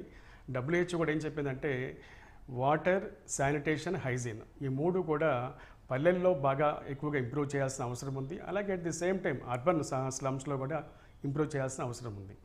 కానీ ఏమవుతుందంటే గవర్నమెంటు మెయిన్గా ఎడ్యుకేషన్ కానివ్వండి, లేకపోతే మన మెడిసిన్ కానివ్వండి, హెల్త్ కేర్ని కానివ్వండి పూర్తిగా ప్రియారిటీ సెక్టర్లో తీసుకోవట్లేదు. ప్రియారిటీ సెక్టర్లో తీసుకుంటే తప్ప వాళ్ళు బడ్జెట్లో ఒక మంచి క్వాంటమ్ ఆఫ్ అమౌంట్ని వాళ్ళు ఎలికేట్ చేయలేరు. ఇంతకుముందు కూడా చూసాం మనం, ఎలికేట్ చేసిన తర్వాత కూడా రివైజ్డ్ బడ్జెట్స్లో మళ్ళీ 10-15 వేల కోట్లు తగ్గించేస్తున్నారు వాళ్ళు. కాబట్టి ఇది ఎలా ఉందంటే సెంట్రల్ గవర్నమెంట్ ఎలా చేస్తుందో ఆల్ స్టేట్ గవర్నమెంట్స్ కూడా అలాగే చేస్తున్నాయి. హెల్త్ కనీసం మినిమం ఇంపార్టెన్స్ కూడా ఇవ్వకపోతే ఏమవుతుందంటే, ముఖ్యంగా మనందరికీ తెలుసు మన దేశంలో మన హెల్త్ కేర్ అనేది ప్రైమరీ, సెకండరీ, టెరిషరీ ఈ 3 రంగాల్లో కూడా సరైన పెట్టుబడులు కానీ, అది హ్యూమన్ రిసోర్స్ మీద పెట్టుబడి కానీ సరిగ్గా లేకుంటే కనుక ఇలాంటి పాండమిక్ సిచ్యుయేషన్లో మనం ఎలా అయితే మనం ఎక్స్పోజ్ అయ్యామో, ఎందుకంటే కమింగ్ డేస్ అన్నీ కూడా, కమింగ్ ఇయర్స్ అన్నీ కూడా full of pandemics, full of viral diseases. కాబట్టి నా ఉద్దేశం అయితే కనుక on behalf of IMAP state also, we have already sent a memorandum to the Prime Minister గారికి, అలాగే ఫైనాన్స్ మినిస్టర్ గారికి అండ్ హెల్త్ మినిస్టర్ గారికి కూడా మేము మెమరాండం సబ్మిట్ చేశాము. ఏమనంటే కనీసం 1,50,000 కోట్లు ఎలకేట్ చేస్తే తప్ప ఈ డిఫిషియన్సీని, ఈ ల్యాక్యునర్స్ని మనం ఓవర్కమ్ చేయలేము అని. ఓకే సార్ జానయ్య గారు, ఇప్పుడు మీరు బడ్జెట్లో వ్యవసాయ రంగం కేటాయింపులు పరిశీలించారు. ఎలా ఉన్నాయి అసలు కేటాయింపులు? సరిపోతాయి వ్యవసాయ రంగం ప్రోత్సాహానికి? ప్యానెల్లో ఉన్న అందరికీ నమస్కారం అండి. నేను ప్రొఫెసర్ జయశంకర్ తెలంగాణ వ్యవసాయ విశ్వవిద్యాలయంలో ప్రొఫెసర్గా పనిచేస్తున్నాను. వ్యవసాయ ఆర్థికవేత్తను. బేసికల్గా ఈ బడ్జెట్ మొత్తం చూసినట్లయితే వ్యవసాయ రంగం కంటే ముందు ఒక్క సెంటెన్స్ నేను చెప్తాను. నిన్న ఎకనామిక్ సర్వేలో నిర్మలా సీతారామన్ గారు స్పష్టంగా దేశం ఎదుర్కొంటున్న 4 సమస్యలని మనం చెప్పారు. ఒకటి అన్ఎంప్లాయ్మెంట్, రెండవది ఇన్ఫ్లేషన్, మూడవది ఇన్ఈక్వాలిటీస్, నాలుగవది లో ఫార్మర్స్ ఇన్కమ్. ఈ 4 సమస్యలు అనేది ఈరోజు దేశం ఎదుర్కొంటుంది. ఈ సమస్యలకు తాత్కాలిక మరియు దీర్ఘకాలిక పరిష్కారాలు ఈ బడ్జెట్లో ఉంటాయని అందరూ ఎక్స్పెక్ట్ చేశారు. కానీ కైన్కు ఒక సైడ్ మాత్రమే ఈ విశ్లేషించి బడ్జెట్ ఉంది, సప్లై సైడ్. ఎకానమీలో డిమాండ్, సప్లై 2 ఉంటాయండి. ఈ రెండింటి మధ్యలో సమతుల్యం ఉంటేనే ఆర్థిక వ్యవస్థ ముందుకు పోతుంది, ఫలాలు అందరికి అందుతాయి. ఇక్కడ మొత్తం బడ్జెట్ స్పీచ్ అంతా నేను చాలా జాగ్రత్తగా విన్నాను. నేను బేసికల్ ఎకానమిస్ట్ కాబట్టి మొత్తం సప్లై సైడ్ క్యాపిటల్ ఎక్స్పెండిచరు 7.5 లక్షల కోట్లు పెట్టడం కానీ, ఇన్సెంటివ్స్ కానీ, MSME కానీ, ఇండస్ట్రీస్ కానీ, సర్వీస్ సెక్టర్ కానీ, కార్పొరేట్స్ కానీ, ఎక్కడ చూసినా సప్లై అంటే ఉత్పత్తులు పెంచాలి, ఉత్పత్తులు పెంచడం కోసం ఇన్వెస్ట్మెంట్ పెరగాలి, దానికోసం పరిశ్రమలకు అన్ని రకాల ప్రోత్సాహాలు ఇవ్వాలి. ఇవే సప్లై సైడే తప్ప అసలు కీలకమైన సమస్య ఎక్కడుంది ఈ దేశంలో అనేది ప్రస్తుతం మన దేశంలో కాదు, ప్రపంచంలో చాలా దేశాల్లో జరుగుతున్న సమస్య డిమాండ్ లేదు. కన్సంప్షన్ డిమాండ్ చాలా తక్కువ పడిపోయింది. కారణం ఏమిటంటే అన్ఎంప్లాయ్మెంట్, ప్రజల దగ్గర డబ్బు లేదు, ఇన్ఫ్లేషన్, ఉన్న డబ్బు కాస్త ఈ ద్రవ్యోల్బణం వల్ల హరించుకపోయింది. మరొకటి ఇన్ఈక్వాలిటీస్, ఉన్నవాళ్ళు ఇప్పుడు టాప్ 20% ప్రజల యొక్క ఆదాయాలు 39% పెరిగినాయి గత 2 yearsలో. అదేవిధంగా లోయెస్ట్ 20% ప్రజల యొక్క ఆదాయం 53% తగ్గిపోయింది గత 2 సంవత్సరాలు. ఇన్ఈక్వాలిటీస్ గణనీయంగా పెరుగుతున్నాయి. ఇక రైతుల ఇన్కమ్ ఇప్పుడు 3.9, 3.6% వ్యవసాయ రంగంలో వృద్ధి రేటు చూపించారు, అది వాస్తవం. కానీ ఇన్పుట్స్, అదే వ్యవసాయ రంగంలో ఇన్పుట్ వృద్ధి రేటు 6-7% ఉన్నది. అంటే మన ఖర్చు ఏమో 6-7% పెరిగింది, ఈ వ్యవసాయంలో వచ్చే మొత్తం గ్రాస్ వాల్యూ యాడెడ్ మాత్రం దాదాపు 4% పెరిగింది. అంటే వ్యవసాయ రంగంలో రైతుల ఆదాయం -2% తగ్గింది. సో ఈ కీలకమైన సమస్యలు ఏంటంటే మనకు డిమాండ్ లేకుండా పోయింది మొత్తం వస్తువులకు కానీ సేవలకు కానీ. తద్వారా ఇండస్ట్రీకి డిమాండ్ లేదు కాబట్టి వాళ్ళు ఇన్వెస్ట్మెంట్ పెట్టరు, కాబట్టి ఉపాధి ఉండదు, ఉపాధి లేదు కాబట్టి పర్చేసింగ్ పవర్, ఆదాయాలు ఉండవు, పర్చేసింగ్ పవర్ పెరగదు.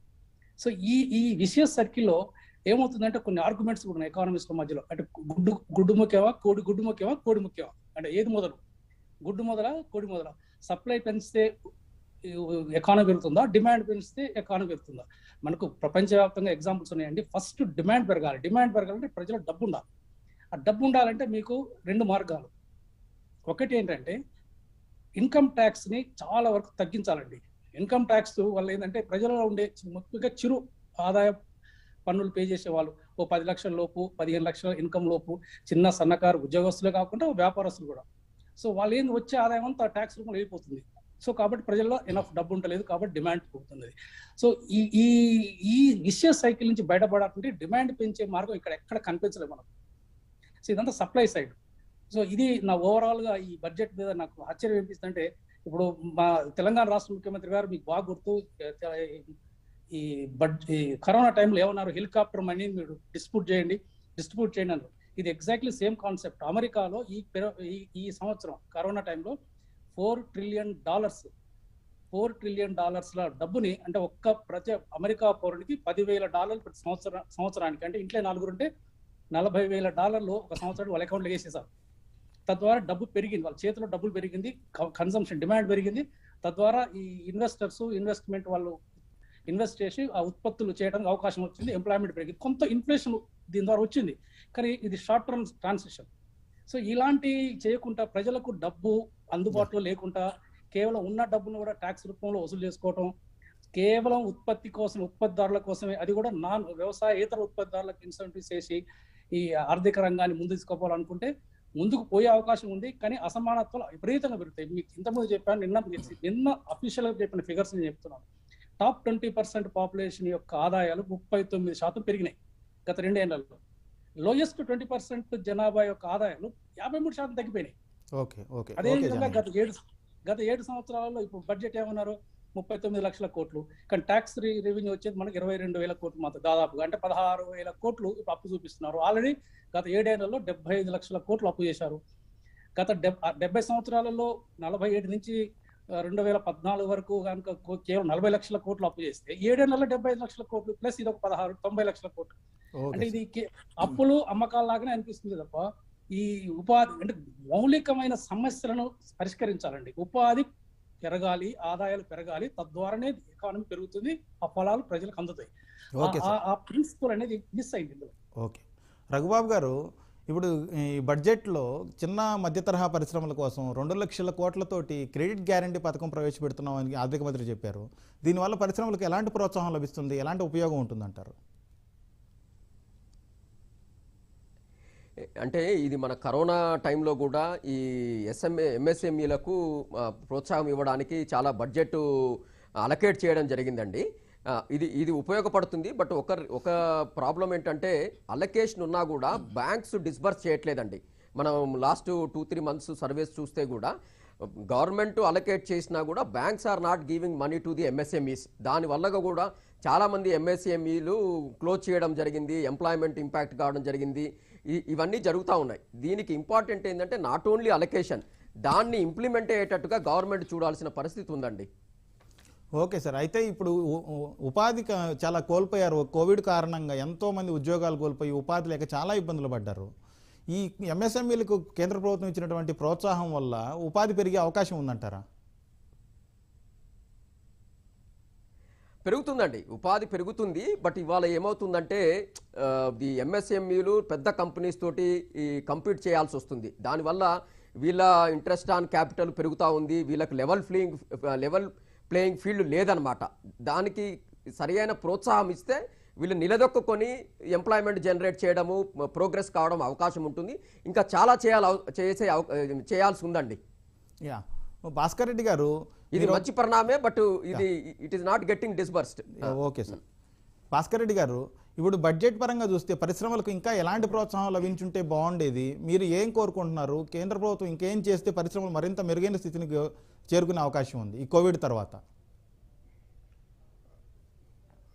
ఇప్పుడు మీరు అంటే ఇంతకుముందు రఘుబాబు గారిని అడిగిన ప్రశ్న అనేది, సో దీంట్లో అంటే ఒకటి మౌలికంగా తెలుసుకోవాల్సింది ఏంటంటే ఈ ఎంఎస్ఎంఈ అనేది micro small and medium industries, దీంట్లో చాలా ఇన్ఫార్మల్ సెక్టర్ కూడా వస్తుంది. ప్రతి చిన్న పరిశ్రమ అంటే ఇట్ నీడ్ నాట్ బి అంటే ఒక పెద్ద సెటప్ ఉన్న పరిశ్రమ కాదు. ఈవెన్ 2-3 పనిచేసే చిన్న కార్మికులు కూడా ఈ సెక్టర్లోనే వస్తాయి.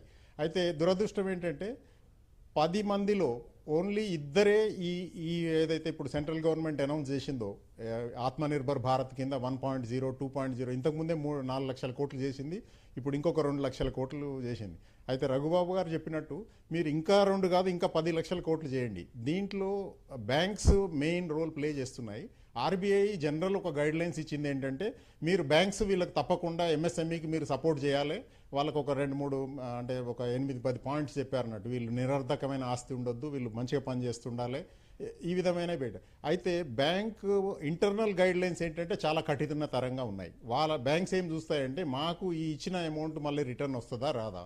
అయితే ఈ ఇన్ఫార్మల్ సూక్ష్మ మధ్య తరహా ఇండస్ట్రీస్ ఏంటంటే 10లో 2 మాత్రమే అసెట్స్ ఉంటాయి, వాళ్ళకు ఒక చిన్న ఫ్యాక్టరీ ఉంటుంది, ఒక షాప్ ఉంటుంది. అట్లా మిగిలిన 8 మంది అన్సెక్యూర్డ్ లోన్స్ మీద కానీ వాళ్ళు తెచ్చుకున్న వివిధ రంగాల మీద ఆధారపడి ఎక్కువ ఇంట్రెస్ట్కి తీసుకునే సెక్టరే ఉంది.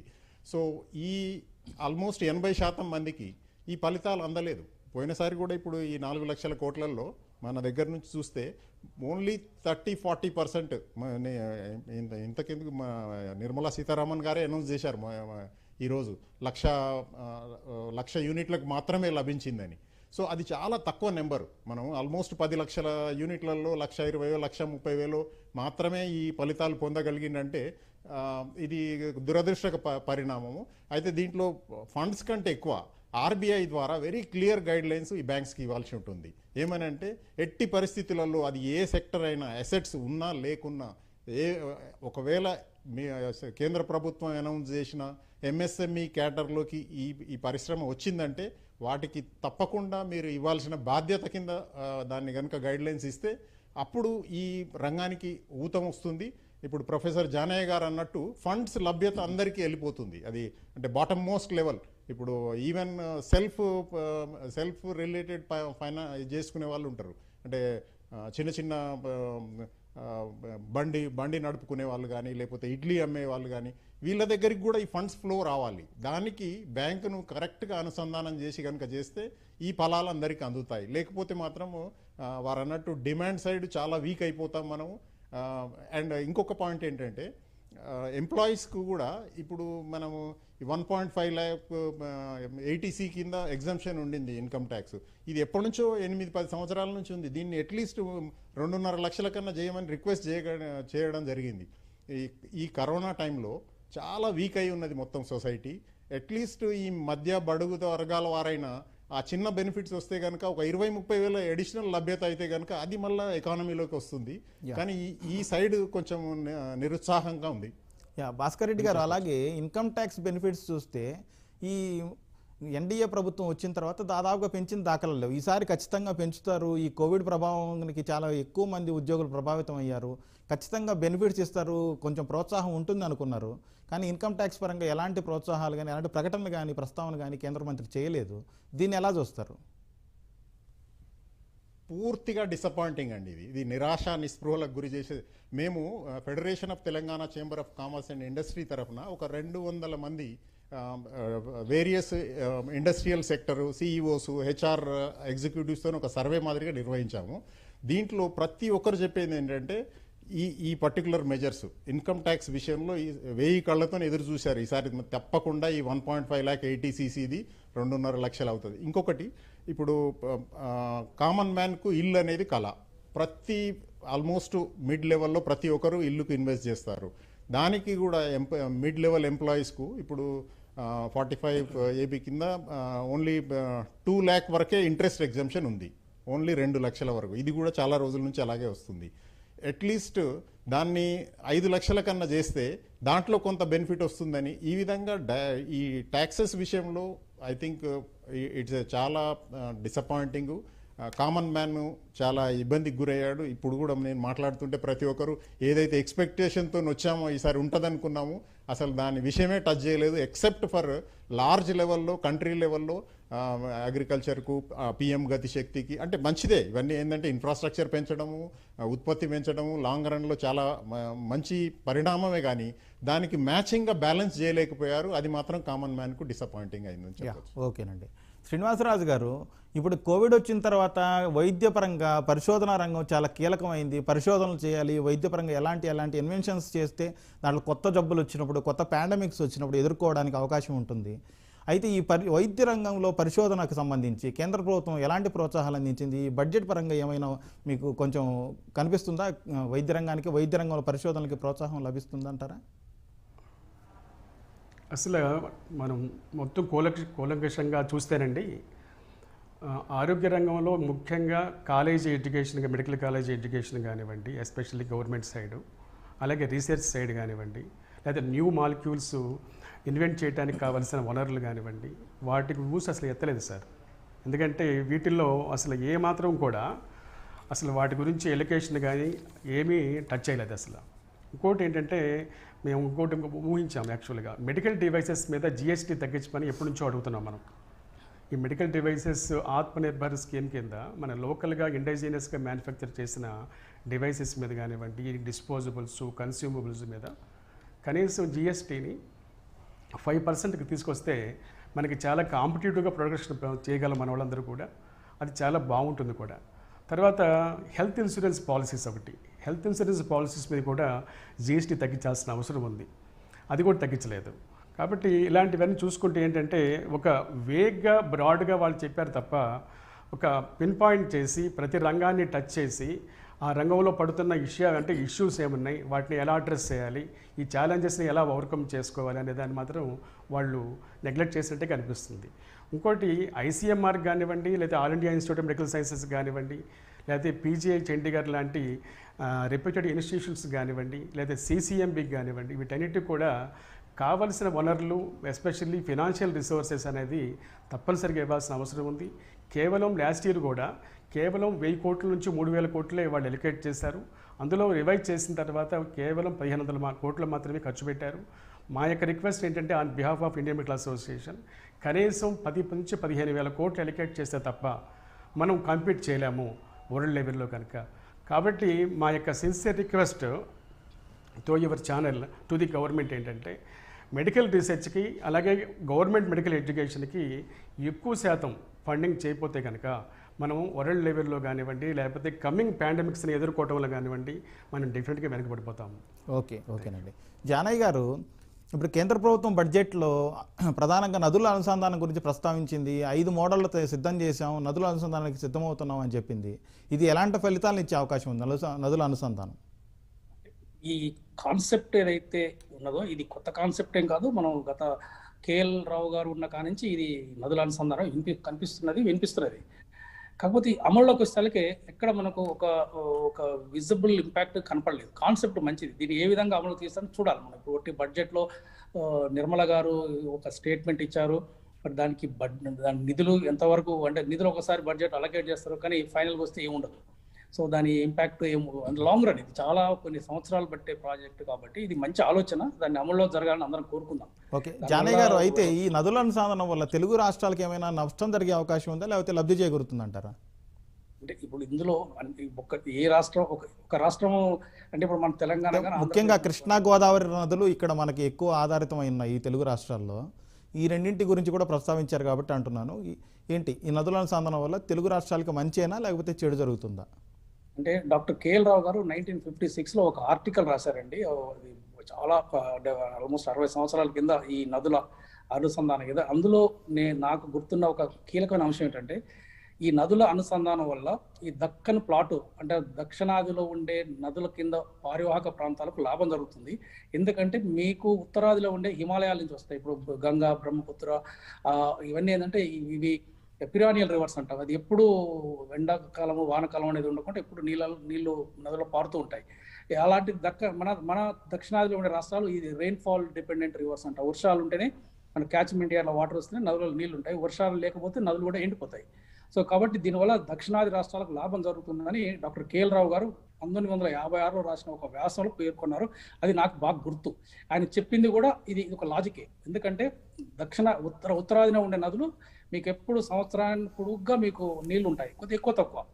దక్షిణాదిలో ఆ సమస్య ఉండదు, ఎందుకంటే మనకు ఆ సమస్య రాదు. మనకు ఇక్కడ కేవలం రెయిన్ ఫాల్ ఉన్నప్పుడు ఉంటాయి కాబట్టి డెఫినెట్గా మనకు ఓవరాల్గా అంటే ఇక్కడ తెలంగాణ ఎక్కువనా, ఆంధ్ర ఎక్కువనా, మహారాష్ట్ర ఎక్కువనా, కర్ణాటక అనేది సమస్య కాకుండా డెఫినెట్గా దక్షిణాదిలో ఉండే అంటే దక్కన్ ప్లాటుకు దిగువన ఉండే వింధ్య పర్వతాలకు దిగువన ఉండే నదులలో డెఫినెట్గా ఈ అనుసంధానం వల్ల లాభం జరుగుతుంది అనేది మాత్రం తప్పకుండా మనకు ఒక బేసిక్ జాగ్రఫీ మీద ఐడియా ఉన్న వాళ్ళు చెప్తుంటారు. Okay sir. రఘుబాబు గారు, ఇప్పుడు ఈ కేంద్ర ప్రభుత్వం బడ్జెట్లో చూస్తే 5G సాంకేతికత తీసుకొస్తున్నాం ఈ సంవత్సరంలోనే అని చెప్పారు. ఈ 5G టెక్నాలజీ రావడం వల్ల టెక్నాలజీ పరంగా ఎలాంటి మార్పులు వస్తాయి, దీనివల్ల ఎలాంటి ప్రయోజనం జరుగుతుంది ప్రజలకు కానీ దేశానికి కానీ? అంటే ఇది చాలా ఇంపార్టెంట్ అండి. మనం ఇప్పుడు డిజిటల్ రెవల్యూషన్లో ఉన్నాం ప్రపంచవ్యాప్తంగా. ఇండియాలో కూడా డిజిటల్ రెవల్యూషన్ చాలా బ్రహ్మాండంగా మనం అడాప్ట్ చేస్తున్నాము. లాస్ట్ మైల్ కనెక్టివిటీ కూడా జరుగుతూ ఉంది. ఇది మంచి పరిణామం అండి, ఇది అవసరం. దేశంలో డిజిటల్ కనెక్టివిటీ 5Gకి వెళ్ళడం ఇంపార్టెంట్. దీనివల్ల ఏంటంటే ఈ ఎడ్యుకేషన్ కానీ హెల్త్ కానీ ఈ లోయెస్ట్ ఇన్ ది స్టాటా కూడా ఈ సర్వీసెస్ని అందజేసే అవకాశం ఉంటుంది.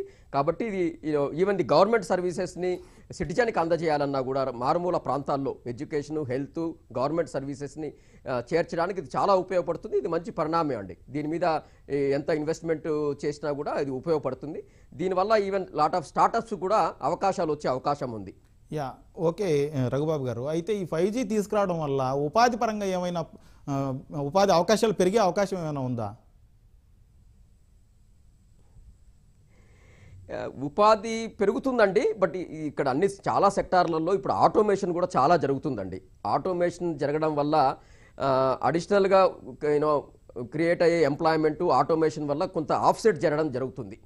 ఎక్కువ బడ్జెట్లో ఇన్వెస్ట్మెంట్ జరిగినా కూడా క్యాపెక్స్ చాలా ఉన్నా కూడా నెంబర్ ఆఫ్ ఎంప్లాయ్మెంట్ జరగడం అనేది తక్కువ అవుతుంది. పర్టికులర్గా ప్రైవేట్ సెక్టార్లో ఈ 5G ఇంప్లిమెంటేషన్ అంతా ప్రైవేట్ సెక్టార్ ద్వారా జరుగుతూ ఉంది. వాళ్ళు ఏం చూస్తున్నారు, ఆటోమేషన్ చేసి జాబ్స్ ఎంత తగ్గియాలనే దాని మీద ఉంది. కాబట్టి జాబ్స్ పెరుగుతాయని నేను అనుకోవట్లేదండి డైరెక్ట్గా 5G ఇంప్లిమెంటేషన్ వల్ల. ఓకే భాస్కర్ రెడ్డి గారు, ఇప్పుడు అలాగే ఈ డిజిటల్ ఇండియా కానీ డిజిటల్ వరల్డ్ కానీ మొత్తం డిజిటల్ అయిపోయింది ఈ కాలంలో చూస్తే. ఈ పరిస్థితుల్లో రూరల్ ఏరియాస్ ముఖ్యంగా గ్రామీణ ప్రాంతాలకు కూడా ఫైబర్ కేబుల్ నెట్వర్క్ ద్వారా కనెక్టివిటీ చేస్తామని చెప్పి కేంద్ర ప్రభుత్వం చెప్పింది. దీనివల్ల ఎలాంటి ఉపయోగాలు ఉండొచ్చు పారిశ్రామికంగా కానీ, లేకపోతే విలేజ్లో అభివృద్ధి చెందితే పరిశ్రమలకి లేకపోతే దేశానికి ఎలాంటి ప్రయోజనం చేకూరే అవకాశం ఉంది?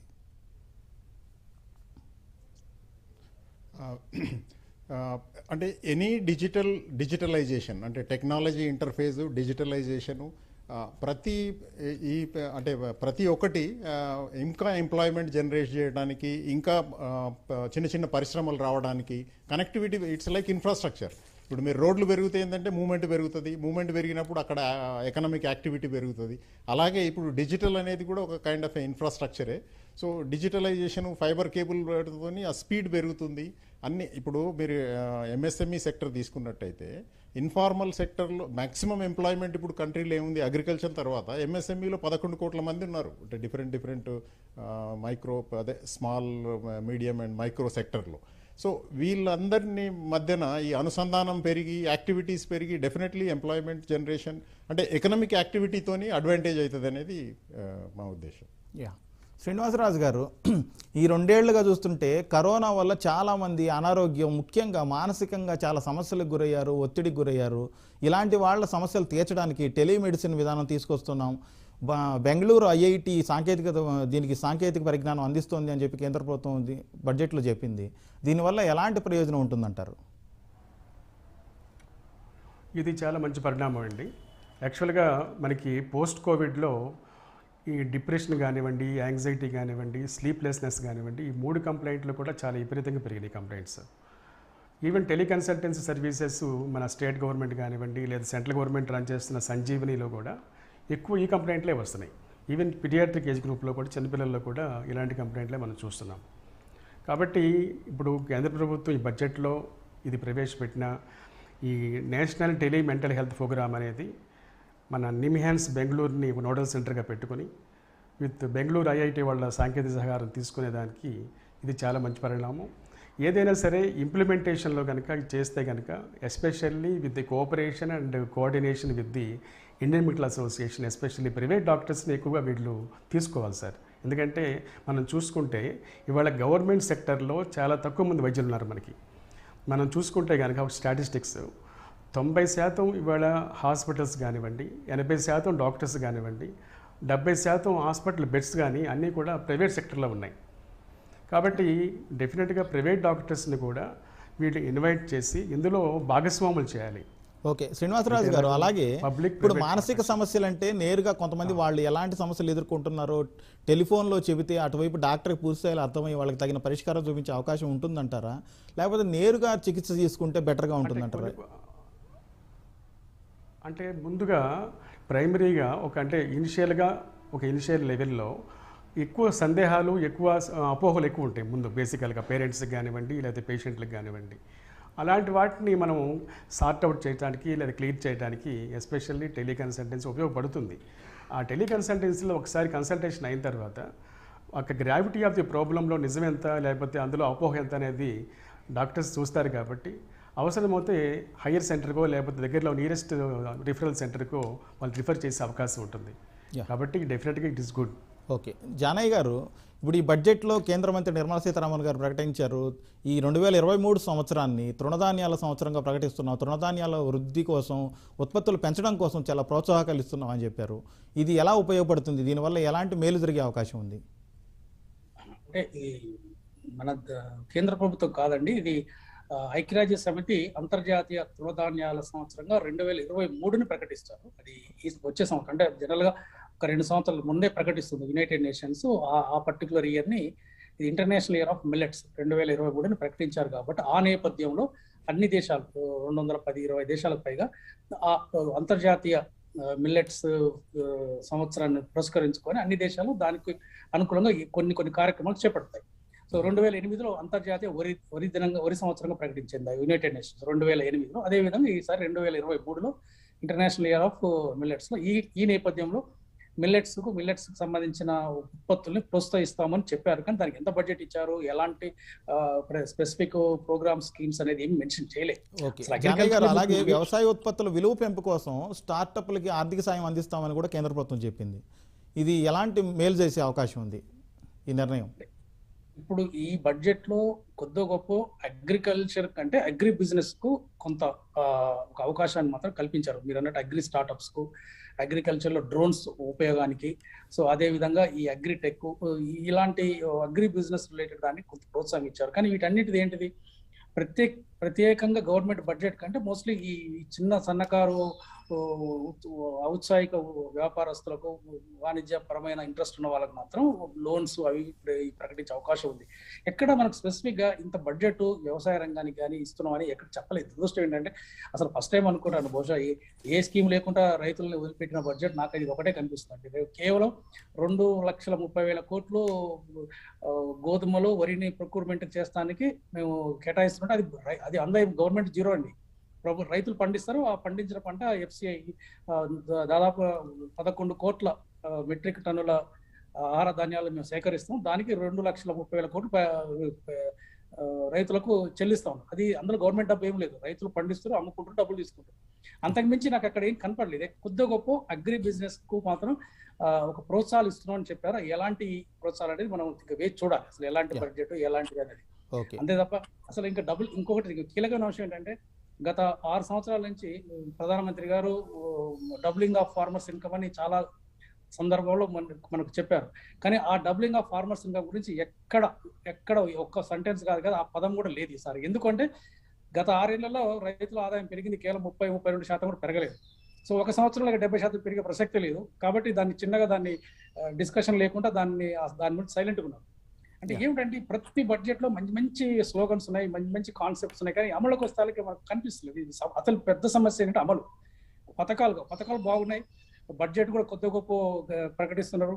కానీ అతి కీలకంగా ఏంటంటే ఈ బడ్జెట్ టోటల్ గా ఫెయిల్ అయింది ఎక్కడంటే డిమాండ్ రిలేటెడ్ సమస్యలు ఎక్కడ ప్రస్తావించలేదు. కాబట్టి ఎకానమీ బాగుపడాలంటే డిమాండ్ సమస్యను పరిష్కరించాలి, డిమాండ్ పెరగాలంటే ఉపాధి పెరగాలి, ఇన్కమ్ ట్యాక్స్ లిమిట్ కనీసం మీ సందర్భంగా మీ ద్వారా ఆదాయ పన్ను పరిమితి కనీసం 10 లక్షలకు పెంచాలండి.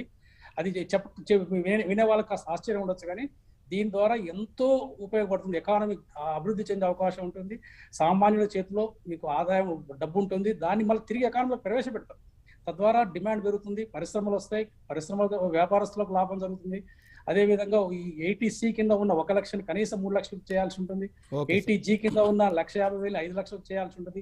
ఇలా చేస్తే తప్ప మీకు ఈ ప్రజలలో సామాన్యులలో డబ్బు ఉండదు. డబ్బు ఉంటే తప్ప డిమాండ్ పెరగదు. డిమాండ్ పెరిగితే తప్ప మీకు ఇన్వెస్ట్మెంట్కు డిమాండ్ ఉండదు. Okay sir. రఘుబాబు గారు, ఇప్పుడు 1.5 లక్షల పోస్ట్ ఆఫీసుల ద్వారా ఆన్లైన్ బ్యాంకింగ్, అలాగే ఏటీఎంలు ఇవన్నీ అభివృద్ధి చేస్తామని కేంద్ర ప్రభుత్వం చెప్పింది. ఇది ఎలాంటి మేలు చేసే అవకాశం ఉంది బ్యాంకింగ్ నుంచి ఇట్లా పోస్ట్ ఆఫీసులకు విస్తరించడం వల్ల? అంటే ఇదంతా ఒక కంటిన్యూషన్ ప్రోగ్రామ్ అండి. ఇప్పుడు మన మోడీ గవర్నమెంట్ వచ్చాక జన్ ధన్, ఆధార్, మొబైల్ లింకేజ్ చేస్తూ ఫార్మలైజేషన్ ఆఫ్ ఎకానమీ, అందరూ ఫార్మల్ ఎకానమీలోకి రావడానికి ఇవి వేరియస్ స్టెప్స్. దాంట్లో ఇవాళ ఎంతో కాంపిటీషన్ జరుగుతుంది. పబ్లిక్ సెక్టార్ బ్యాంక్స్లో, ప్రైవేట్ సెక్టార్ బ్యాంక్స్లో ఫిన్టెక్ కంపెనీస్ వస్తున్నాయి. మన దగ్గర పోస్ట్ ఆఫీస్లో ఇంత ఇన్ఫ్రాస్ట్రక్చర్ ఉన్నా కూడా చాలామంది ఇప్పుడు పోస్ట్ ఆఫీస్ ఇన్ఫ్రాస్ట్రక్చర్ వాడట్లేదు. ఎందుకంటే కాంప్లికేటెడ్ ప్రాసెస్, మనం వెళ్ళాలి, అక్కడ డిపాజిట్ చేయాలి, ఆన్లైన్ ఉండదు ఇవన్నీ. కాబట్టి ఇది మంచి పరిణామమే. మనకున్న ఇన్ఫ్రాస్ట్రక్చర్ని వాడుకోవడము, పర్టికులర్గా రూరల్ ఎకానమీ, అగ్రికల్చరు, ఫార్మర్సు దీన్ని అంతా వాడుకోవడానికి ఉపయోగం ఉంటుంది. అది మంచి పరిణామమే. ఓకే. అలాగే పట్టణాల్లోని, నగరాల్లోని ఎలక్ట్రిక్ వాహనాలను ప్రవేశపెడతాం, కాలుష్యం తగ్గిస్తాం, అలాగే ఎలక్ట్రిక్ వాహనాల వల్ల చాలా పర్యావరణానికి ఇబ్బంది లేకుండా ఉంటుంది అని కేంద్ర ప్రభుత్వం చెప్పింది. దీనివల్ల పర్యావరణంతో పాటు పారిశ్రామికంగా ఎలాంటి పురోగతి సాధించే అవకాశం ఉంది ఎలక్ట్రానిక్ వాహనాల్లో? ఇది చాలా చాలా మంచి పరిణామం అండి. ఇప్పుడు ఇంటర్నేషనల్గా అయితేంది, నేషనల్గా అయితేంది, ఈవెన్ ది స్టేట్స్, చాలా స్టేట్స్ ఇప్పుడు ఈవీ పాలసీలు వచ్చాయి, ఎలక్ట్రానిక్ వెహికల్ పాలసీస్. మన క్లైమేట్ రిలేటెడ్ ఆబ్లిగేషన్స్ ఉన్నాయి సార్ వరల్డ్ ఓవర్గా. కాబట్టి దాన్ని చేయడానికి మన central government schemes plus state governments ప్రోత్సాహాలతోటి దీన్ని ఇంప్రూవ్ చేయాల్సి ఉంది. ఒకటి ఇండస్ట్రియల్ డెవలప్మెంట్ జరుగుతుంది, ఎంప్లాయ్మెంట్ జరుగుతుంది. తర్వాత మనం ఈ క్లైమేట్ గోల్స్ను కూడా రీచ్ కావడానికి అవకాశం ఉంటుంది. లాస్ట్ 1-2 ఇయర్స్లో యాక్టివిటీ చాలా పెరిగిందండి. ఈవీ వెహికల్స్ కొనడం పెరిగింది బికాజ్ లాట్ ఆఫ్ సబ్సిడీ. పర్టికులర్గా middle class and lower income గ్రూప్స్కి there is lot of saving on the running cost for any vehicle. కాబట్టి ఇది చాలా మంచి పరిణామము. ఇది ఉపయోగపడుతుందండి. ఇది ఇంకా యాక్టివిటీ స్కేలప్ కావడానికి అవకాశం ఉంటుంది. కొత్త ఎంటర్ప్రీనర్స్ రావడానికి, కొత్త బిజినెసెస్ రావడానికి, ఎంప్లాయ్మెంట్ జనరేట్ కావడానికి ఉపయోగపడుతుందండి. భాస్కర్ రెడ్డి గారు, ఇప్పుడు పరిశ్రమలకి మానవ వనరులు అనేది చాలా ఇంపార్టెంట్. వాళ్ళకి ట్రైనింగ్ ఇవ్వడానికి ప్రత్యేకంగా ప్రోత్సాహకాలను అందిస్తాం, సెంటర్స్ ఏర్పాటు చేస్తామని కేంద్ర ప్రభుత్వం చెప్పింది. ఇది ఎలా మేలు చేసే అవకాశం ఉంది? ఎనీ స్కిల్ డెవలప్మెంట్ అంటే నైపుణ్యం, up skilling, reskilling, skill development అనేది ఇది ఒక సపోర్ట్ సిస్టమ్ అన్నట్టు, అంటే పరిశ్రమలకు కానీ దానికి కానీ. సో దీనికి ఇచ్చే ఫండ్స్ తప్పకుండా ఎకానమీ పెరగడానికి ఊతమిస్తాయి. ఇంకొకటి, ఇప్పుడు పర్టికులర్లీ తెలంగాణ రాష్ట్రానికి వస్తే ఈ స్టార్టప్ ఇకో సిస్టమ్ అనేది అంటే మొదటి నుంచి ఫైనాన్స్ మినిస్టర్ గారు స్పీచ్ మొదలు పెట్టినప్పటి నుంచి ఐ థింక్ ఒక 4-5 టైమ్స్ ఈ స్టార్టప్, డిజిటలైజేషను, ఈ ఈకో సిస్టమ్ గురించి చాలా మాట్లాడారు. చాలా సపోర్ట్ అనౌన్స్ చేశారు. అగ్రిటెక్ కానీ, లేకపోతే డ్రోన్ టెక్నాలజీ కానీ, డిజిటలైజేషన్ కానీ, క్రిప్టో కరెన్సీ కానీ, ఇట్లా ప్రతిదీ టెక్నాలజీ ఇంటర్ఫేస్తోనే అయ్యే యాక్టివిటీస్కు ఎక్కువ సపోర్ట్ ఇస్తున్నట్టు స్పష్టమవుతుంది. సో ఈ విషయంలో ఏదైనా రాష్ట్రం ఎక్కువ బెనిఫిట్ పొందుతుందంటే అది తెలంగాణ రాష్ట్రం. ఎందుకంటే మన రాష్ట్రంలో ఈ స్టార్టప్ ఈకో సిస్టమ్ మంచిగా వేళ్ళూనుకుంటుంది. ఇప్పుడు చాలా స్టార్టప్ ప్రమోటింగ్ ఏజెన్సీస్ వచ్చాయి, T hub, we hub and రకరకాల, అంటే ప్రతి డిపార్ట్మెంటు ఒక విధంగా సపోర్ట్ చేస్తున్నది ఈ ఎకో సిస్టానికి. కంట్రీలో ఇప్పుడు బెంగళూరు తర్వాత మనమే, అంటే తెలంగాణనే 2వ పొజిషన్ ఉంది. కాబట్టి ఈ రంగానికి ఏ విధమైన సపోర్ట్ కానీ, ఏ విధమైన ఫండ్స్ కానీ, ఏ విధమైన ఎంకరేజ్మెంట్ కానీ ఉందంటే అది ఇండైరెక్ట్గా చాలా బెనిఫిట్ మనకు వస్తుందని మేము ఆశిస్తున్నాం. భాస్కర్ రెడ్డి గారు, అలాగే క్రిప్టో కరెన్సీ గురించి మీరు అన్నారు. క్రిప్టో కరెన్సీ మీద 30% ట్యాక్స్ వేస్తున్నట్లు కేంద్ర మంత్రి చెప్పారు. ఇది ఎలాంటి ప్రభావం చూపే అవకాశం ఉంది?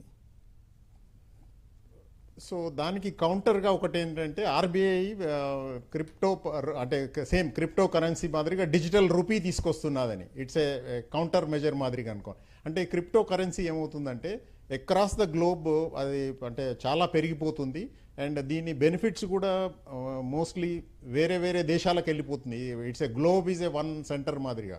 రూపీ అయితే మనము ఒక విధంగా మన ఆర్బీఐ ద్వారా మన గవర్నమెంట్ ద్వారా కంట్రోల్ మెకానిజం ఉంది, కానీ క్రిప్టో కరెన్సీలో ఏ విధమైన కంట్రోల్ లేకుండా పోతుంది.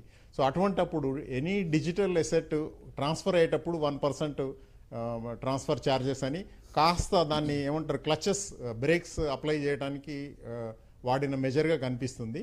బట్ డిజిటల్ ఎకానమీలో భాగంగా ఆర్బీఐ డిజిటల్ రూపీ తేవడం అనేది I think one more welcome step. ఇది అగైన్ ఆర్థిక వ్యవస్థ ఊతము ఇవ్వడానికి తోడ్పడుతుంది. శ్రీనివాసరాజు గారు, ఇప్పుడు వైద్య రంగం పరంగా చూస్తే కేంద్ర ప్రభుత్వం ప్రకటించినటువంటి బడ్జెట్ గురించి మనం మాట్లాడుకున్నాం ఆల్రెడీ. అయితే ఈ వైద్య రంగానికి ఇతర దేశాల్లో ముఖ్యంగా ఈ కోవిడ్ వచ్చిన తర్వాత ఎలాంటి ప్రోత్సాహం ఉంది? మనం వేరే దేశాలతో కంపేర్ చేసుకుంటే మన దగ్గర ఎలా ఉంది? ఎలా బెటర్గా ఏం చేస్తే బెటర్గా ఉంటుంది? అంటే సింపుల్గా చెప్పాలంటే నక్కకి నాగలోకానికి ఉన్నంత తేడా ఉంటుంది. ఎందుకంటే ఈవెన్ మనం శ్రీలంకతో కంపేర్ చేసుకున్నా సరే, అలాగే సౌత్ అమెరికన్ కంట్రీ వెనిజులా ఉంది, దానితో కంపేర్ చేసుకున్నా సరే మన యొక్క allocation of the budget towards health care అనేది చాలా చాలా మీగర్. కాబట్టి మనం యాక్చువల్గా చైనాతో కానీ రష్యాతో కానీ అమెరికాతో పోల్చుకోవాల్సిన అసలు అవసరం కూడా లేదు మనకి. ఇంకోటి ఏంటంటే ఎడ్యుకేషన్ బట్టి మనకి ఇంప్రూవ్మెంట్ కానీ లేకపోతే హెల్త్ పారామీటర్స్ డెవలప్మెంట్ అవ్వటం కానీ ఉండదు సహజంగా. ఎందుకంటే మానిటరింగ్ ఉండాలి బడ్జెట్ మీద, అలాగే ట్రాన్స్పరెన్సీ ఇన్ ది సిస్టమ్ ఉండాలి, అలాగే అటెండెన్స్ ఆఫ్ ది డాక్టర్స్ కానివ్వండి లేకపోతే నర్సెస్ కానివ్వండి at the primary health centres community health సెంటర్స్లో వాళ్ళ యొక్క అటెండెన్స్ ఎలా ఉంది, వాళ్ళ యొక్క పార్టిసిపేషన్ ఎలా ఉంది అనేది మానిటరింగ్ ఉండాలి. అలాగే chain supply of the drugs, medicines కానివ్వండి లేకపోతే డ్రగ్స్ కానివ్వండి వ్యాక్సిన్స్ కానివ్వండి వీటి మీద అజమాయిషీ ఉండాలి. అందుకనే మేము ఏం చెప్తామంటే యాక్చువల్గా ఈక్వల్ ఇంపార్టెన్స్ ఇవ్వాలి దేనికి, allocation of the budget and also monitoring. Systems మీద మానిటరింగ్ లేనప్పుడు మనం ఎంత ఎలికేట్ చేసినా కూడా నిష్ప్రయోజనంగా ఉంటుంది అది. కాబట్టి ఇంకోటి ఏంటంటే ఇందాక మనం చెప్పుకుంటున్నాం, మనం ఈ టెక్నాలజీ అనేది 5G టెక్నాలజీ కానివ్వండి లేకపోతే విలేజ్ లెవెల్లో ఫైబర్ నెట్ కానివ్వండి డెఫినెట్గా it will go to help very very lot to the health care industry. ఎలాగంటే ఇప్పుడు మనకి ఇందాక టెలిహెల్త్ కన్సల్టెన్సీ ఎలా ఉందో అలాగే ఇవాళ 5G వస్తే కనుక మనకి without any human resources crunch ఉన్నా కూడా పల్లెల్లో మనం ఈజీగా వాళ్ళతో మనం హైపర్టెన్షన్ కానివ్వండి క్రానిక్ డిసీజెస్ డయాబెటీస్ కానివ్వండి ఇలాంటి వాటిని ఎర్లీగా ఐడెంటిఫై చేసి ట్రీట్ చేసే అవకాశం కూడా బాగా ఎక్కువగా ఉంటుంది. ఇంకోటి ఏంటంటే ఆల్రెడీ బడ్జెట్లో చెప్పారు national digital health machine ecosystem అని. దీని ద్వారా కూడా మనకి ఏమవుతుంది, మానిటరింగ్ బాగుంటుంది, అలాగే సిస్టమ్స్ కూడా బాగా ఈ ఇంటర్ఫేస్ బాగుండటం వల్ల ది ఫాస్ట్నెస్ కానివ్వండి లేకపోతే ట్రాన్స్పరెన్సీ కానీ మెరుగవడంతో రిజల్ట్స్ కూడా బాగుంటాయి. అంటే తక్కువ పెట్టుబడితో కూడా మనకి ఎక్కువ మనకి మార్పులు వచ్చే అవకాశం కూడా ఉండే అవకాశం ఉంది ఈ టెక్నాలజీతో. ఇంకోటి ఏంటంటే maintenance of the health registers of the patients కానివ్వండి డాక్టర్స్ కానివ్వండి నర్సెస్ కానివ్వండి అలాగే హాస్పిటల్లో డాష్ బోర్డ్స్ కూడా మనకి ఎన్ని బెడ్స్ వేకెంట్గా ఉన్నాయి, ఎన్ని ఐసీయూ బెడ్స్, ఎన్ని ఆక్సిజన్ సప్లై ఎంత ఉంది అనేది కూడా మనకి రాబోయే రోజుల్లో డెఫినెట్గా డాష్ బోర్డ్ డెవలప్ అవుతుంది నేషనల్ లెవెల్లో. కాబట్టి ఇవన్నీ కూడా మంచి శుభ పరిణామం ఇవన్నీ కూడా. కాకపోతే ఇందాక నేను చెప్పినట్టుగా ఎలికేషన్ ఆఫ్ ది బడ్జెట్ అనేది కనీసం మినిమం లేకుండా మాత్రం ఇవన్నీ జరగవు. ఊరిని చెప్పుకోవడానికి తప్ప ఆన్ పేపరు కనీసం 2.5% ఆఫ్ ది జీడిపి ఎలికేట్ చేస్తే తప్ప హెల్త్ కేర్కి, I'm not talking about the safe water and also hygiene and sanitation, I'm only talking about the health care industry, only health care services only. కాబట్టి కనీసం 2.5% of the 150 lakh crores అనమాట, అంటే almost 3 to 3.5 lakh crores allocate చేస్తే తప్ప మనం ఇవన్నీ కూడా చెప్పుకునేవన్నీ కూడా మెటీరియలైజ్ అవ్వు. కాబట్టి మా యొక్క రిక్వెస్ట్ కూడా ఒకటే, ఎలికేట్ చేయండి, హెల్త్ని ప్రియారిటీగా తీసుకోండి. రఘుబాబు గారు, ఇప్పుడు కేంద్ర ప్రభుత్వం గతిశక్తి ప్రాజెక్టు ద్వారా ఇంకొక మరియు 25 సంవత్సరాల తర్వాత కూడా దేశం ఎలా ఉండబోతోంది అని ఆవిష్కరించే ప్రయత్నం చేసింది. ఈ గతిశక్తి ప్రాజెక్టు వల్ల ఎలాంటి మార్పులు జరిగే అవకాశం ఉంది? కేంద్ర ప్రభుత్వం లక్షించినటువంటి ఆధునిక భారత నిర్మాణం సాధ్యం అవుతుందా?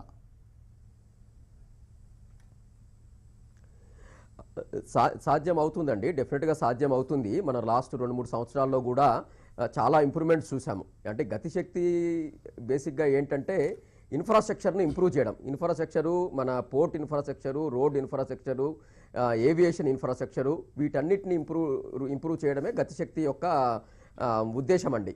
మీరు చూస్తే లాస్ట్ 2-3 సంవత్సరాల్లో NHAI రోడ్ కనెక్టివిటీ చాలా పెరిగింది. ఇదివరకున్న దానికి ఇప్పటికి చాలా పెరిగింది.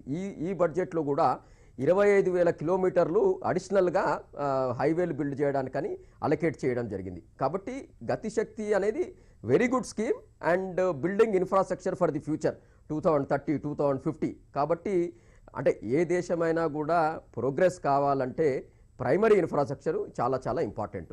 ఇది అందరికీ ఉపయోగపడుతుంది. సామాన్యుడికి ఉపయోగపడుతుంది, బిజినెస్ మ్యాన్కి ఉపయోగపడుతుంది, ఎకనామిక్ యాక్టివిటీ ఇంప్రూవ్ కావడానికి ఉపయోగపడుతుంది, ఫారిన్ డైరెక్ట్ ఇన్వెస్ట్మెంట్ రావడానికి ఉపయోగపడుతుంది. కాబట్టి దీని మీద ఫోకస్ చేయడం, మనకు ఉన్న రిసోర్సెస్నే ఆప్టిమైజ్ చేస్తూ ఈ కోర్ ఇన్ఫ్రాస్ట్రక్చర్ మీద ఇన్వెస్ట్మెంట్ చేయడం అనేది చాలా చాలా important. That is one good thing which is happening in this government అండి. ఓకే, భాస్కర్ రెడ్డి గారు ఇంతకుముందు కూడా మాట్లాడుకున్నాం, జానయ్య గారు కూడా అన్నారు ఇన్కమ్ ట్యాక్స్ని బెనిఫిట్స్ని 10 లక్షల వరకు ఇన్కమ్ ట్యాక్స్ పెంచుంటే బాగుండేది, కేంద్ర ప్రభుత్వం మాత్రం అసలు ఆ ప్రస్తావనే లేదు. అలాగే హెలికాప్టర్ మనీ తరహాలో ప్రజలకు కొనుగోలు శక్తి పెంచితే అప్పుడు ఆర్థిక వ్యవస్థ బాగుపడుతుంది అని చెప్పారు. దీంతో మీ అభిప్రాయం ఏంటి? ఇంకా ఏ రకమైన చర్యలు తీసుకుంటే ఈ విషయంలో బాగుండేది? 10 లక్షలు పెంచడం అనేది వారన్నట్టు ఒక డ్రీమ్ అది. బట్ అది వదిలండి, ఇప్పుడు అట్లీస్ట్ ఈ కోవిడ్ తర్వాత ఒక నిస్తేజమైన పరిస్థితిలో ఉన్నారు కామన్ మ్యాన్. సో ఈ రికవరీ ఫేజ్లో అట్లీస్ట్ కొంచెం ద్రవ్యలబ్ధత పెరిగేటందుకు చిన్న చిన్న మెజర్స్ ఇస్తే సరిపోతుందని ఎక్స్పెక్ట్ చేశాము. ఏది ఇన్కమ్ ట్యాక్స్లో 80cలో 1.5 నుంచి 2.5 చేయడం, 3 చేయడం, అవి మీరు టచ్ చేయడం వదిలిపెట్టండి. ఒకవేళ కనుక మొత్తం స్లాబ్ను 10 కాదు 5 నుంచి 7, 8 పెంచినా చాలా సంతోషం. కానీ అది ఏమీ టచ్ చేయలేదు. దాంతోపాటు అట్లీస్ట్ ఎక్స్పెక్ట్ చేసిన చిన్న చిన్న మెజర్స్ కూడా తీసుకోలేదు. అందుకోసమే ఈ బడ్జెట్ను ఓవరాల్గా చెప్పాలంటే దేశానికి ఓవరాల్గా అంటే పురోగతికి లాంగ్ టర్మ్లో ఇచ్చే బడ్జెట్, షార్ట్ టర్మ్లో కోవిడ్ తర్వాత ఏదైతే ఎక్స్పెక్టేషన్స్ ఉన్నాయో కామన్ మ్యాన్కు ఇది నిస్తేజకమైన బడ్జెట్ కింద చెప్పవచ్చు దీన్ని. ఓకే భాస్కర్ రెడ్డి గారు, బడ్జెట్పై చేపట్టేటువంటి ప్రత్యేక చర్చలో ఇప్పుడు విరామం.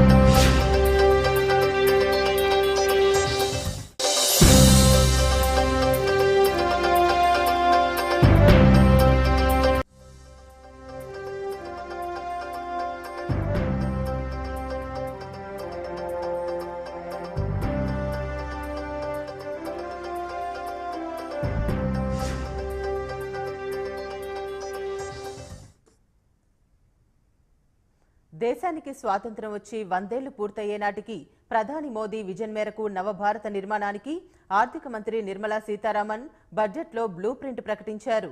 2022 నాటికి స్వాతంత్ర్యం వచ్చి 75 ఏళ్లు పూర్తవుతుండగా 2047 వరకు ఈ 25 ఏళ్ల కాలాన్ని ఆమె అమృత కాలంగా అభివర్ణించారు. ఈ కాలంలో చేపట్టాల్సిన అభివృద్ధి ప్రణాళికలను ఆవిష్కరించారు.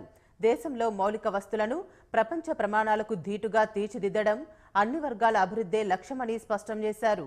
అభివృద్ధి పదంలో పయనించే క్రమంలో పెద్ద ఎత్తున ప్రభుత్వ ప్రైవేటు భాగస్వామ్యంలో పెట్టుబడులను ఆకర్షించడం, అత్యాధునిక మౌలిక వస్తువుల కోసం ప్రభుత్వం భారీగా నిధులు ఖర్చు చేయనున్నట్లు వివరించారు. ఇందుకోసం 4 ప్రాధాన్యాలను ఎంచుకున్నట్లు వెల్లడించారు. ఇందులో ప్రధానమంత్రి గతిశక్తి, సంతులిత అభివృద్ధి, ఉత్పాదకతను పెంచడం, పెట్టుబడులు, సౌరశక్తి అవకాశాలు అందిపుచ్చుకోవడం, ఇంధన పరివర్తన, వాతావరణ మార్పులపై అధ్యయనం, పెట్టుబడులకు చేయూత అనే అంశాలు అభివృద్ధికి మూల స్తంభాలుగా ఉంటాయని చెప్పారు.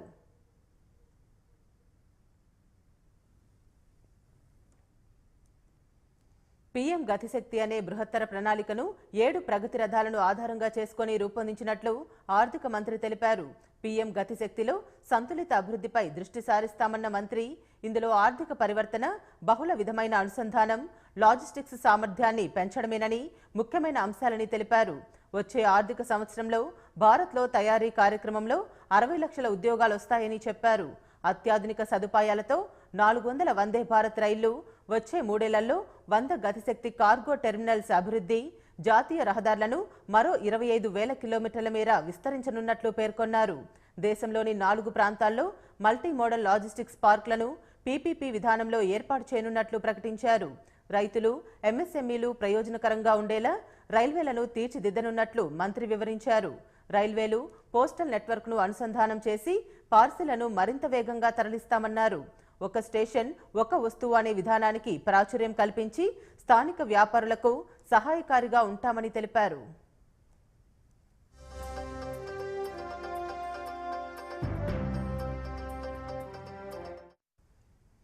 ఆత్మనిర్భర్ భారత్లో భాగంగా రక్షణకు సంబంధించి దేశీయ తయారీకి ప్రాధాన్యం ఇవ్వనున్నట్లు ఆర్థిక మంత్రి తెలిపారు. మెట్రో రైల్ నెట్వర్క్ను మరింత పెంచుతామన్న ఆమె పట్టణ ప్రాంతాల్లో రవాణా సదుపాయాలను పెంచేందుకు ఆయా ప్రాంతాలకు తగిన ఏర్పాట్లు చేస్తామన్నారు. రైల్వే స్టేషన్లతో వాటిని అనుసంధానం చేస్తామన్నారు. పర్వత ప్రాంతాల్లో మెరుగైన రవాణాతో పాటు పర్యాటకాన్ని ప్రోత్సహించేందుకు పట్టణాలు, నగరాల్లోని ఇరుకైన ప్రాంతాల్లో 8 రోప్వేలను అభివృద్ధి చేస్తామని ప్రకటించారు. ఒక్కోటి 60 కిలోమీటర్ల దూరం ఉంటుందని తెలిపారు. పీఎం గతిశక్తి అమలు కోసం కేంద్ర, రాష్ట్ర ప్రభుత్వాల మధ్య సమన్వయం కోసం ఓ కమిషన్ను ఏర్పాటు చేస్తామని చెప్పారు.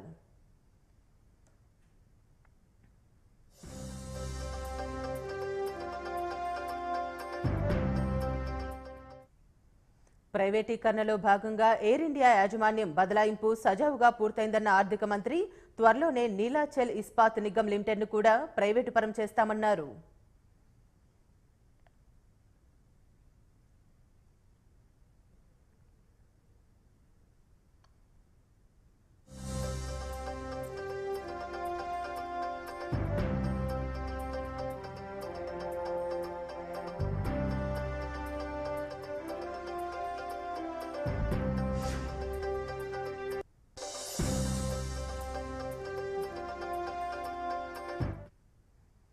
బడ్జెట్పై ప్రత్యేక చర్చా కార్యక్రమాన్ని ప్రత్యక్ష ప్రసారం ద్వారా చూద్దాం.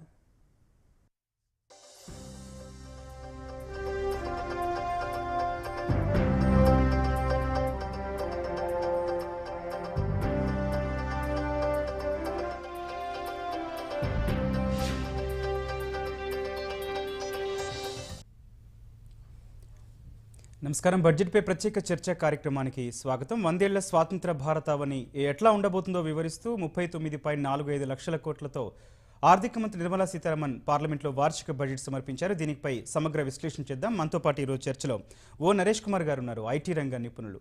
అలాగే సూర్యచంద్రకాంత్ గారు ఉన్నారు, అనంత్ ప్రాజెక్ట్స్ సీఈఓ. అట్లాగే మల్లికార్జునరావు గారు, నరేట్కో ఏపీ ప్రధాన కార్యదర్శి. రైట్, ముందుగా నరేష్ కుమార్ గారితో మొదలు పెడదాం. నరేష్ కుమార్ గారు, ఓవరాల్గా బడ్జెట్ స్వరూపం ఎట్లా ఉంది? ఐటీ రంగానికి ఎలాంటి కేటాయింపులు చేశారు? చెప్పండి. నరేష్ కుమార్ గారు, ఓవరాల్గా బడ్జెట్ స్వరూపం ఎలా ఉంది? ఓవరాల్గా అండి, the capital market is favourably చెప్పండి కంటిన్యూ సార్ ప్లీజ్.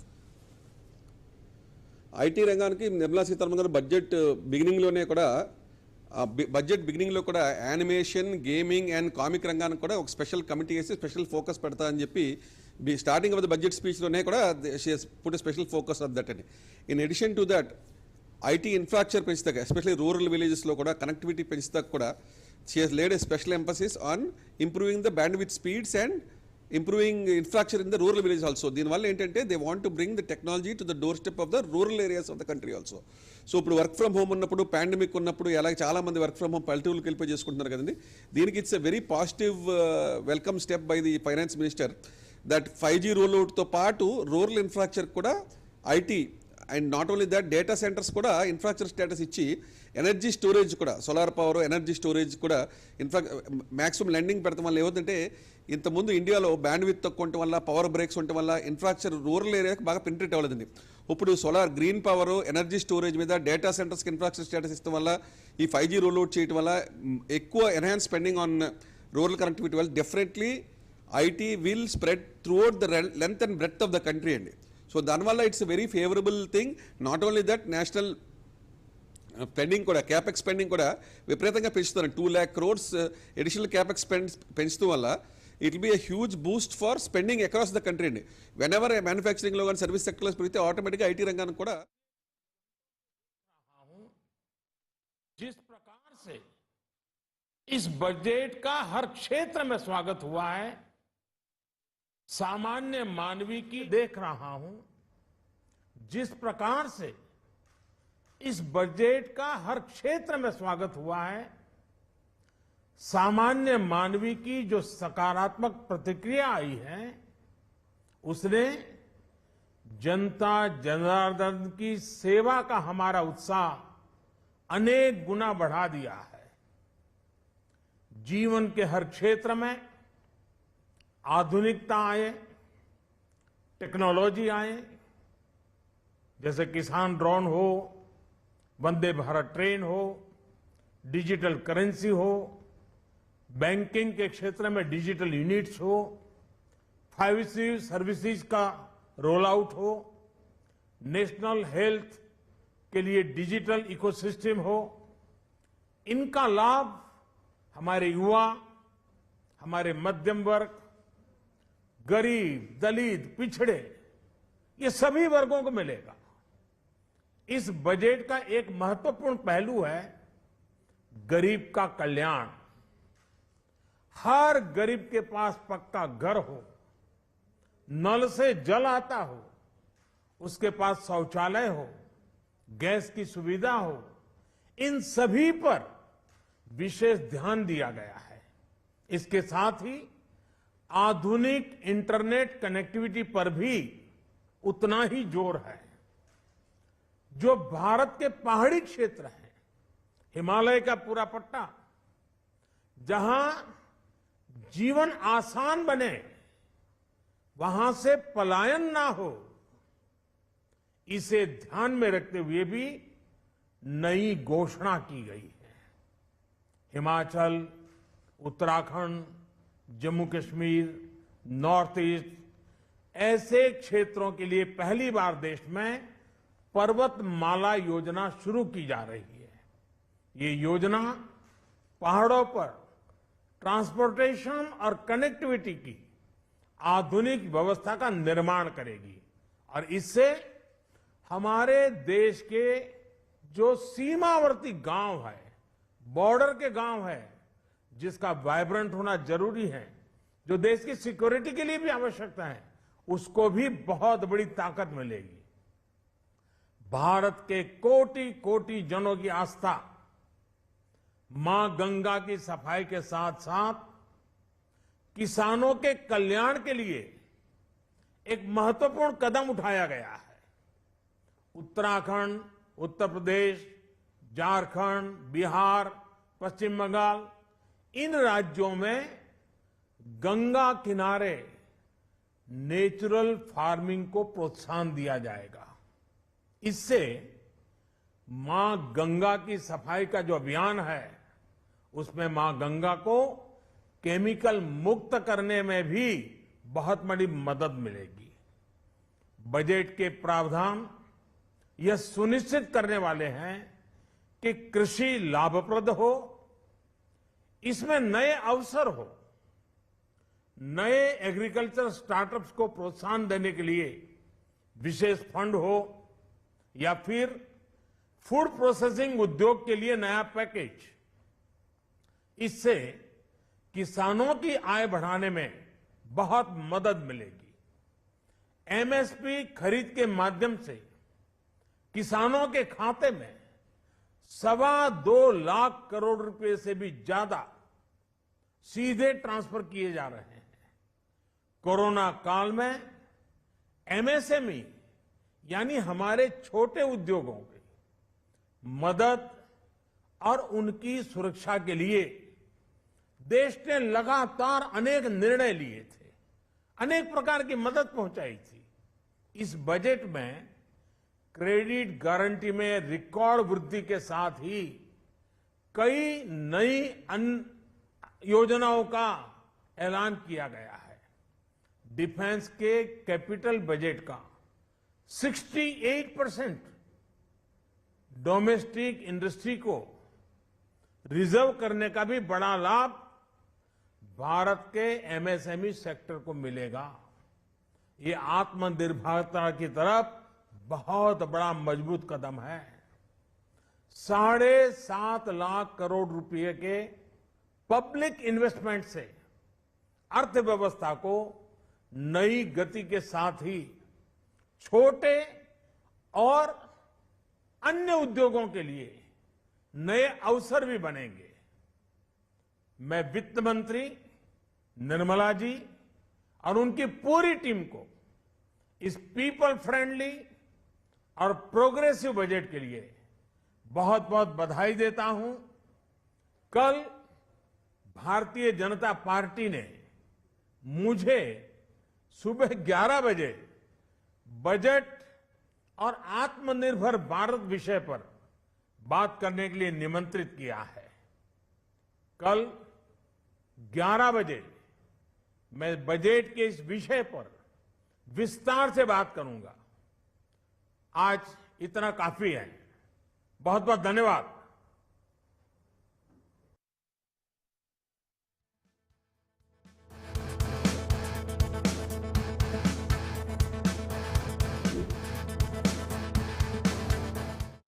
ఇతను ఆనంద్. ఇతను మెరుగైన జీవితాన్ని మొదలెట్టలేదు కూడా. 15 నెలల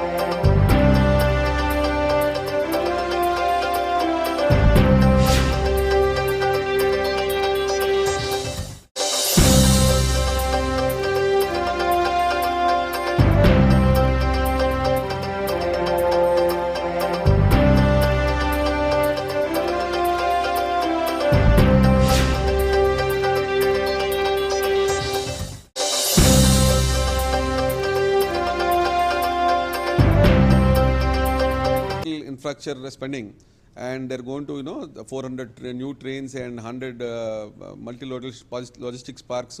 అలాగే గిఫ్ట్ సిటీలో they are going to bring world class universities and they also going to set up world class arbitration centre. ఇవన్నీ కూడా they are going to boost spending in every area అండి. ఆబ్వియస్లీ మ్యానుఫ్యాక్చరింగ్ కూడా స్పెషల్ ఫోకస్ పెట్టారు. So service sector మీద కూడా దీని మీద impact ఉంటుంది. So when spending is going on across the spectrum, automatically IT boom will happen and along with 5G technology rollout and startups kuda inko 1 year extend chesaru tax incentives, so people who are going in the new technology ekku startups anni kuda technology space lo untayi kuda, so and when they are going to bring down the cost of bandwidth by providing higher speeds in rural areas and rolling out 5G and introducing 75 digital banks, public sector banks ni 75 digital banks roll out చేస్తారు. So there are a lot of digital and technology spending is going to happen across the board and right from the government, and also encouraging the banks also to do it, and also spending in the private sector and the public sector spending to part private sector kuda cement and steel kuda enni kuda economy lo boost ayyi definitely IT sector spending also will go up andi. Right అండి. మల్లికార్జున రావు గారు మీరు చెప్పండి, ప్రస్తుతం real estate రంగం పరిస్థితి ఏంటండి? ఈ బడ్జెట్లో రియల్ ఎస్టేట్ రంగానికి ఏ మేరకు ప్రాధాన్యతనిచ్చారు? ముందుగా 5 రాష్ట్రాల్లో ఎన్నికలు జరగబోతున్నప్పటికీ కూడా జనరంజకమైనటువంటి బడ్జెట్ కాకుండా వాస్తవాలతో కూడినటువంటి బడ్జెట్ ప్రవేశపెట్టినందుకు ఆర్థిక మంత్రి నిర్మలా సీతారామన్ గారికి ధన్యవాదాలండి. ముఖ్యంగా ప్రధానమంత్రి గారి యొక్క కలల సౌధమైనటువంటి హౌసింగ్ ఫర్ ఆల్ అన్నటువంటి ప్రాజెక్ట్ అది. దానికి సంబంధించి మాత్రమే కేవలం 48,000 కోట్లు ఈ అఫోర్డబుల్ హౌసింగ్కి సంబంధించి ఒక కేటాయింపు తప్ప ఇతరత్ర ఏ విధమైనటువంటి ఇన్సెంటివ్స్ కూడా మా రియల్ ఎస్టేట్ సెక్టార్కి సంబంధించి ఏమీ ఇవ్వలేదండి. యాక్చువల్గా మేము బడ్జెట్ ప్రవేశపెట్టడానికి ముందే మా ఆర్గనైజేషన్స్ నుంచి కేంద్ర ప్రభుత్వానికి చాలా వినతులు చేశాం. మేము ఒకటి కూడా కన్సిడర్ చేయలేదు. మా యొక్క చిరకాల కోరిక అయినటువంటి రియల్ ఎస్టేట్ సెక్టార్ని కూడా ఒక ఇన్ఫ్రాస్ట్రక్చర్ ఇండస్ట్రీ కింద, ఒక ఇండస్ట్రీ కింద కన్సిడర్ చేయమని చెప్పి మేము కోరుతున్నప్పటికీ కూడా మరి ఎందుకు అది నెగ్లెక్ట్ చేశారు. నిర్మలా సీతారామన్ గారు బడ్జెట్లో చెప్పారు 1,40,000 కోట్ల రూపాయల జీఎస్టీ కలెక్షన్ మార్కుని మొట్టమొదటిసారిగా ఈ జీఎస్టీ ఇంప్లిమెంట్ చేసిన తర్వాత అధిగమించామని అన్నారు. ఆ 1,40,000 కోట్ల రూపాయల జీఎస్టీ కలెక్షన్స్లో ప్రధాన భూమిక పోషించేది కన్స్ట్రక్షన్ సెక్టార్ నుంచి, దాని మీద ఉన్నటువంటి బ్యాక్ ఎండ్ ఇండస్ట్రీస్ నుంచి వచ్చేదే మేజర్ రెవెన్యూ. అటువంటి ఇండస్ట్రీని మరి ఎందుకు కేంద్ర ప్రభుత్వం అయితే మాత్రం ప్రతి బడ్జెట్లో కూడా నిరాశకి మమ్మల్ని గురి చేస్తూ ఉంది. ఈసారి కూడా ఎటువంటి ఇన్సెంటివ్స్ కూడా రియల్ ఎస్టేట్ సెక్టార్కి సంబంధించి ఇవ్వలేదండి. ప్రధానంగా ఈ కోవిడ్ వచ్చిన తర్వాత మా యొక్క చాలా ప్రాజెక్ట్స్లో కూడా అన్సోల్డ్ ఇన్వెంటరీ అనేది మాకు విపరీతంగా ఉందండి. ఈ అన్సోల్డ్ ఇన్వెంటరీకి సంబంధించి ఏంటంటే చాలా దారుణమైనటువంటి విషయం, మాకు ఆక్యుపెన్సీ సర్టిఫికేట్ వచ్చిన తర్వాత ఏదైతే ఫినిష్ అయ్యి అన్సోల్డ్ ఇన్వెంటరీ దాని మీద కూడా నోషనల్ రెంట్ పే చేయమనమాట అనేది మరి గత బడ్జెట్లో పెట్టినటువంటి ప్రొవిజన్ని ఈసారి తీసివేస్తారని అనుకున్నాం, కానీ మరి దాని గురించి ఎక్కడ కూడా మాట్లాడినటువంటి వైనం. అలాగే మరి ఈరోజు సెల్ఫ్ ఆక్యుపైడ్ ప్రాపర్టీస్కి సంబంధించి ఇంట్రెస్ట్ ఆన్ హౌసింగ్ లోను గతంలో ఎప్పటి నుంచో ఉన్నటువంటి ఆ 2 లక్షల రూపాయలు దాన్ని 5 లక్షల రూపాయలకి పెంచాలని చెప్పి మేము విజ్ఞప్తి చేసినప్పటికీ కూడా ప్రభుత్వం ఏమాత్రం కూడా దాన్ని పట్టించుకోలేదండి. రియల్ ఎస్టేట్ సెక్టార్కి ఈ బడ్జెట్లో ఎటువంటి ఇన్సెంటివ్స్ కూడా ఇవ్వలేదని చెప్పాలండి. అది రైట్ అండి. సూర్యచంద్రకాంత్ గారు మీరు చెప్పండి, ప్రస్తుతం నిర్మాణ రంగం ఎట్లా ఉందండి? బడ్జెట్లో ఎట్లాంటి కేటాయింపులు చేశారు? సార్, ఎప్పుడైనా కానీ infrastructure industry and real estate is the back bone. అంటే ఎప్పుడైనా కానీ ఒక కంప్లీట్ ఎకానమీకి బ్యాక్ బోన్ లాంటిది. అంటే పర్టికులర్గా when ever the income sources, ఇప్పుడు జిఎస్టీ నుంచి కలెక్షన్ చాలా బాగా వచ్చింది. అలాగే ఆర్బీఐ మీరు రెపో రేట్ చూస్తుంటే కనుక బై మంత్లీ రెపో రేట్లో కూడా ఆర్బీఐ లాస్ట్ 9 బై మంత్లీలో కూడా ఎప్పుడు కూడా పర్టికులర్లీ పెంచలేదు. So there are some favourable factors whenever it comes to, అలాగే రెపో రేట్ మీద కూడా ఉంది. కానీ ఇన్ఫ్రాస్ట్రక్చర్ ఇండస్ట్రీ వీటికి ఉన్నప్పుడు housing loan rate, interest rates తగ్గించడం, ఎస్పెషల్లీ ఇన్ఫ్లేషన్ ఒకవేళ పెరుగుతున్నా కానీ హౌసింగ్ రేట్స్ కనుక మనకి ఎప్పుడైతే కనుక మనకు కంట్రోల్డ్గా ఉంటుందో, ఎండ్ బయర్ ఎవరండి? కన్జ్యూమర్. సో ఆ కన్జ్యూమర్, ఆ బయ్యర్ ఎవరైతే ఉంటారో particularly from any industries, especially ఈరోజు నిర్మాణ రంగంలో చాలామంది రెగ్యులర్ బయ్యర్స్ అందరూ కూడా సాఫ్ట్వేర్ ఇండస్ట్రీ అండ్ మ్యానుఫ్యాక్చరింగ్ ఇండస్ట్రీలో ఉన్నారు. సో అలాంటి ఇండస్ట్రీ నుంచి వచ్చిన వాళ్ళందరూ కూడా హోమ్ లోన్స్ మీద చాలా డిపెండెడ్గా ఉంటారు. సో హోమ్ లోన్స్లో వచ్చేసరికి 2 lakhs నుంచి 5 lakhs అనేది రిబేట్ ఇస్తారేమో అని అనుకున్నాం, కానీ అది చాలా డిసప్పాయింటెడ్గా అనిపించింది. అండ్ సెకండ్ ఫ్యాక్టర్ వచ్చేసరికి వెన్ ఎవర్ ఇంట్రెస్ట్ అమౌంట్ ఏదైతే పే చేస్తూ ఉంటారో ఒక కన్జ్యూమర్ అనే అతను, SSC, we will call it as SSC, for example ఆ ఇంట్రెస్ట్ రేట్ కూడా స్పెషల్ కన్సిడరేషన్ అనేది ఇవ్వాలి. సో థర్డ్ వచ్చేసరికి బిల్డర్ పర్స్పెక్టివ్లో చూసుకుంటే కనుక చాలా there are challenges in the support intermediaries. అంటే ఇప్పుడు ఫర్ ఎగ్జాంపుల్ మనం స్టీల్ కానీ కన్జంప్షన్ ఏదైతే ఫర్ ఎగ్జాంపుల్ కన్స్ట్రక్షన్ ఇండస్ట్రీలో ఉంటుందో, స్టీల్ కానీ ఆ ఇంటర్మీడియట్స్ కానీ అవన్నీ ఆల్రెడీ పెరిగిపోతున్నాయి, రాక్ హై లెవెల్లో ఉన్నాయి అనమాట. అంటే పర్టికులర్లీ అంత హై రేట్లో ఉన్నప్పుడు అవి కనుక సపోర్ట్ చేయకపోతే ఇండస్ట్రీ ఎలా పెరుగుతుంది సార్? ఈరోజు బడ్జెట్లో మేజర్గా ఎప్పుడైతే కనుక సోర్స్ ఆఫ్ ఇన్కమ్ అంత బాగా వచ్చింది అనుకున్నప్పుడు ఆ ఇండస్ట్రీని అభివృద్ధి చెందాలి అంటే కనుక టోటల్ ఓవరాల్ ఇండస్ట్రీ ఎలా డెవలప్ చేయాలనేది కూడా ఆలోచించాలి. అంటే ఎస్పెషల్లీ నారెడ్కో కూడా లాస్ట్ ఇయర్ చూస్తే కనుక ఇట్ హ్యాస్ అంటే ఇది తీసుకుని ప్రైమ్ మినిస్టర్ లెవెల్కి కూడా తీసుకుని వెళ్ళడం జరిగింది. అలాంటిది ఈ బడ్జెట్లో ఏదైనా కన్సిడరేషన్ చేస్తారో అనుకుంటే కనుక జరగలేదు. On the other side infrastructure ఇండస్ట్రీని మనం కనుక ఇంటర్నేషనల్ మార్కెట్లో ఇప్పుడు గ్లోబ్ మొత్తంలో India is actually on other front it is one of the best economies. అందులో ఉన్నప్పుడు ఇన్ఫ్రాస్ట్రక్చర్ ఇండస్ట్రీని మనం కనుక ప్రాబబుల్గా మనం వేరియస్ ఫ్యాక్టర్స్తో ఇన్సెంటివ్స్తో ఫారిన్ కంపెనీస్ని కనుక మనం ఇక్కడ అట్రాక్ట్ చేయకపోతే కనుక nothing is going to happen sir. This is something disappointing అనమాట. అంటే from A customer side for example ఒక చిన్న కన్జ్యూమర్ దగ్గర నుంచి చూసుకున్నా కానీ ఒక బిల్డర్ పర్స్పెక్టివ్గా చూసుకున్నా real estate investors or foreign direct investments ఎక్కడి నుంచి రావాలన్నా కానీ ఈ ఇండస్ట్రీకి కావాల్సిన ఎంఫసిస్ ఏదైతే సపోర్ట్ సిస్టమ్ ఉంటుందో అదైతే కనుక అంత బాగా ఎంకరేజింగ్గా లేదు. అండ్ మోర్ ఓవర్ ఇప్పుడు పర్టికులర్లీ వెన్ ద పీపుల్ అంటే తెలుగులో మనం తెలుగులో చూస్తే కనుక Telugu states especially Hyderabad is growing. On other aspect ఇప్పుడు అఫోర్డబుల్ హౌసింగ్ అనేది కూడా 48,000 crore అది ఇవ్వడం జరిగింది. 80 లక్షల హౌసెస్ వస్తూ ఉంటాయి, బాగానే ఉంది. ఇవాళ కనుక లేటెస్ట్గా స్టాక్స్లో న్యూస్ చూస్తే కనుక టాప్ రియల్ ఎస్టేట్ కంపెనీస్ కూడా ఒక 1.5% స్టాక్ ప్రైసెస్ కూడా పెరిగినాయి, చాలా బాగుంది. But at the same time overall industry కనుక పర్టికులర్గా పెరగాలి అంటే కనుక సపోర్ట్ సిస్టమ్ని కేంద్ర ప్రభుత్వం యూనియన్ మినిస్టర్ ఏదైతే ఉన్నారో ఆ సిస్టమ్ని ఇంకా డెవలప్ చేసి ఇన్సెంటివ్స్ని ఇస్తేనే చాలా చాలా బాగుంటుంది. విచ్ వాస్ అది కంప్లీట్లీ డిసప్పాయింటెడ్ అండి. Right, okay. నరేష్ గారు మీరు చెప్పండి, ఐటీ రంగానికి మీరు ఎట్లాంటి ప్రాధాన్యతలు కోరుకున్నారు? ఈ బడ్జెట్లో ఆ ప్రాధాన్యతలు ప్రతిఫలించాయా? చెప్పండి.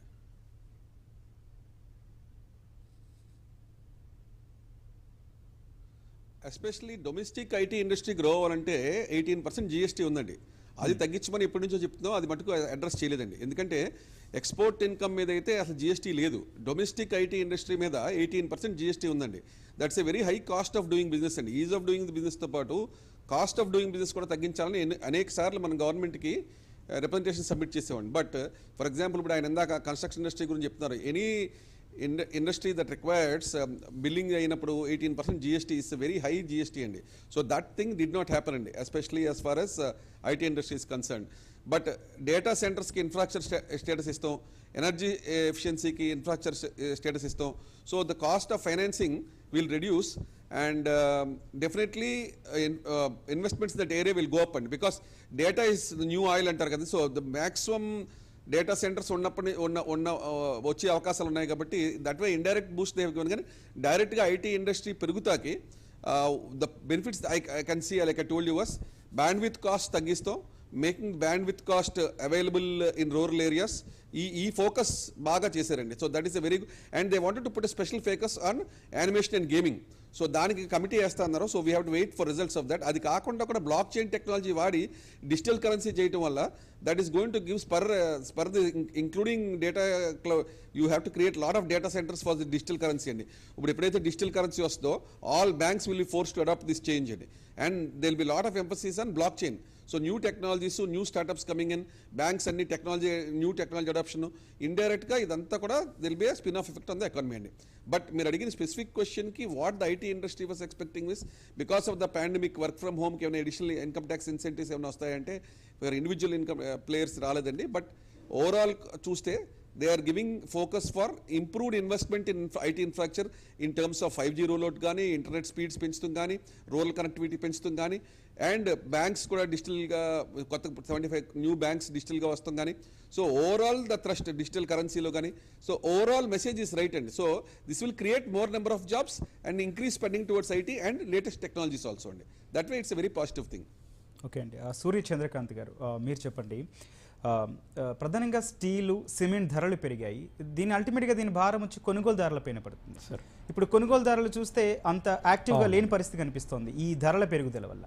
ఎట్లా అండి దాని లోటు పూడ్చడం ఎట్లా అంటారు?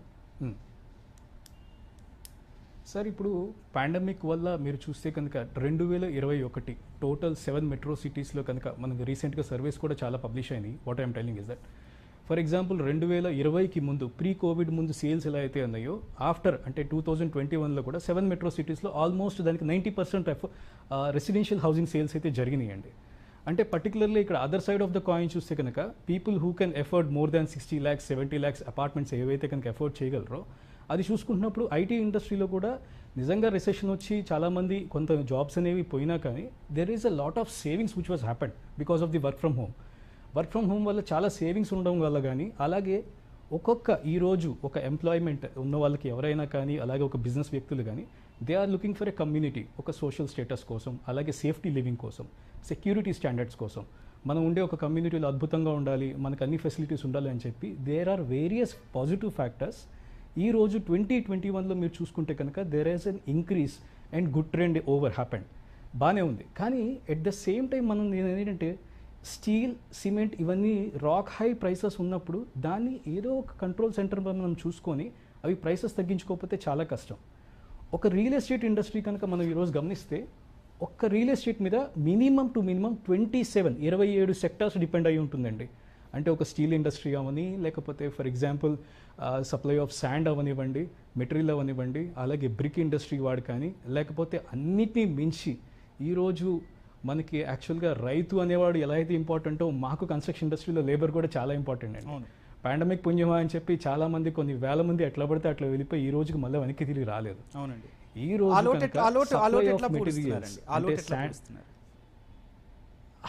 ఆ లోతు పూడ్చడానికి మరి ఆ పర్టికులర్ సెగ్మెంట్ వాళ్ళు వచ్చి వర్క్ చేస్తే వాళ్ళకి ఇంతకన్నా మనం ఎక్కడికైనా కానీ సేఫ్టీ అండ్ స్టాండర్డ్స్తో మనం ఇవ్వగలం. ఇన్కమ్ లెవెల్స్ పెంచాలి అనేటప్పుడు గవర్నమెంట్ ఏం చేయాలి? ఎప్పుడైనా కానీ ఎండ్ యూజర్ బయ్యర్కి ఎప్పుడైతే ఉందో అది అఫోర్డబుల్ ప్రైస్లో ఉంటే, అంటే రీచబుల్ ప్రైస్లో ఉంటే వాడు కొనుక్కుంటాడు. కొనుక్కునేటప్పుడు ఓవరాల్గా ఇండస్ట్రీ పెరుగుతుంది. సరే, ఆ ఇండస్ట్రీ పెరిగేటప్పుడు అన్ని రకాల సెగ్మెంట్స్లో పెరగాలి. అంటే ఇప్పుడు రియల్ ఎస్టేట్లో ఎప్పుడు కూడా మీరు గమనించండి, ఒక అపార్ట్మెంట్ వచ్చేసరికి అప్ టు 30 lakhs ఒక మార్కెట్ ఉంటుంది, 30 to 50 lakhs ఒక మార్కెట్ ఉంటుంది, 50 lakhs to 1 crore ఒక మార్కెట్ ఉంటుంది. అలాగే 60 to 70% ఆఫ్ ది సేల్స్ ఎప్పుడు కూడా ఒక టౌన్స్ కానీ ఎప్పుడైనా కానీ మీరు చూసుకుంటే కనుక 70% డబుల్ బెడ్రూమ్ అపార్ట్మెంట్స్ అవుతాయి. అలాగే 30 నుంచి 50 అపార్ట్మెంట్స్ కట్టుకునే బిల్డర్స్ దగ్గరే చాలామంది ఎంప్లాయీస్ కానీ, లేకపోతే లేబర్ కానీ, అలాగే టోటల్ సేల్ అంటే ఒక సిటీలో టోటల్ సేల్ కూడా ఈ టైప్ ఆఫ్ బిల్డర్స్ ఎక్కువ ఉంటారు. ఆ బిల్డర్స్ ఎక్కువైతే ఇప్పుడు ఉన్నప్పుడు కస్టమర్కి ఎండ్ ప్రైస్ అనేది మనం ఈ సప్లై ఫ్యాక్టర్స్ ఏదైతే ఉన్నాయో అవన్నీ కనుక రీజనబుల్ రేట్స్లో ఇవ్వగలిగే బిల్డర్ ఇవ్వగలడు. బిల్డర్ ఇచ్చిన రోజు లేబర్ కానీ దానికి సంబంధించిన ఎంప్లాయీస్ అందరూ కూడా బ్రహ్మాండంగా ఉండగలరు. రైట్ అండి. ఈ రోజు ఒక్క రియల్ ఎస్టేట్ ఇండస్ట్రీలో చూసుకుంటే కనుక more than 7 million qualified people ఉన్నారండి ఇందులో. ఓకే, ఇలాంటి ఇండస్ట్రీని మనం ఎప్పుడైనా కానీ బ్యాక్ బోన్ అనేది ఇండస్ట్రీని ఎందుకని అంటున్నామంటే, ఒక సాఫ్ట్వేర్ ఎంప్లాయీ అవని, ఒక హోటల్ యజమాని అవని, ఒక రైతు అవనివ్వండి, లేకపోతే ఒక మ్యానుఫ్యాక్చరర్ అవని, చివరాఖరికి వచ్చి కొనుక్కునేది రియల్ ఎస్టేట్లోనే. ఈ భూమి మీద మీరు చూసుకుంటే కనుక చాలా కామన్ డైలాగ్ అండి నేను చెప్పేది కూడా, భూమి మీద అత్యంత మంచి ఇన్వెస్ట్మెంట్ ఏంటంటే అంటే భూమి మాత్రమే. The only investment on the earth is the earth it self అంటారు. అది ఎప్పుడు కాదు కదా, ఎప్పటికీ ఉంటుంది. ఈ సెక్టార్లో ఒక హౌసింగ్ అండ్ రెసిడెన్షియల్ ఎంత ఇంపార్టెంట్, గవర్నమెంట్ కనుక ఇలాంటి వాటిలో నెగ్లెక్ట్ చేస్తే కనుక చాలా ఇబ్బంది అవుతుంది. రైట్, మల్లికార్జునరావు గారితో మాట్లాడదాం. On the other factor commercial segment. Right, Mallikarjunarao గారు, ఫుడ్ ప్రాసెసింగ్ యూనిట్ల పైన ఎట్లాంటి ప్రోత్సాహకాలు ప్రకటించిందండి? ఫుడ్ ప్రాసెసింగ్ ఇండస్ట్రీస్కి సంబంధించి కూడా మేము చూసినంతవరకు బడ్జెట్లో పెద్ద కేటాయింపులు ఏమీ లేవండి. బట్ ప్రధానంగా ఏంటంటే మేము రియల్ ఎస్టేట్ సెక్టార్ నుంచి వచ్చాం కాబట్టి ఒక చిన్న విషయం చెప్పాలి. ఈ కోవిడ్ వచ్చిన తర్వాత చాలా కొత్త కొత్త పాఠాలు నేర్పించిందండి. ఒకటి, వర్క్ ఎనీవేర్ లివ్ ఎనీవేర్ అన్నటువంటి కాన్సెప్ట్ వచ్చిన తర్వాత ఎవరు ఎక్కడ పనిచేస్తున్నా ఎక్కడైనా నివసించవచ్చు అన్న కాన్సెప్ట్ ప్రకారం ఈరోజు రెంటల్ హౌసింగ్ వచ్చేటప్పటికి మాకు చాలా కీలకమైనటువంటి రంగంగా ఈరోజు రెంటల్ హౌసింగ్ వచ్చిందండి. ఇప్పుడు ఈ రెంటల్కి సంబంధించి కూడా మేము జిఎస్టీ అనేది ఒక 18% పే చేయాలి. మరి రియల్ ఎస్టేట్ సెక్టార్కి సంబంధించి ఒక హౌసింగ్ ప్రాజెక్ట్ కనుక మనం రెంటల్కి ఇచ్చే ఉద్దేశంతో కట్టినప్పుడైతే ఆ పర్చేజ్ చేసినటువంటి మెటీరియల్ మొత్తం మీద కూడా జిఎస్టీ పే చేస్తున్నాము. ఆ జిఎస్టీని వచ్చేటటువంటి రెంటల్ ఇన్కమ్తో సెట్ ఆఫ్ చేసుకునేటటువంటి వెసులుబాటు లేదు. కానీ దాన్ని కూడా ఏదైనా టచ్ చేస్తారనుకున్నాం, కానీ ఈ బడ్జెట్లో ఎటువంటి ప్రతిపాదనలు కూడా చేయలేదండి. అది ఇంకొకటి, కేంద్ర ప్రభుత్వాన్ని అభినందించాల్సినటువంటి విషయం ఏంటంటే, 1 నేషన్ 1 రేషన్ కార్డు అన్నటువంటి పథకాన్ని ఈ కోవిడ్ తర్వాత తీసుకొచ్చి దాన్ని స్ట్రిక్ట్గా ఇంప్లిమెంట్ చేయడం మూలన దాదాపుగా 94% ఆఫ్ ద మైగ్రేటెడ్ లేబర్ కానివ్వండి, ఎవరికైనా సరే ఎక్కడైనా కానీ రేషన్ తీసుకునేటువంటి సదుపాయం వచ్చింది. అలాగే అనార్గనైజ్డ్ సెక్టార్లో ఉన్నటువంటి లేబర్ మొత్తాన్ని కూడా ఈ శ్రమ్ అని చెప్పేటటువంటి ఒక పోర్టల్ ద్వారా వాళ్ళందరినీ కూడా ఐడెంటిఫై చేయడం జరిగింది. ఈ సందర్భంగా ఏంటంటే, మా నారెట్కో నుంచి మేము కోరుతుంది కేంద్ర ప్రభుత్వాన్ని, బిల్డింగ్ సెస్ రూపంలో మా దగ్గర నుంచి వసూలు చేసినటువంటి కోట్లాది రూపాయలని ఈరోజు ఈ ఇండస్ట్రీ ఫేస్ చేస్తున్నటువంటి ప్రధానమైనటువంటి సమస్య అన్ఆర్గనైజ్డ్ అన్స్కిల్డ్ లేబర్ అనేవాళ్ళు ఎక్కువగా కన్స్ట్రక్షన్ సెక్టార్లో ఉన్నారు. అటువంటి అన్స్కిల్డ్ లేబర్ని మనం స్కిల్డ్ వర్కర్స్గా మార్చడం కోసం అని చెప్పేసి వసూలు చేసినటువంటి ఆ బిల్డింగ్ సెస్ని ఉపయోగించాలి. ఇందాక మిత్రులు చెప్పారు, ఒకటి ఏంటంటే ఈరోజు మౌలిక రంగాల్లో పబ్లిక్ ప్రైవేట్ పార్ట్నర్షిప్ ద్వారా మరి కేంద్ర ప్రభుత్వం ఇన్వెస్ట్ చేస్తానని చెప్తుంది. ఈరోజు కన్స్ట్రక్షన్ సెక్టార్లో మాకు సంబంధించిన ఈరోజు ప్రైసెస్ లాస్ట్ 1 or 2 years క్రితం ఏవైతే రేట్లు ఉన్నాయో అంతకు మించినటువంటి రేట్లు ఈరోజు ఉన్నాయి. ముఖ్యంగా స్టీల్ కానీ సిమెంట్ కానీ ఇటువంటి. ఈరోజు స్టీల్ సెక్టార్కి సంబంధించి ఒక మౌలికమైనటువంటి పరిశ్రమ. ఈరోజు ఉదాహరణ తీసుకుంటే మా రాష్ట్రంలో ఉన్నటువంటి వైజాగ్ స్టీల్ని ప్రభుత్వం ప్రైవేటీకరించబోతా ఉంది. మరి అటువంటి కీలకమైనటువంటి మౌలిక రంగాల్లో మళ్ళీ మేము పబ్లిక్ ప్రైవేట్ పార్ట్నర్షిప్ ద్వారా ఇన్వెస్ట్ చేస్తామని చెప్తుంది. అంటే ఒక ద్వంద్వ వైఖరిని ప్రభుత్వం అనుసరిస్తూ ఉంది. ఈరోజు కన్స్ట్రక్షన్ సెక్టర్లో ఉన్న స్టీల్ ప్రైసెస్ కానివ్వండి, సిమెంట్ ప్రైసెస్ కానివ్వండి, లేదా ఇతరత్ర ప్రైసెస్ పెరగకుండా కంట్రోల్ చేయాల్సినటువంటి బాధ్యత ప్రభుత్వం మీద ఉంది. ప్రైవేట్ ప్లేయర్స్ వాళ్ళ ఇష్టానుసారం రేట్లు పెంచుతున్నప్పుడు మరి ఇటువంటి మౌలిక రంగాల్లో పబ్లిక్ ప్రైవేట్ పార్ట్నర్షిప్ ఉన్నప్పుడు మీరు ప్రైసెస్ని కంట్రోల్ చేయాల్సినటువంటి చర్యలు తీసుకునే బదులుగా ఈరోజు మీరు ఉన్నటువంటి సంస్థలు అనేటువంటి ప్రైవేటీకరించకపోవడం అనేది చాలా దారుణమైనటువంటి దుర్మార్గమైనటువంటి చర్య. దయచేసి కేంద్ర ప్రభుత్వము పెరుగుతున్నటువంటి రేట్లను ముందు తగ్గించాలి. ఈరోజు అఫోర్డబుల్ హౌసింగ్ గురించి కూడా ఇందాక మాట్లాడుకున్నాం మనం. ఈరోజు అఫోర్డబుల్ హౌసింగ్కి సంబంధించి 45 lakhs ఇప్పుడు ఈరోజు ప్రైస్ లిమిట్ అనేది ఉంది. మరి ప్రైసెస్ కనుక గతంలో చూస్తే 50,000, 45,000 రూపాయలుగా ఉన్నటువంటి స్టీల్ ఈరోజు 70,000 రూపాయలుగా ఉంది. 225 రూపాయలు ఉన్నటువంటి సిమెంట్ ఈరోజు 380 రూపాయలు, 400 రూపాయలకి రీచ్ అవుతా ఉంది. అదేవిధంగా ఎలక్ట్రికల్ కాయిల్స్ వచ్చేటప్పటికి 300 times పెరిగినటువంటివి. ఒక పక్క నిర్మాణ వ్యయం విపరీతంగా పెరుగుతున్నప్పుడు దానికి అనుగుణంగా మేము అమ్మేటటువంటి ఫ్లాట్ రేట్లు కూడా పెరుగుతాయి. దానికి అనుగుణంగా ఈ అఫోర్డబుల్ హౌసింగ్కి సంబంధించినటువంటి డెఫినేషన్స్ కూడా మార్చుకోవాల్సినటువంటి అవసరం ఉంది. కానీ ఏదో గత 4-5 ఏళ్ల కిందట ఏదైతే ఫిక్స్ చేశామో అవే రేట్లను ఇప్పుడు కూడా ఫిక్స్ చేయడం అనేది కరెక్ట్ కాదు. ఇటువంటి మార్పులు చేయాలి అని చెప్పి మా నారెట్కో నుంచి కానీ ఇతరత్ర ట్రేడ్ అసోసియేషన్ నుంచి రిక్వెస్ట్ చేశాము. ఇవేవి కూడా కేంద్ర ప్రభుత్వం పట్టించుకోలేదు. కనీసం బడ్జెట్ పెట్టిన తర్వాత ఇప్పుడైనా కానీ సరే కేంద్ర ప్రభుత్వం మా యొక్క సమస్యల్ని గమనించి ఇవన్నీ కూడా చేస్తారని చెప్పి ఆశిస్తూ ఉన్నాం. ఓకే అండి. నరేష్ కుమార్ గారు మీరు చెప్పండి, కేంద్ర ప్రభుత్వం ఈసారి పద్దులో గేమింగ్కి యానిమేషన్కి ఎక్కువ ప్రాధాన్యత కల్పించడానికి కారణాలు ఏంటంటారు?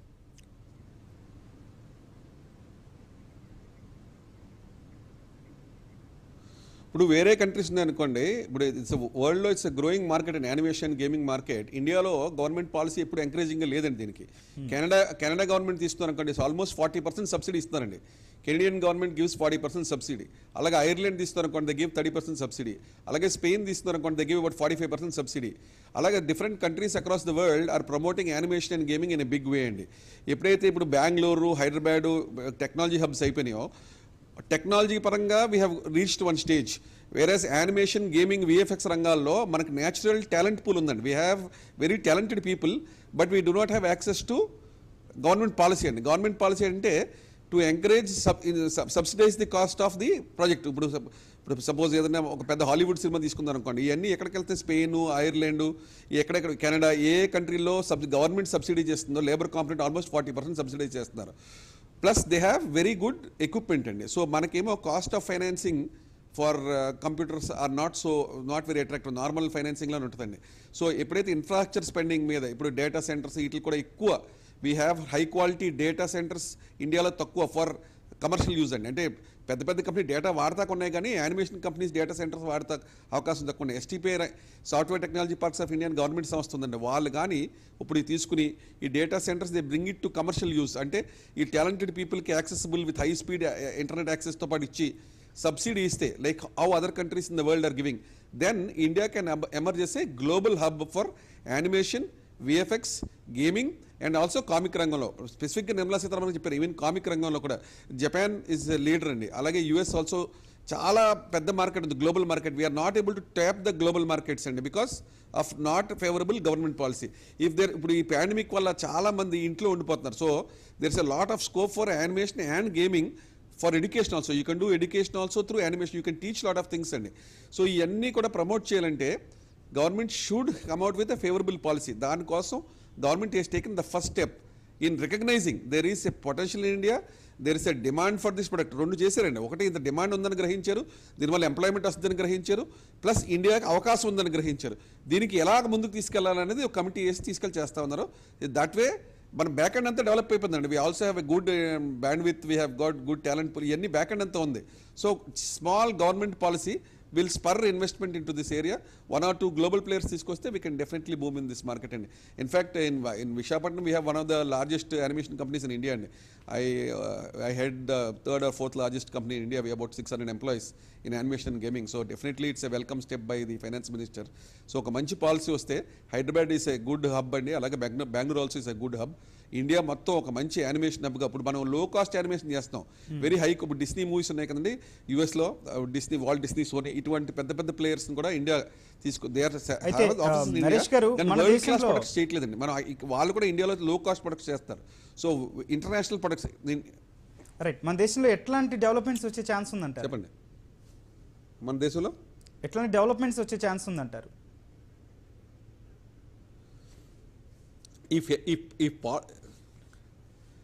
So once this policy is announced, and ఈ పాలసీ రెండు రకాలుగా అండి. One is in terms of incentivising companies if they subsidise like international markets ఒకటి, అండ్ హెల్పింగ్ ద ఇన్ఫ్రాస్ట్రక్చర్ అండి. ఇప్పుడు software technology parks of India అని గవర్నమెంట్ ఆఫ్ ఇండియా ఆర్గనైజేషన్ ఉంది కదండి, వాళ్ళ ద్వారా కానీ they setup data centres to help the animation industry. ఇప్పుడు ఎందుకంటే ఇది హైలీ, చాలా హై, ఒక్కొక్క కంప్యూటర్ ఈ యానిమేషన్ చేసేది 10 లక్షలు 15 లక్షలు ఉంటాయండి. మంచి మంచి పెద్ద పెద్ద గేమింగ్ యానిమేషన్ చేయాలంటే నార్మల్గా మీ కంప్యూటర్ 30,000కి 40,000కి దొరుకుతుంది కదండి. యానిమేషన్ గేమింగ్ రంగాల్లో ఒక్కొక్క గ్రాఫిక్ కార్డే 4 lakhs 5 lakhs ఉంటుందండి. So if the government of India can help incentivize through some form by making this affordable, accessible for small and medium companies, definitely ఈ talent పూల్ని ఈ టెక్నాలజీ వాడుకుని plus ఈ government support in terms of international ఆర్టిస్ట్ని కూడా hire చేసి international training కూడా మనం తీసుకుంటే definitely India can grow as a big leader in the global animation and gaming industry అండి. రైట్ అండి, ఇది one of the largest growing industries and gaming and animation. Okay, Suryachandrakanth గారు మీరు చెప్పండి, వేరే రంగంలో కేటాయింపులు లేకుండా కూడా మీ రంగంపై భారం పడుతున్న పరిస్థితి చూద్దాం. హోమ్ లోన్స్లో చూస్తే దానికి ఊరడింపులు లేవు, అట్లాగే వేతన జీవులకి పన్ను స్లాబుల్లో కూడా పెద్దగా మార్పు ఏం తీసుకురాలేదు. సో మీ రంగంపై ఏ విధమైన ప్రభావం చూపించిందండి? సార్ డెఫినెట్గా ఎప్పుడైనా కానీ ఈ ఇండస్ట్రీ కూడా లోన్ సెగ్మెంట్ మీద చాలా వరకు డిపెండ్ అయి ఉంటుందండి. ఎందుకంటే majority of the income in this industry generates from the big towns and cities. ఇందులో ఉన్న వాళ్ళందరూ కూడా ఎస్పెషల్లీ అపార్ట్మెంట్ ఇండస్ట్రీ కానీ, ఈరోజు విల్లా ఇండస్ట్రీ కానీ, కన్స్ట్రక్షన్ ఇండస్ట్రీలో తీసుకుంటే వాళ్ళందరూ లోన్ మీద డిపెండెంట్ అయి ఉంటారు. సో అన్లెస్ అండ్ అంటిల్ ఈ లోన్స్ కనుక ఇంట్రెస్ట్ ఆన్ హౌసింగ్ లోన్ కానీ లేకపోతే ట్యాక్స్ రిబేట్స్ కానీ తగ్గించకపోతే ఈ ఇండస్ట్రీ మీద ఇప్పుడు వచ్చే ఇయర్లో కొంత ఇంపాక్ట్ ఉంటుంది. అండ్ మోర్ ఓవర్ ఇందాక నేను చెప్పినట్టుగా రియల్ ఎస్టేట్ ఇండస్ట్రీ 27 మేజర్ సెగ్మెంట్స్కి డైరెక్ట్గా ఉంటుందండి, లింకేజ్ అయి ఉంటుంది. అలాగే చిన్న చిన్న పరిశ్రమలు, చిన్న చిన్న ఇండస్ట్రీస్ చూసుకుంటే there are more than 200 segments which are linked to the real estate industry. ఈరోజు ఒక real estate and construction industry ఒకవేళ ఇంపాక్ట్ అయితే కనుక క్యాస్కేడింగ్ ఎఫెక్ట్ లాగే వీటన్నిటి మీద కూడా ఖచ్చితంగా ఇంపాక్ట్ ఉంటుంది. అంటే నా ఉద్దేశంలో ఏంటంటే అంటే ఈరోజు జీడిపిలో 6 to 7% యాక్చువల్గా real estate industry and construction industry యాక్చువల్గా అందులో it has a share of 6 to 7%. దాన్ని 2030 కల్లా మనం 10% of the GDP real estate and construction industry అవ్వగలిగిన రోజు ఇండియాలో ఇన్ఫ్రాస్ట్రక్చర్ ఇండస్ట్రీ చాలా బాగుంటుంది. ఆ రోజు దగ్గర దగ్గర at least in analytical view 12 million దగ్గర నుంచి, అంటే 1,20,00,000 నుంచి 1,30,00,000 జాబ్స్ అనేవి కూడా ఇందులో క్రియేట్ అవుతుంటుంది. ఎప్పుడైతే ఈ ఇండస్ట్రీ ఓవరాల్గా అంత డెవలప్ అవుతుందో ఫారిన్ ఇన్వెస్ట్మెంట్స్ కానీ ఇవన్నీ కూడా ఖచ్చితంగా వస్తుంది. దీనికి గవర్నమెంట్ మేజర్గా ఆలోచించాల్సింది ఏంటంటే control on the cost of the supplies. ఏవైతే వాటన్నిటి మీద ఉన్నాయో ఆ కంట్రోల్ అనేది కాస్ట్ ఉండి ఒక అఫోర్డబుల్ ప్రైస్ అన్ని టౌన్స్లో కనుక మనం ఇవ్వగలిగితే కనుక ఒక లేబరే కానీ కస్టమరే కానీ ఎవరైనా కానీ ఓవరాల్ ఇండస్ట్రీ బాగుంటుంది. ఇవే కాకుండా severe stamp duty and registration charges అండి.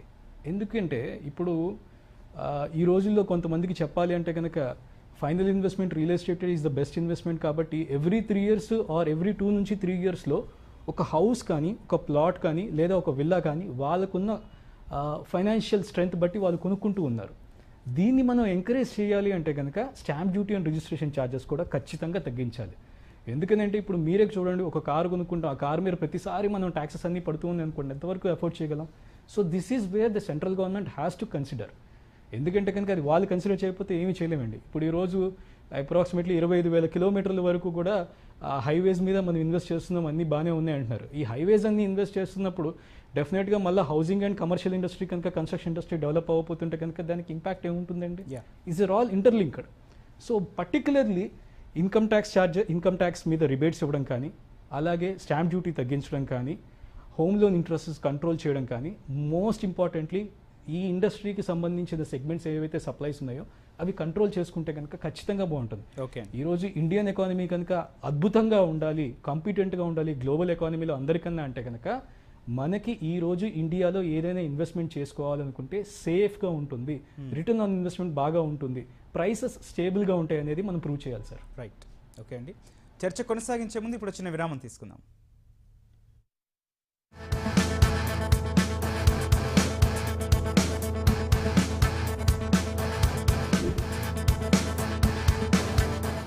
ఖజానా వారి సరికొత్త వివాహ కలెక్షన్స్ తో అందమైన తరుణాలుగా మార్చుకోండి. బంగారు నగలపై గ్రాముకు 200 రూపాయల వరకు తగ్గింపు, వజ్రాలపై క్యారెట్కు 20% వరకు తగ్గింపు, వెండి మజూరిపై 25% వరకు తగ్గింపు. నేడే ఖజానాకు విచ్చేయండి.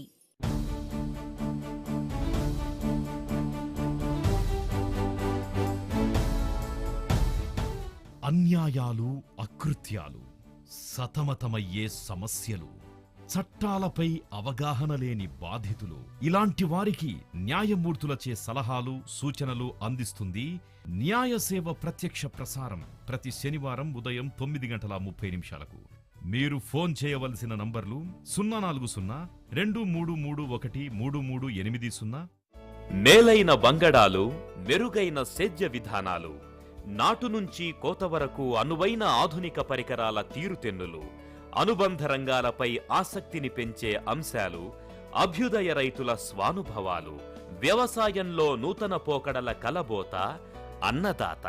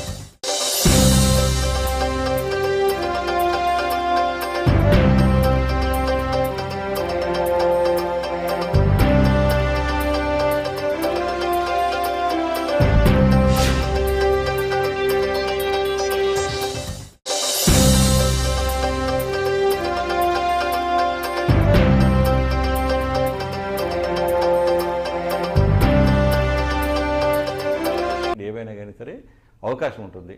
మరటువంటి కన్స్ట్రక్షన్ సెక్టార్కి ఇతోధికంగా ఇన్సెంటివ్ ఇవ్వాల్సినటువంటి అవసరం ఉంది. ముఖ్యంగా ఇందాక చెప్పినట్టుగానే మాకు ఇండస్ట్రీ స్టేటస్ రాకపోవడం వలన ఈరోజు ప్రయారిటీ లెండింగ్ అనేది రియల్ ఎస్టేట్ సెక్టార్కి లేదు. అది ఈ లేవడం వల్ల మేము హైయర్ రేట్ ఆఫ్ ఇంట్రెస్ట్కి ఫండ్స్ బారో చేసుకోవడం వలన కాస్ట్ ఆఫ్ కన్స్ట్రక్షన్ కూడా పెరుగుతూ ఉంది. దయచేసి ప్రభుత్వం ముఖ్యంగా వెంటనే రియల్ ఎస్టేట్ సెక్టార్ని కూడా ఒక ఇండస్ట్రీ కింద గుర్తించాలని చెప్పేసి మేము కోరుతున్నాము. అలాగే ఇందాక మిత్రులు చెప్పినట్టుగా స్టాంప్ డ్యూటీ రిజిస్ట్రేషన్ ఫీజుకి వచ్చేటప్పటికి ఒక యూనిఫామిటీ అనేది రాష్ట్రాల మధ్య లేకుండా పోతూ ఉంది. అది ఈ మధ్య కోవిడ్ సిచ్యుయేషన్లో మహారాష్ట్ర ప్రభుత్వం స్టాంప్ డ్యూటీ తగ్గించింది. కానీ దక్షిణాది రాష్ట్రాల్లో ఉన్నటువంటి ముఖ్యంగా ఆంధ్రప్రదేశ్లో ఎక్కడ కూడా స్టాంప్ డ్యూటీ తగ్గించుకోవడం ఇవన్నీ జరిగినాయి. ఇంకొకటి ఏంటంటే ఈ బడ్జెట్ కేటాయింపుల్లో గ్రీన్ ఫీల్డ్ సిటీస్కి సంబంధించి గతంలో నీతి ఆయోగ్ ఏదో 2,000 కోట్ల రూపాయలు ఇస్తామన్నటువంటి ఒక ప్రపోజల్ ఏదో చేసింది. కానీ దానికి సంబంధించి గ్రీన్ ఫీల్డ్ సిటీస్ని ఎంకరేజ్ చేసే విధంగా ఎటువంటి బడ్జెట్ కేటాయింపులు కానీ దాని యొక్క ప్రస్తావన కానీ ఎక్కడ బడ్జెట్లో లేకపోవడం అనేది ముఖ్యంగా ఆంధ్రప్రదేశ్ ప్రజలకి కొద్దిగా నిరాశ నిస్పృహలకి గురి చేస్తూ ఉందని చెప్పేసి భావిస్తున్నామండి. ఓకే, నరేష్ కుమార్ గారు మీరు చెప్పండి, కేంద్రం డిజిటల్ కరెన్సీని ఇంట్రడ్యూస్ చేసిన పరిస్థితి అయితే ప్రస్తుతం ఏ మేరకు అవసరం ఉందండి?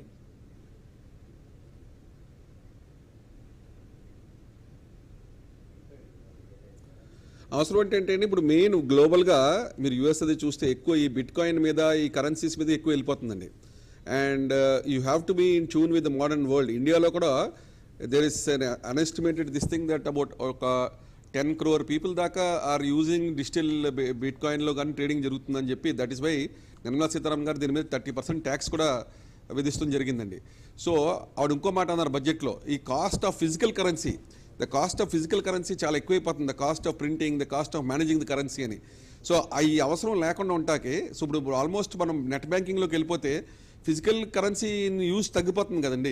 So when you're always moving between now Paytm, almost మీకు ఈ క్రెడిట్ కార్డ్స్, డెబిట్ కార్డ్స్ ఇవన్నీ వాడటం వల్ల బ్యాంక్స్ కూడా అన్నీ కూడా వన్స్ దే మూవ్ ఇప్పుడు అసెట్ కూడా ఫిజికల్గా స్టోర్ చేయవలసి వస్తుంది బ్యాంక్ ఇంత ముందు.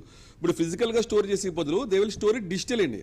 ఎలా government of India block chain ద్వారా పెట్టుకుని digital, the cost of holding currency also will go down, the cost of transporting currency. ఇంతకుముందు బ్యాంక్ ఫిజికల్గా మూవ్ చేయడం, bank holding this currency, counting this currency, ఇవన్నీ కూడా they want replace it completely with digital currency అండి. ఇంకా digital మోడ్లోనే ఉంటుంది తప్ప physical మోడ్లో ఐ థింక్ స్లోగా over a period of next 4-5 yearsలో మేబీ ఒక 75% they will eliminate at least between major financial institutions అండి. Physical movement of cash, physical storage of cash అని తగ్గిపోద్ది.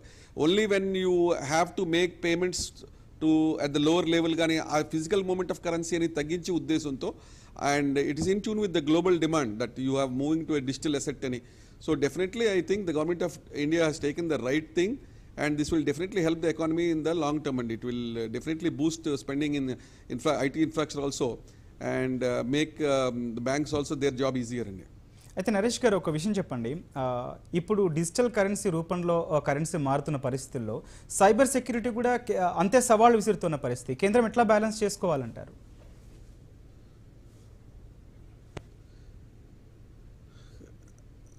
దానికి బ్లాక్ చైన్ టెక్నాలజీ వాడుతున్నారండి. Blockchain technology will ensure that security అండి. Definitely మీరు అన్నది ఇస్ వండర్ఫుల్ పాయింట్ అండి.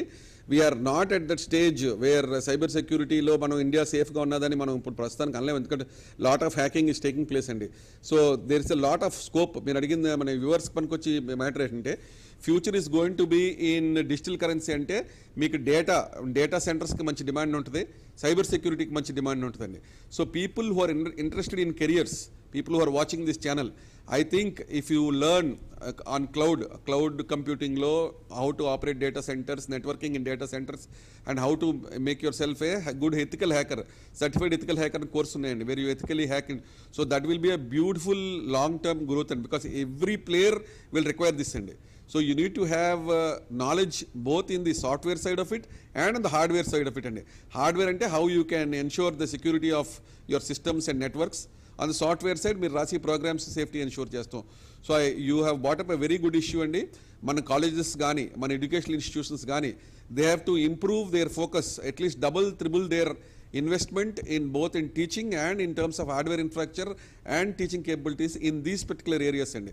సో బికాస్ ఇంతకుముందు సైబర్ సెక్యూరిటీ అంటే ఏదో ఒక ప్రోగ్రామ్ మీదో లేకపోతే ఒక స్పెసిఫిక్ ఏరియాకే ఉండేది. ఇప్పుడు యాక్చువల్ కరెన్సీ మీదకే వచ్చేసినప్పుడు you can actually move currency billions and billions of dollars of currency. Already banks are become digital and they are ensuring cyber security అనుకోండి, but like you said the focus will be even more అండి. So that will be a very good opportunity for people and have very good careers both in not only in software companies but in all financial companies, in banks. You are having knowledge in cyber security will help you a lot, and so I think that will be a very good area where the future people can concentrate on.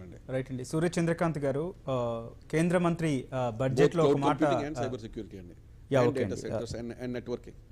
Okay, right. Suryachandrakanth గారు మీరు చెప్పండి, కేంద్ర ఆర్థిక మంత్రి నిర్మలా సీతారామన్ గారు budget ప్రవేశపెడుతూ 25 ఏళ్ల పునాదిగా ఈ బడ్జెట్ ప్రవేశపెడుతున్నట్టు చెప్పారండి. దట్ మీన్స్ 100 ఏళ్ల స్వాతంత్ర భారతావన్ని ఊహిస్తూ పెడుతున్న బడ్జెట్. సో భవిష్యత్తులో ఎట్లా ఉండబోతున్నాయండి కేటాయింపులు మీకు?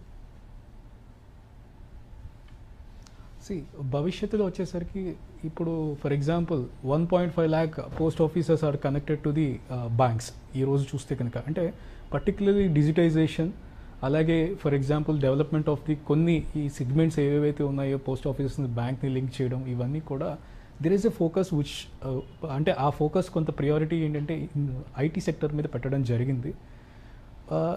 బేసికల్గా నిర్మలా సీతారామన్ గారు ఆల్రెడీ ఆమె ఇప్పుడే కాదు ఇంతకుముందు చేసిన ఎక్స్పీరియన్సెస్లో కూడా షీ ఈజ్ వెరీ ఆవిడ ప్రాక్టికల్గానే కొన్ని ఇంప్లిమెంట్ చాలా బాగా చేశారు. అంటే ఒక ఎగ్జాంపుల్ తీసుకుంటే కనుక ఈరోజు పర్టికులర్గా ఇండియా అనేది గ్లోబల్ ఎకానమీలో కనుక మనం నుంచోవాలి అనుకున్నటప్పుడు టాప్ లేయర్స్ ఇండియాలో వచ్చి ఉండేటట్టుగా మనం ఆ ఇన్ఫ్రాస్ట్రక్చర్ అంటే ఓన్లీ ఇక్కడ స్టీలు సిమెంట్ నేను చెప్పట్లేదండి. That kind of total social infrastructure has to be developed. అంటే మల్టీకల్చరల్ పీపుల్ వాళ్ళు వచ్చి ఇక్కడ వర్క్ చేసేటట్టుగా, అలాగే ఏదైనా కంట్రీస్ నుంచి వచ్చి వాళ్ళు కంపెనీస్ ఎస్టాబ్లిష్ చేసుకోవాలనుకునేటప్పుడు దానికి కావాల్సిన సబ్సిడీస్ ఇవ్వడమే కానీ, look at the status which is like Dubai before 20 years and now, Singapore before 20 years and now, how the countries have been developing. అలాగే నిర్మలా సీతారామన్ గారు కానీ రేపటి రోజున ఏ ఫినాన్స్ మినిస్టర్ అయినా కానీ భవిష్యత్తులో ఆల్రెడీ లాస్ట్ 20 yearsని ఎవ్రీ 5 yearsకి ఒక్కొక్క డెవలప్మెంట్గా 4 phases తీసుకొని ఏ కంట్రీస్ అయితే డెవలప్మెంట్ జరిగినాయో ఆ డెవలప్మెంట్ని మనం ఫ్యాక్టర్స్గానే కనీసం కొన్ని కన్సిడర్ చేసుకోండి. నెక్స్ట్ 5 yearsకి మనం ఆ ఫేజెస్ అన్ని కరెక్ట్గా పెట్టుకుంటే బాగుంటుందని నా ఉద్దేశం. అంటే టు బీ హిస్టరీగా వెళ్తే కనుక మన కాన్స్టిట్యూషన్ అనేది ఇట్స్ యాక్చువల్లీ దట్ బైబుల్. ఆ కాన్స్టిట్యూషన్ అనేది ఎలా అయితే మనం ప్రిపేర్ చేసామో various factors selected from another countries. అలాగే కేంద్ర ఆర్థిక మంత్రి రైట్, ధన్యవాదాలు sir, thank you so much. ప్రస్తుతం కేంద్ర ఆర్థిక మంత్రి నిర్మలా సీతారామన్ మీడియాతో మాట్లాడుతున్నారు. ప్రత్యక్ష ప్రసారం ద్వారా చూద్దాం. Since that had worked out well for the MSMEs, we thought that formulation is the best to be adopted.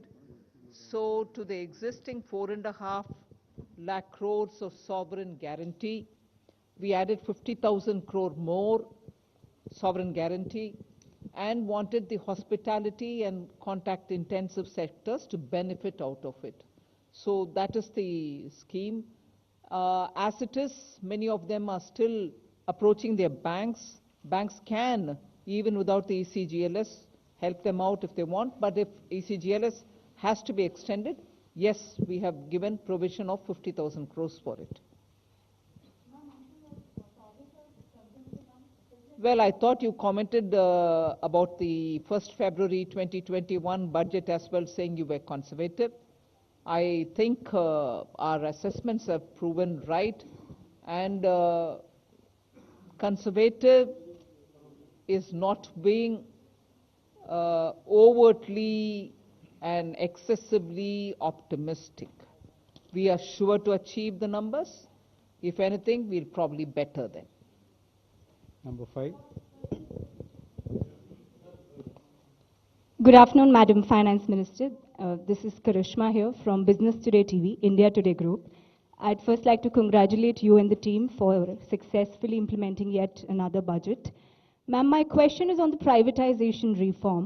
The disinvestment target has been slashed. The revised target is at 70,000 crore, and of course, the next year's estimate is at 65,000 crore. Ma'am, with this, I'd like to understand how are we looking at LIC, IPO, and BPCL privatization, which have been on cards? I have Tuhin with me here, but before he gives you details, one thing is got to be understood. LIC, we've already sort of told you that in all probability it is going through this year. I've made a specific mention of that in the budget. So beyond what I've said in the parliament, there's nothing more to add for me on that. But I've indicated clearly that it will happen. Now, assessment for the rest of the year about the number being big or small as per your view, I'll have Tuhin get into the details. But we have shown the intent of the government in that Air India got cleared, NINL has found its buyer. There's a little bit more work to be done there, but you are saying that we are progressing in many of these. So I think we've been very realistic in telling what we'll do and achieving what we've told. Tuhin, you want to add anything more onto this? I'll just want to add that disinvestment actually is in accounting terms, when actual receipts to the government. Now, when we, for example, do NINL, nothing comes to the government in accounting terms. But that doesn't mean that we are actually progressing towards privatization in a faster way. So emphasis is on completion of transactions and implementation. And if we keep too high a target, sometimes it also distorts the market, because nothing stops us from achieving when we want to achieve in disinvestment as per the plan which we are there. So ma'am has also mentioned that the ongoing transactions will be carried on and they will be completed. And these transactions, as and when they mature, they come to that. And secondly, on the revised estimates being 78, we should not also conjecture what will be the size of LIC IPO based on that, because valuation is yet to reach the final conclusion based on which we will do that. And there have been instances of actual receipts being different from even the RE figures, so we should not read too much into it. Okay, 122. Hi ma'am, Meghna Mittal from Newsrise. The budget has remained completely silent on India's listing on the foreign indices. There was an expectation that a tax amendment might happen to enable that. Has that been put on hold, or what is the plan on that?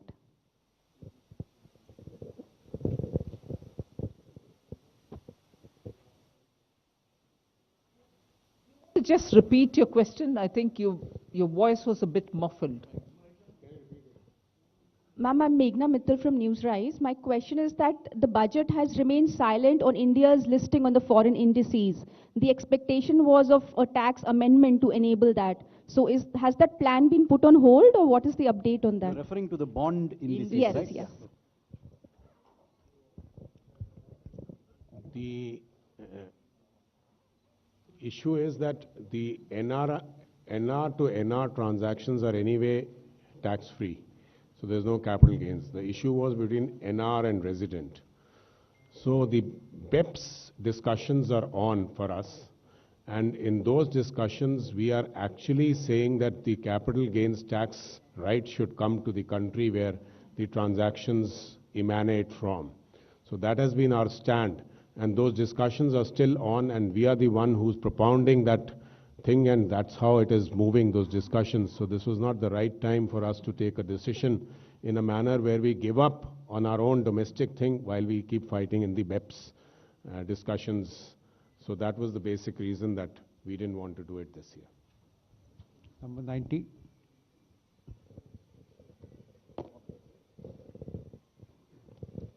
Ma'am, firstly, congratulations. Just two quick clarifications. One is on cryptocurrency, because you did touch about the RBI now giving digital rupee, and it will start from next year. And you've reflected that in the finance bill. You've also taxed cryptocurrency, but there's no regulation. So how are you going to work on that? I'm a little bit keen to understand that. And the other issue, of course, is that in your speech, which was very well put, there was one key issue which affects all of us, including you, inflation. How are you going to deal with that? First thing, Sunil, I said the Reserve Bank will be issuing a digital currency. Currency becomes a currency is a currency only when it is issued by the central bank, even if it's a crypto. But anything which is outside of that, loosely all of us refer it to be cryptocurrency. They are not currencies. So let's first understand we are not taxing currency that is yet to be issued, and that provision is now made, and the currency in the name of digital rupee will be issued. Exact name you'll get a bit later, but Reserve Bank is the one which is going to issue it. And what Reserve Bank issues is the digital currency. Everything that prevails outside of it in the name of digital whatever are assets being created by individuals, and in transacting that asset, if there are profits being made, we are taxing that profit at 30%. We are also tracking every trail of money in that by saying every transaction will be 1% TDS, if I can use that expression. There will be a transaction, TDS imposed on every transaction in the crypto world, any transaction that is happening outside. So the distinctions are very clear. Currency is only with the Reserve Bank. That will get issued sometime this year. The transaction happening in the crypto world are of different kinds of assets, and for that, every transaction gets taxed. We have circulated a paper, inputs are coming in, public stakeholders are also talking about it, so regulation goes through that process. I don't wait till regulation comes into place for taxing people who are earning profits, can I? Well, every budget doesn't speak explicitly about inflation and its impact, but of course, if you're talking of numbers, money, credit, liquidity, and also supply and demand of essential goods and others, you keep in mind inflation. Okay. 11. Ma'am, मैं आमिर हूँ news nation से। बहुत सारी चर्चा इस बात को लेकर चल रही है कि जिस तरह से इनकम टैक्स को लेकर के उम्मीद की जा रही थी काफी समय से, तो इस बार इनकम टैक्स को बढ़ाने का तो टैक्स को कम नहीं किया गया, कॉर्पोरेट को के टैक्स को कम किया गया। बढ़ाने का उम्मीद है तो मैं बढ़ा नहीं दिया, मैंने। लेकिन ऐसा मैम ऐसा क्या हुआ कि टैक्स में कोई भी रिबेट नहीं मिली? आम जनता जो पब्लिक खासतौर पे सैलरीड क्लास है उसको बहुत उम्मीदें थी इस बार बजट से। मैंने टैक्स इंक्रीज नहीं किया, वो बात मैं दोहराना चाहती हूँ। लास्ट ईयर भी, इस साल भी, एक भी पैसा टैक्स के द्वारा मैंने एडिशनली कमाने के लिए कोई कोशिश नहीं की। पिछले बार प्रधानमंत्री जी का आदेश था कि डेफिसिट कितने भी क्यों ना हो, पैंडेमिक के समय जनता के ऊपर टैक्स का बोझ डालना नहीं, वही इंस्ट्रक्शन इस बार भी। इसीलिए हमने टैक्स के द्वारा कोई पैसा कमा करके पैंडेमिक के समय जो डिमांड्स एंड चैलेंजेस है हमारे ऊपर, उसको कोई उससे राहत ढूंढने का अटेम्प्ट भी नहीं किया। टैक्स इंक्रीज नहीं हुआ। 1 to 4.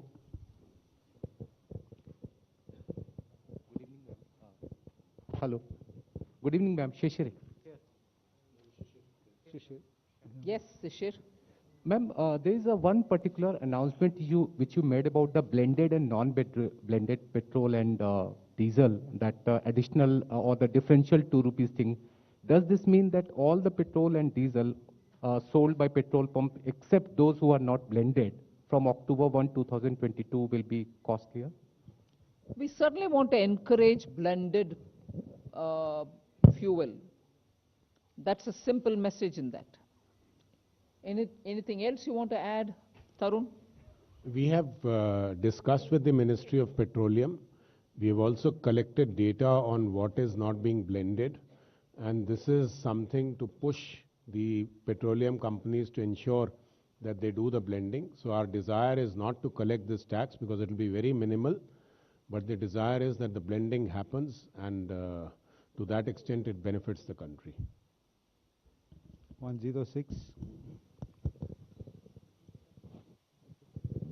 मंत्री जी, हमारा आपसे मैं ऐसे मासिक इन दिनों से मेरा सवाल है कि आपने अपने बजट भाषण में कहा है कि 80 लाख लोगों को मकान दिया जाएगा और रोजगार बढ़ाया जाएगा।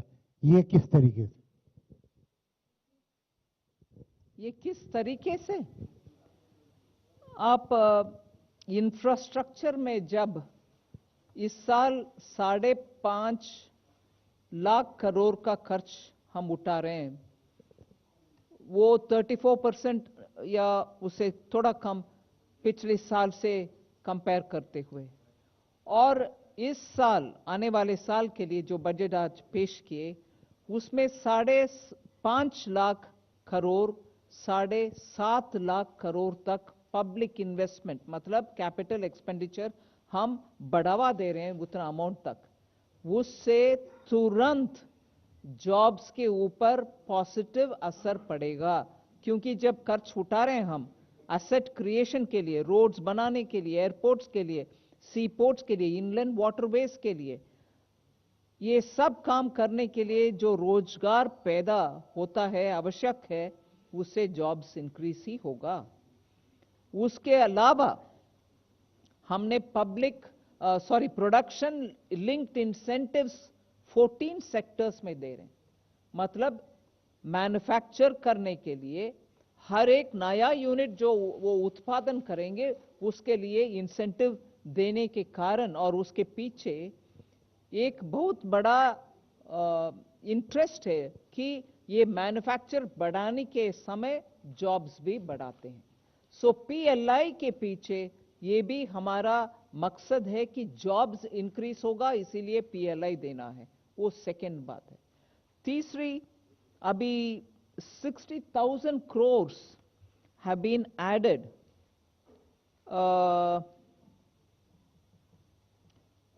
ये जो अभी सॉवरेन गारंटी के साथ हमने दे रहे हैं हॉस्पिटैलिटी सेक्टर का, और ईसीजी एलएस जो दिए पिछले साल एमएसएमईज के लिए, उससे ऑलरेडी एक बाहर की इंडिपेंडेंट स्टडी, सरकार का नहीं, इंडिपेंडेंट स्टडी से ये डेटा आ रहे हैं कि एमएसएमई सेक्टर उस लोन को उपयोग करते हुए उनके पास काम करने वाले सबको उनके जॉब्स में बरकरार रखे, वो उन जॉब से हटाया नहीं गया।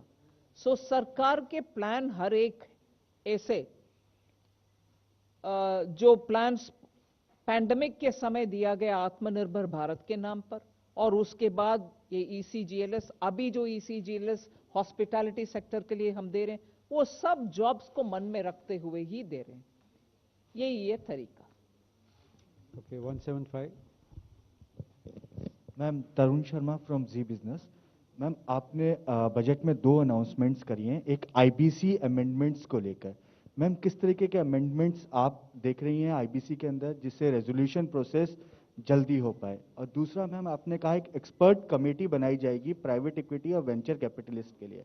मैम, किस तरीके के कंसर्न्स उन्होंने आपके सामने रेज किए हैं? क्योंकि आपने लिखा है कि रेगुलेटर आर्बिट्राज या फ्रिक्शन जो है उसको दूर किया जाए, तो क्या कंसर्न्स प्राइवेट इक्विटी प्लेयर और वेंचर कैपिटलिस्ट के? नहीं, they could be any number of concerns, but once when they met me and once when they met the Honorable Prime Minister, they went into a lot of details which are important from the point of view of ease of doing business and also better understanding that sector. If all of us can see the point that private equity in India venture capital funds have been one of the prime reasons why many of the startups could raise to become unicorns within first 6 months of this year itself. Last year, 21 itself, you saw how many of them benefited by funds being made available in India through private equity. Now, if that sector needs further facilitation, obviously the sector will have to sit and talk with a group of people who can understand their needs and then suggest solution for policy making. That is why I have referred to the consultation which we've had with them and then said that we will appoint a committee which will go through it and come back to the government with suggestions. 255. Ma'am, Gyaneshwar Dayal from Jan Express. I have a question, actually 2 questions. When can we expect the farmers' income to double? Number 1. And When can we expect the pharmaceutical? Farmers' income to double. It was supposed to double in 2022. And how far is the goal of 5 trillion economy? And in what way your budget would take us there? Thank you. Who wants to? I mean, will Ananta Nageshwaran want to answer it?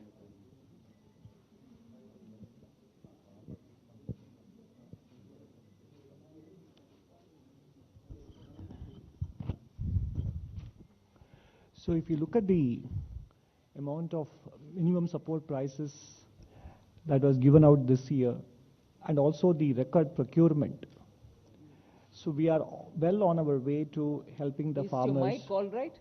Or do you want to, the voice is not coming out. So if you look at the amount of minimum support prices that have been handed out to farmers in terms of the food grains procured from them, as well as the quantity of food grains procured from farmers, it does suggest very strongly that we are well on the way to helping farmers substantially improve their income.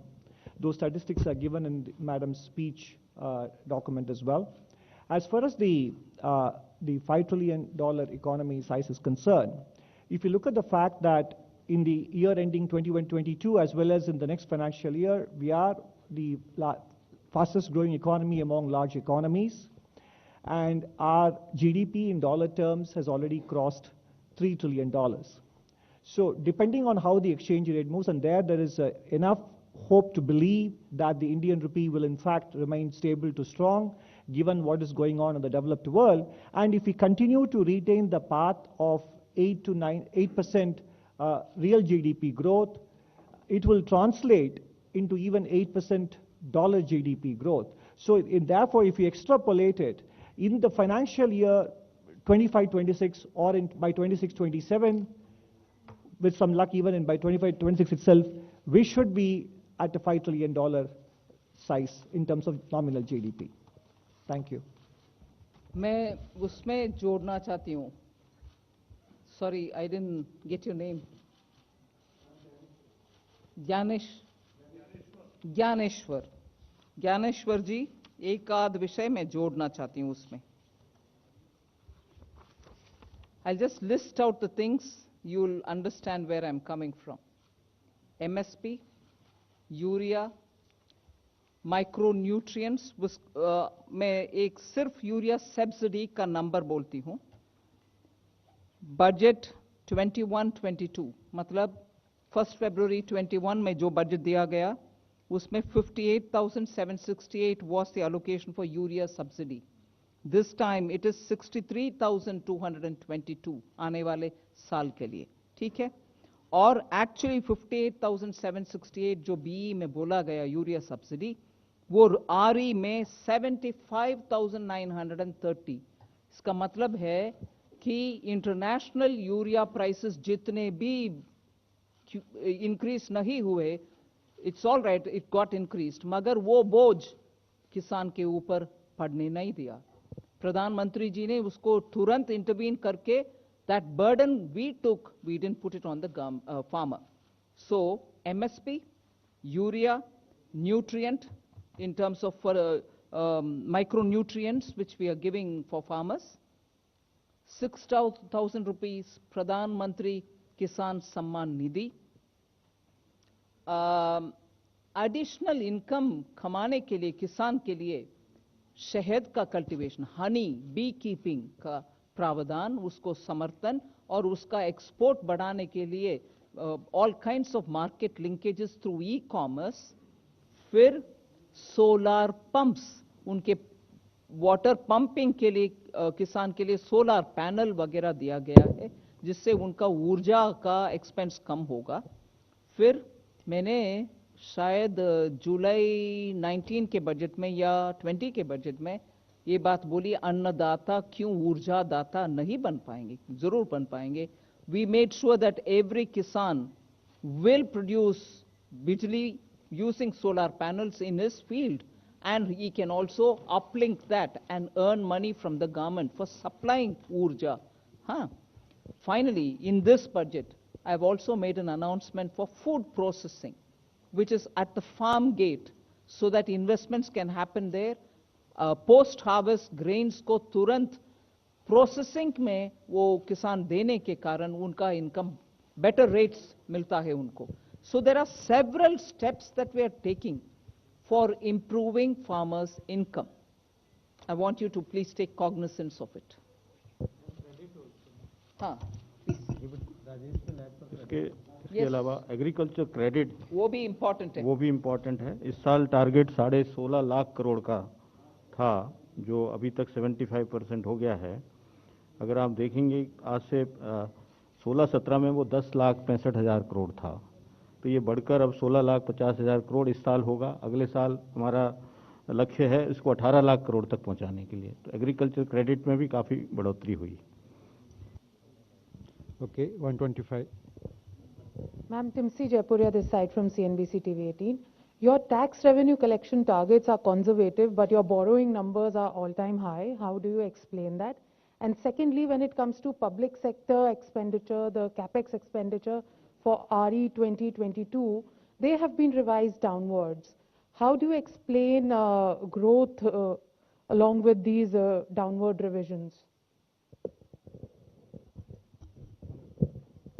First, on the, you're saying that the capital expenditure targets for the RE have been moved downwards. From how much to how much, according to you?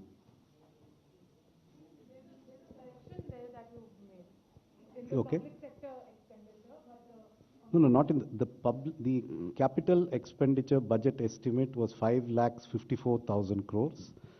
The revised estimate, after removing the actual revised estimate is 6,03,000 crores. But even if you exclude 52,000 crores, which is an Air India sundry dues repayment, it is 551.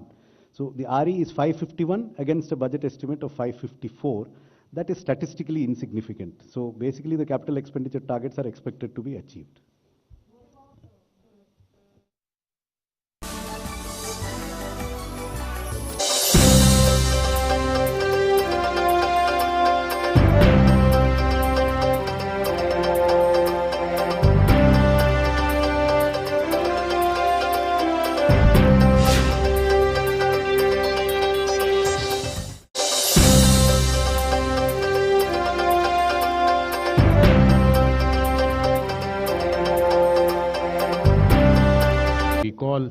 We have reduced the excise duty on diesel and petrol by 10 rupees and 5 rupees per litre.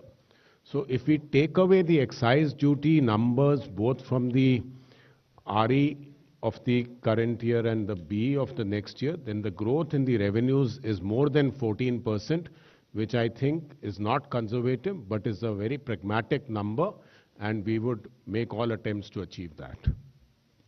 Number 70, number 70, number 70. No, the borrowing number is nothing but the fiscal deficit minus the expected small savings collections and the other sources. So they tally. I mean, it is 16,61,000 is the total fiscal deficit. 11,80,000 or something is the net borrowing requirement. The difference is small savings and certain other sundry receipts. I don't see any, there is no artificial, that's a very realistic number. It's based on our best estimate of what will be collected in small savings, and net of that is the borrowing requirement. Ujjwal Narayan from Newsrise. Ma'am, in last year budget, you have announced about sale of privatization of two state-run banks. But this year, there is nothing that sort has been confirmed in the budget.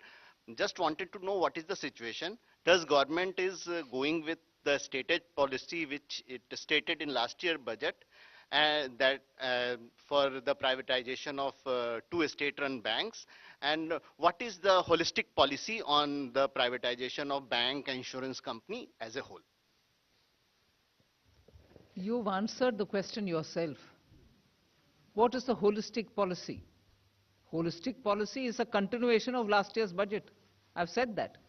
This budget in every aspect is a continuation of last budget, inclusive of the privatization matter that you're talking about.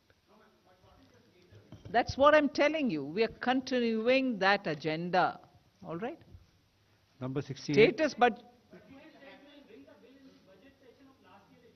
Sorry? Yeah, I said Air India also, and I've done the Air India, haven't I? Huh? That's right. When we have something, you will get to know, no? I'm not doubting it. Huh?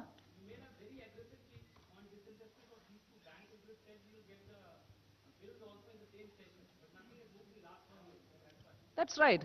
Thanks for reminding me. Number 68. Can I just supplement on the borrowing? I think Hold on. Hold on.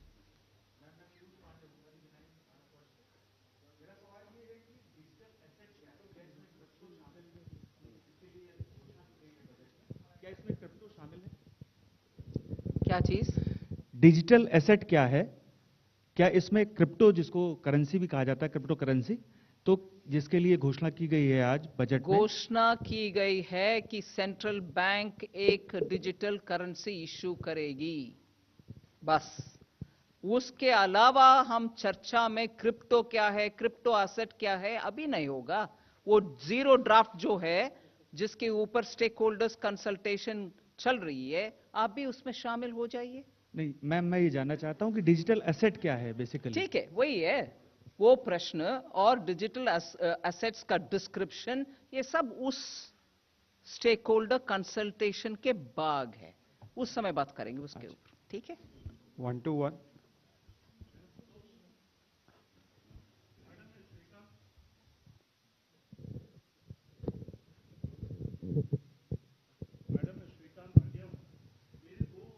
जनता के सवाल है। एक तो लोग महंगाई से बहुत त्रस्त हैं, आपने जवाब दिया गोलमोल, लोगों को समझ में नहीं आया। सॉरी, जो महंगाई पे सवाल पूछा गया था, शायद प्रभु जी ने पूछा था हाँ जी, कि देश में इतनी महंगाई है, उसका आपने बहुत ही डिफिकल्ट आंसर दिया। शायद आम आदमी को समझ में नहीं आएगा। मेरे पास किसी का प्रश्न आया कि समझ में नहीं आया मैडम ने महंगाई पे क्या बोला। दूसरा मेरा प्रश्न मैडम बेरोजगारी के ऊपर है। आपने कहा लाखों रोजगार सृजित होंगे। सरकार का वादा था 2 करोड़ रोजगार देंगे, 2 करोड़ और घट गए बजाय रोजगार देने के, और बेरोजगारी ज्यादा हो गई। और जो एक छोटा सा मैडम आपका एक इशू था, शुरू से चला आ रहा है पार्टी का, कि ब्लैक मनी वापस लाएंगे। कोई ऐसा डेटा है कितना ब्लैक मनी वापस आया आज तक? इन्फ्लेशन के बारे में जो मैंने जवाब दिया, वो जवाब मैं दोहराऊंगी, मगर वो अगर आपको गोलमोल लग रही है, मैं किसी और से जवाब दूंगी, क्योंकि मेरा बोलने का तरीका शायद आपको हिंदी में और इंग्लिश में दिक्कत है। I'll ask somebody else to answer it. There is no गोलमोल सर। बजट जब प्लान करते हैं और एसेंशियल सर्विसेज का एक कमिटी जो है मंत्रीगण का, ये बार बार हम बैठते हैं, बात करते हैं। हाँ, जब इंक्रीज होता है प्राइस एसेंशियल कमोडिटीज का, मैं मानती हूं आम आदमी के ऊपर उसका दिक्कत जरूर पड़ेगा, उसको मैं नकार नहीं रही हूं। मगर oil seeds, oil, edible oil का प्रॉब्लम जब हुआ, तुरंत हमने ड्यूटी कम करते हुए पाम ऑयल का इंपोर्ट बढ़ाने के लिए एक बार नहीं 2 बार कोशिश की, और पाम ऑयल का इंपोर्ट, क्रूड पाम ऑयल का इंपोर्ट और रिफाइंड भी ज्यादा आ रही है, जिसका असर आजकल एडिबल ऑयल में जरूर पड़ रही है और मार्केट में खबर भी है। इन्फ्लेशन दूसरा एक और विषय, एडिबल पेरिशेबल कमोडिटीज के ऊपर जब होता है, उसको भी इंपोर्ट के द्वारा तुरंत हेल्प करने के लिए हम स्टेप्स उठाते हैं। फिर ऑयल सीड्स भारत देश में भी कल्टीवेट हो, उसका उत्पादन ज्यादा होने के कारण हम आत्मनिर्भर हो एडिबल ऑयल में, उसका भी इस बजट में एक अनाउंसमेंट हुआ है। ऐसे करके बहुत सारे कदम हम उठा रहे हैं। एक और विषय, सिंपल टेक्निकल बात मैं जिक्र करना चाहती हूं। हां, जरूर जनता के ऊपर प्राइसेस के वजह से जब ट्रबल होता है, उसमें एक्शन लेने का जिम्मेदारी सरकार के ऊपर है, और हम बार बार उसके ऊपर कदम उठाते आ रहे हैं। मगर टेक्निकली 6% से ज्यादा कभी ब्रीच ही नहीं, छोटा इधर उधर एक महीना हुआ होगा 6% ब्रीच करने का इन्फ्लेशन का विषय में। मैं याद दिलाना चाहती हूं, इस सरकार 2014 से लेकर आज तक we have not allowed it to go to double digits. जो याद होगा आपको, उससे पहले 2014 से पहले it was always in the range of 10, 11, 12, 13, even food products. इसलिए इन्फ्लेशन के ऊपर इस सरकार की ध्यान कभी भी ज्यादा है और एक्शंस भी तुरंत हम लेते हैं। अगर ये भी आपको गोलमोल लगता है, मैं किसी और से भी जवाब देने के लिए बोलूंगी। ठीक है, बोलिए, चूज करिए किसी के। एम्प्लॉयमेंट के बारे में मैं जरूर बोलूंगी। बहुत सारे, मैं भाई साहब, पैंडेमिक के वजह से पूरे दुनिया में बहुत उथल पुथल हुआ, जॉब्स में नुकसान हुआ बहुत देशों में, हमारे यहां भी। मगर हमने आत्मनिर्भर भारत के दौरान बहुत सारे ऐसे अनाउंसमेंट किया जिसमें बहुत लोगों के जॉब्स इंटैक्ट रही। हां, जिनको नुकसान हुआ उनको अभी हम धीरे धीरे बहुत स्कीम्स के द्वारा हेल्प करके आ रहे हैं। ये नहीं नकार, I mean I am not denying that there has been impact on jobs. मगर एकदम कुछ नहीं किया वो सही भी नहीं है. कल का इकोनॉमिक सर्वे में अनंत नागेश्वरन जी और हमारे principal economic adviser, I think is here, Sanjeev Sanyal, इतना विस्तृत रूप में जॉब्स के लिए क्या क्या पिछले साल में हुआ वो डिटेल दिए हैं. मैं संजीव से बोलूंगी आपको जरा इंफॉर्मेशन शेयर करने के लिए. हाँ, so it will help you to know. Thank you. Number 260. Somanathan wants to. Okay, yes. Just specifically on job. Yeah, but specifically on jobs and specifically what is in the budget. So one is there is an additional 2 lakh crores of lending to MSMEs which is outside the ECLGS. So ECLGS is for those affected. It's an automatic program for existing borrowers. This is for new lending to MSMEs unconnected with ECLGS. 2 lakh crore of additional provision has been made in this budget. ECLGS has, as already mentioned, been expanded for the hospitality and related sectors. The outlay on Pradhan Mantri Gram Sadak Yojana is up by 27%.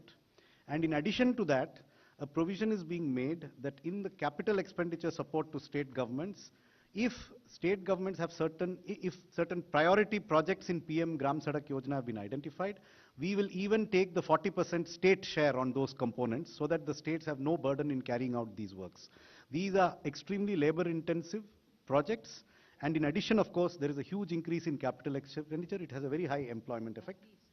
We have a new scheme for the Northeast, which is abbreviated as PM Divine, which is the PM's development initiative for the Northeast.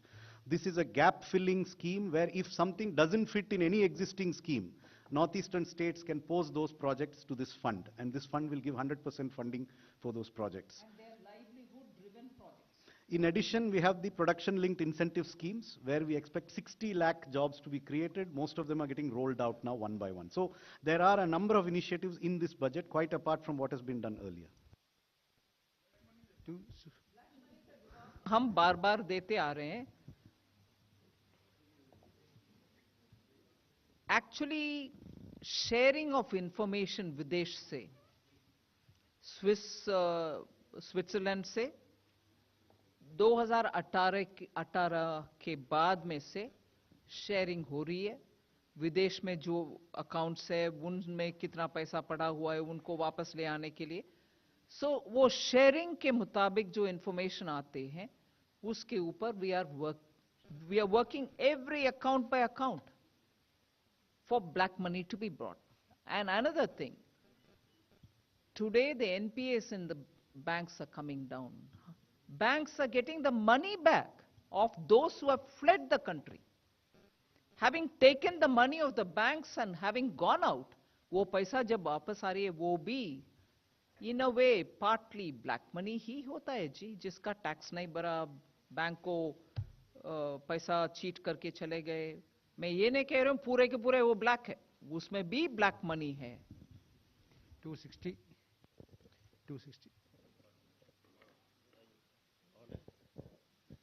Ma'am आनंद हूँ India TV से. हाँ ma'am, आपके लिए भी उधर से बहुत वैसे सवाल आ रहे थे. अपोजिशन ने ये कहा है कि जो आपका जो आज बजट है वो डायरेक्शनलेस है और इसमें सिर्फ भविष्य की बात की गई है, तात्कालिक राहत के लिए कुछ नहीं है.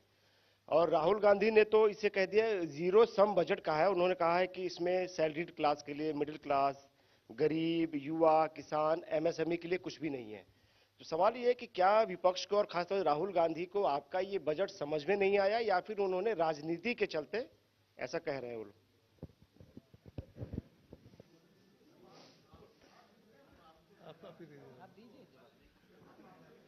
मैं भी दूंगी. अरे आनंद प्रश्न पूछे और मैं जवाब नहीं देते, ऐसे थोड़ी ना होती. I will give answer, don't worry. जो बाद में आपने कहा कि राहुल गांधी को शायद समझ में नहीं आया होगा, यही बात सही है, क्योंकि इस बजट में सारे चीज़ों की सारी व्यवस्था की गई है. अभी मैडम सारी चीज़ का आंसर दे भी रही हैं. हर सेक्टर के लिए दूरगामी बजट है ये. निश्चित तौर से इससे देश को और भविष्य में फायदा होगा.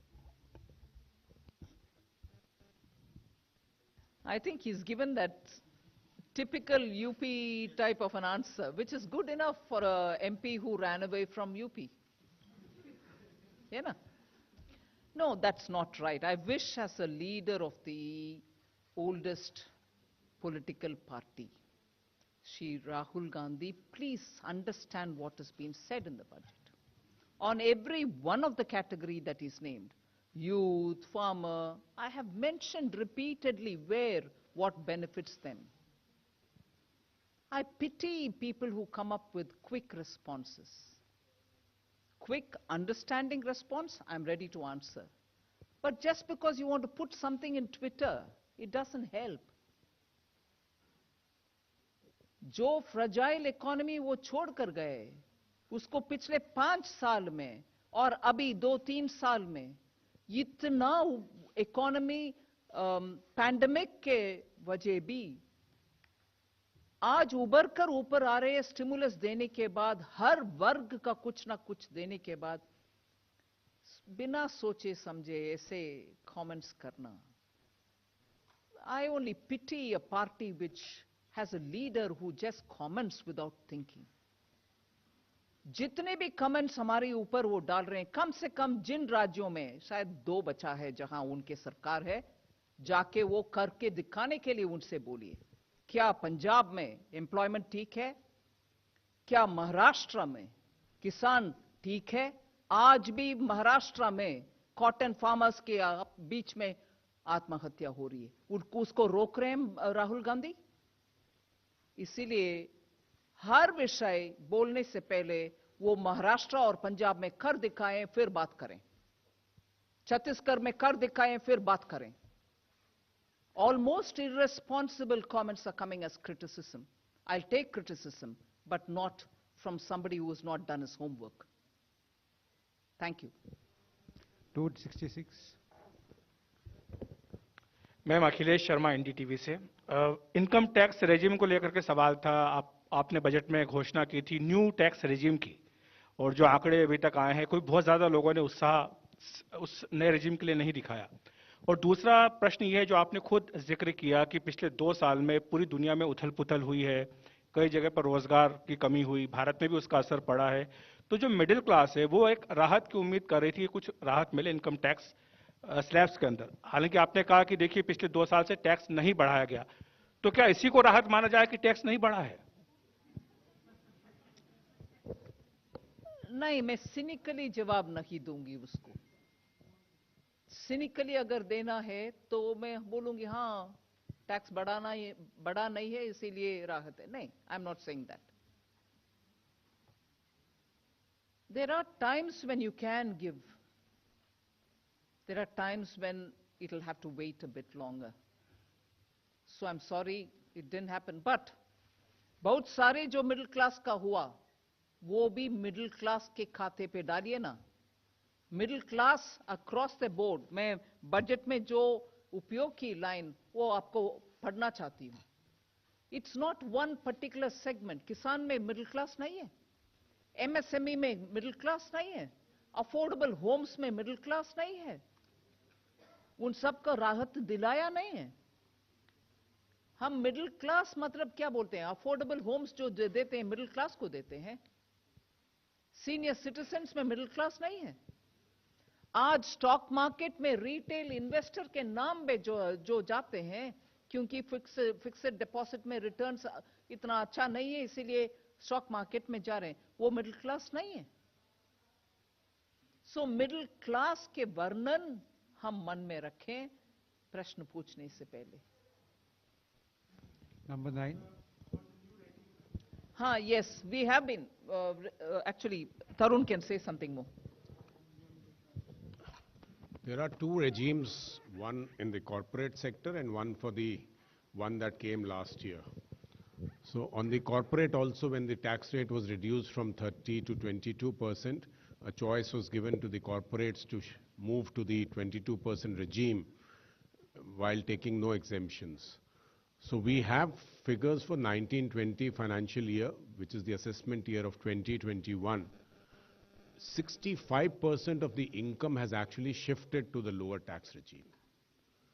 So basically a large number of people are shifting, people who are finding that they don't need exemptions or their exemptions are over, they are moving into that. Let me also mention to you that we have analyzed data for corporates The average tax rate being given by corporates is about 22 odd percentage in that year, as against 27, 28, which they were giving when the regime was of 30%. So they got a lot of relief there. And for corporates which are showing profits of more than 500 crores, this taxation rate is close to 20%. So the taxation rate relief which you are talking about in the corporate sector is already there. As far as individuals and HUFs and the others are concerned, where a second option was given in the last year, since the date was extended for filing the returns, we'll be able to analyze the returns this year and know how many people have shifted. But my own anticipation or own analysis says that people with a little higher income, say 15 lakhs, 20 lakhs and above, should have shifted to the new regime, provided they were not taking benefits like housing loan benefits, or they were not taking benefits like LTC. But we'll get to know exactly what has happened after we analyze this, and based on what analysis actually comes, will give us a pathway of what action or what steps we need to take in the future. Good afternoon, ma'am. Here downstairs. Sanjay Agarwal from PN News. Ma'am, today you just mentioned about the stock markets. So I was watching that when you announced about digital virtual currency. So that time the cryptocurrency, the stocks went up, and SBI, the largest, banker in India, the stocks went down. And you'd get on a very innovative budget, despite you've given on postal services are going to go to the rural and they're going to get a lot of savings money. So what's the reason? Why is this reaction?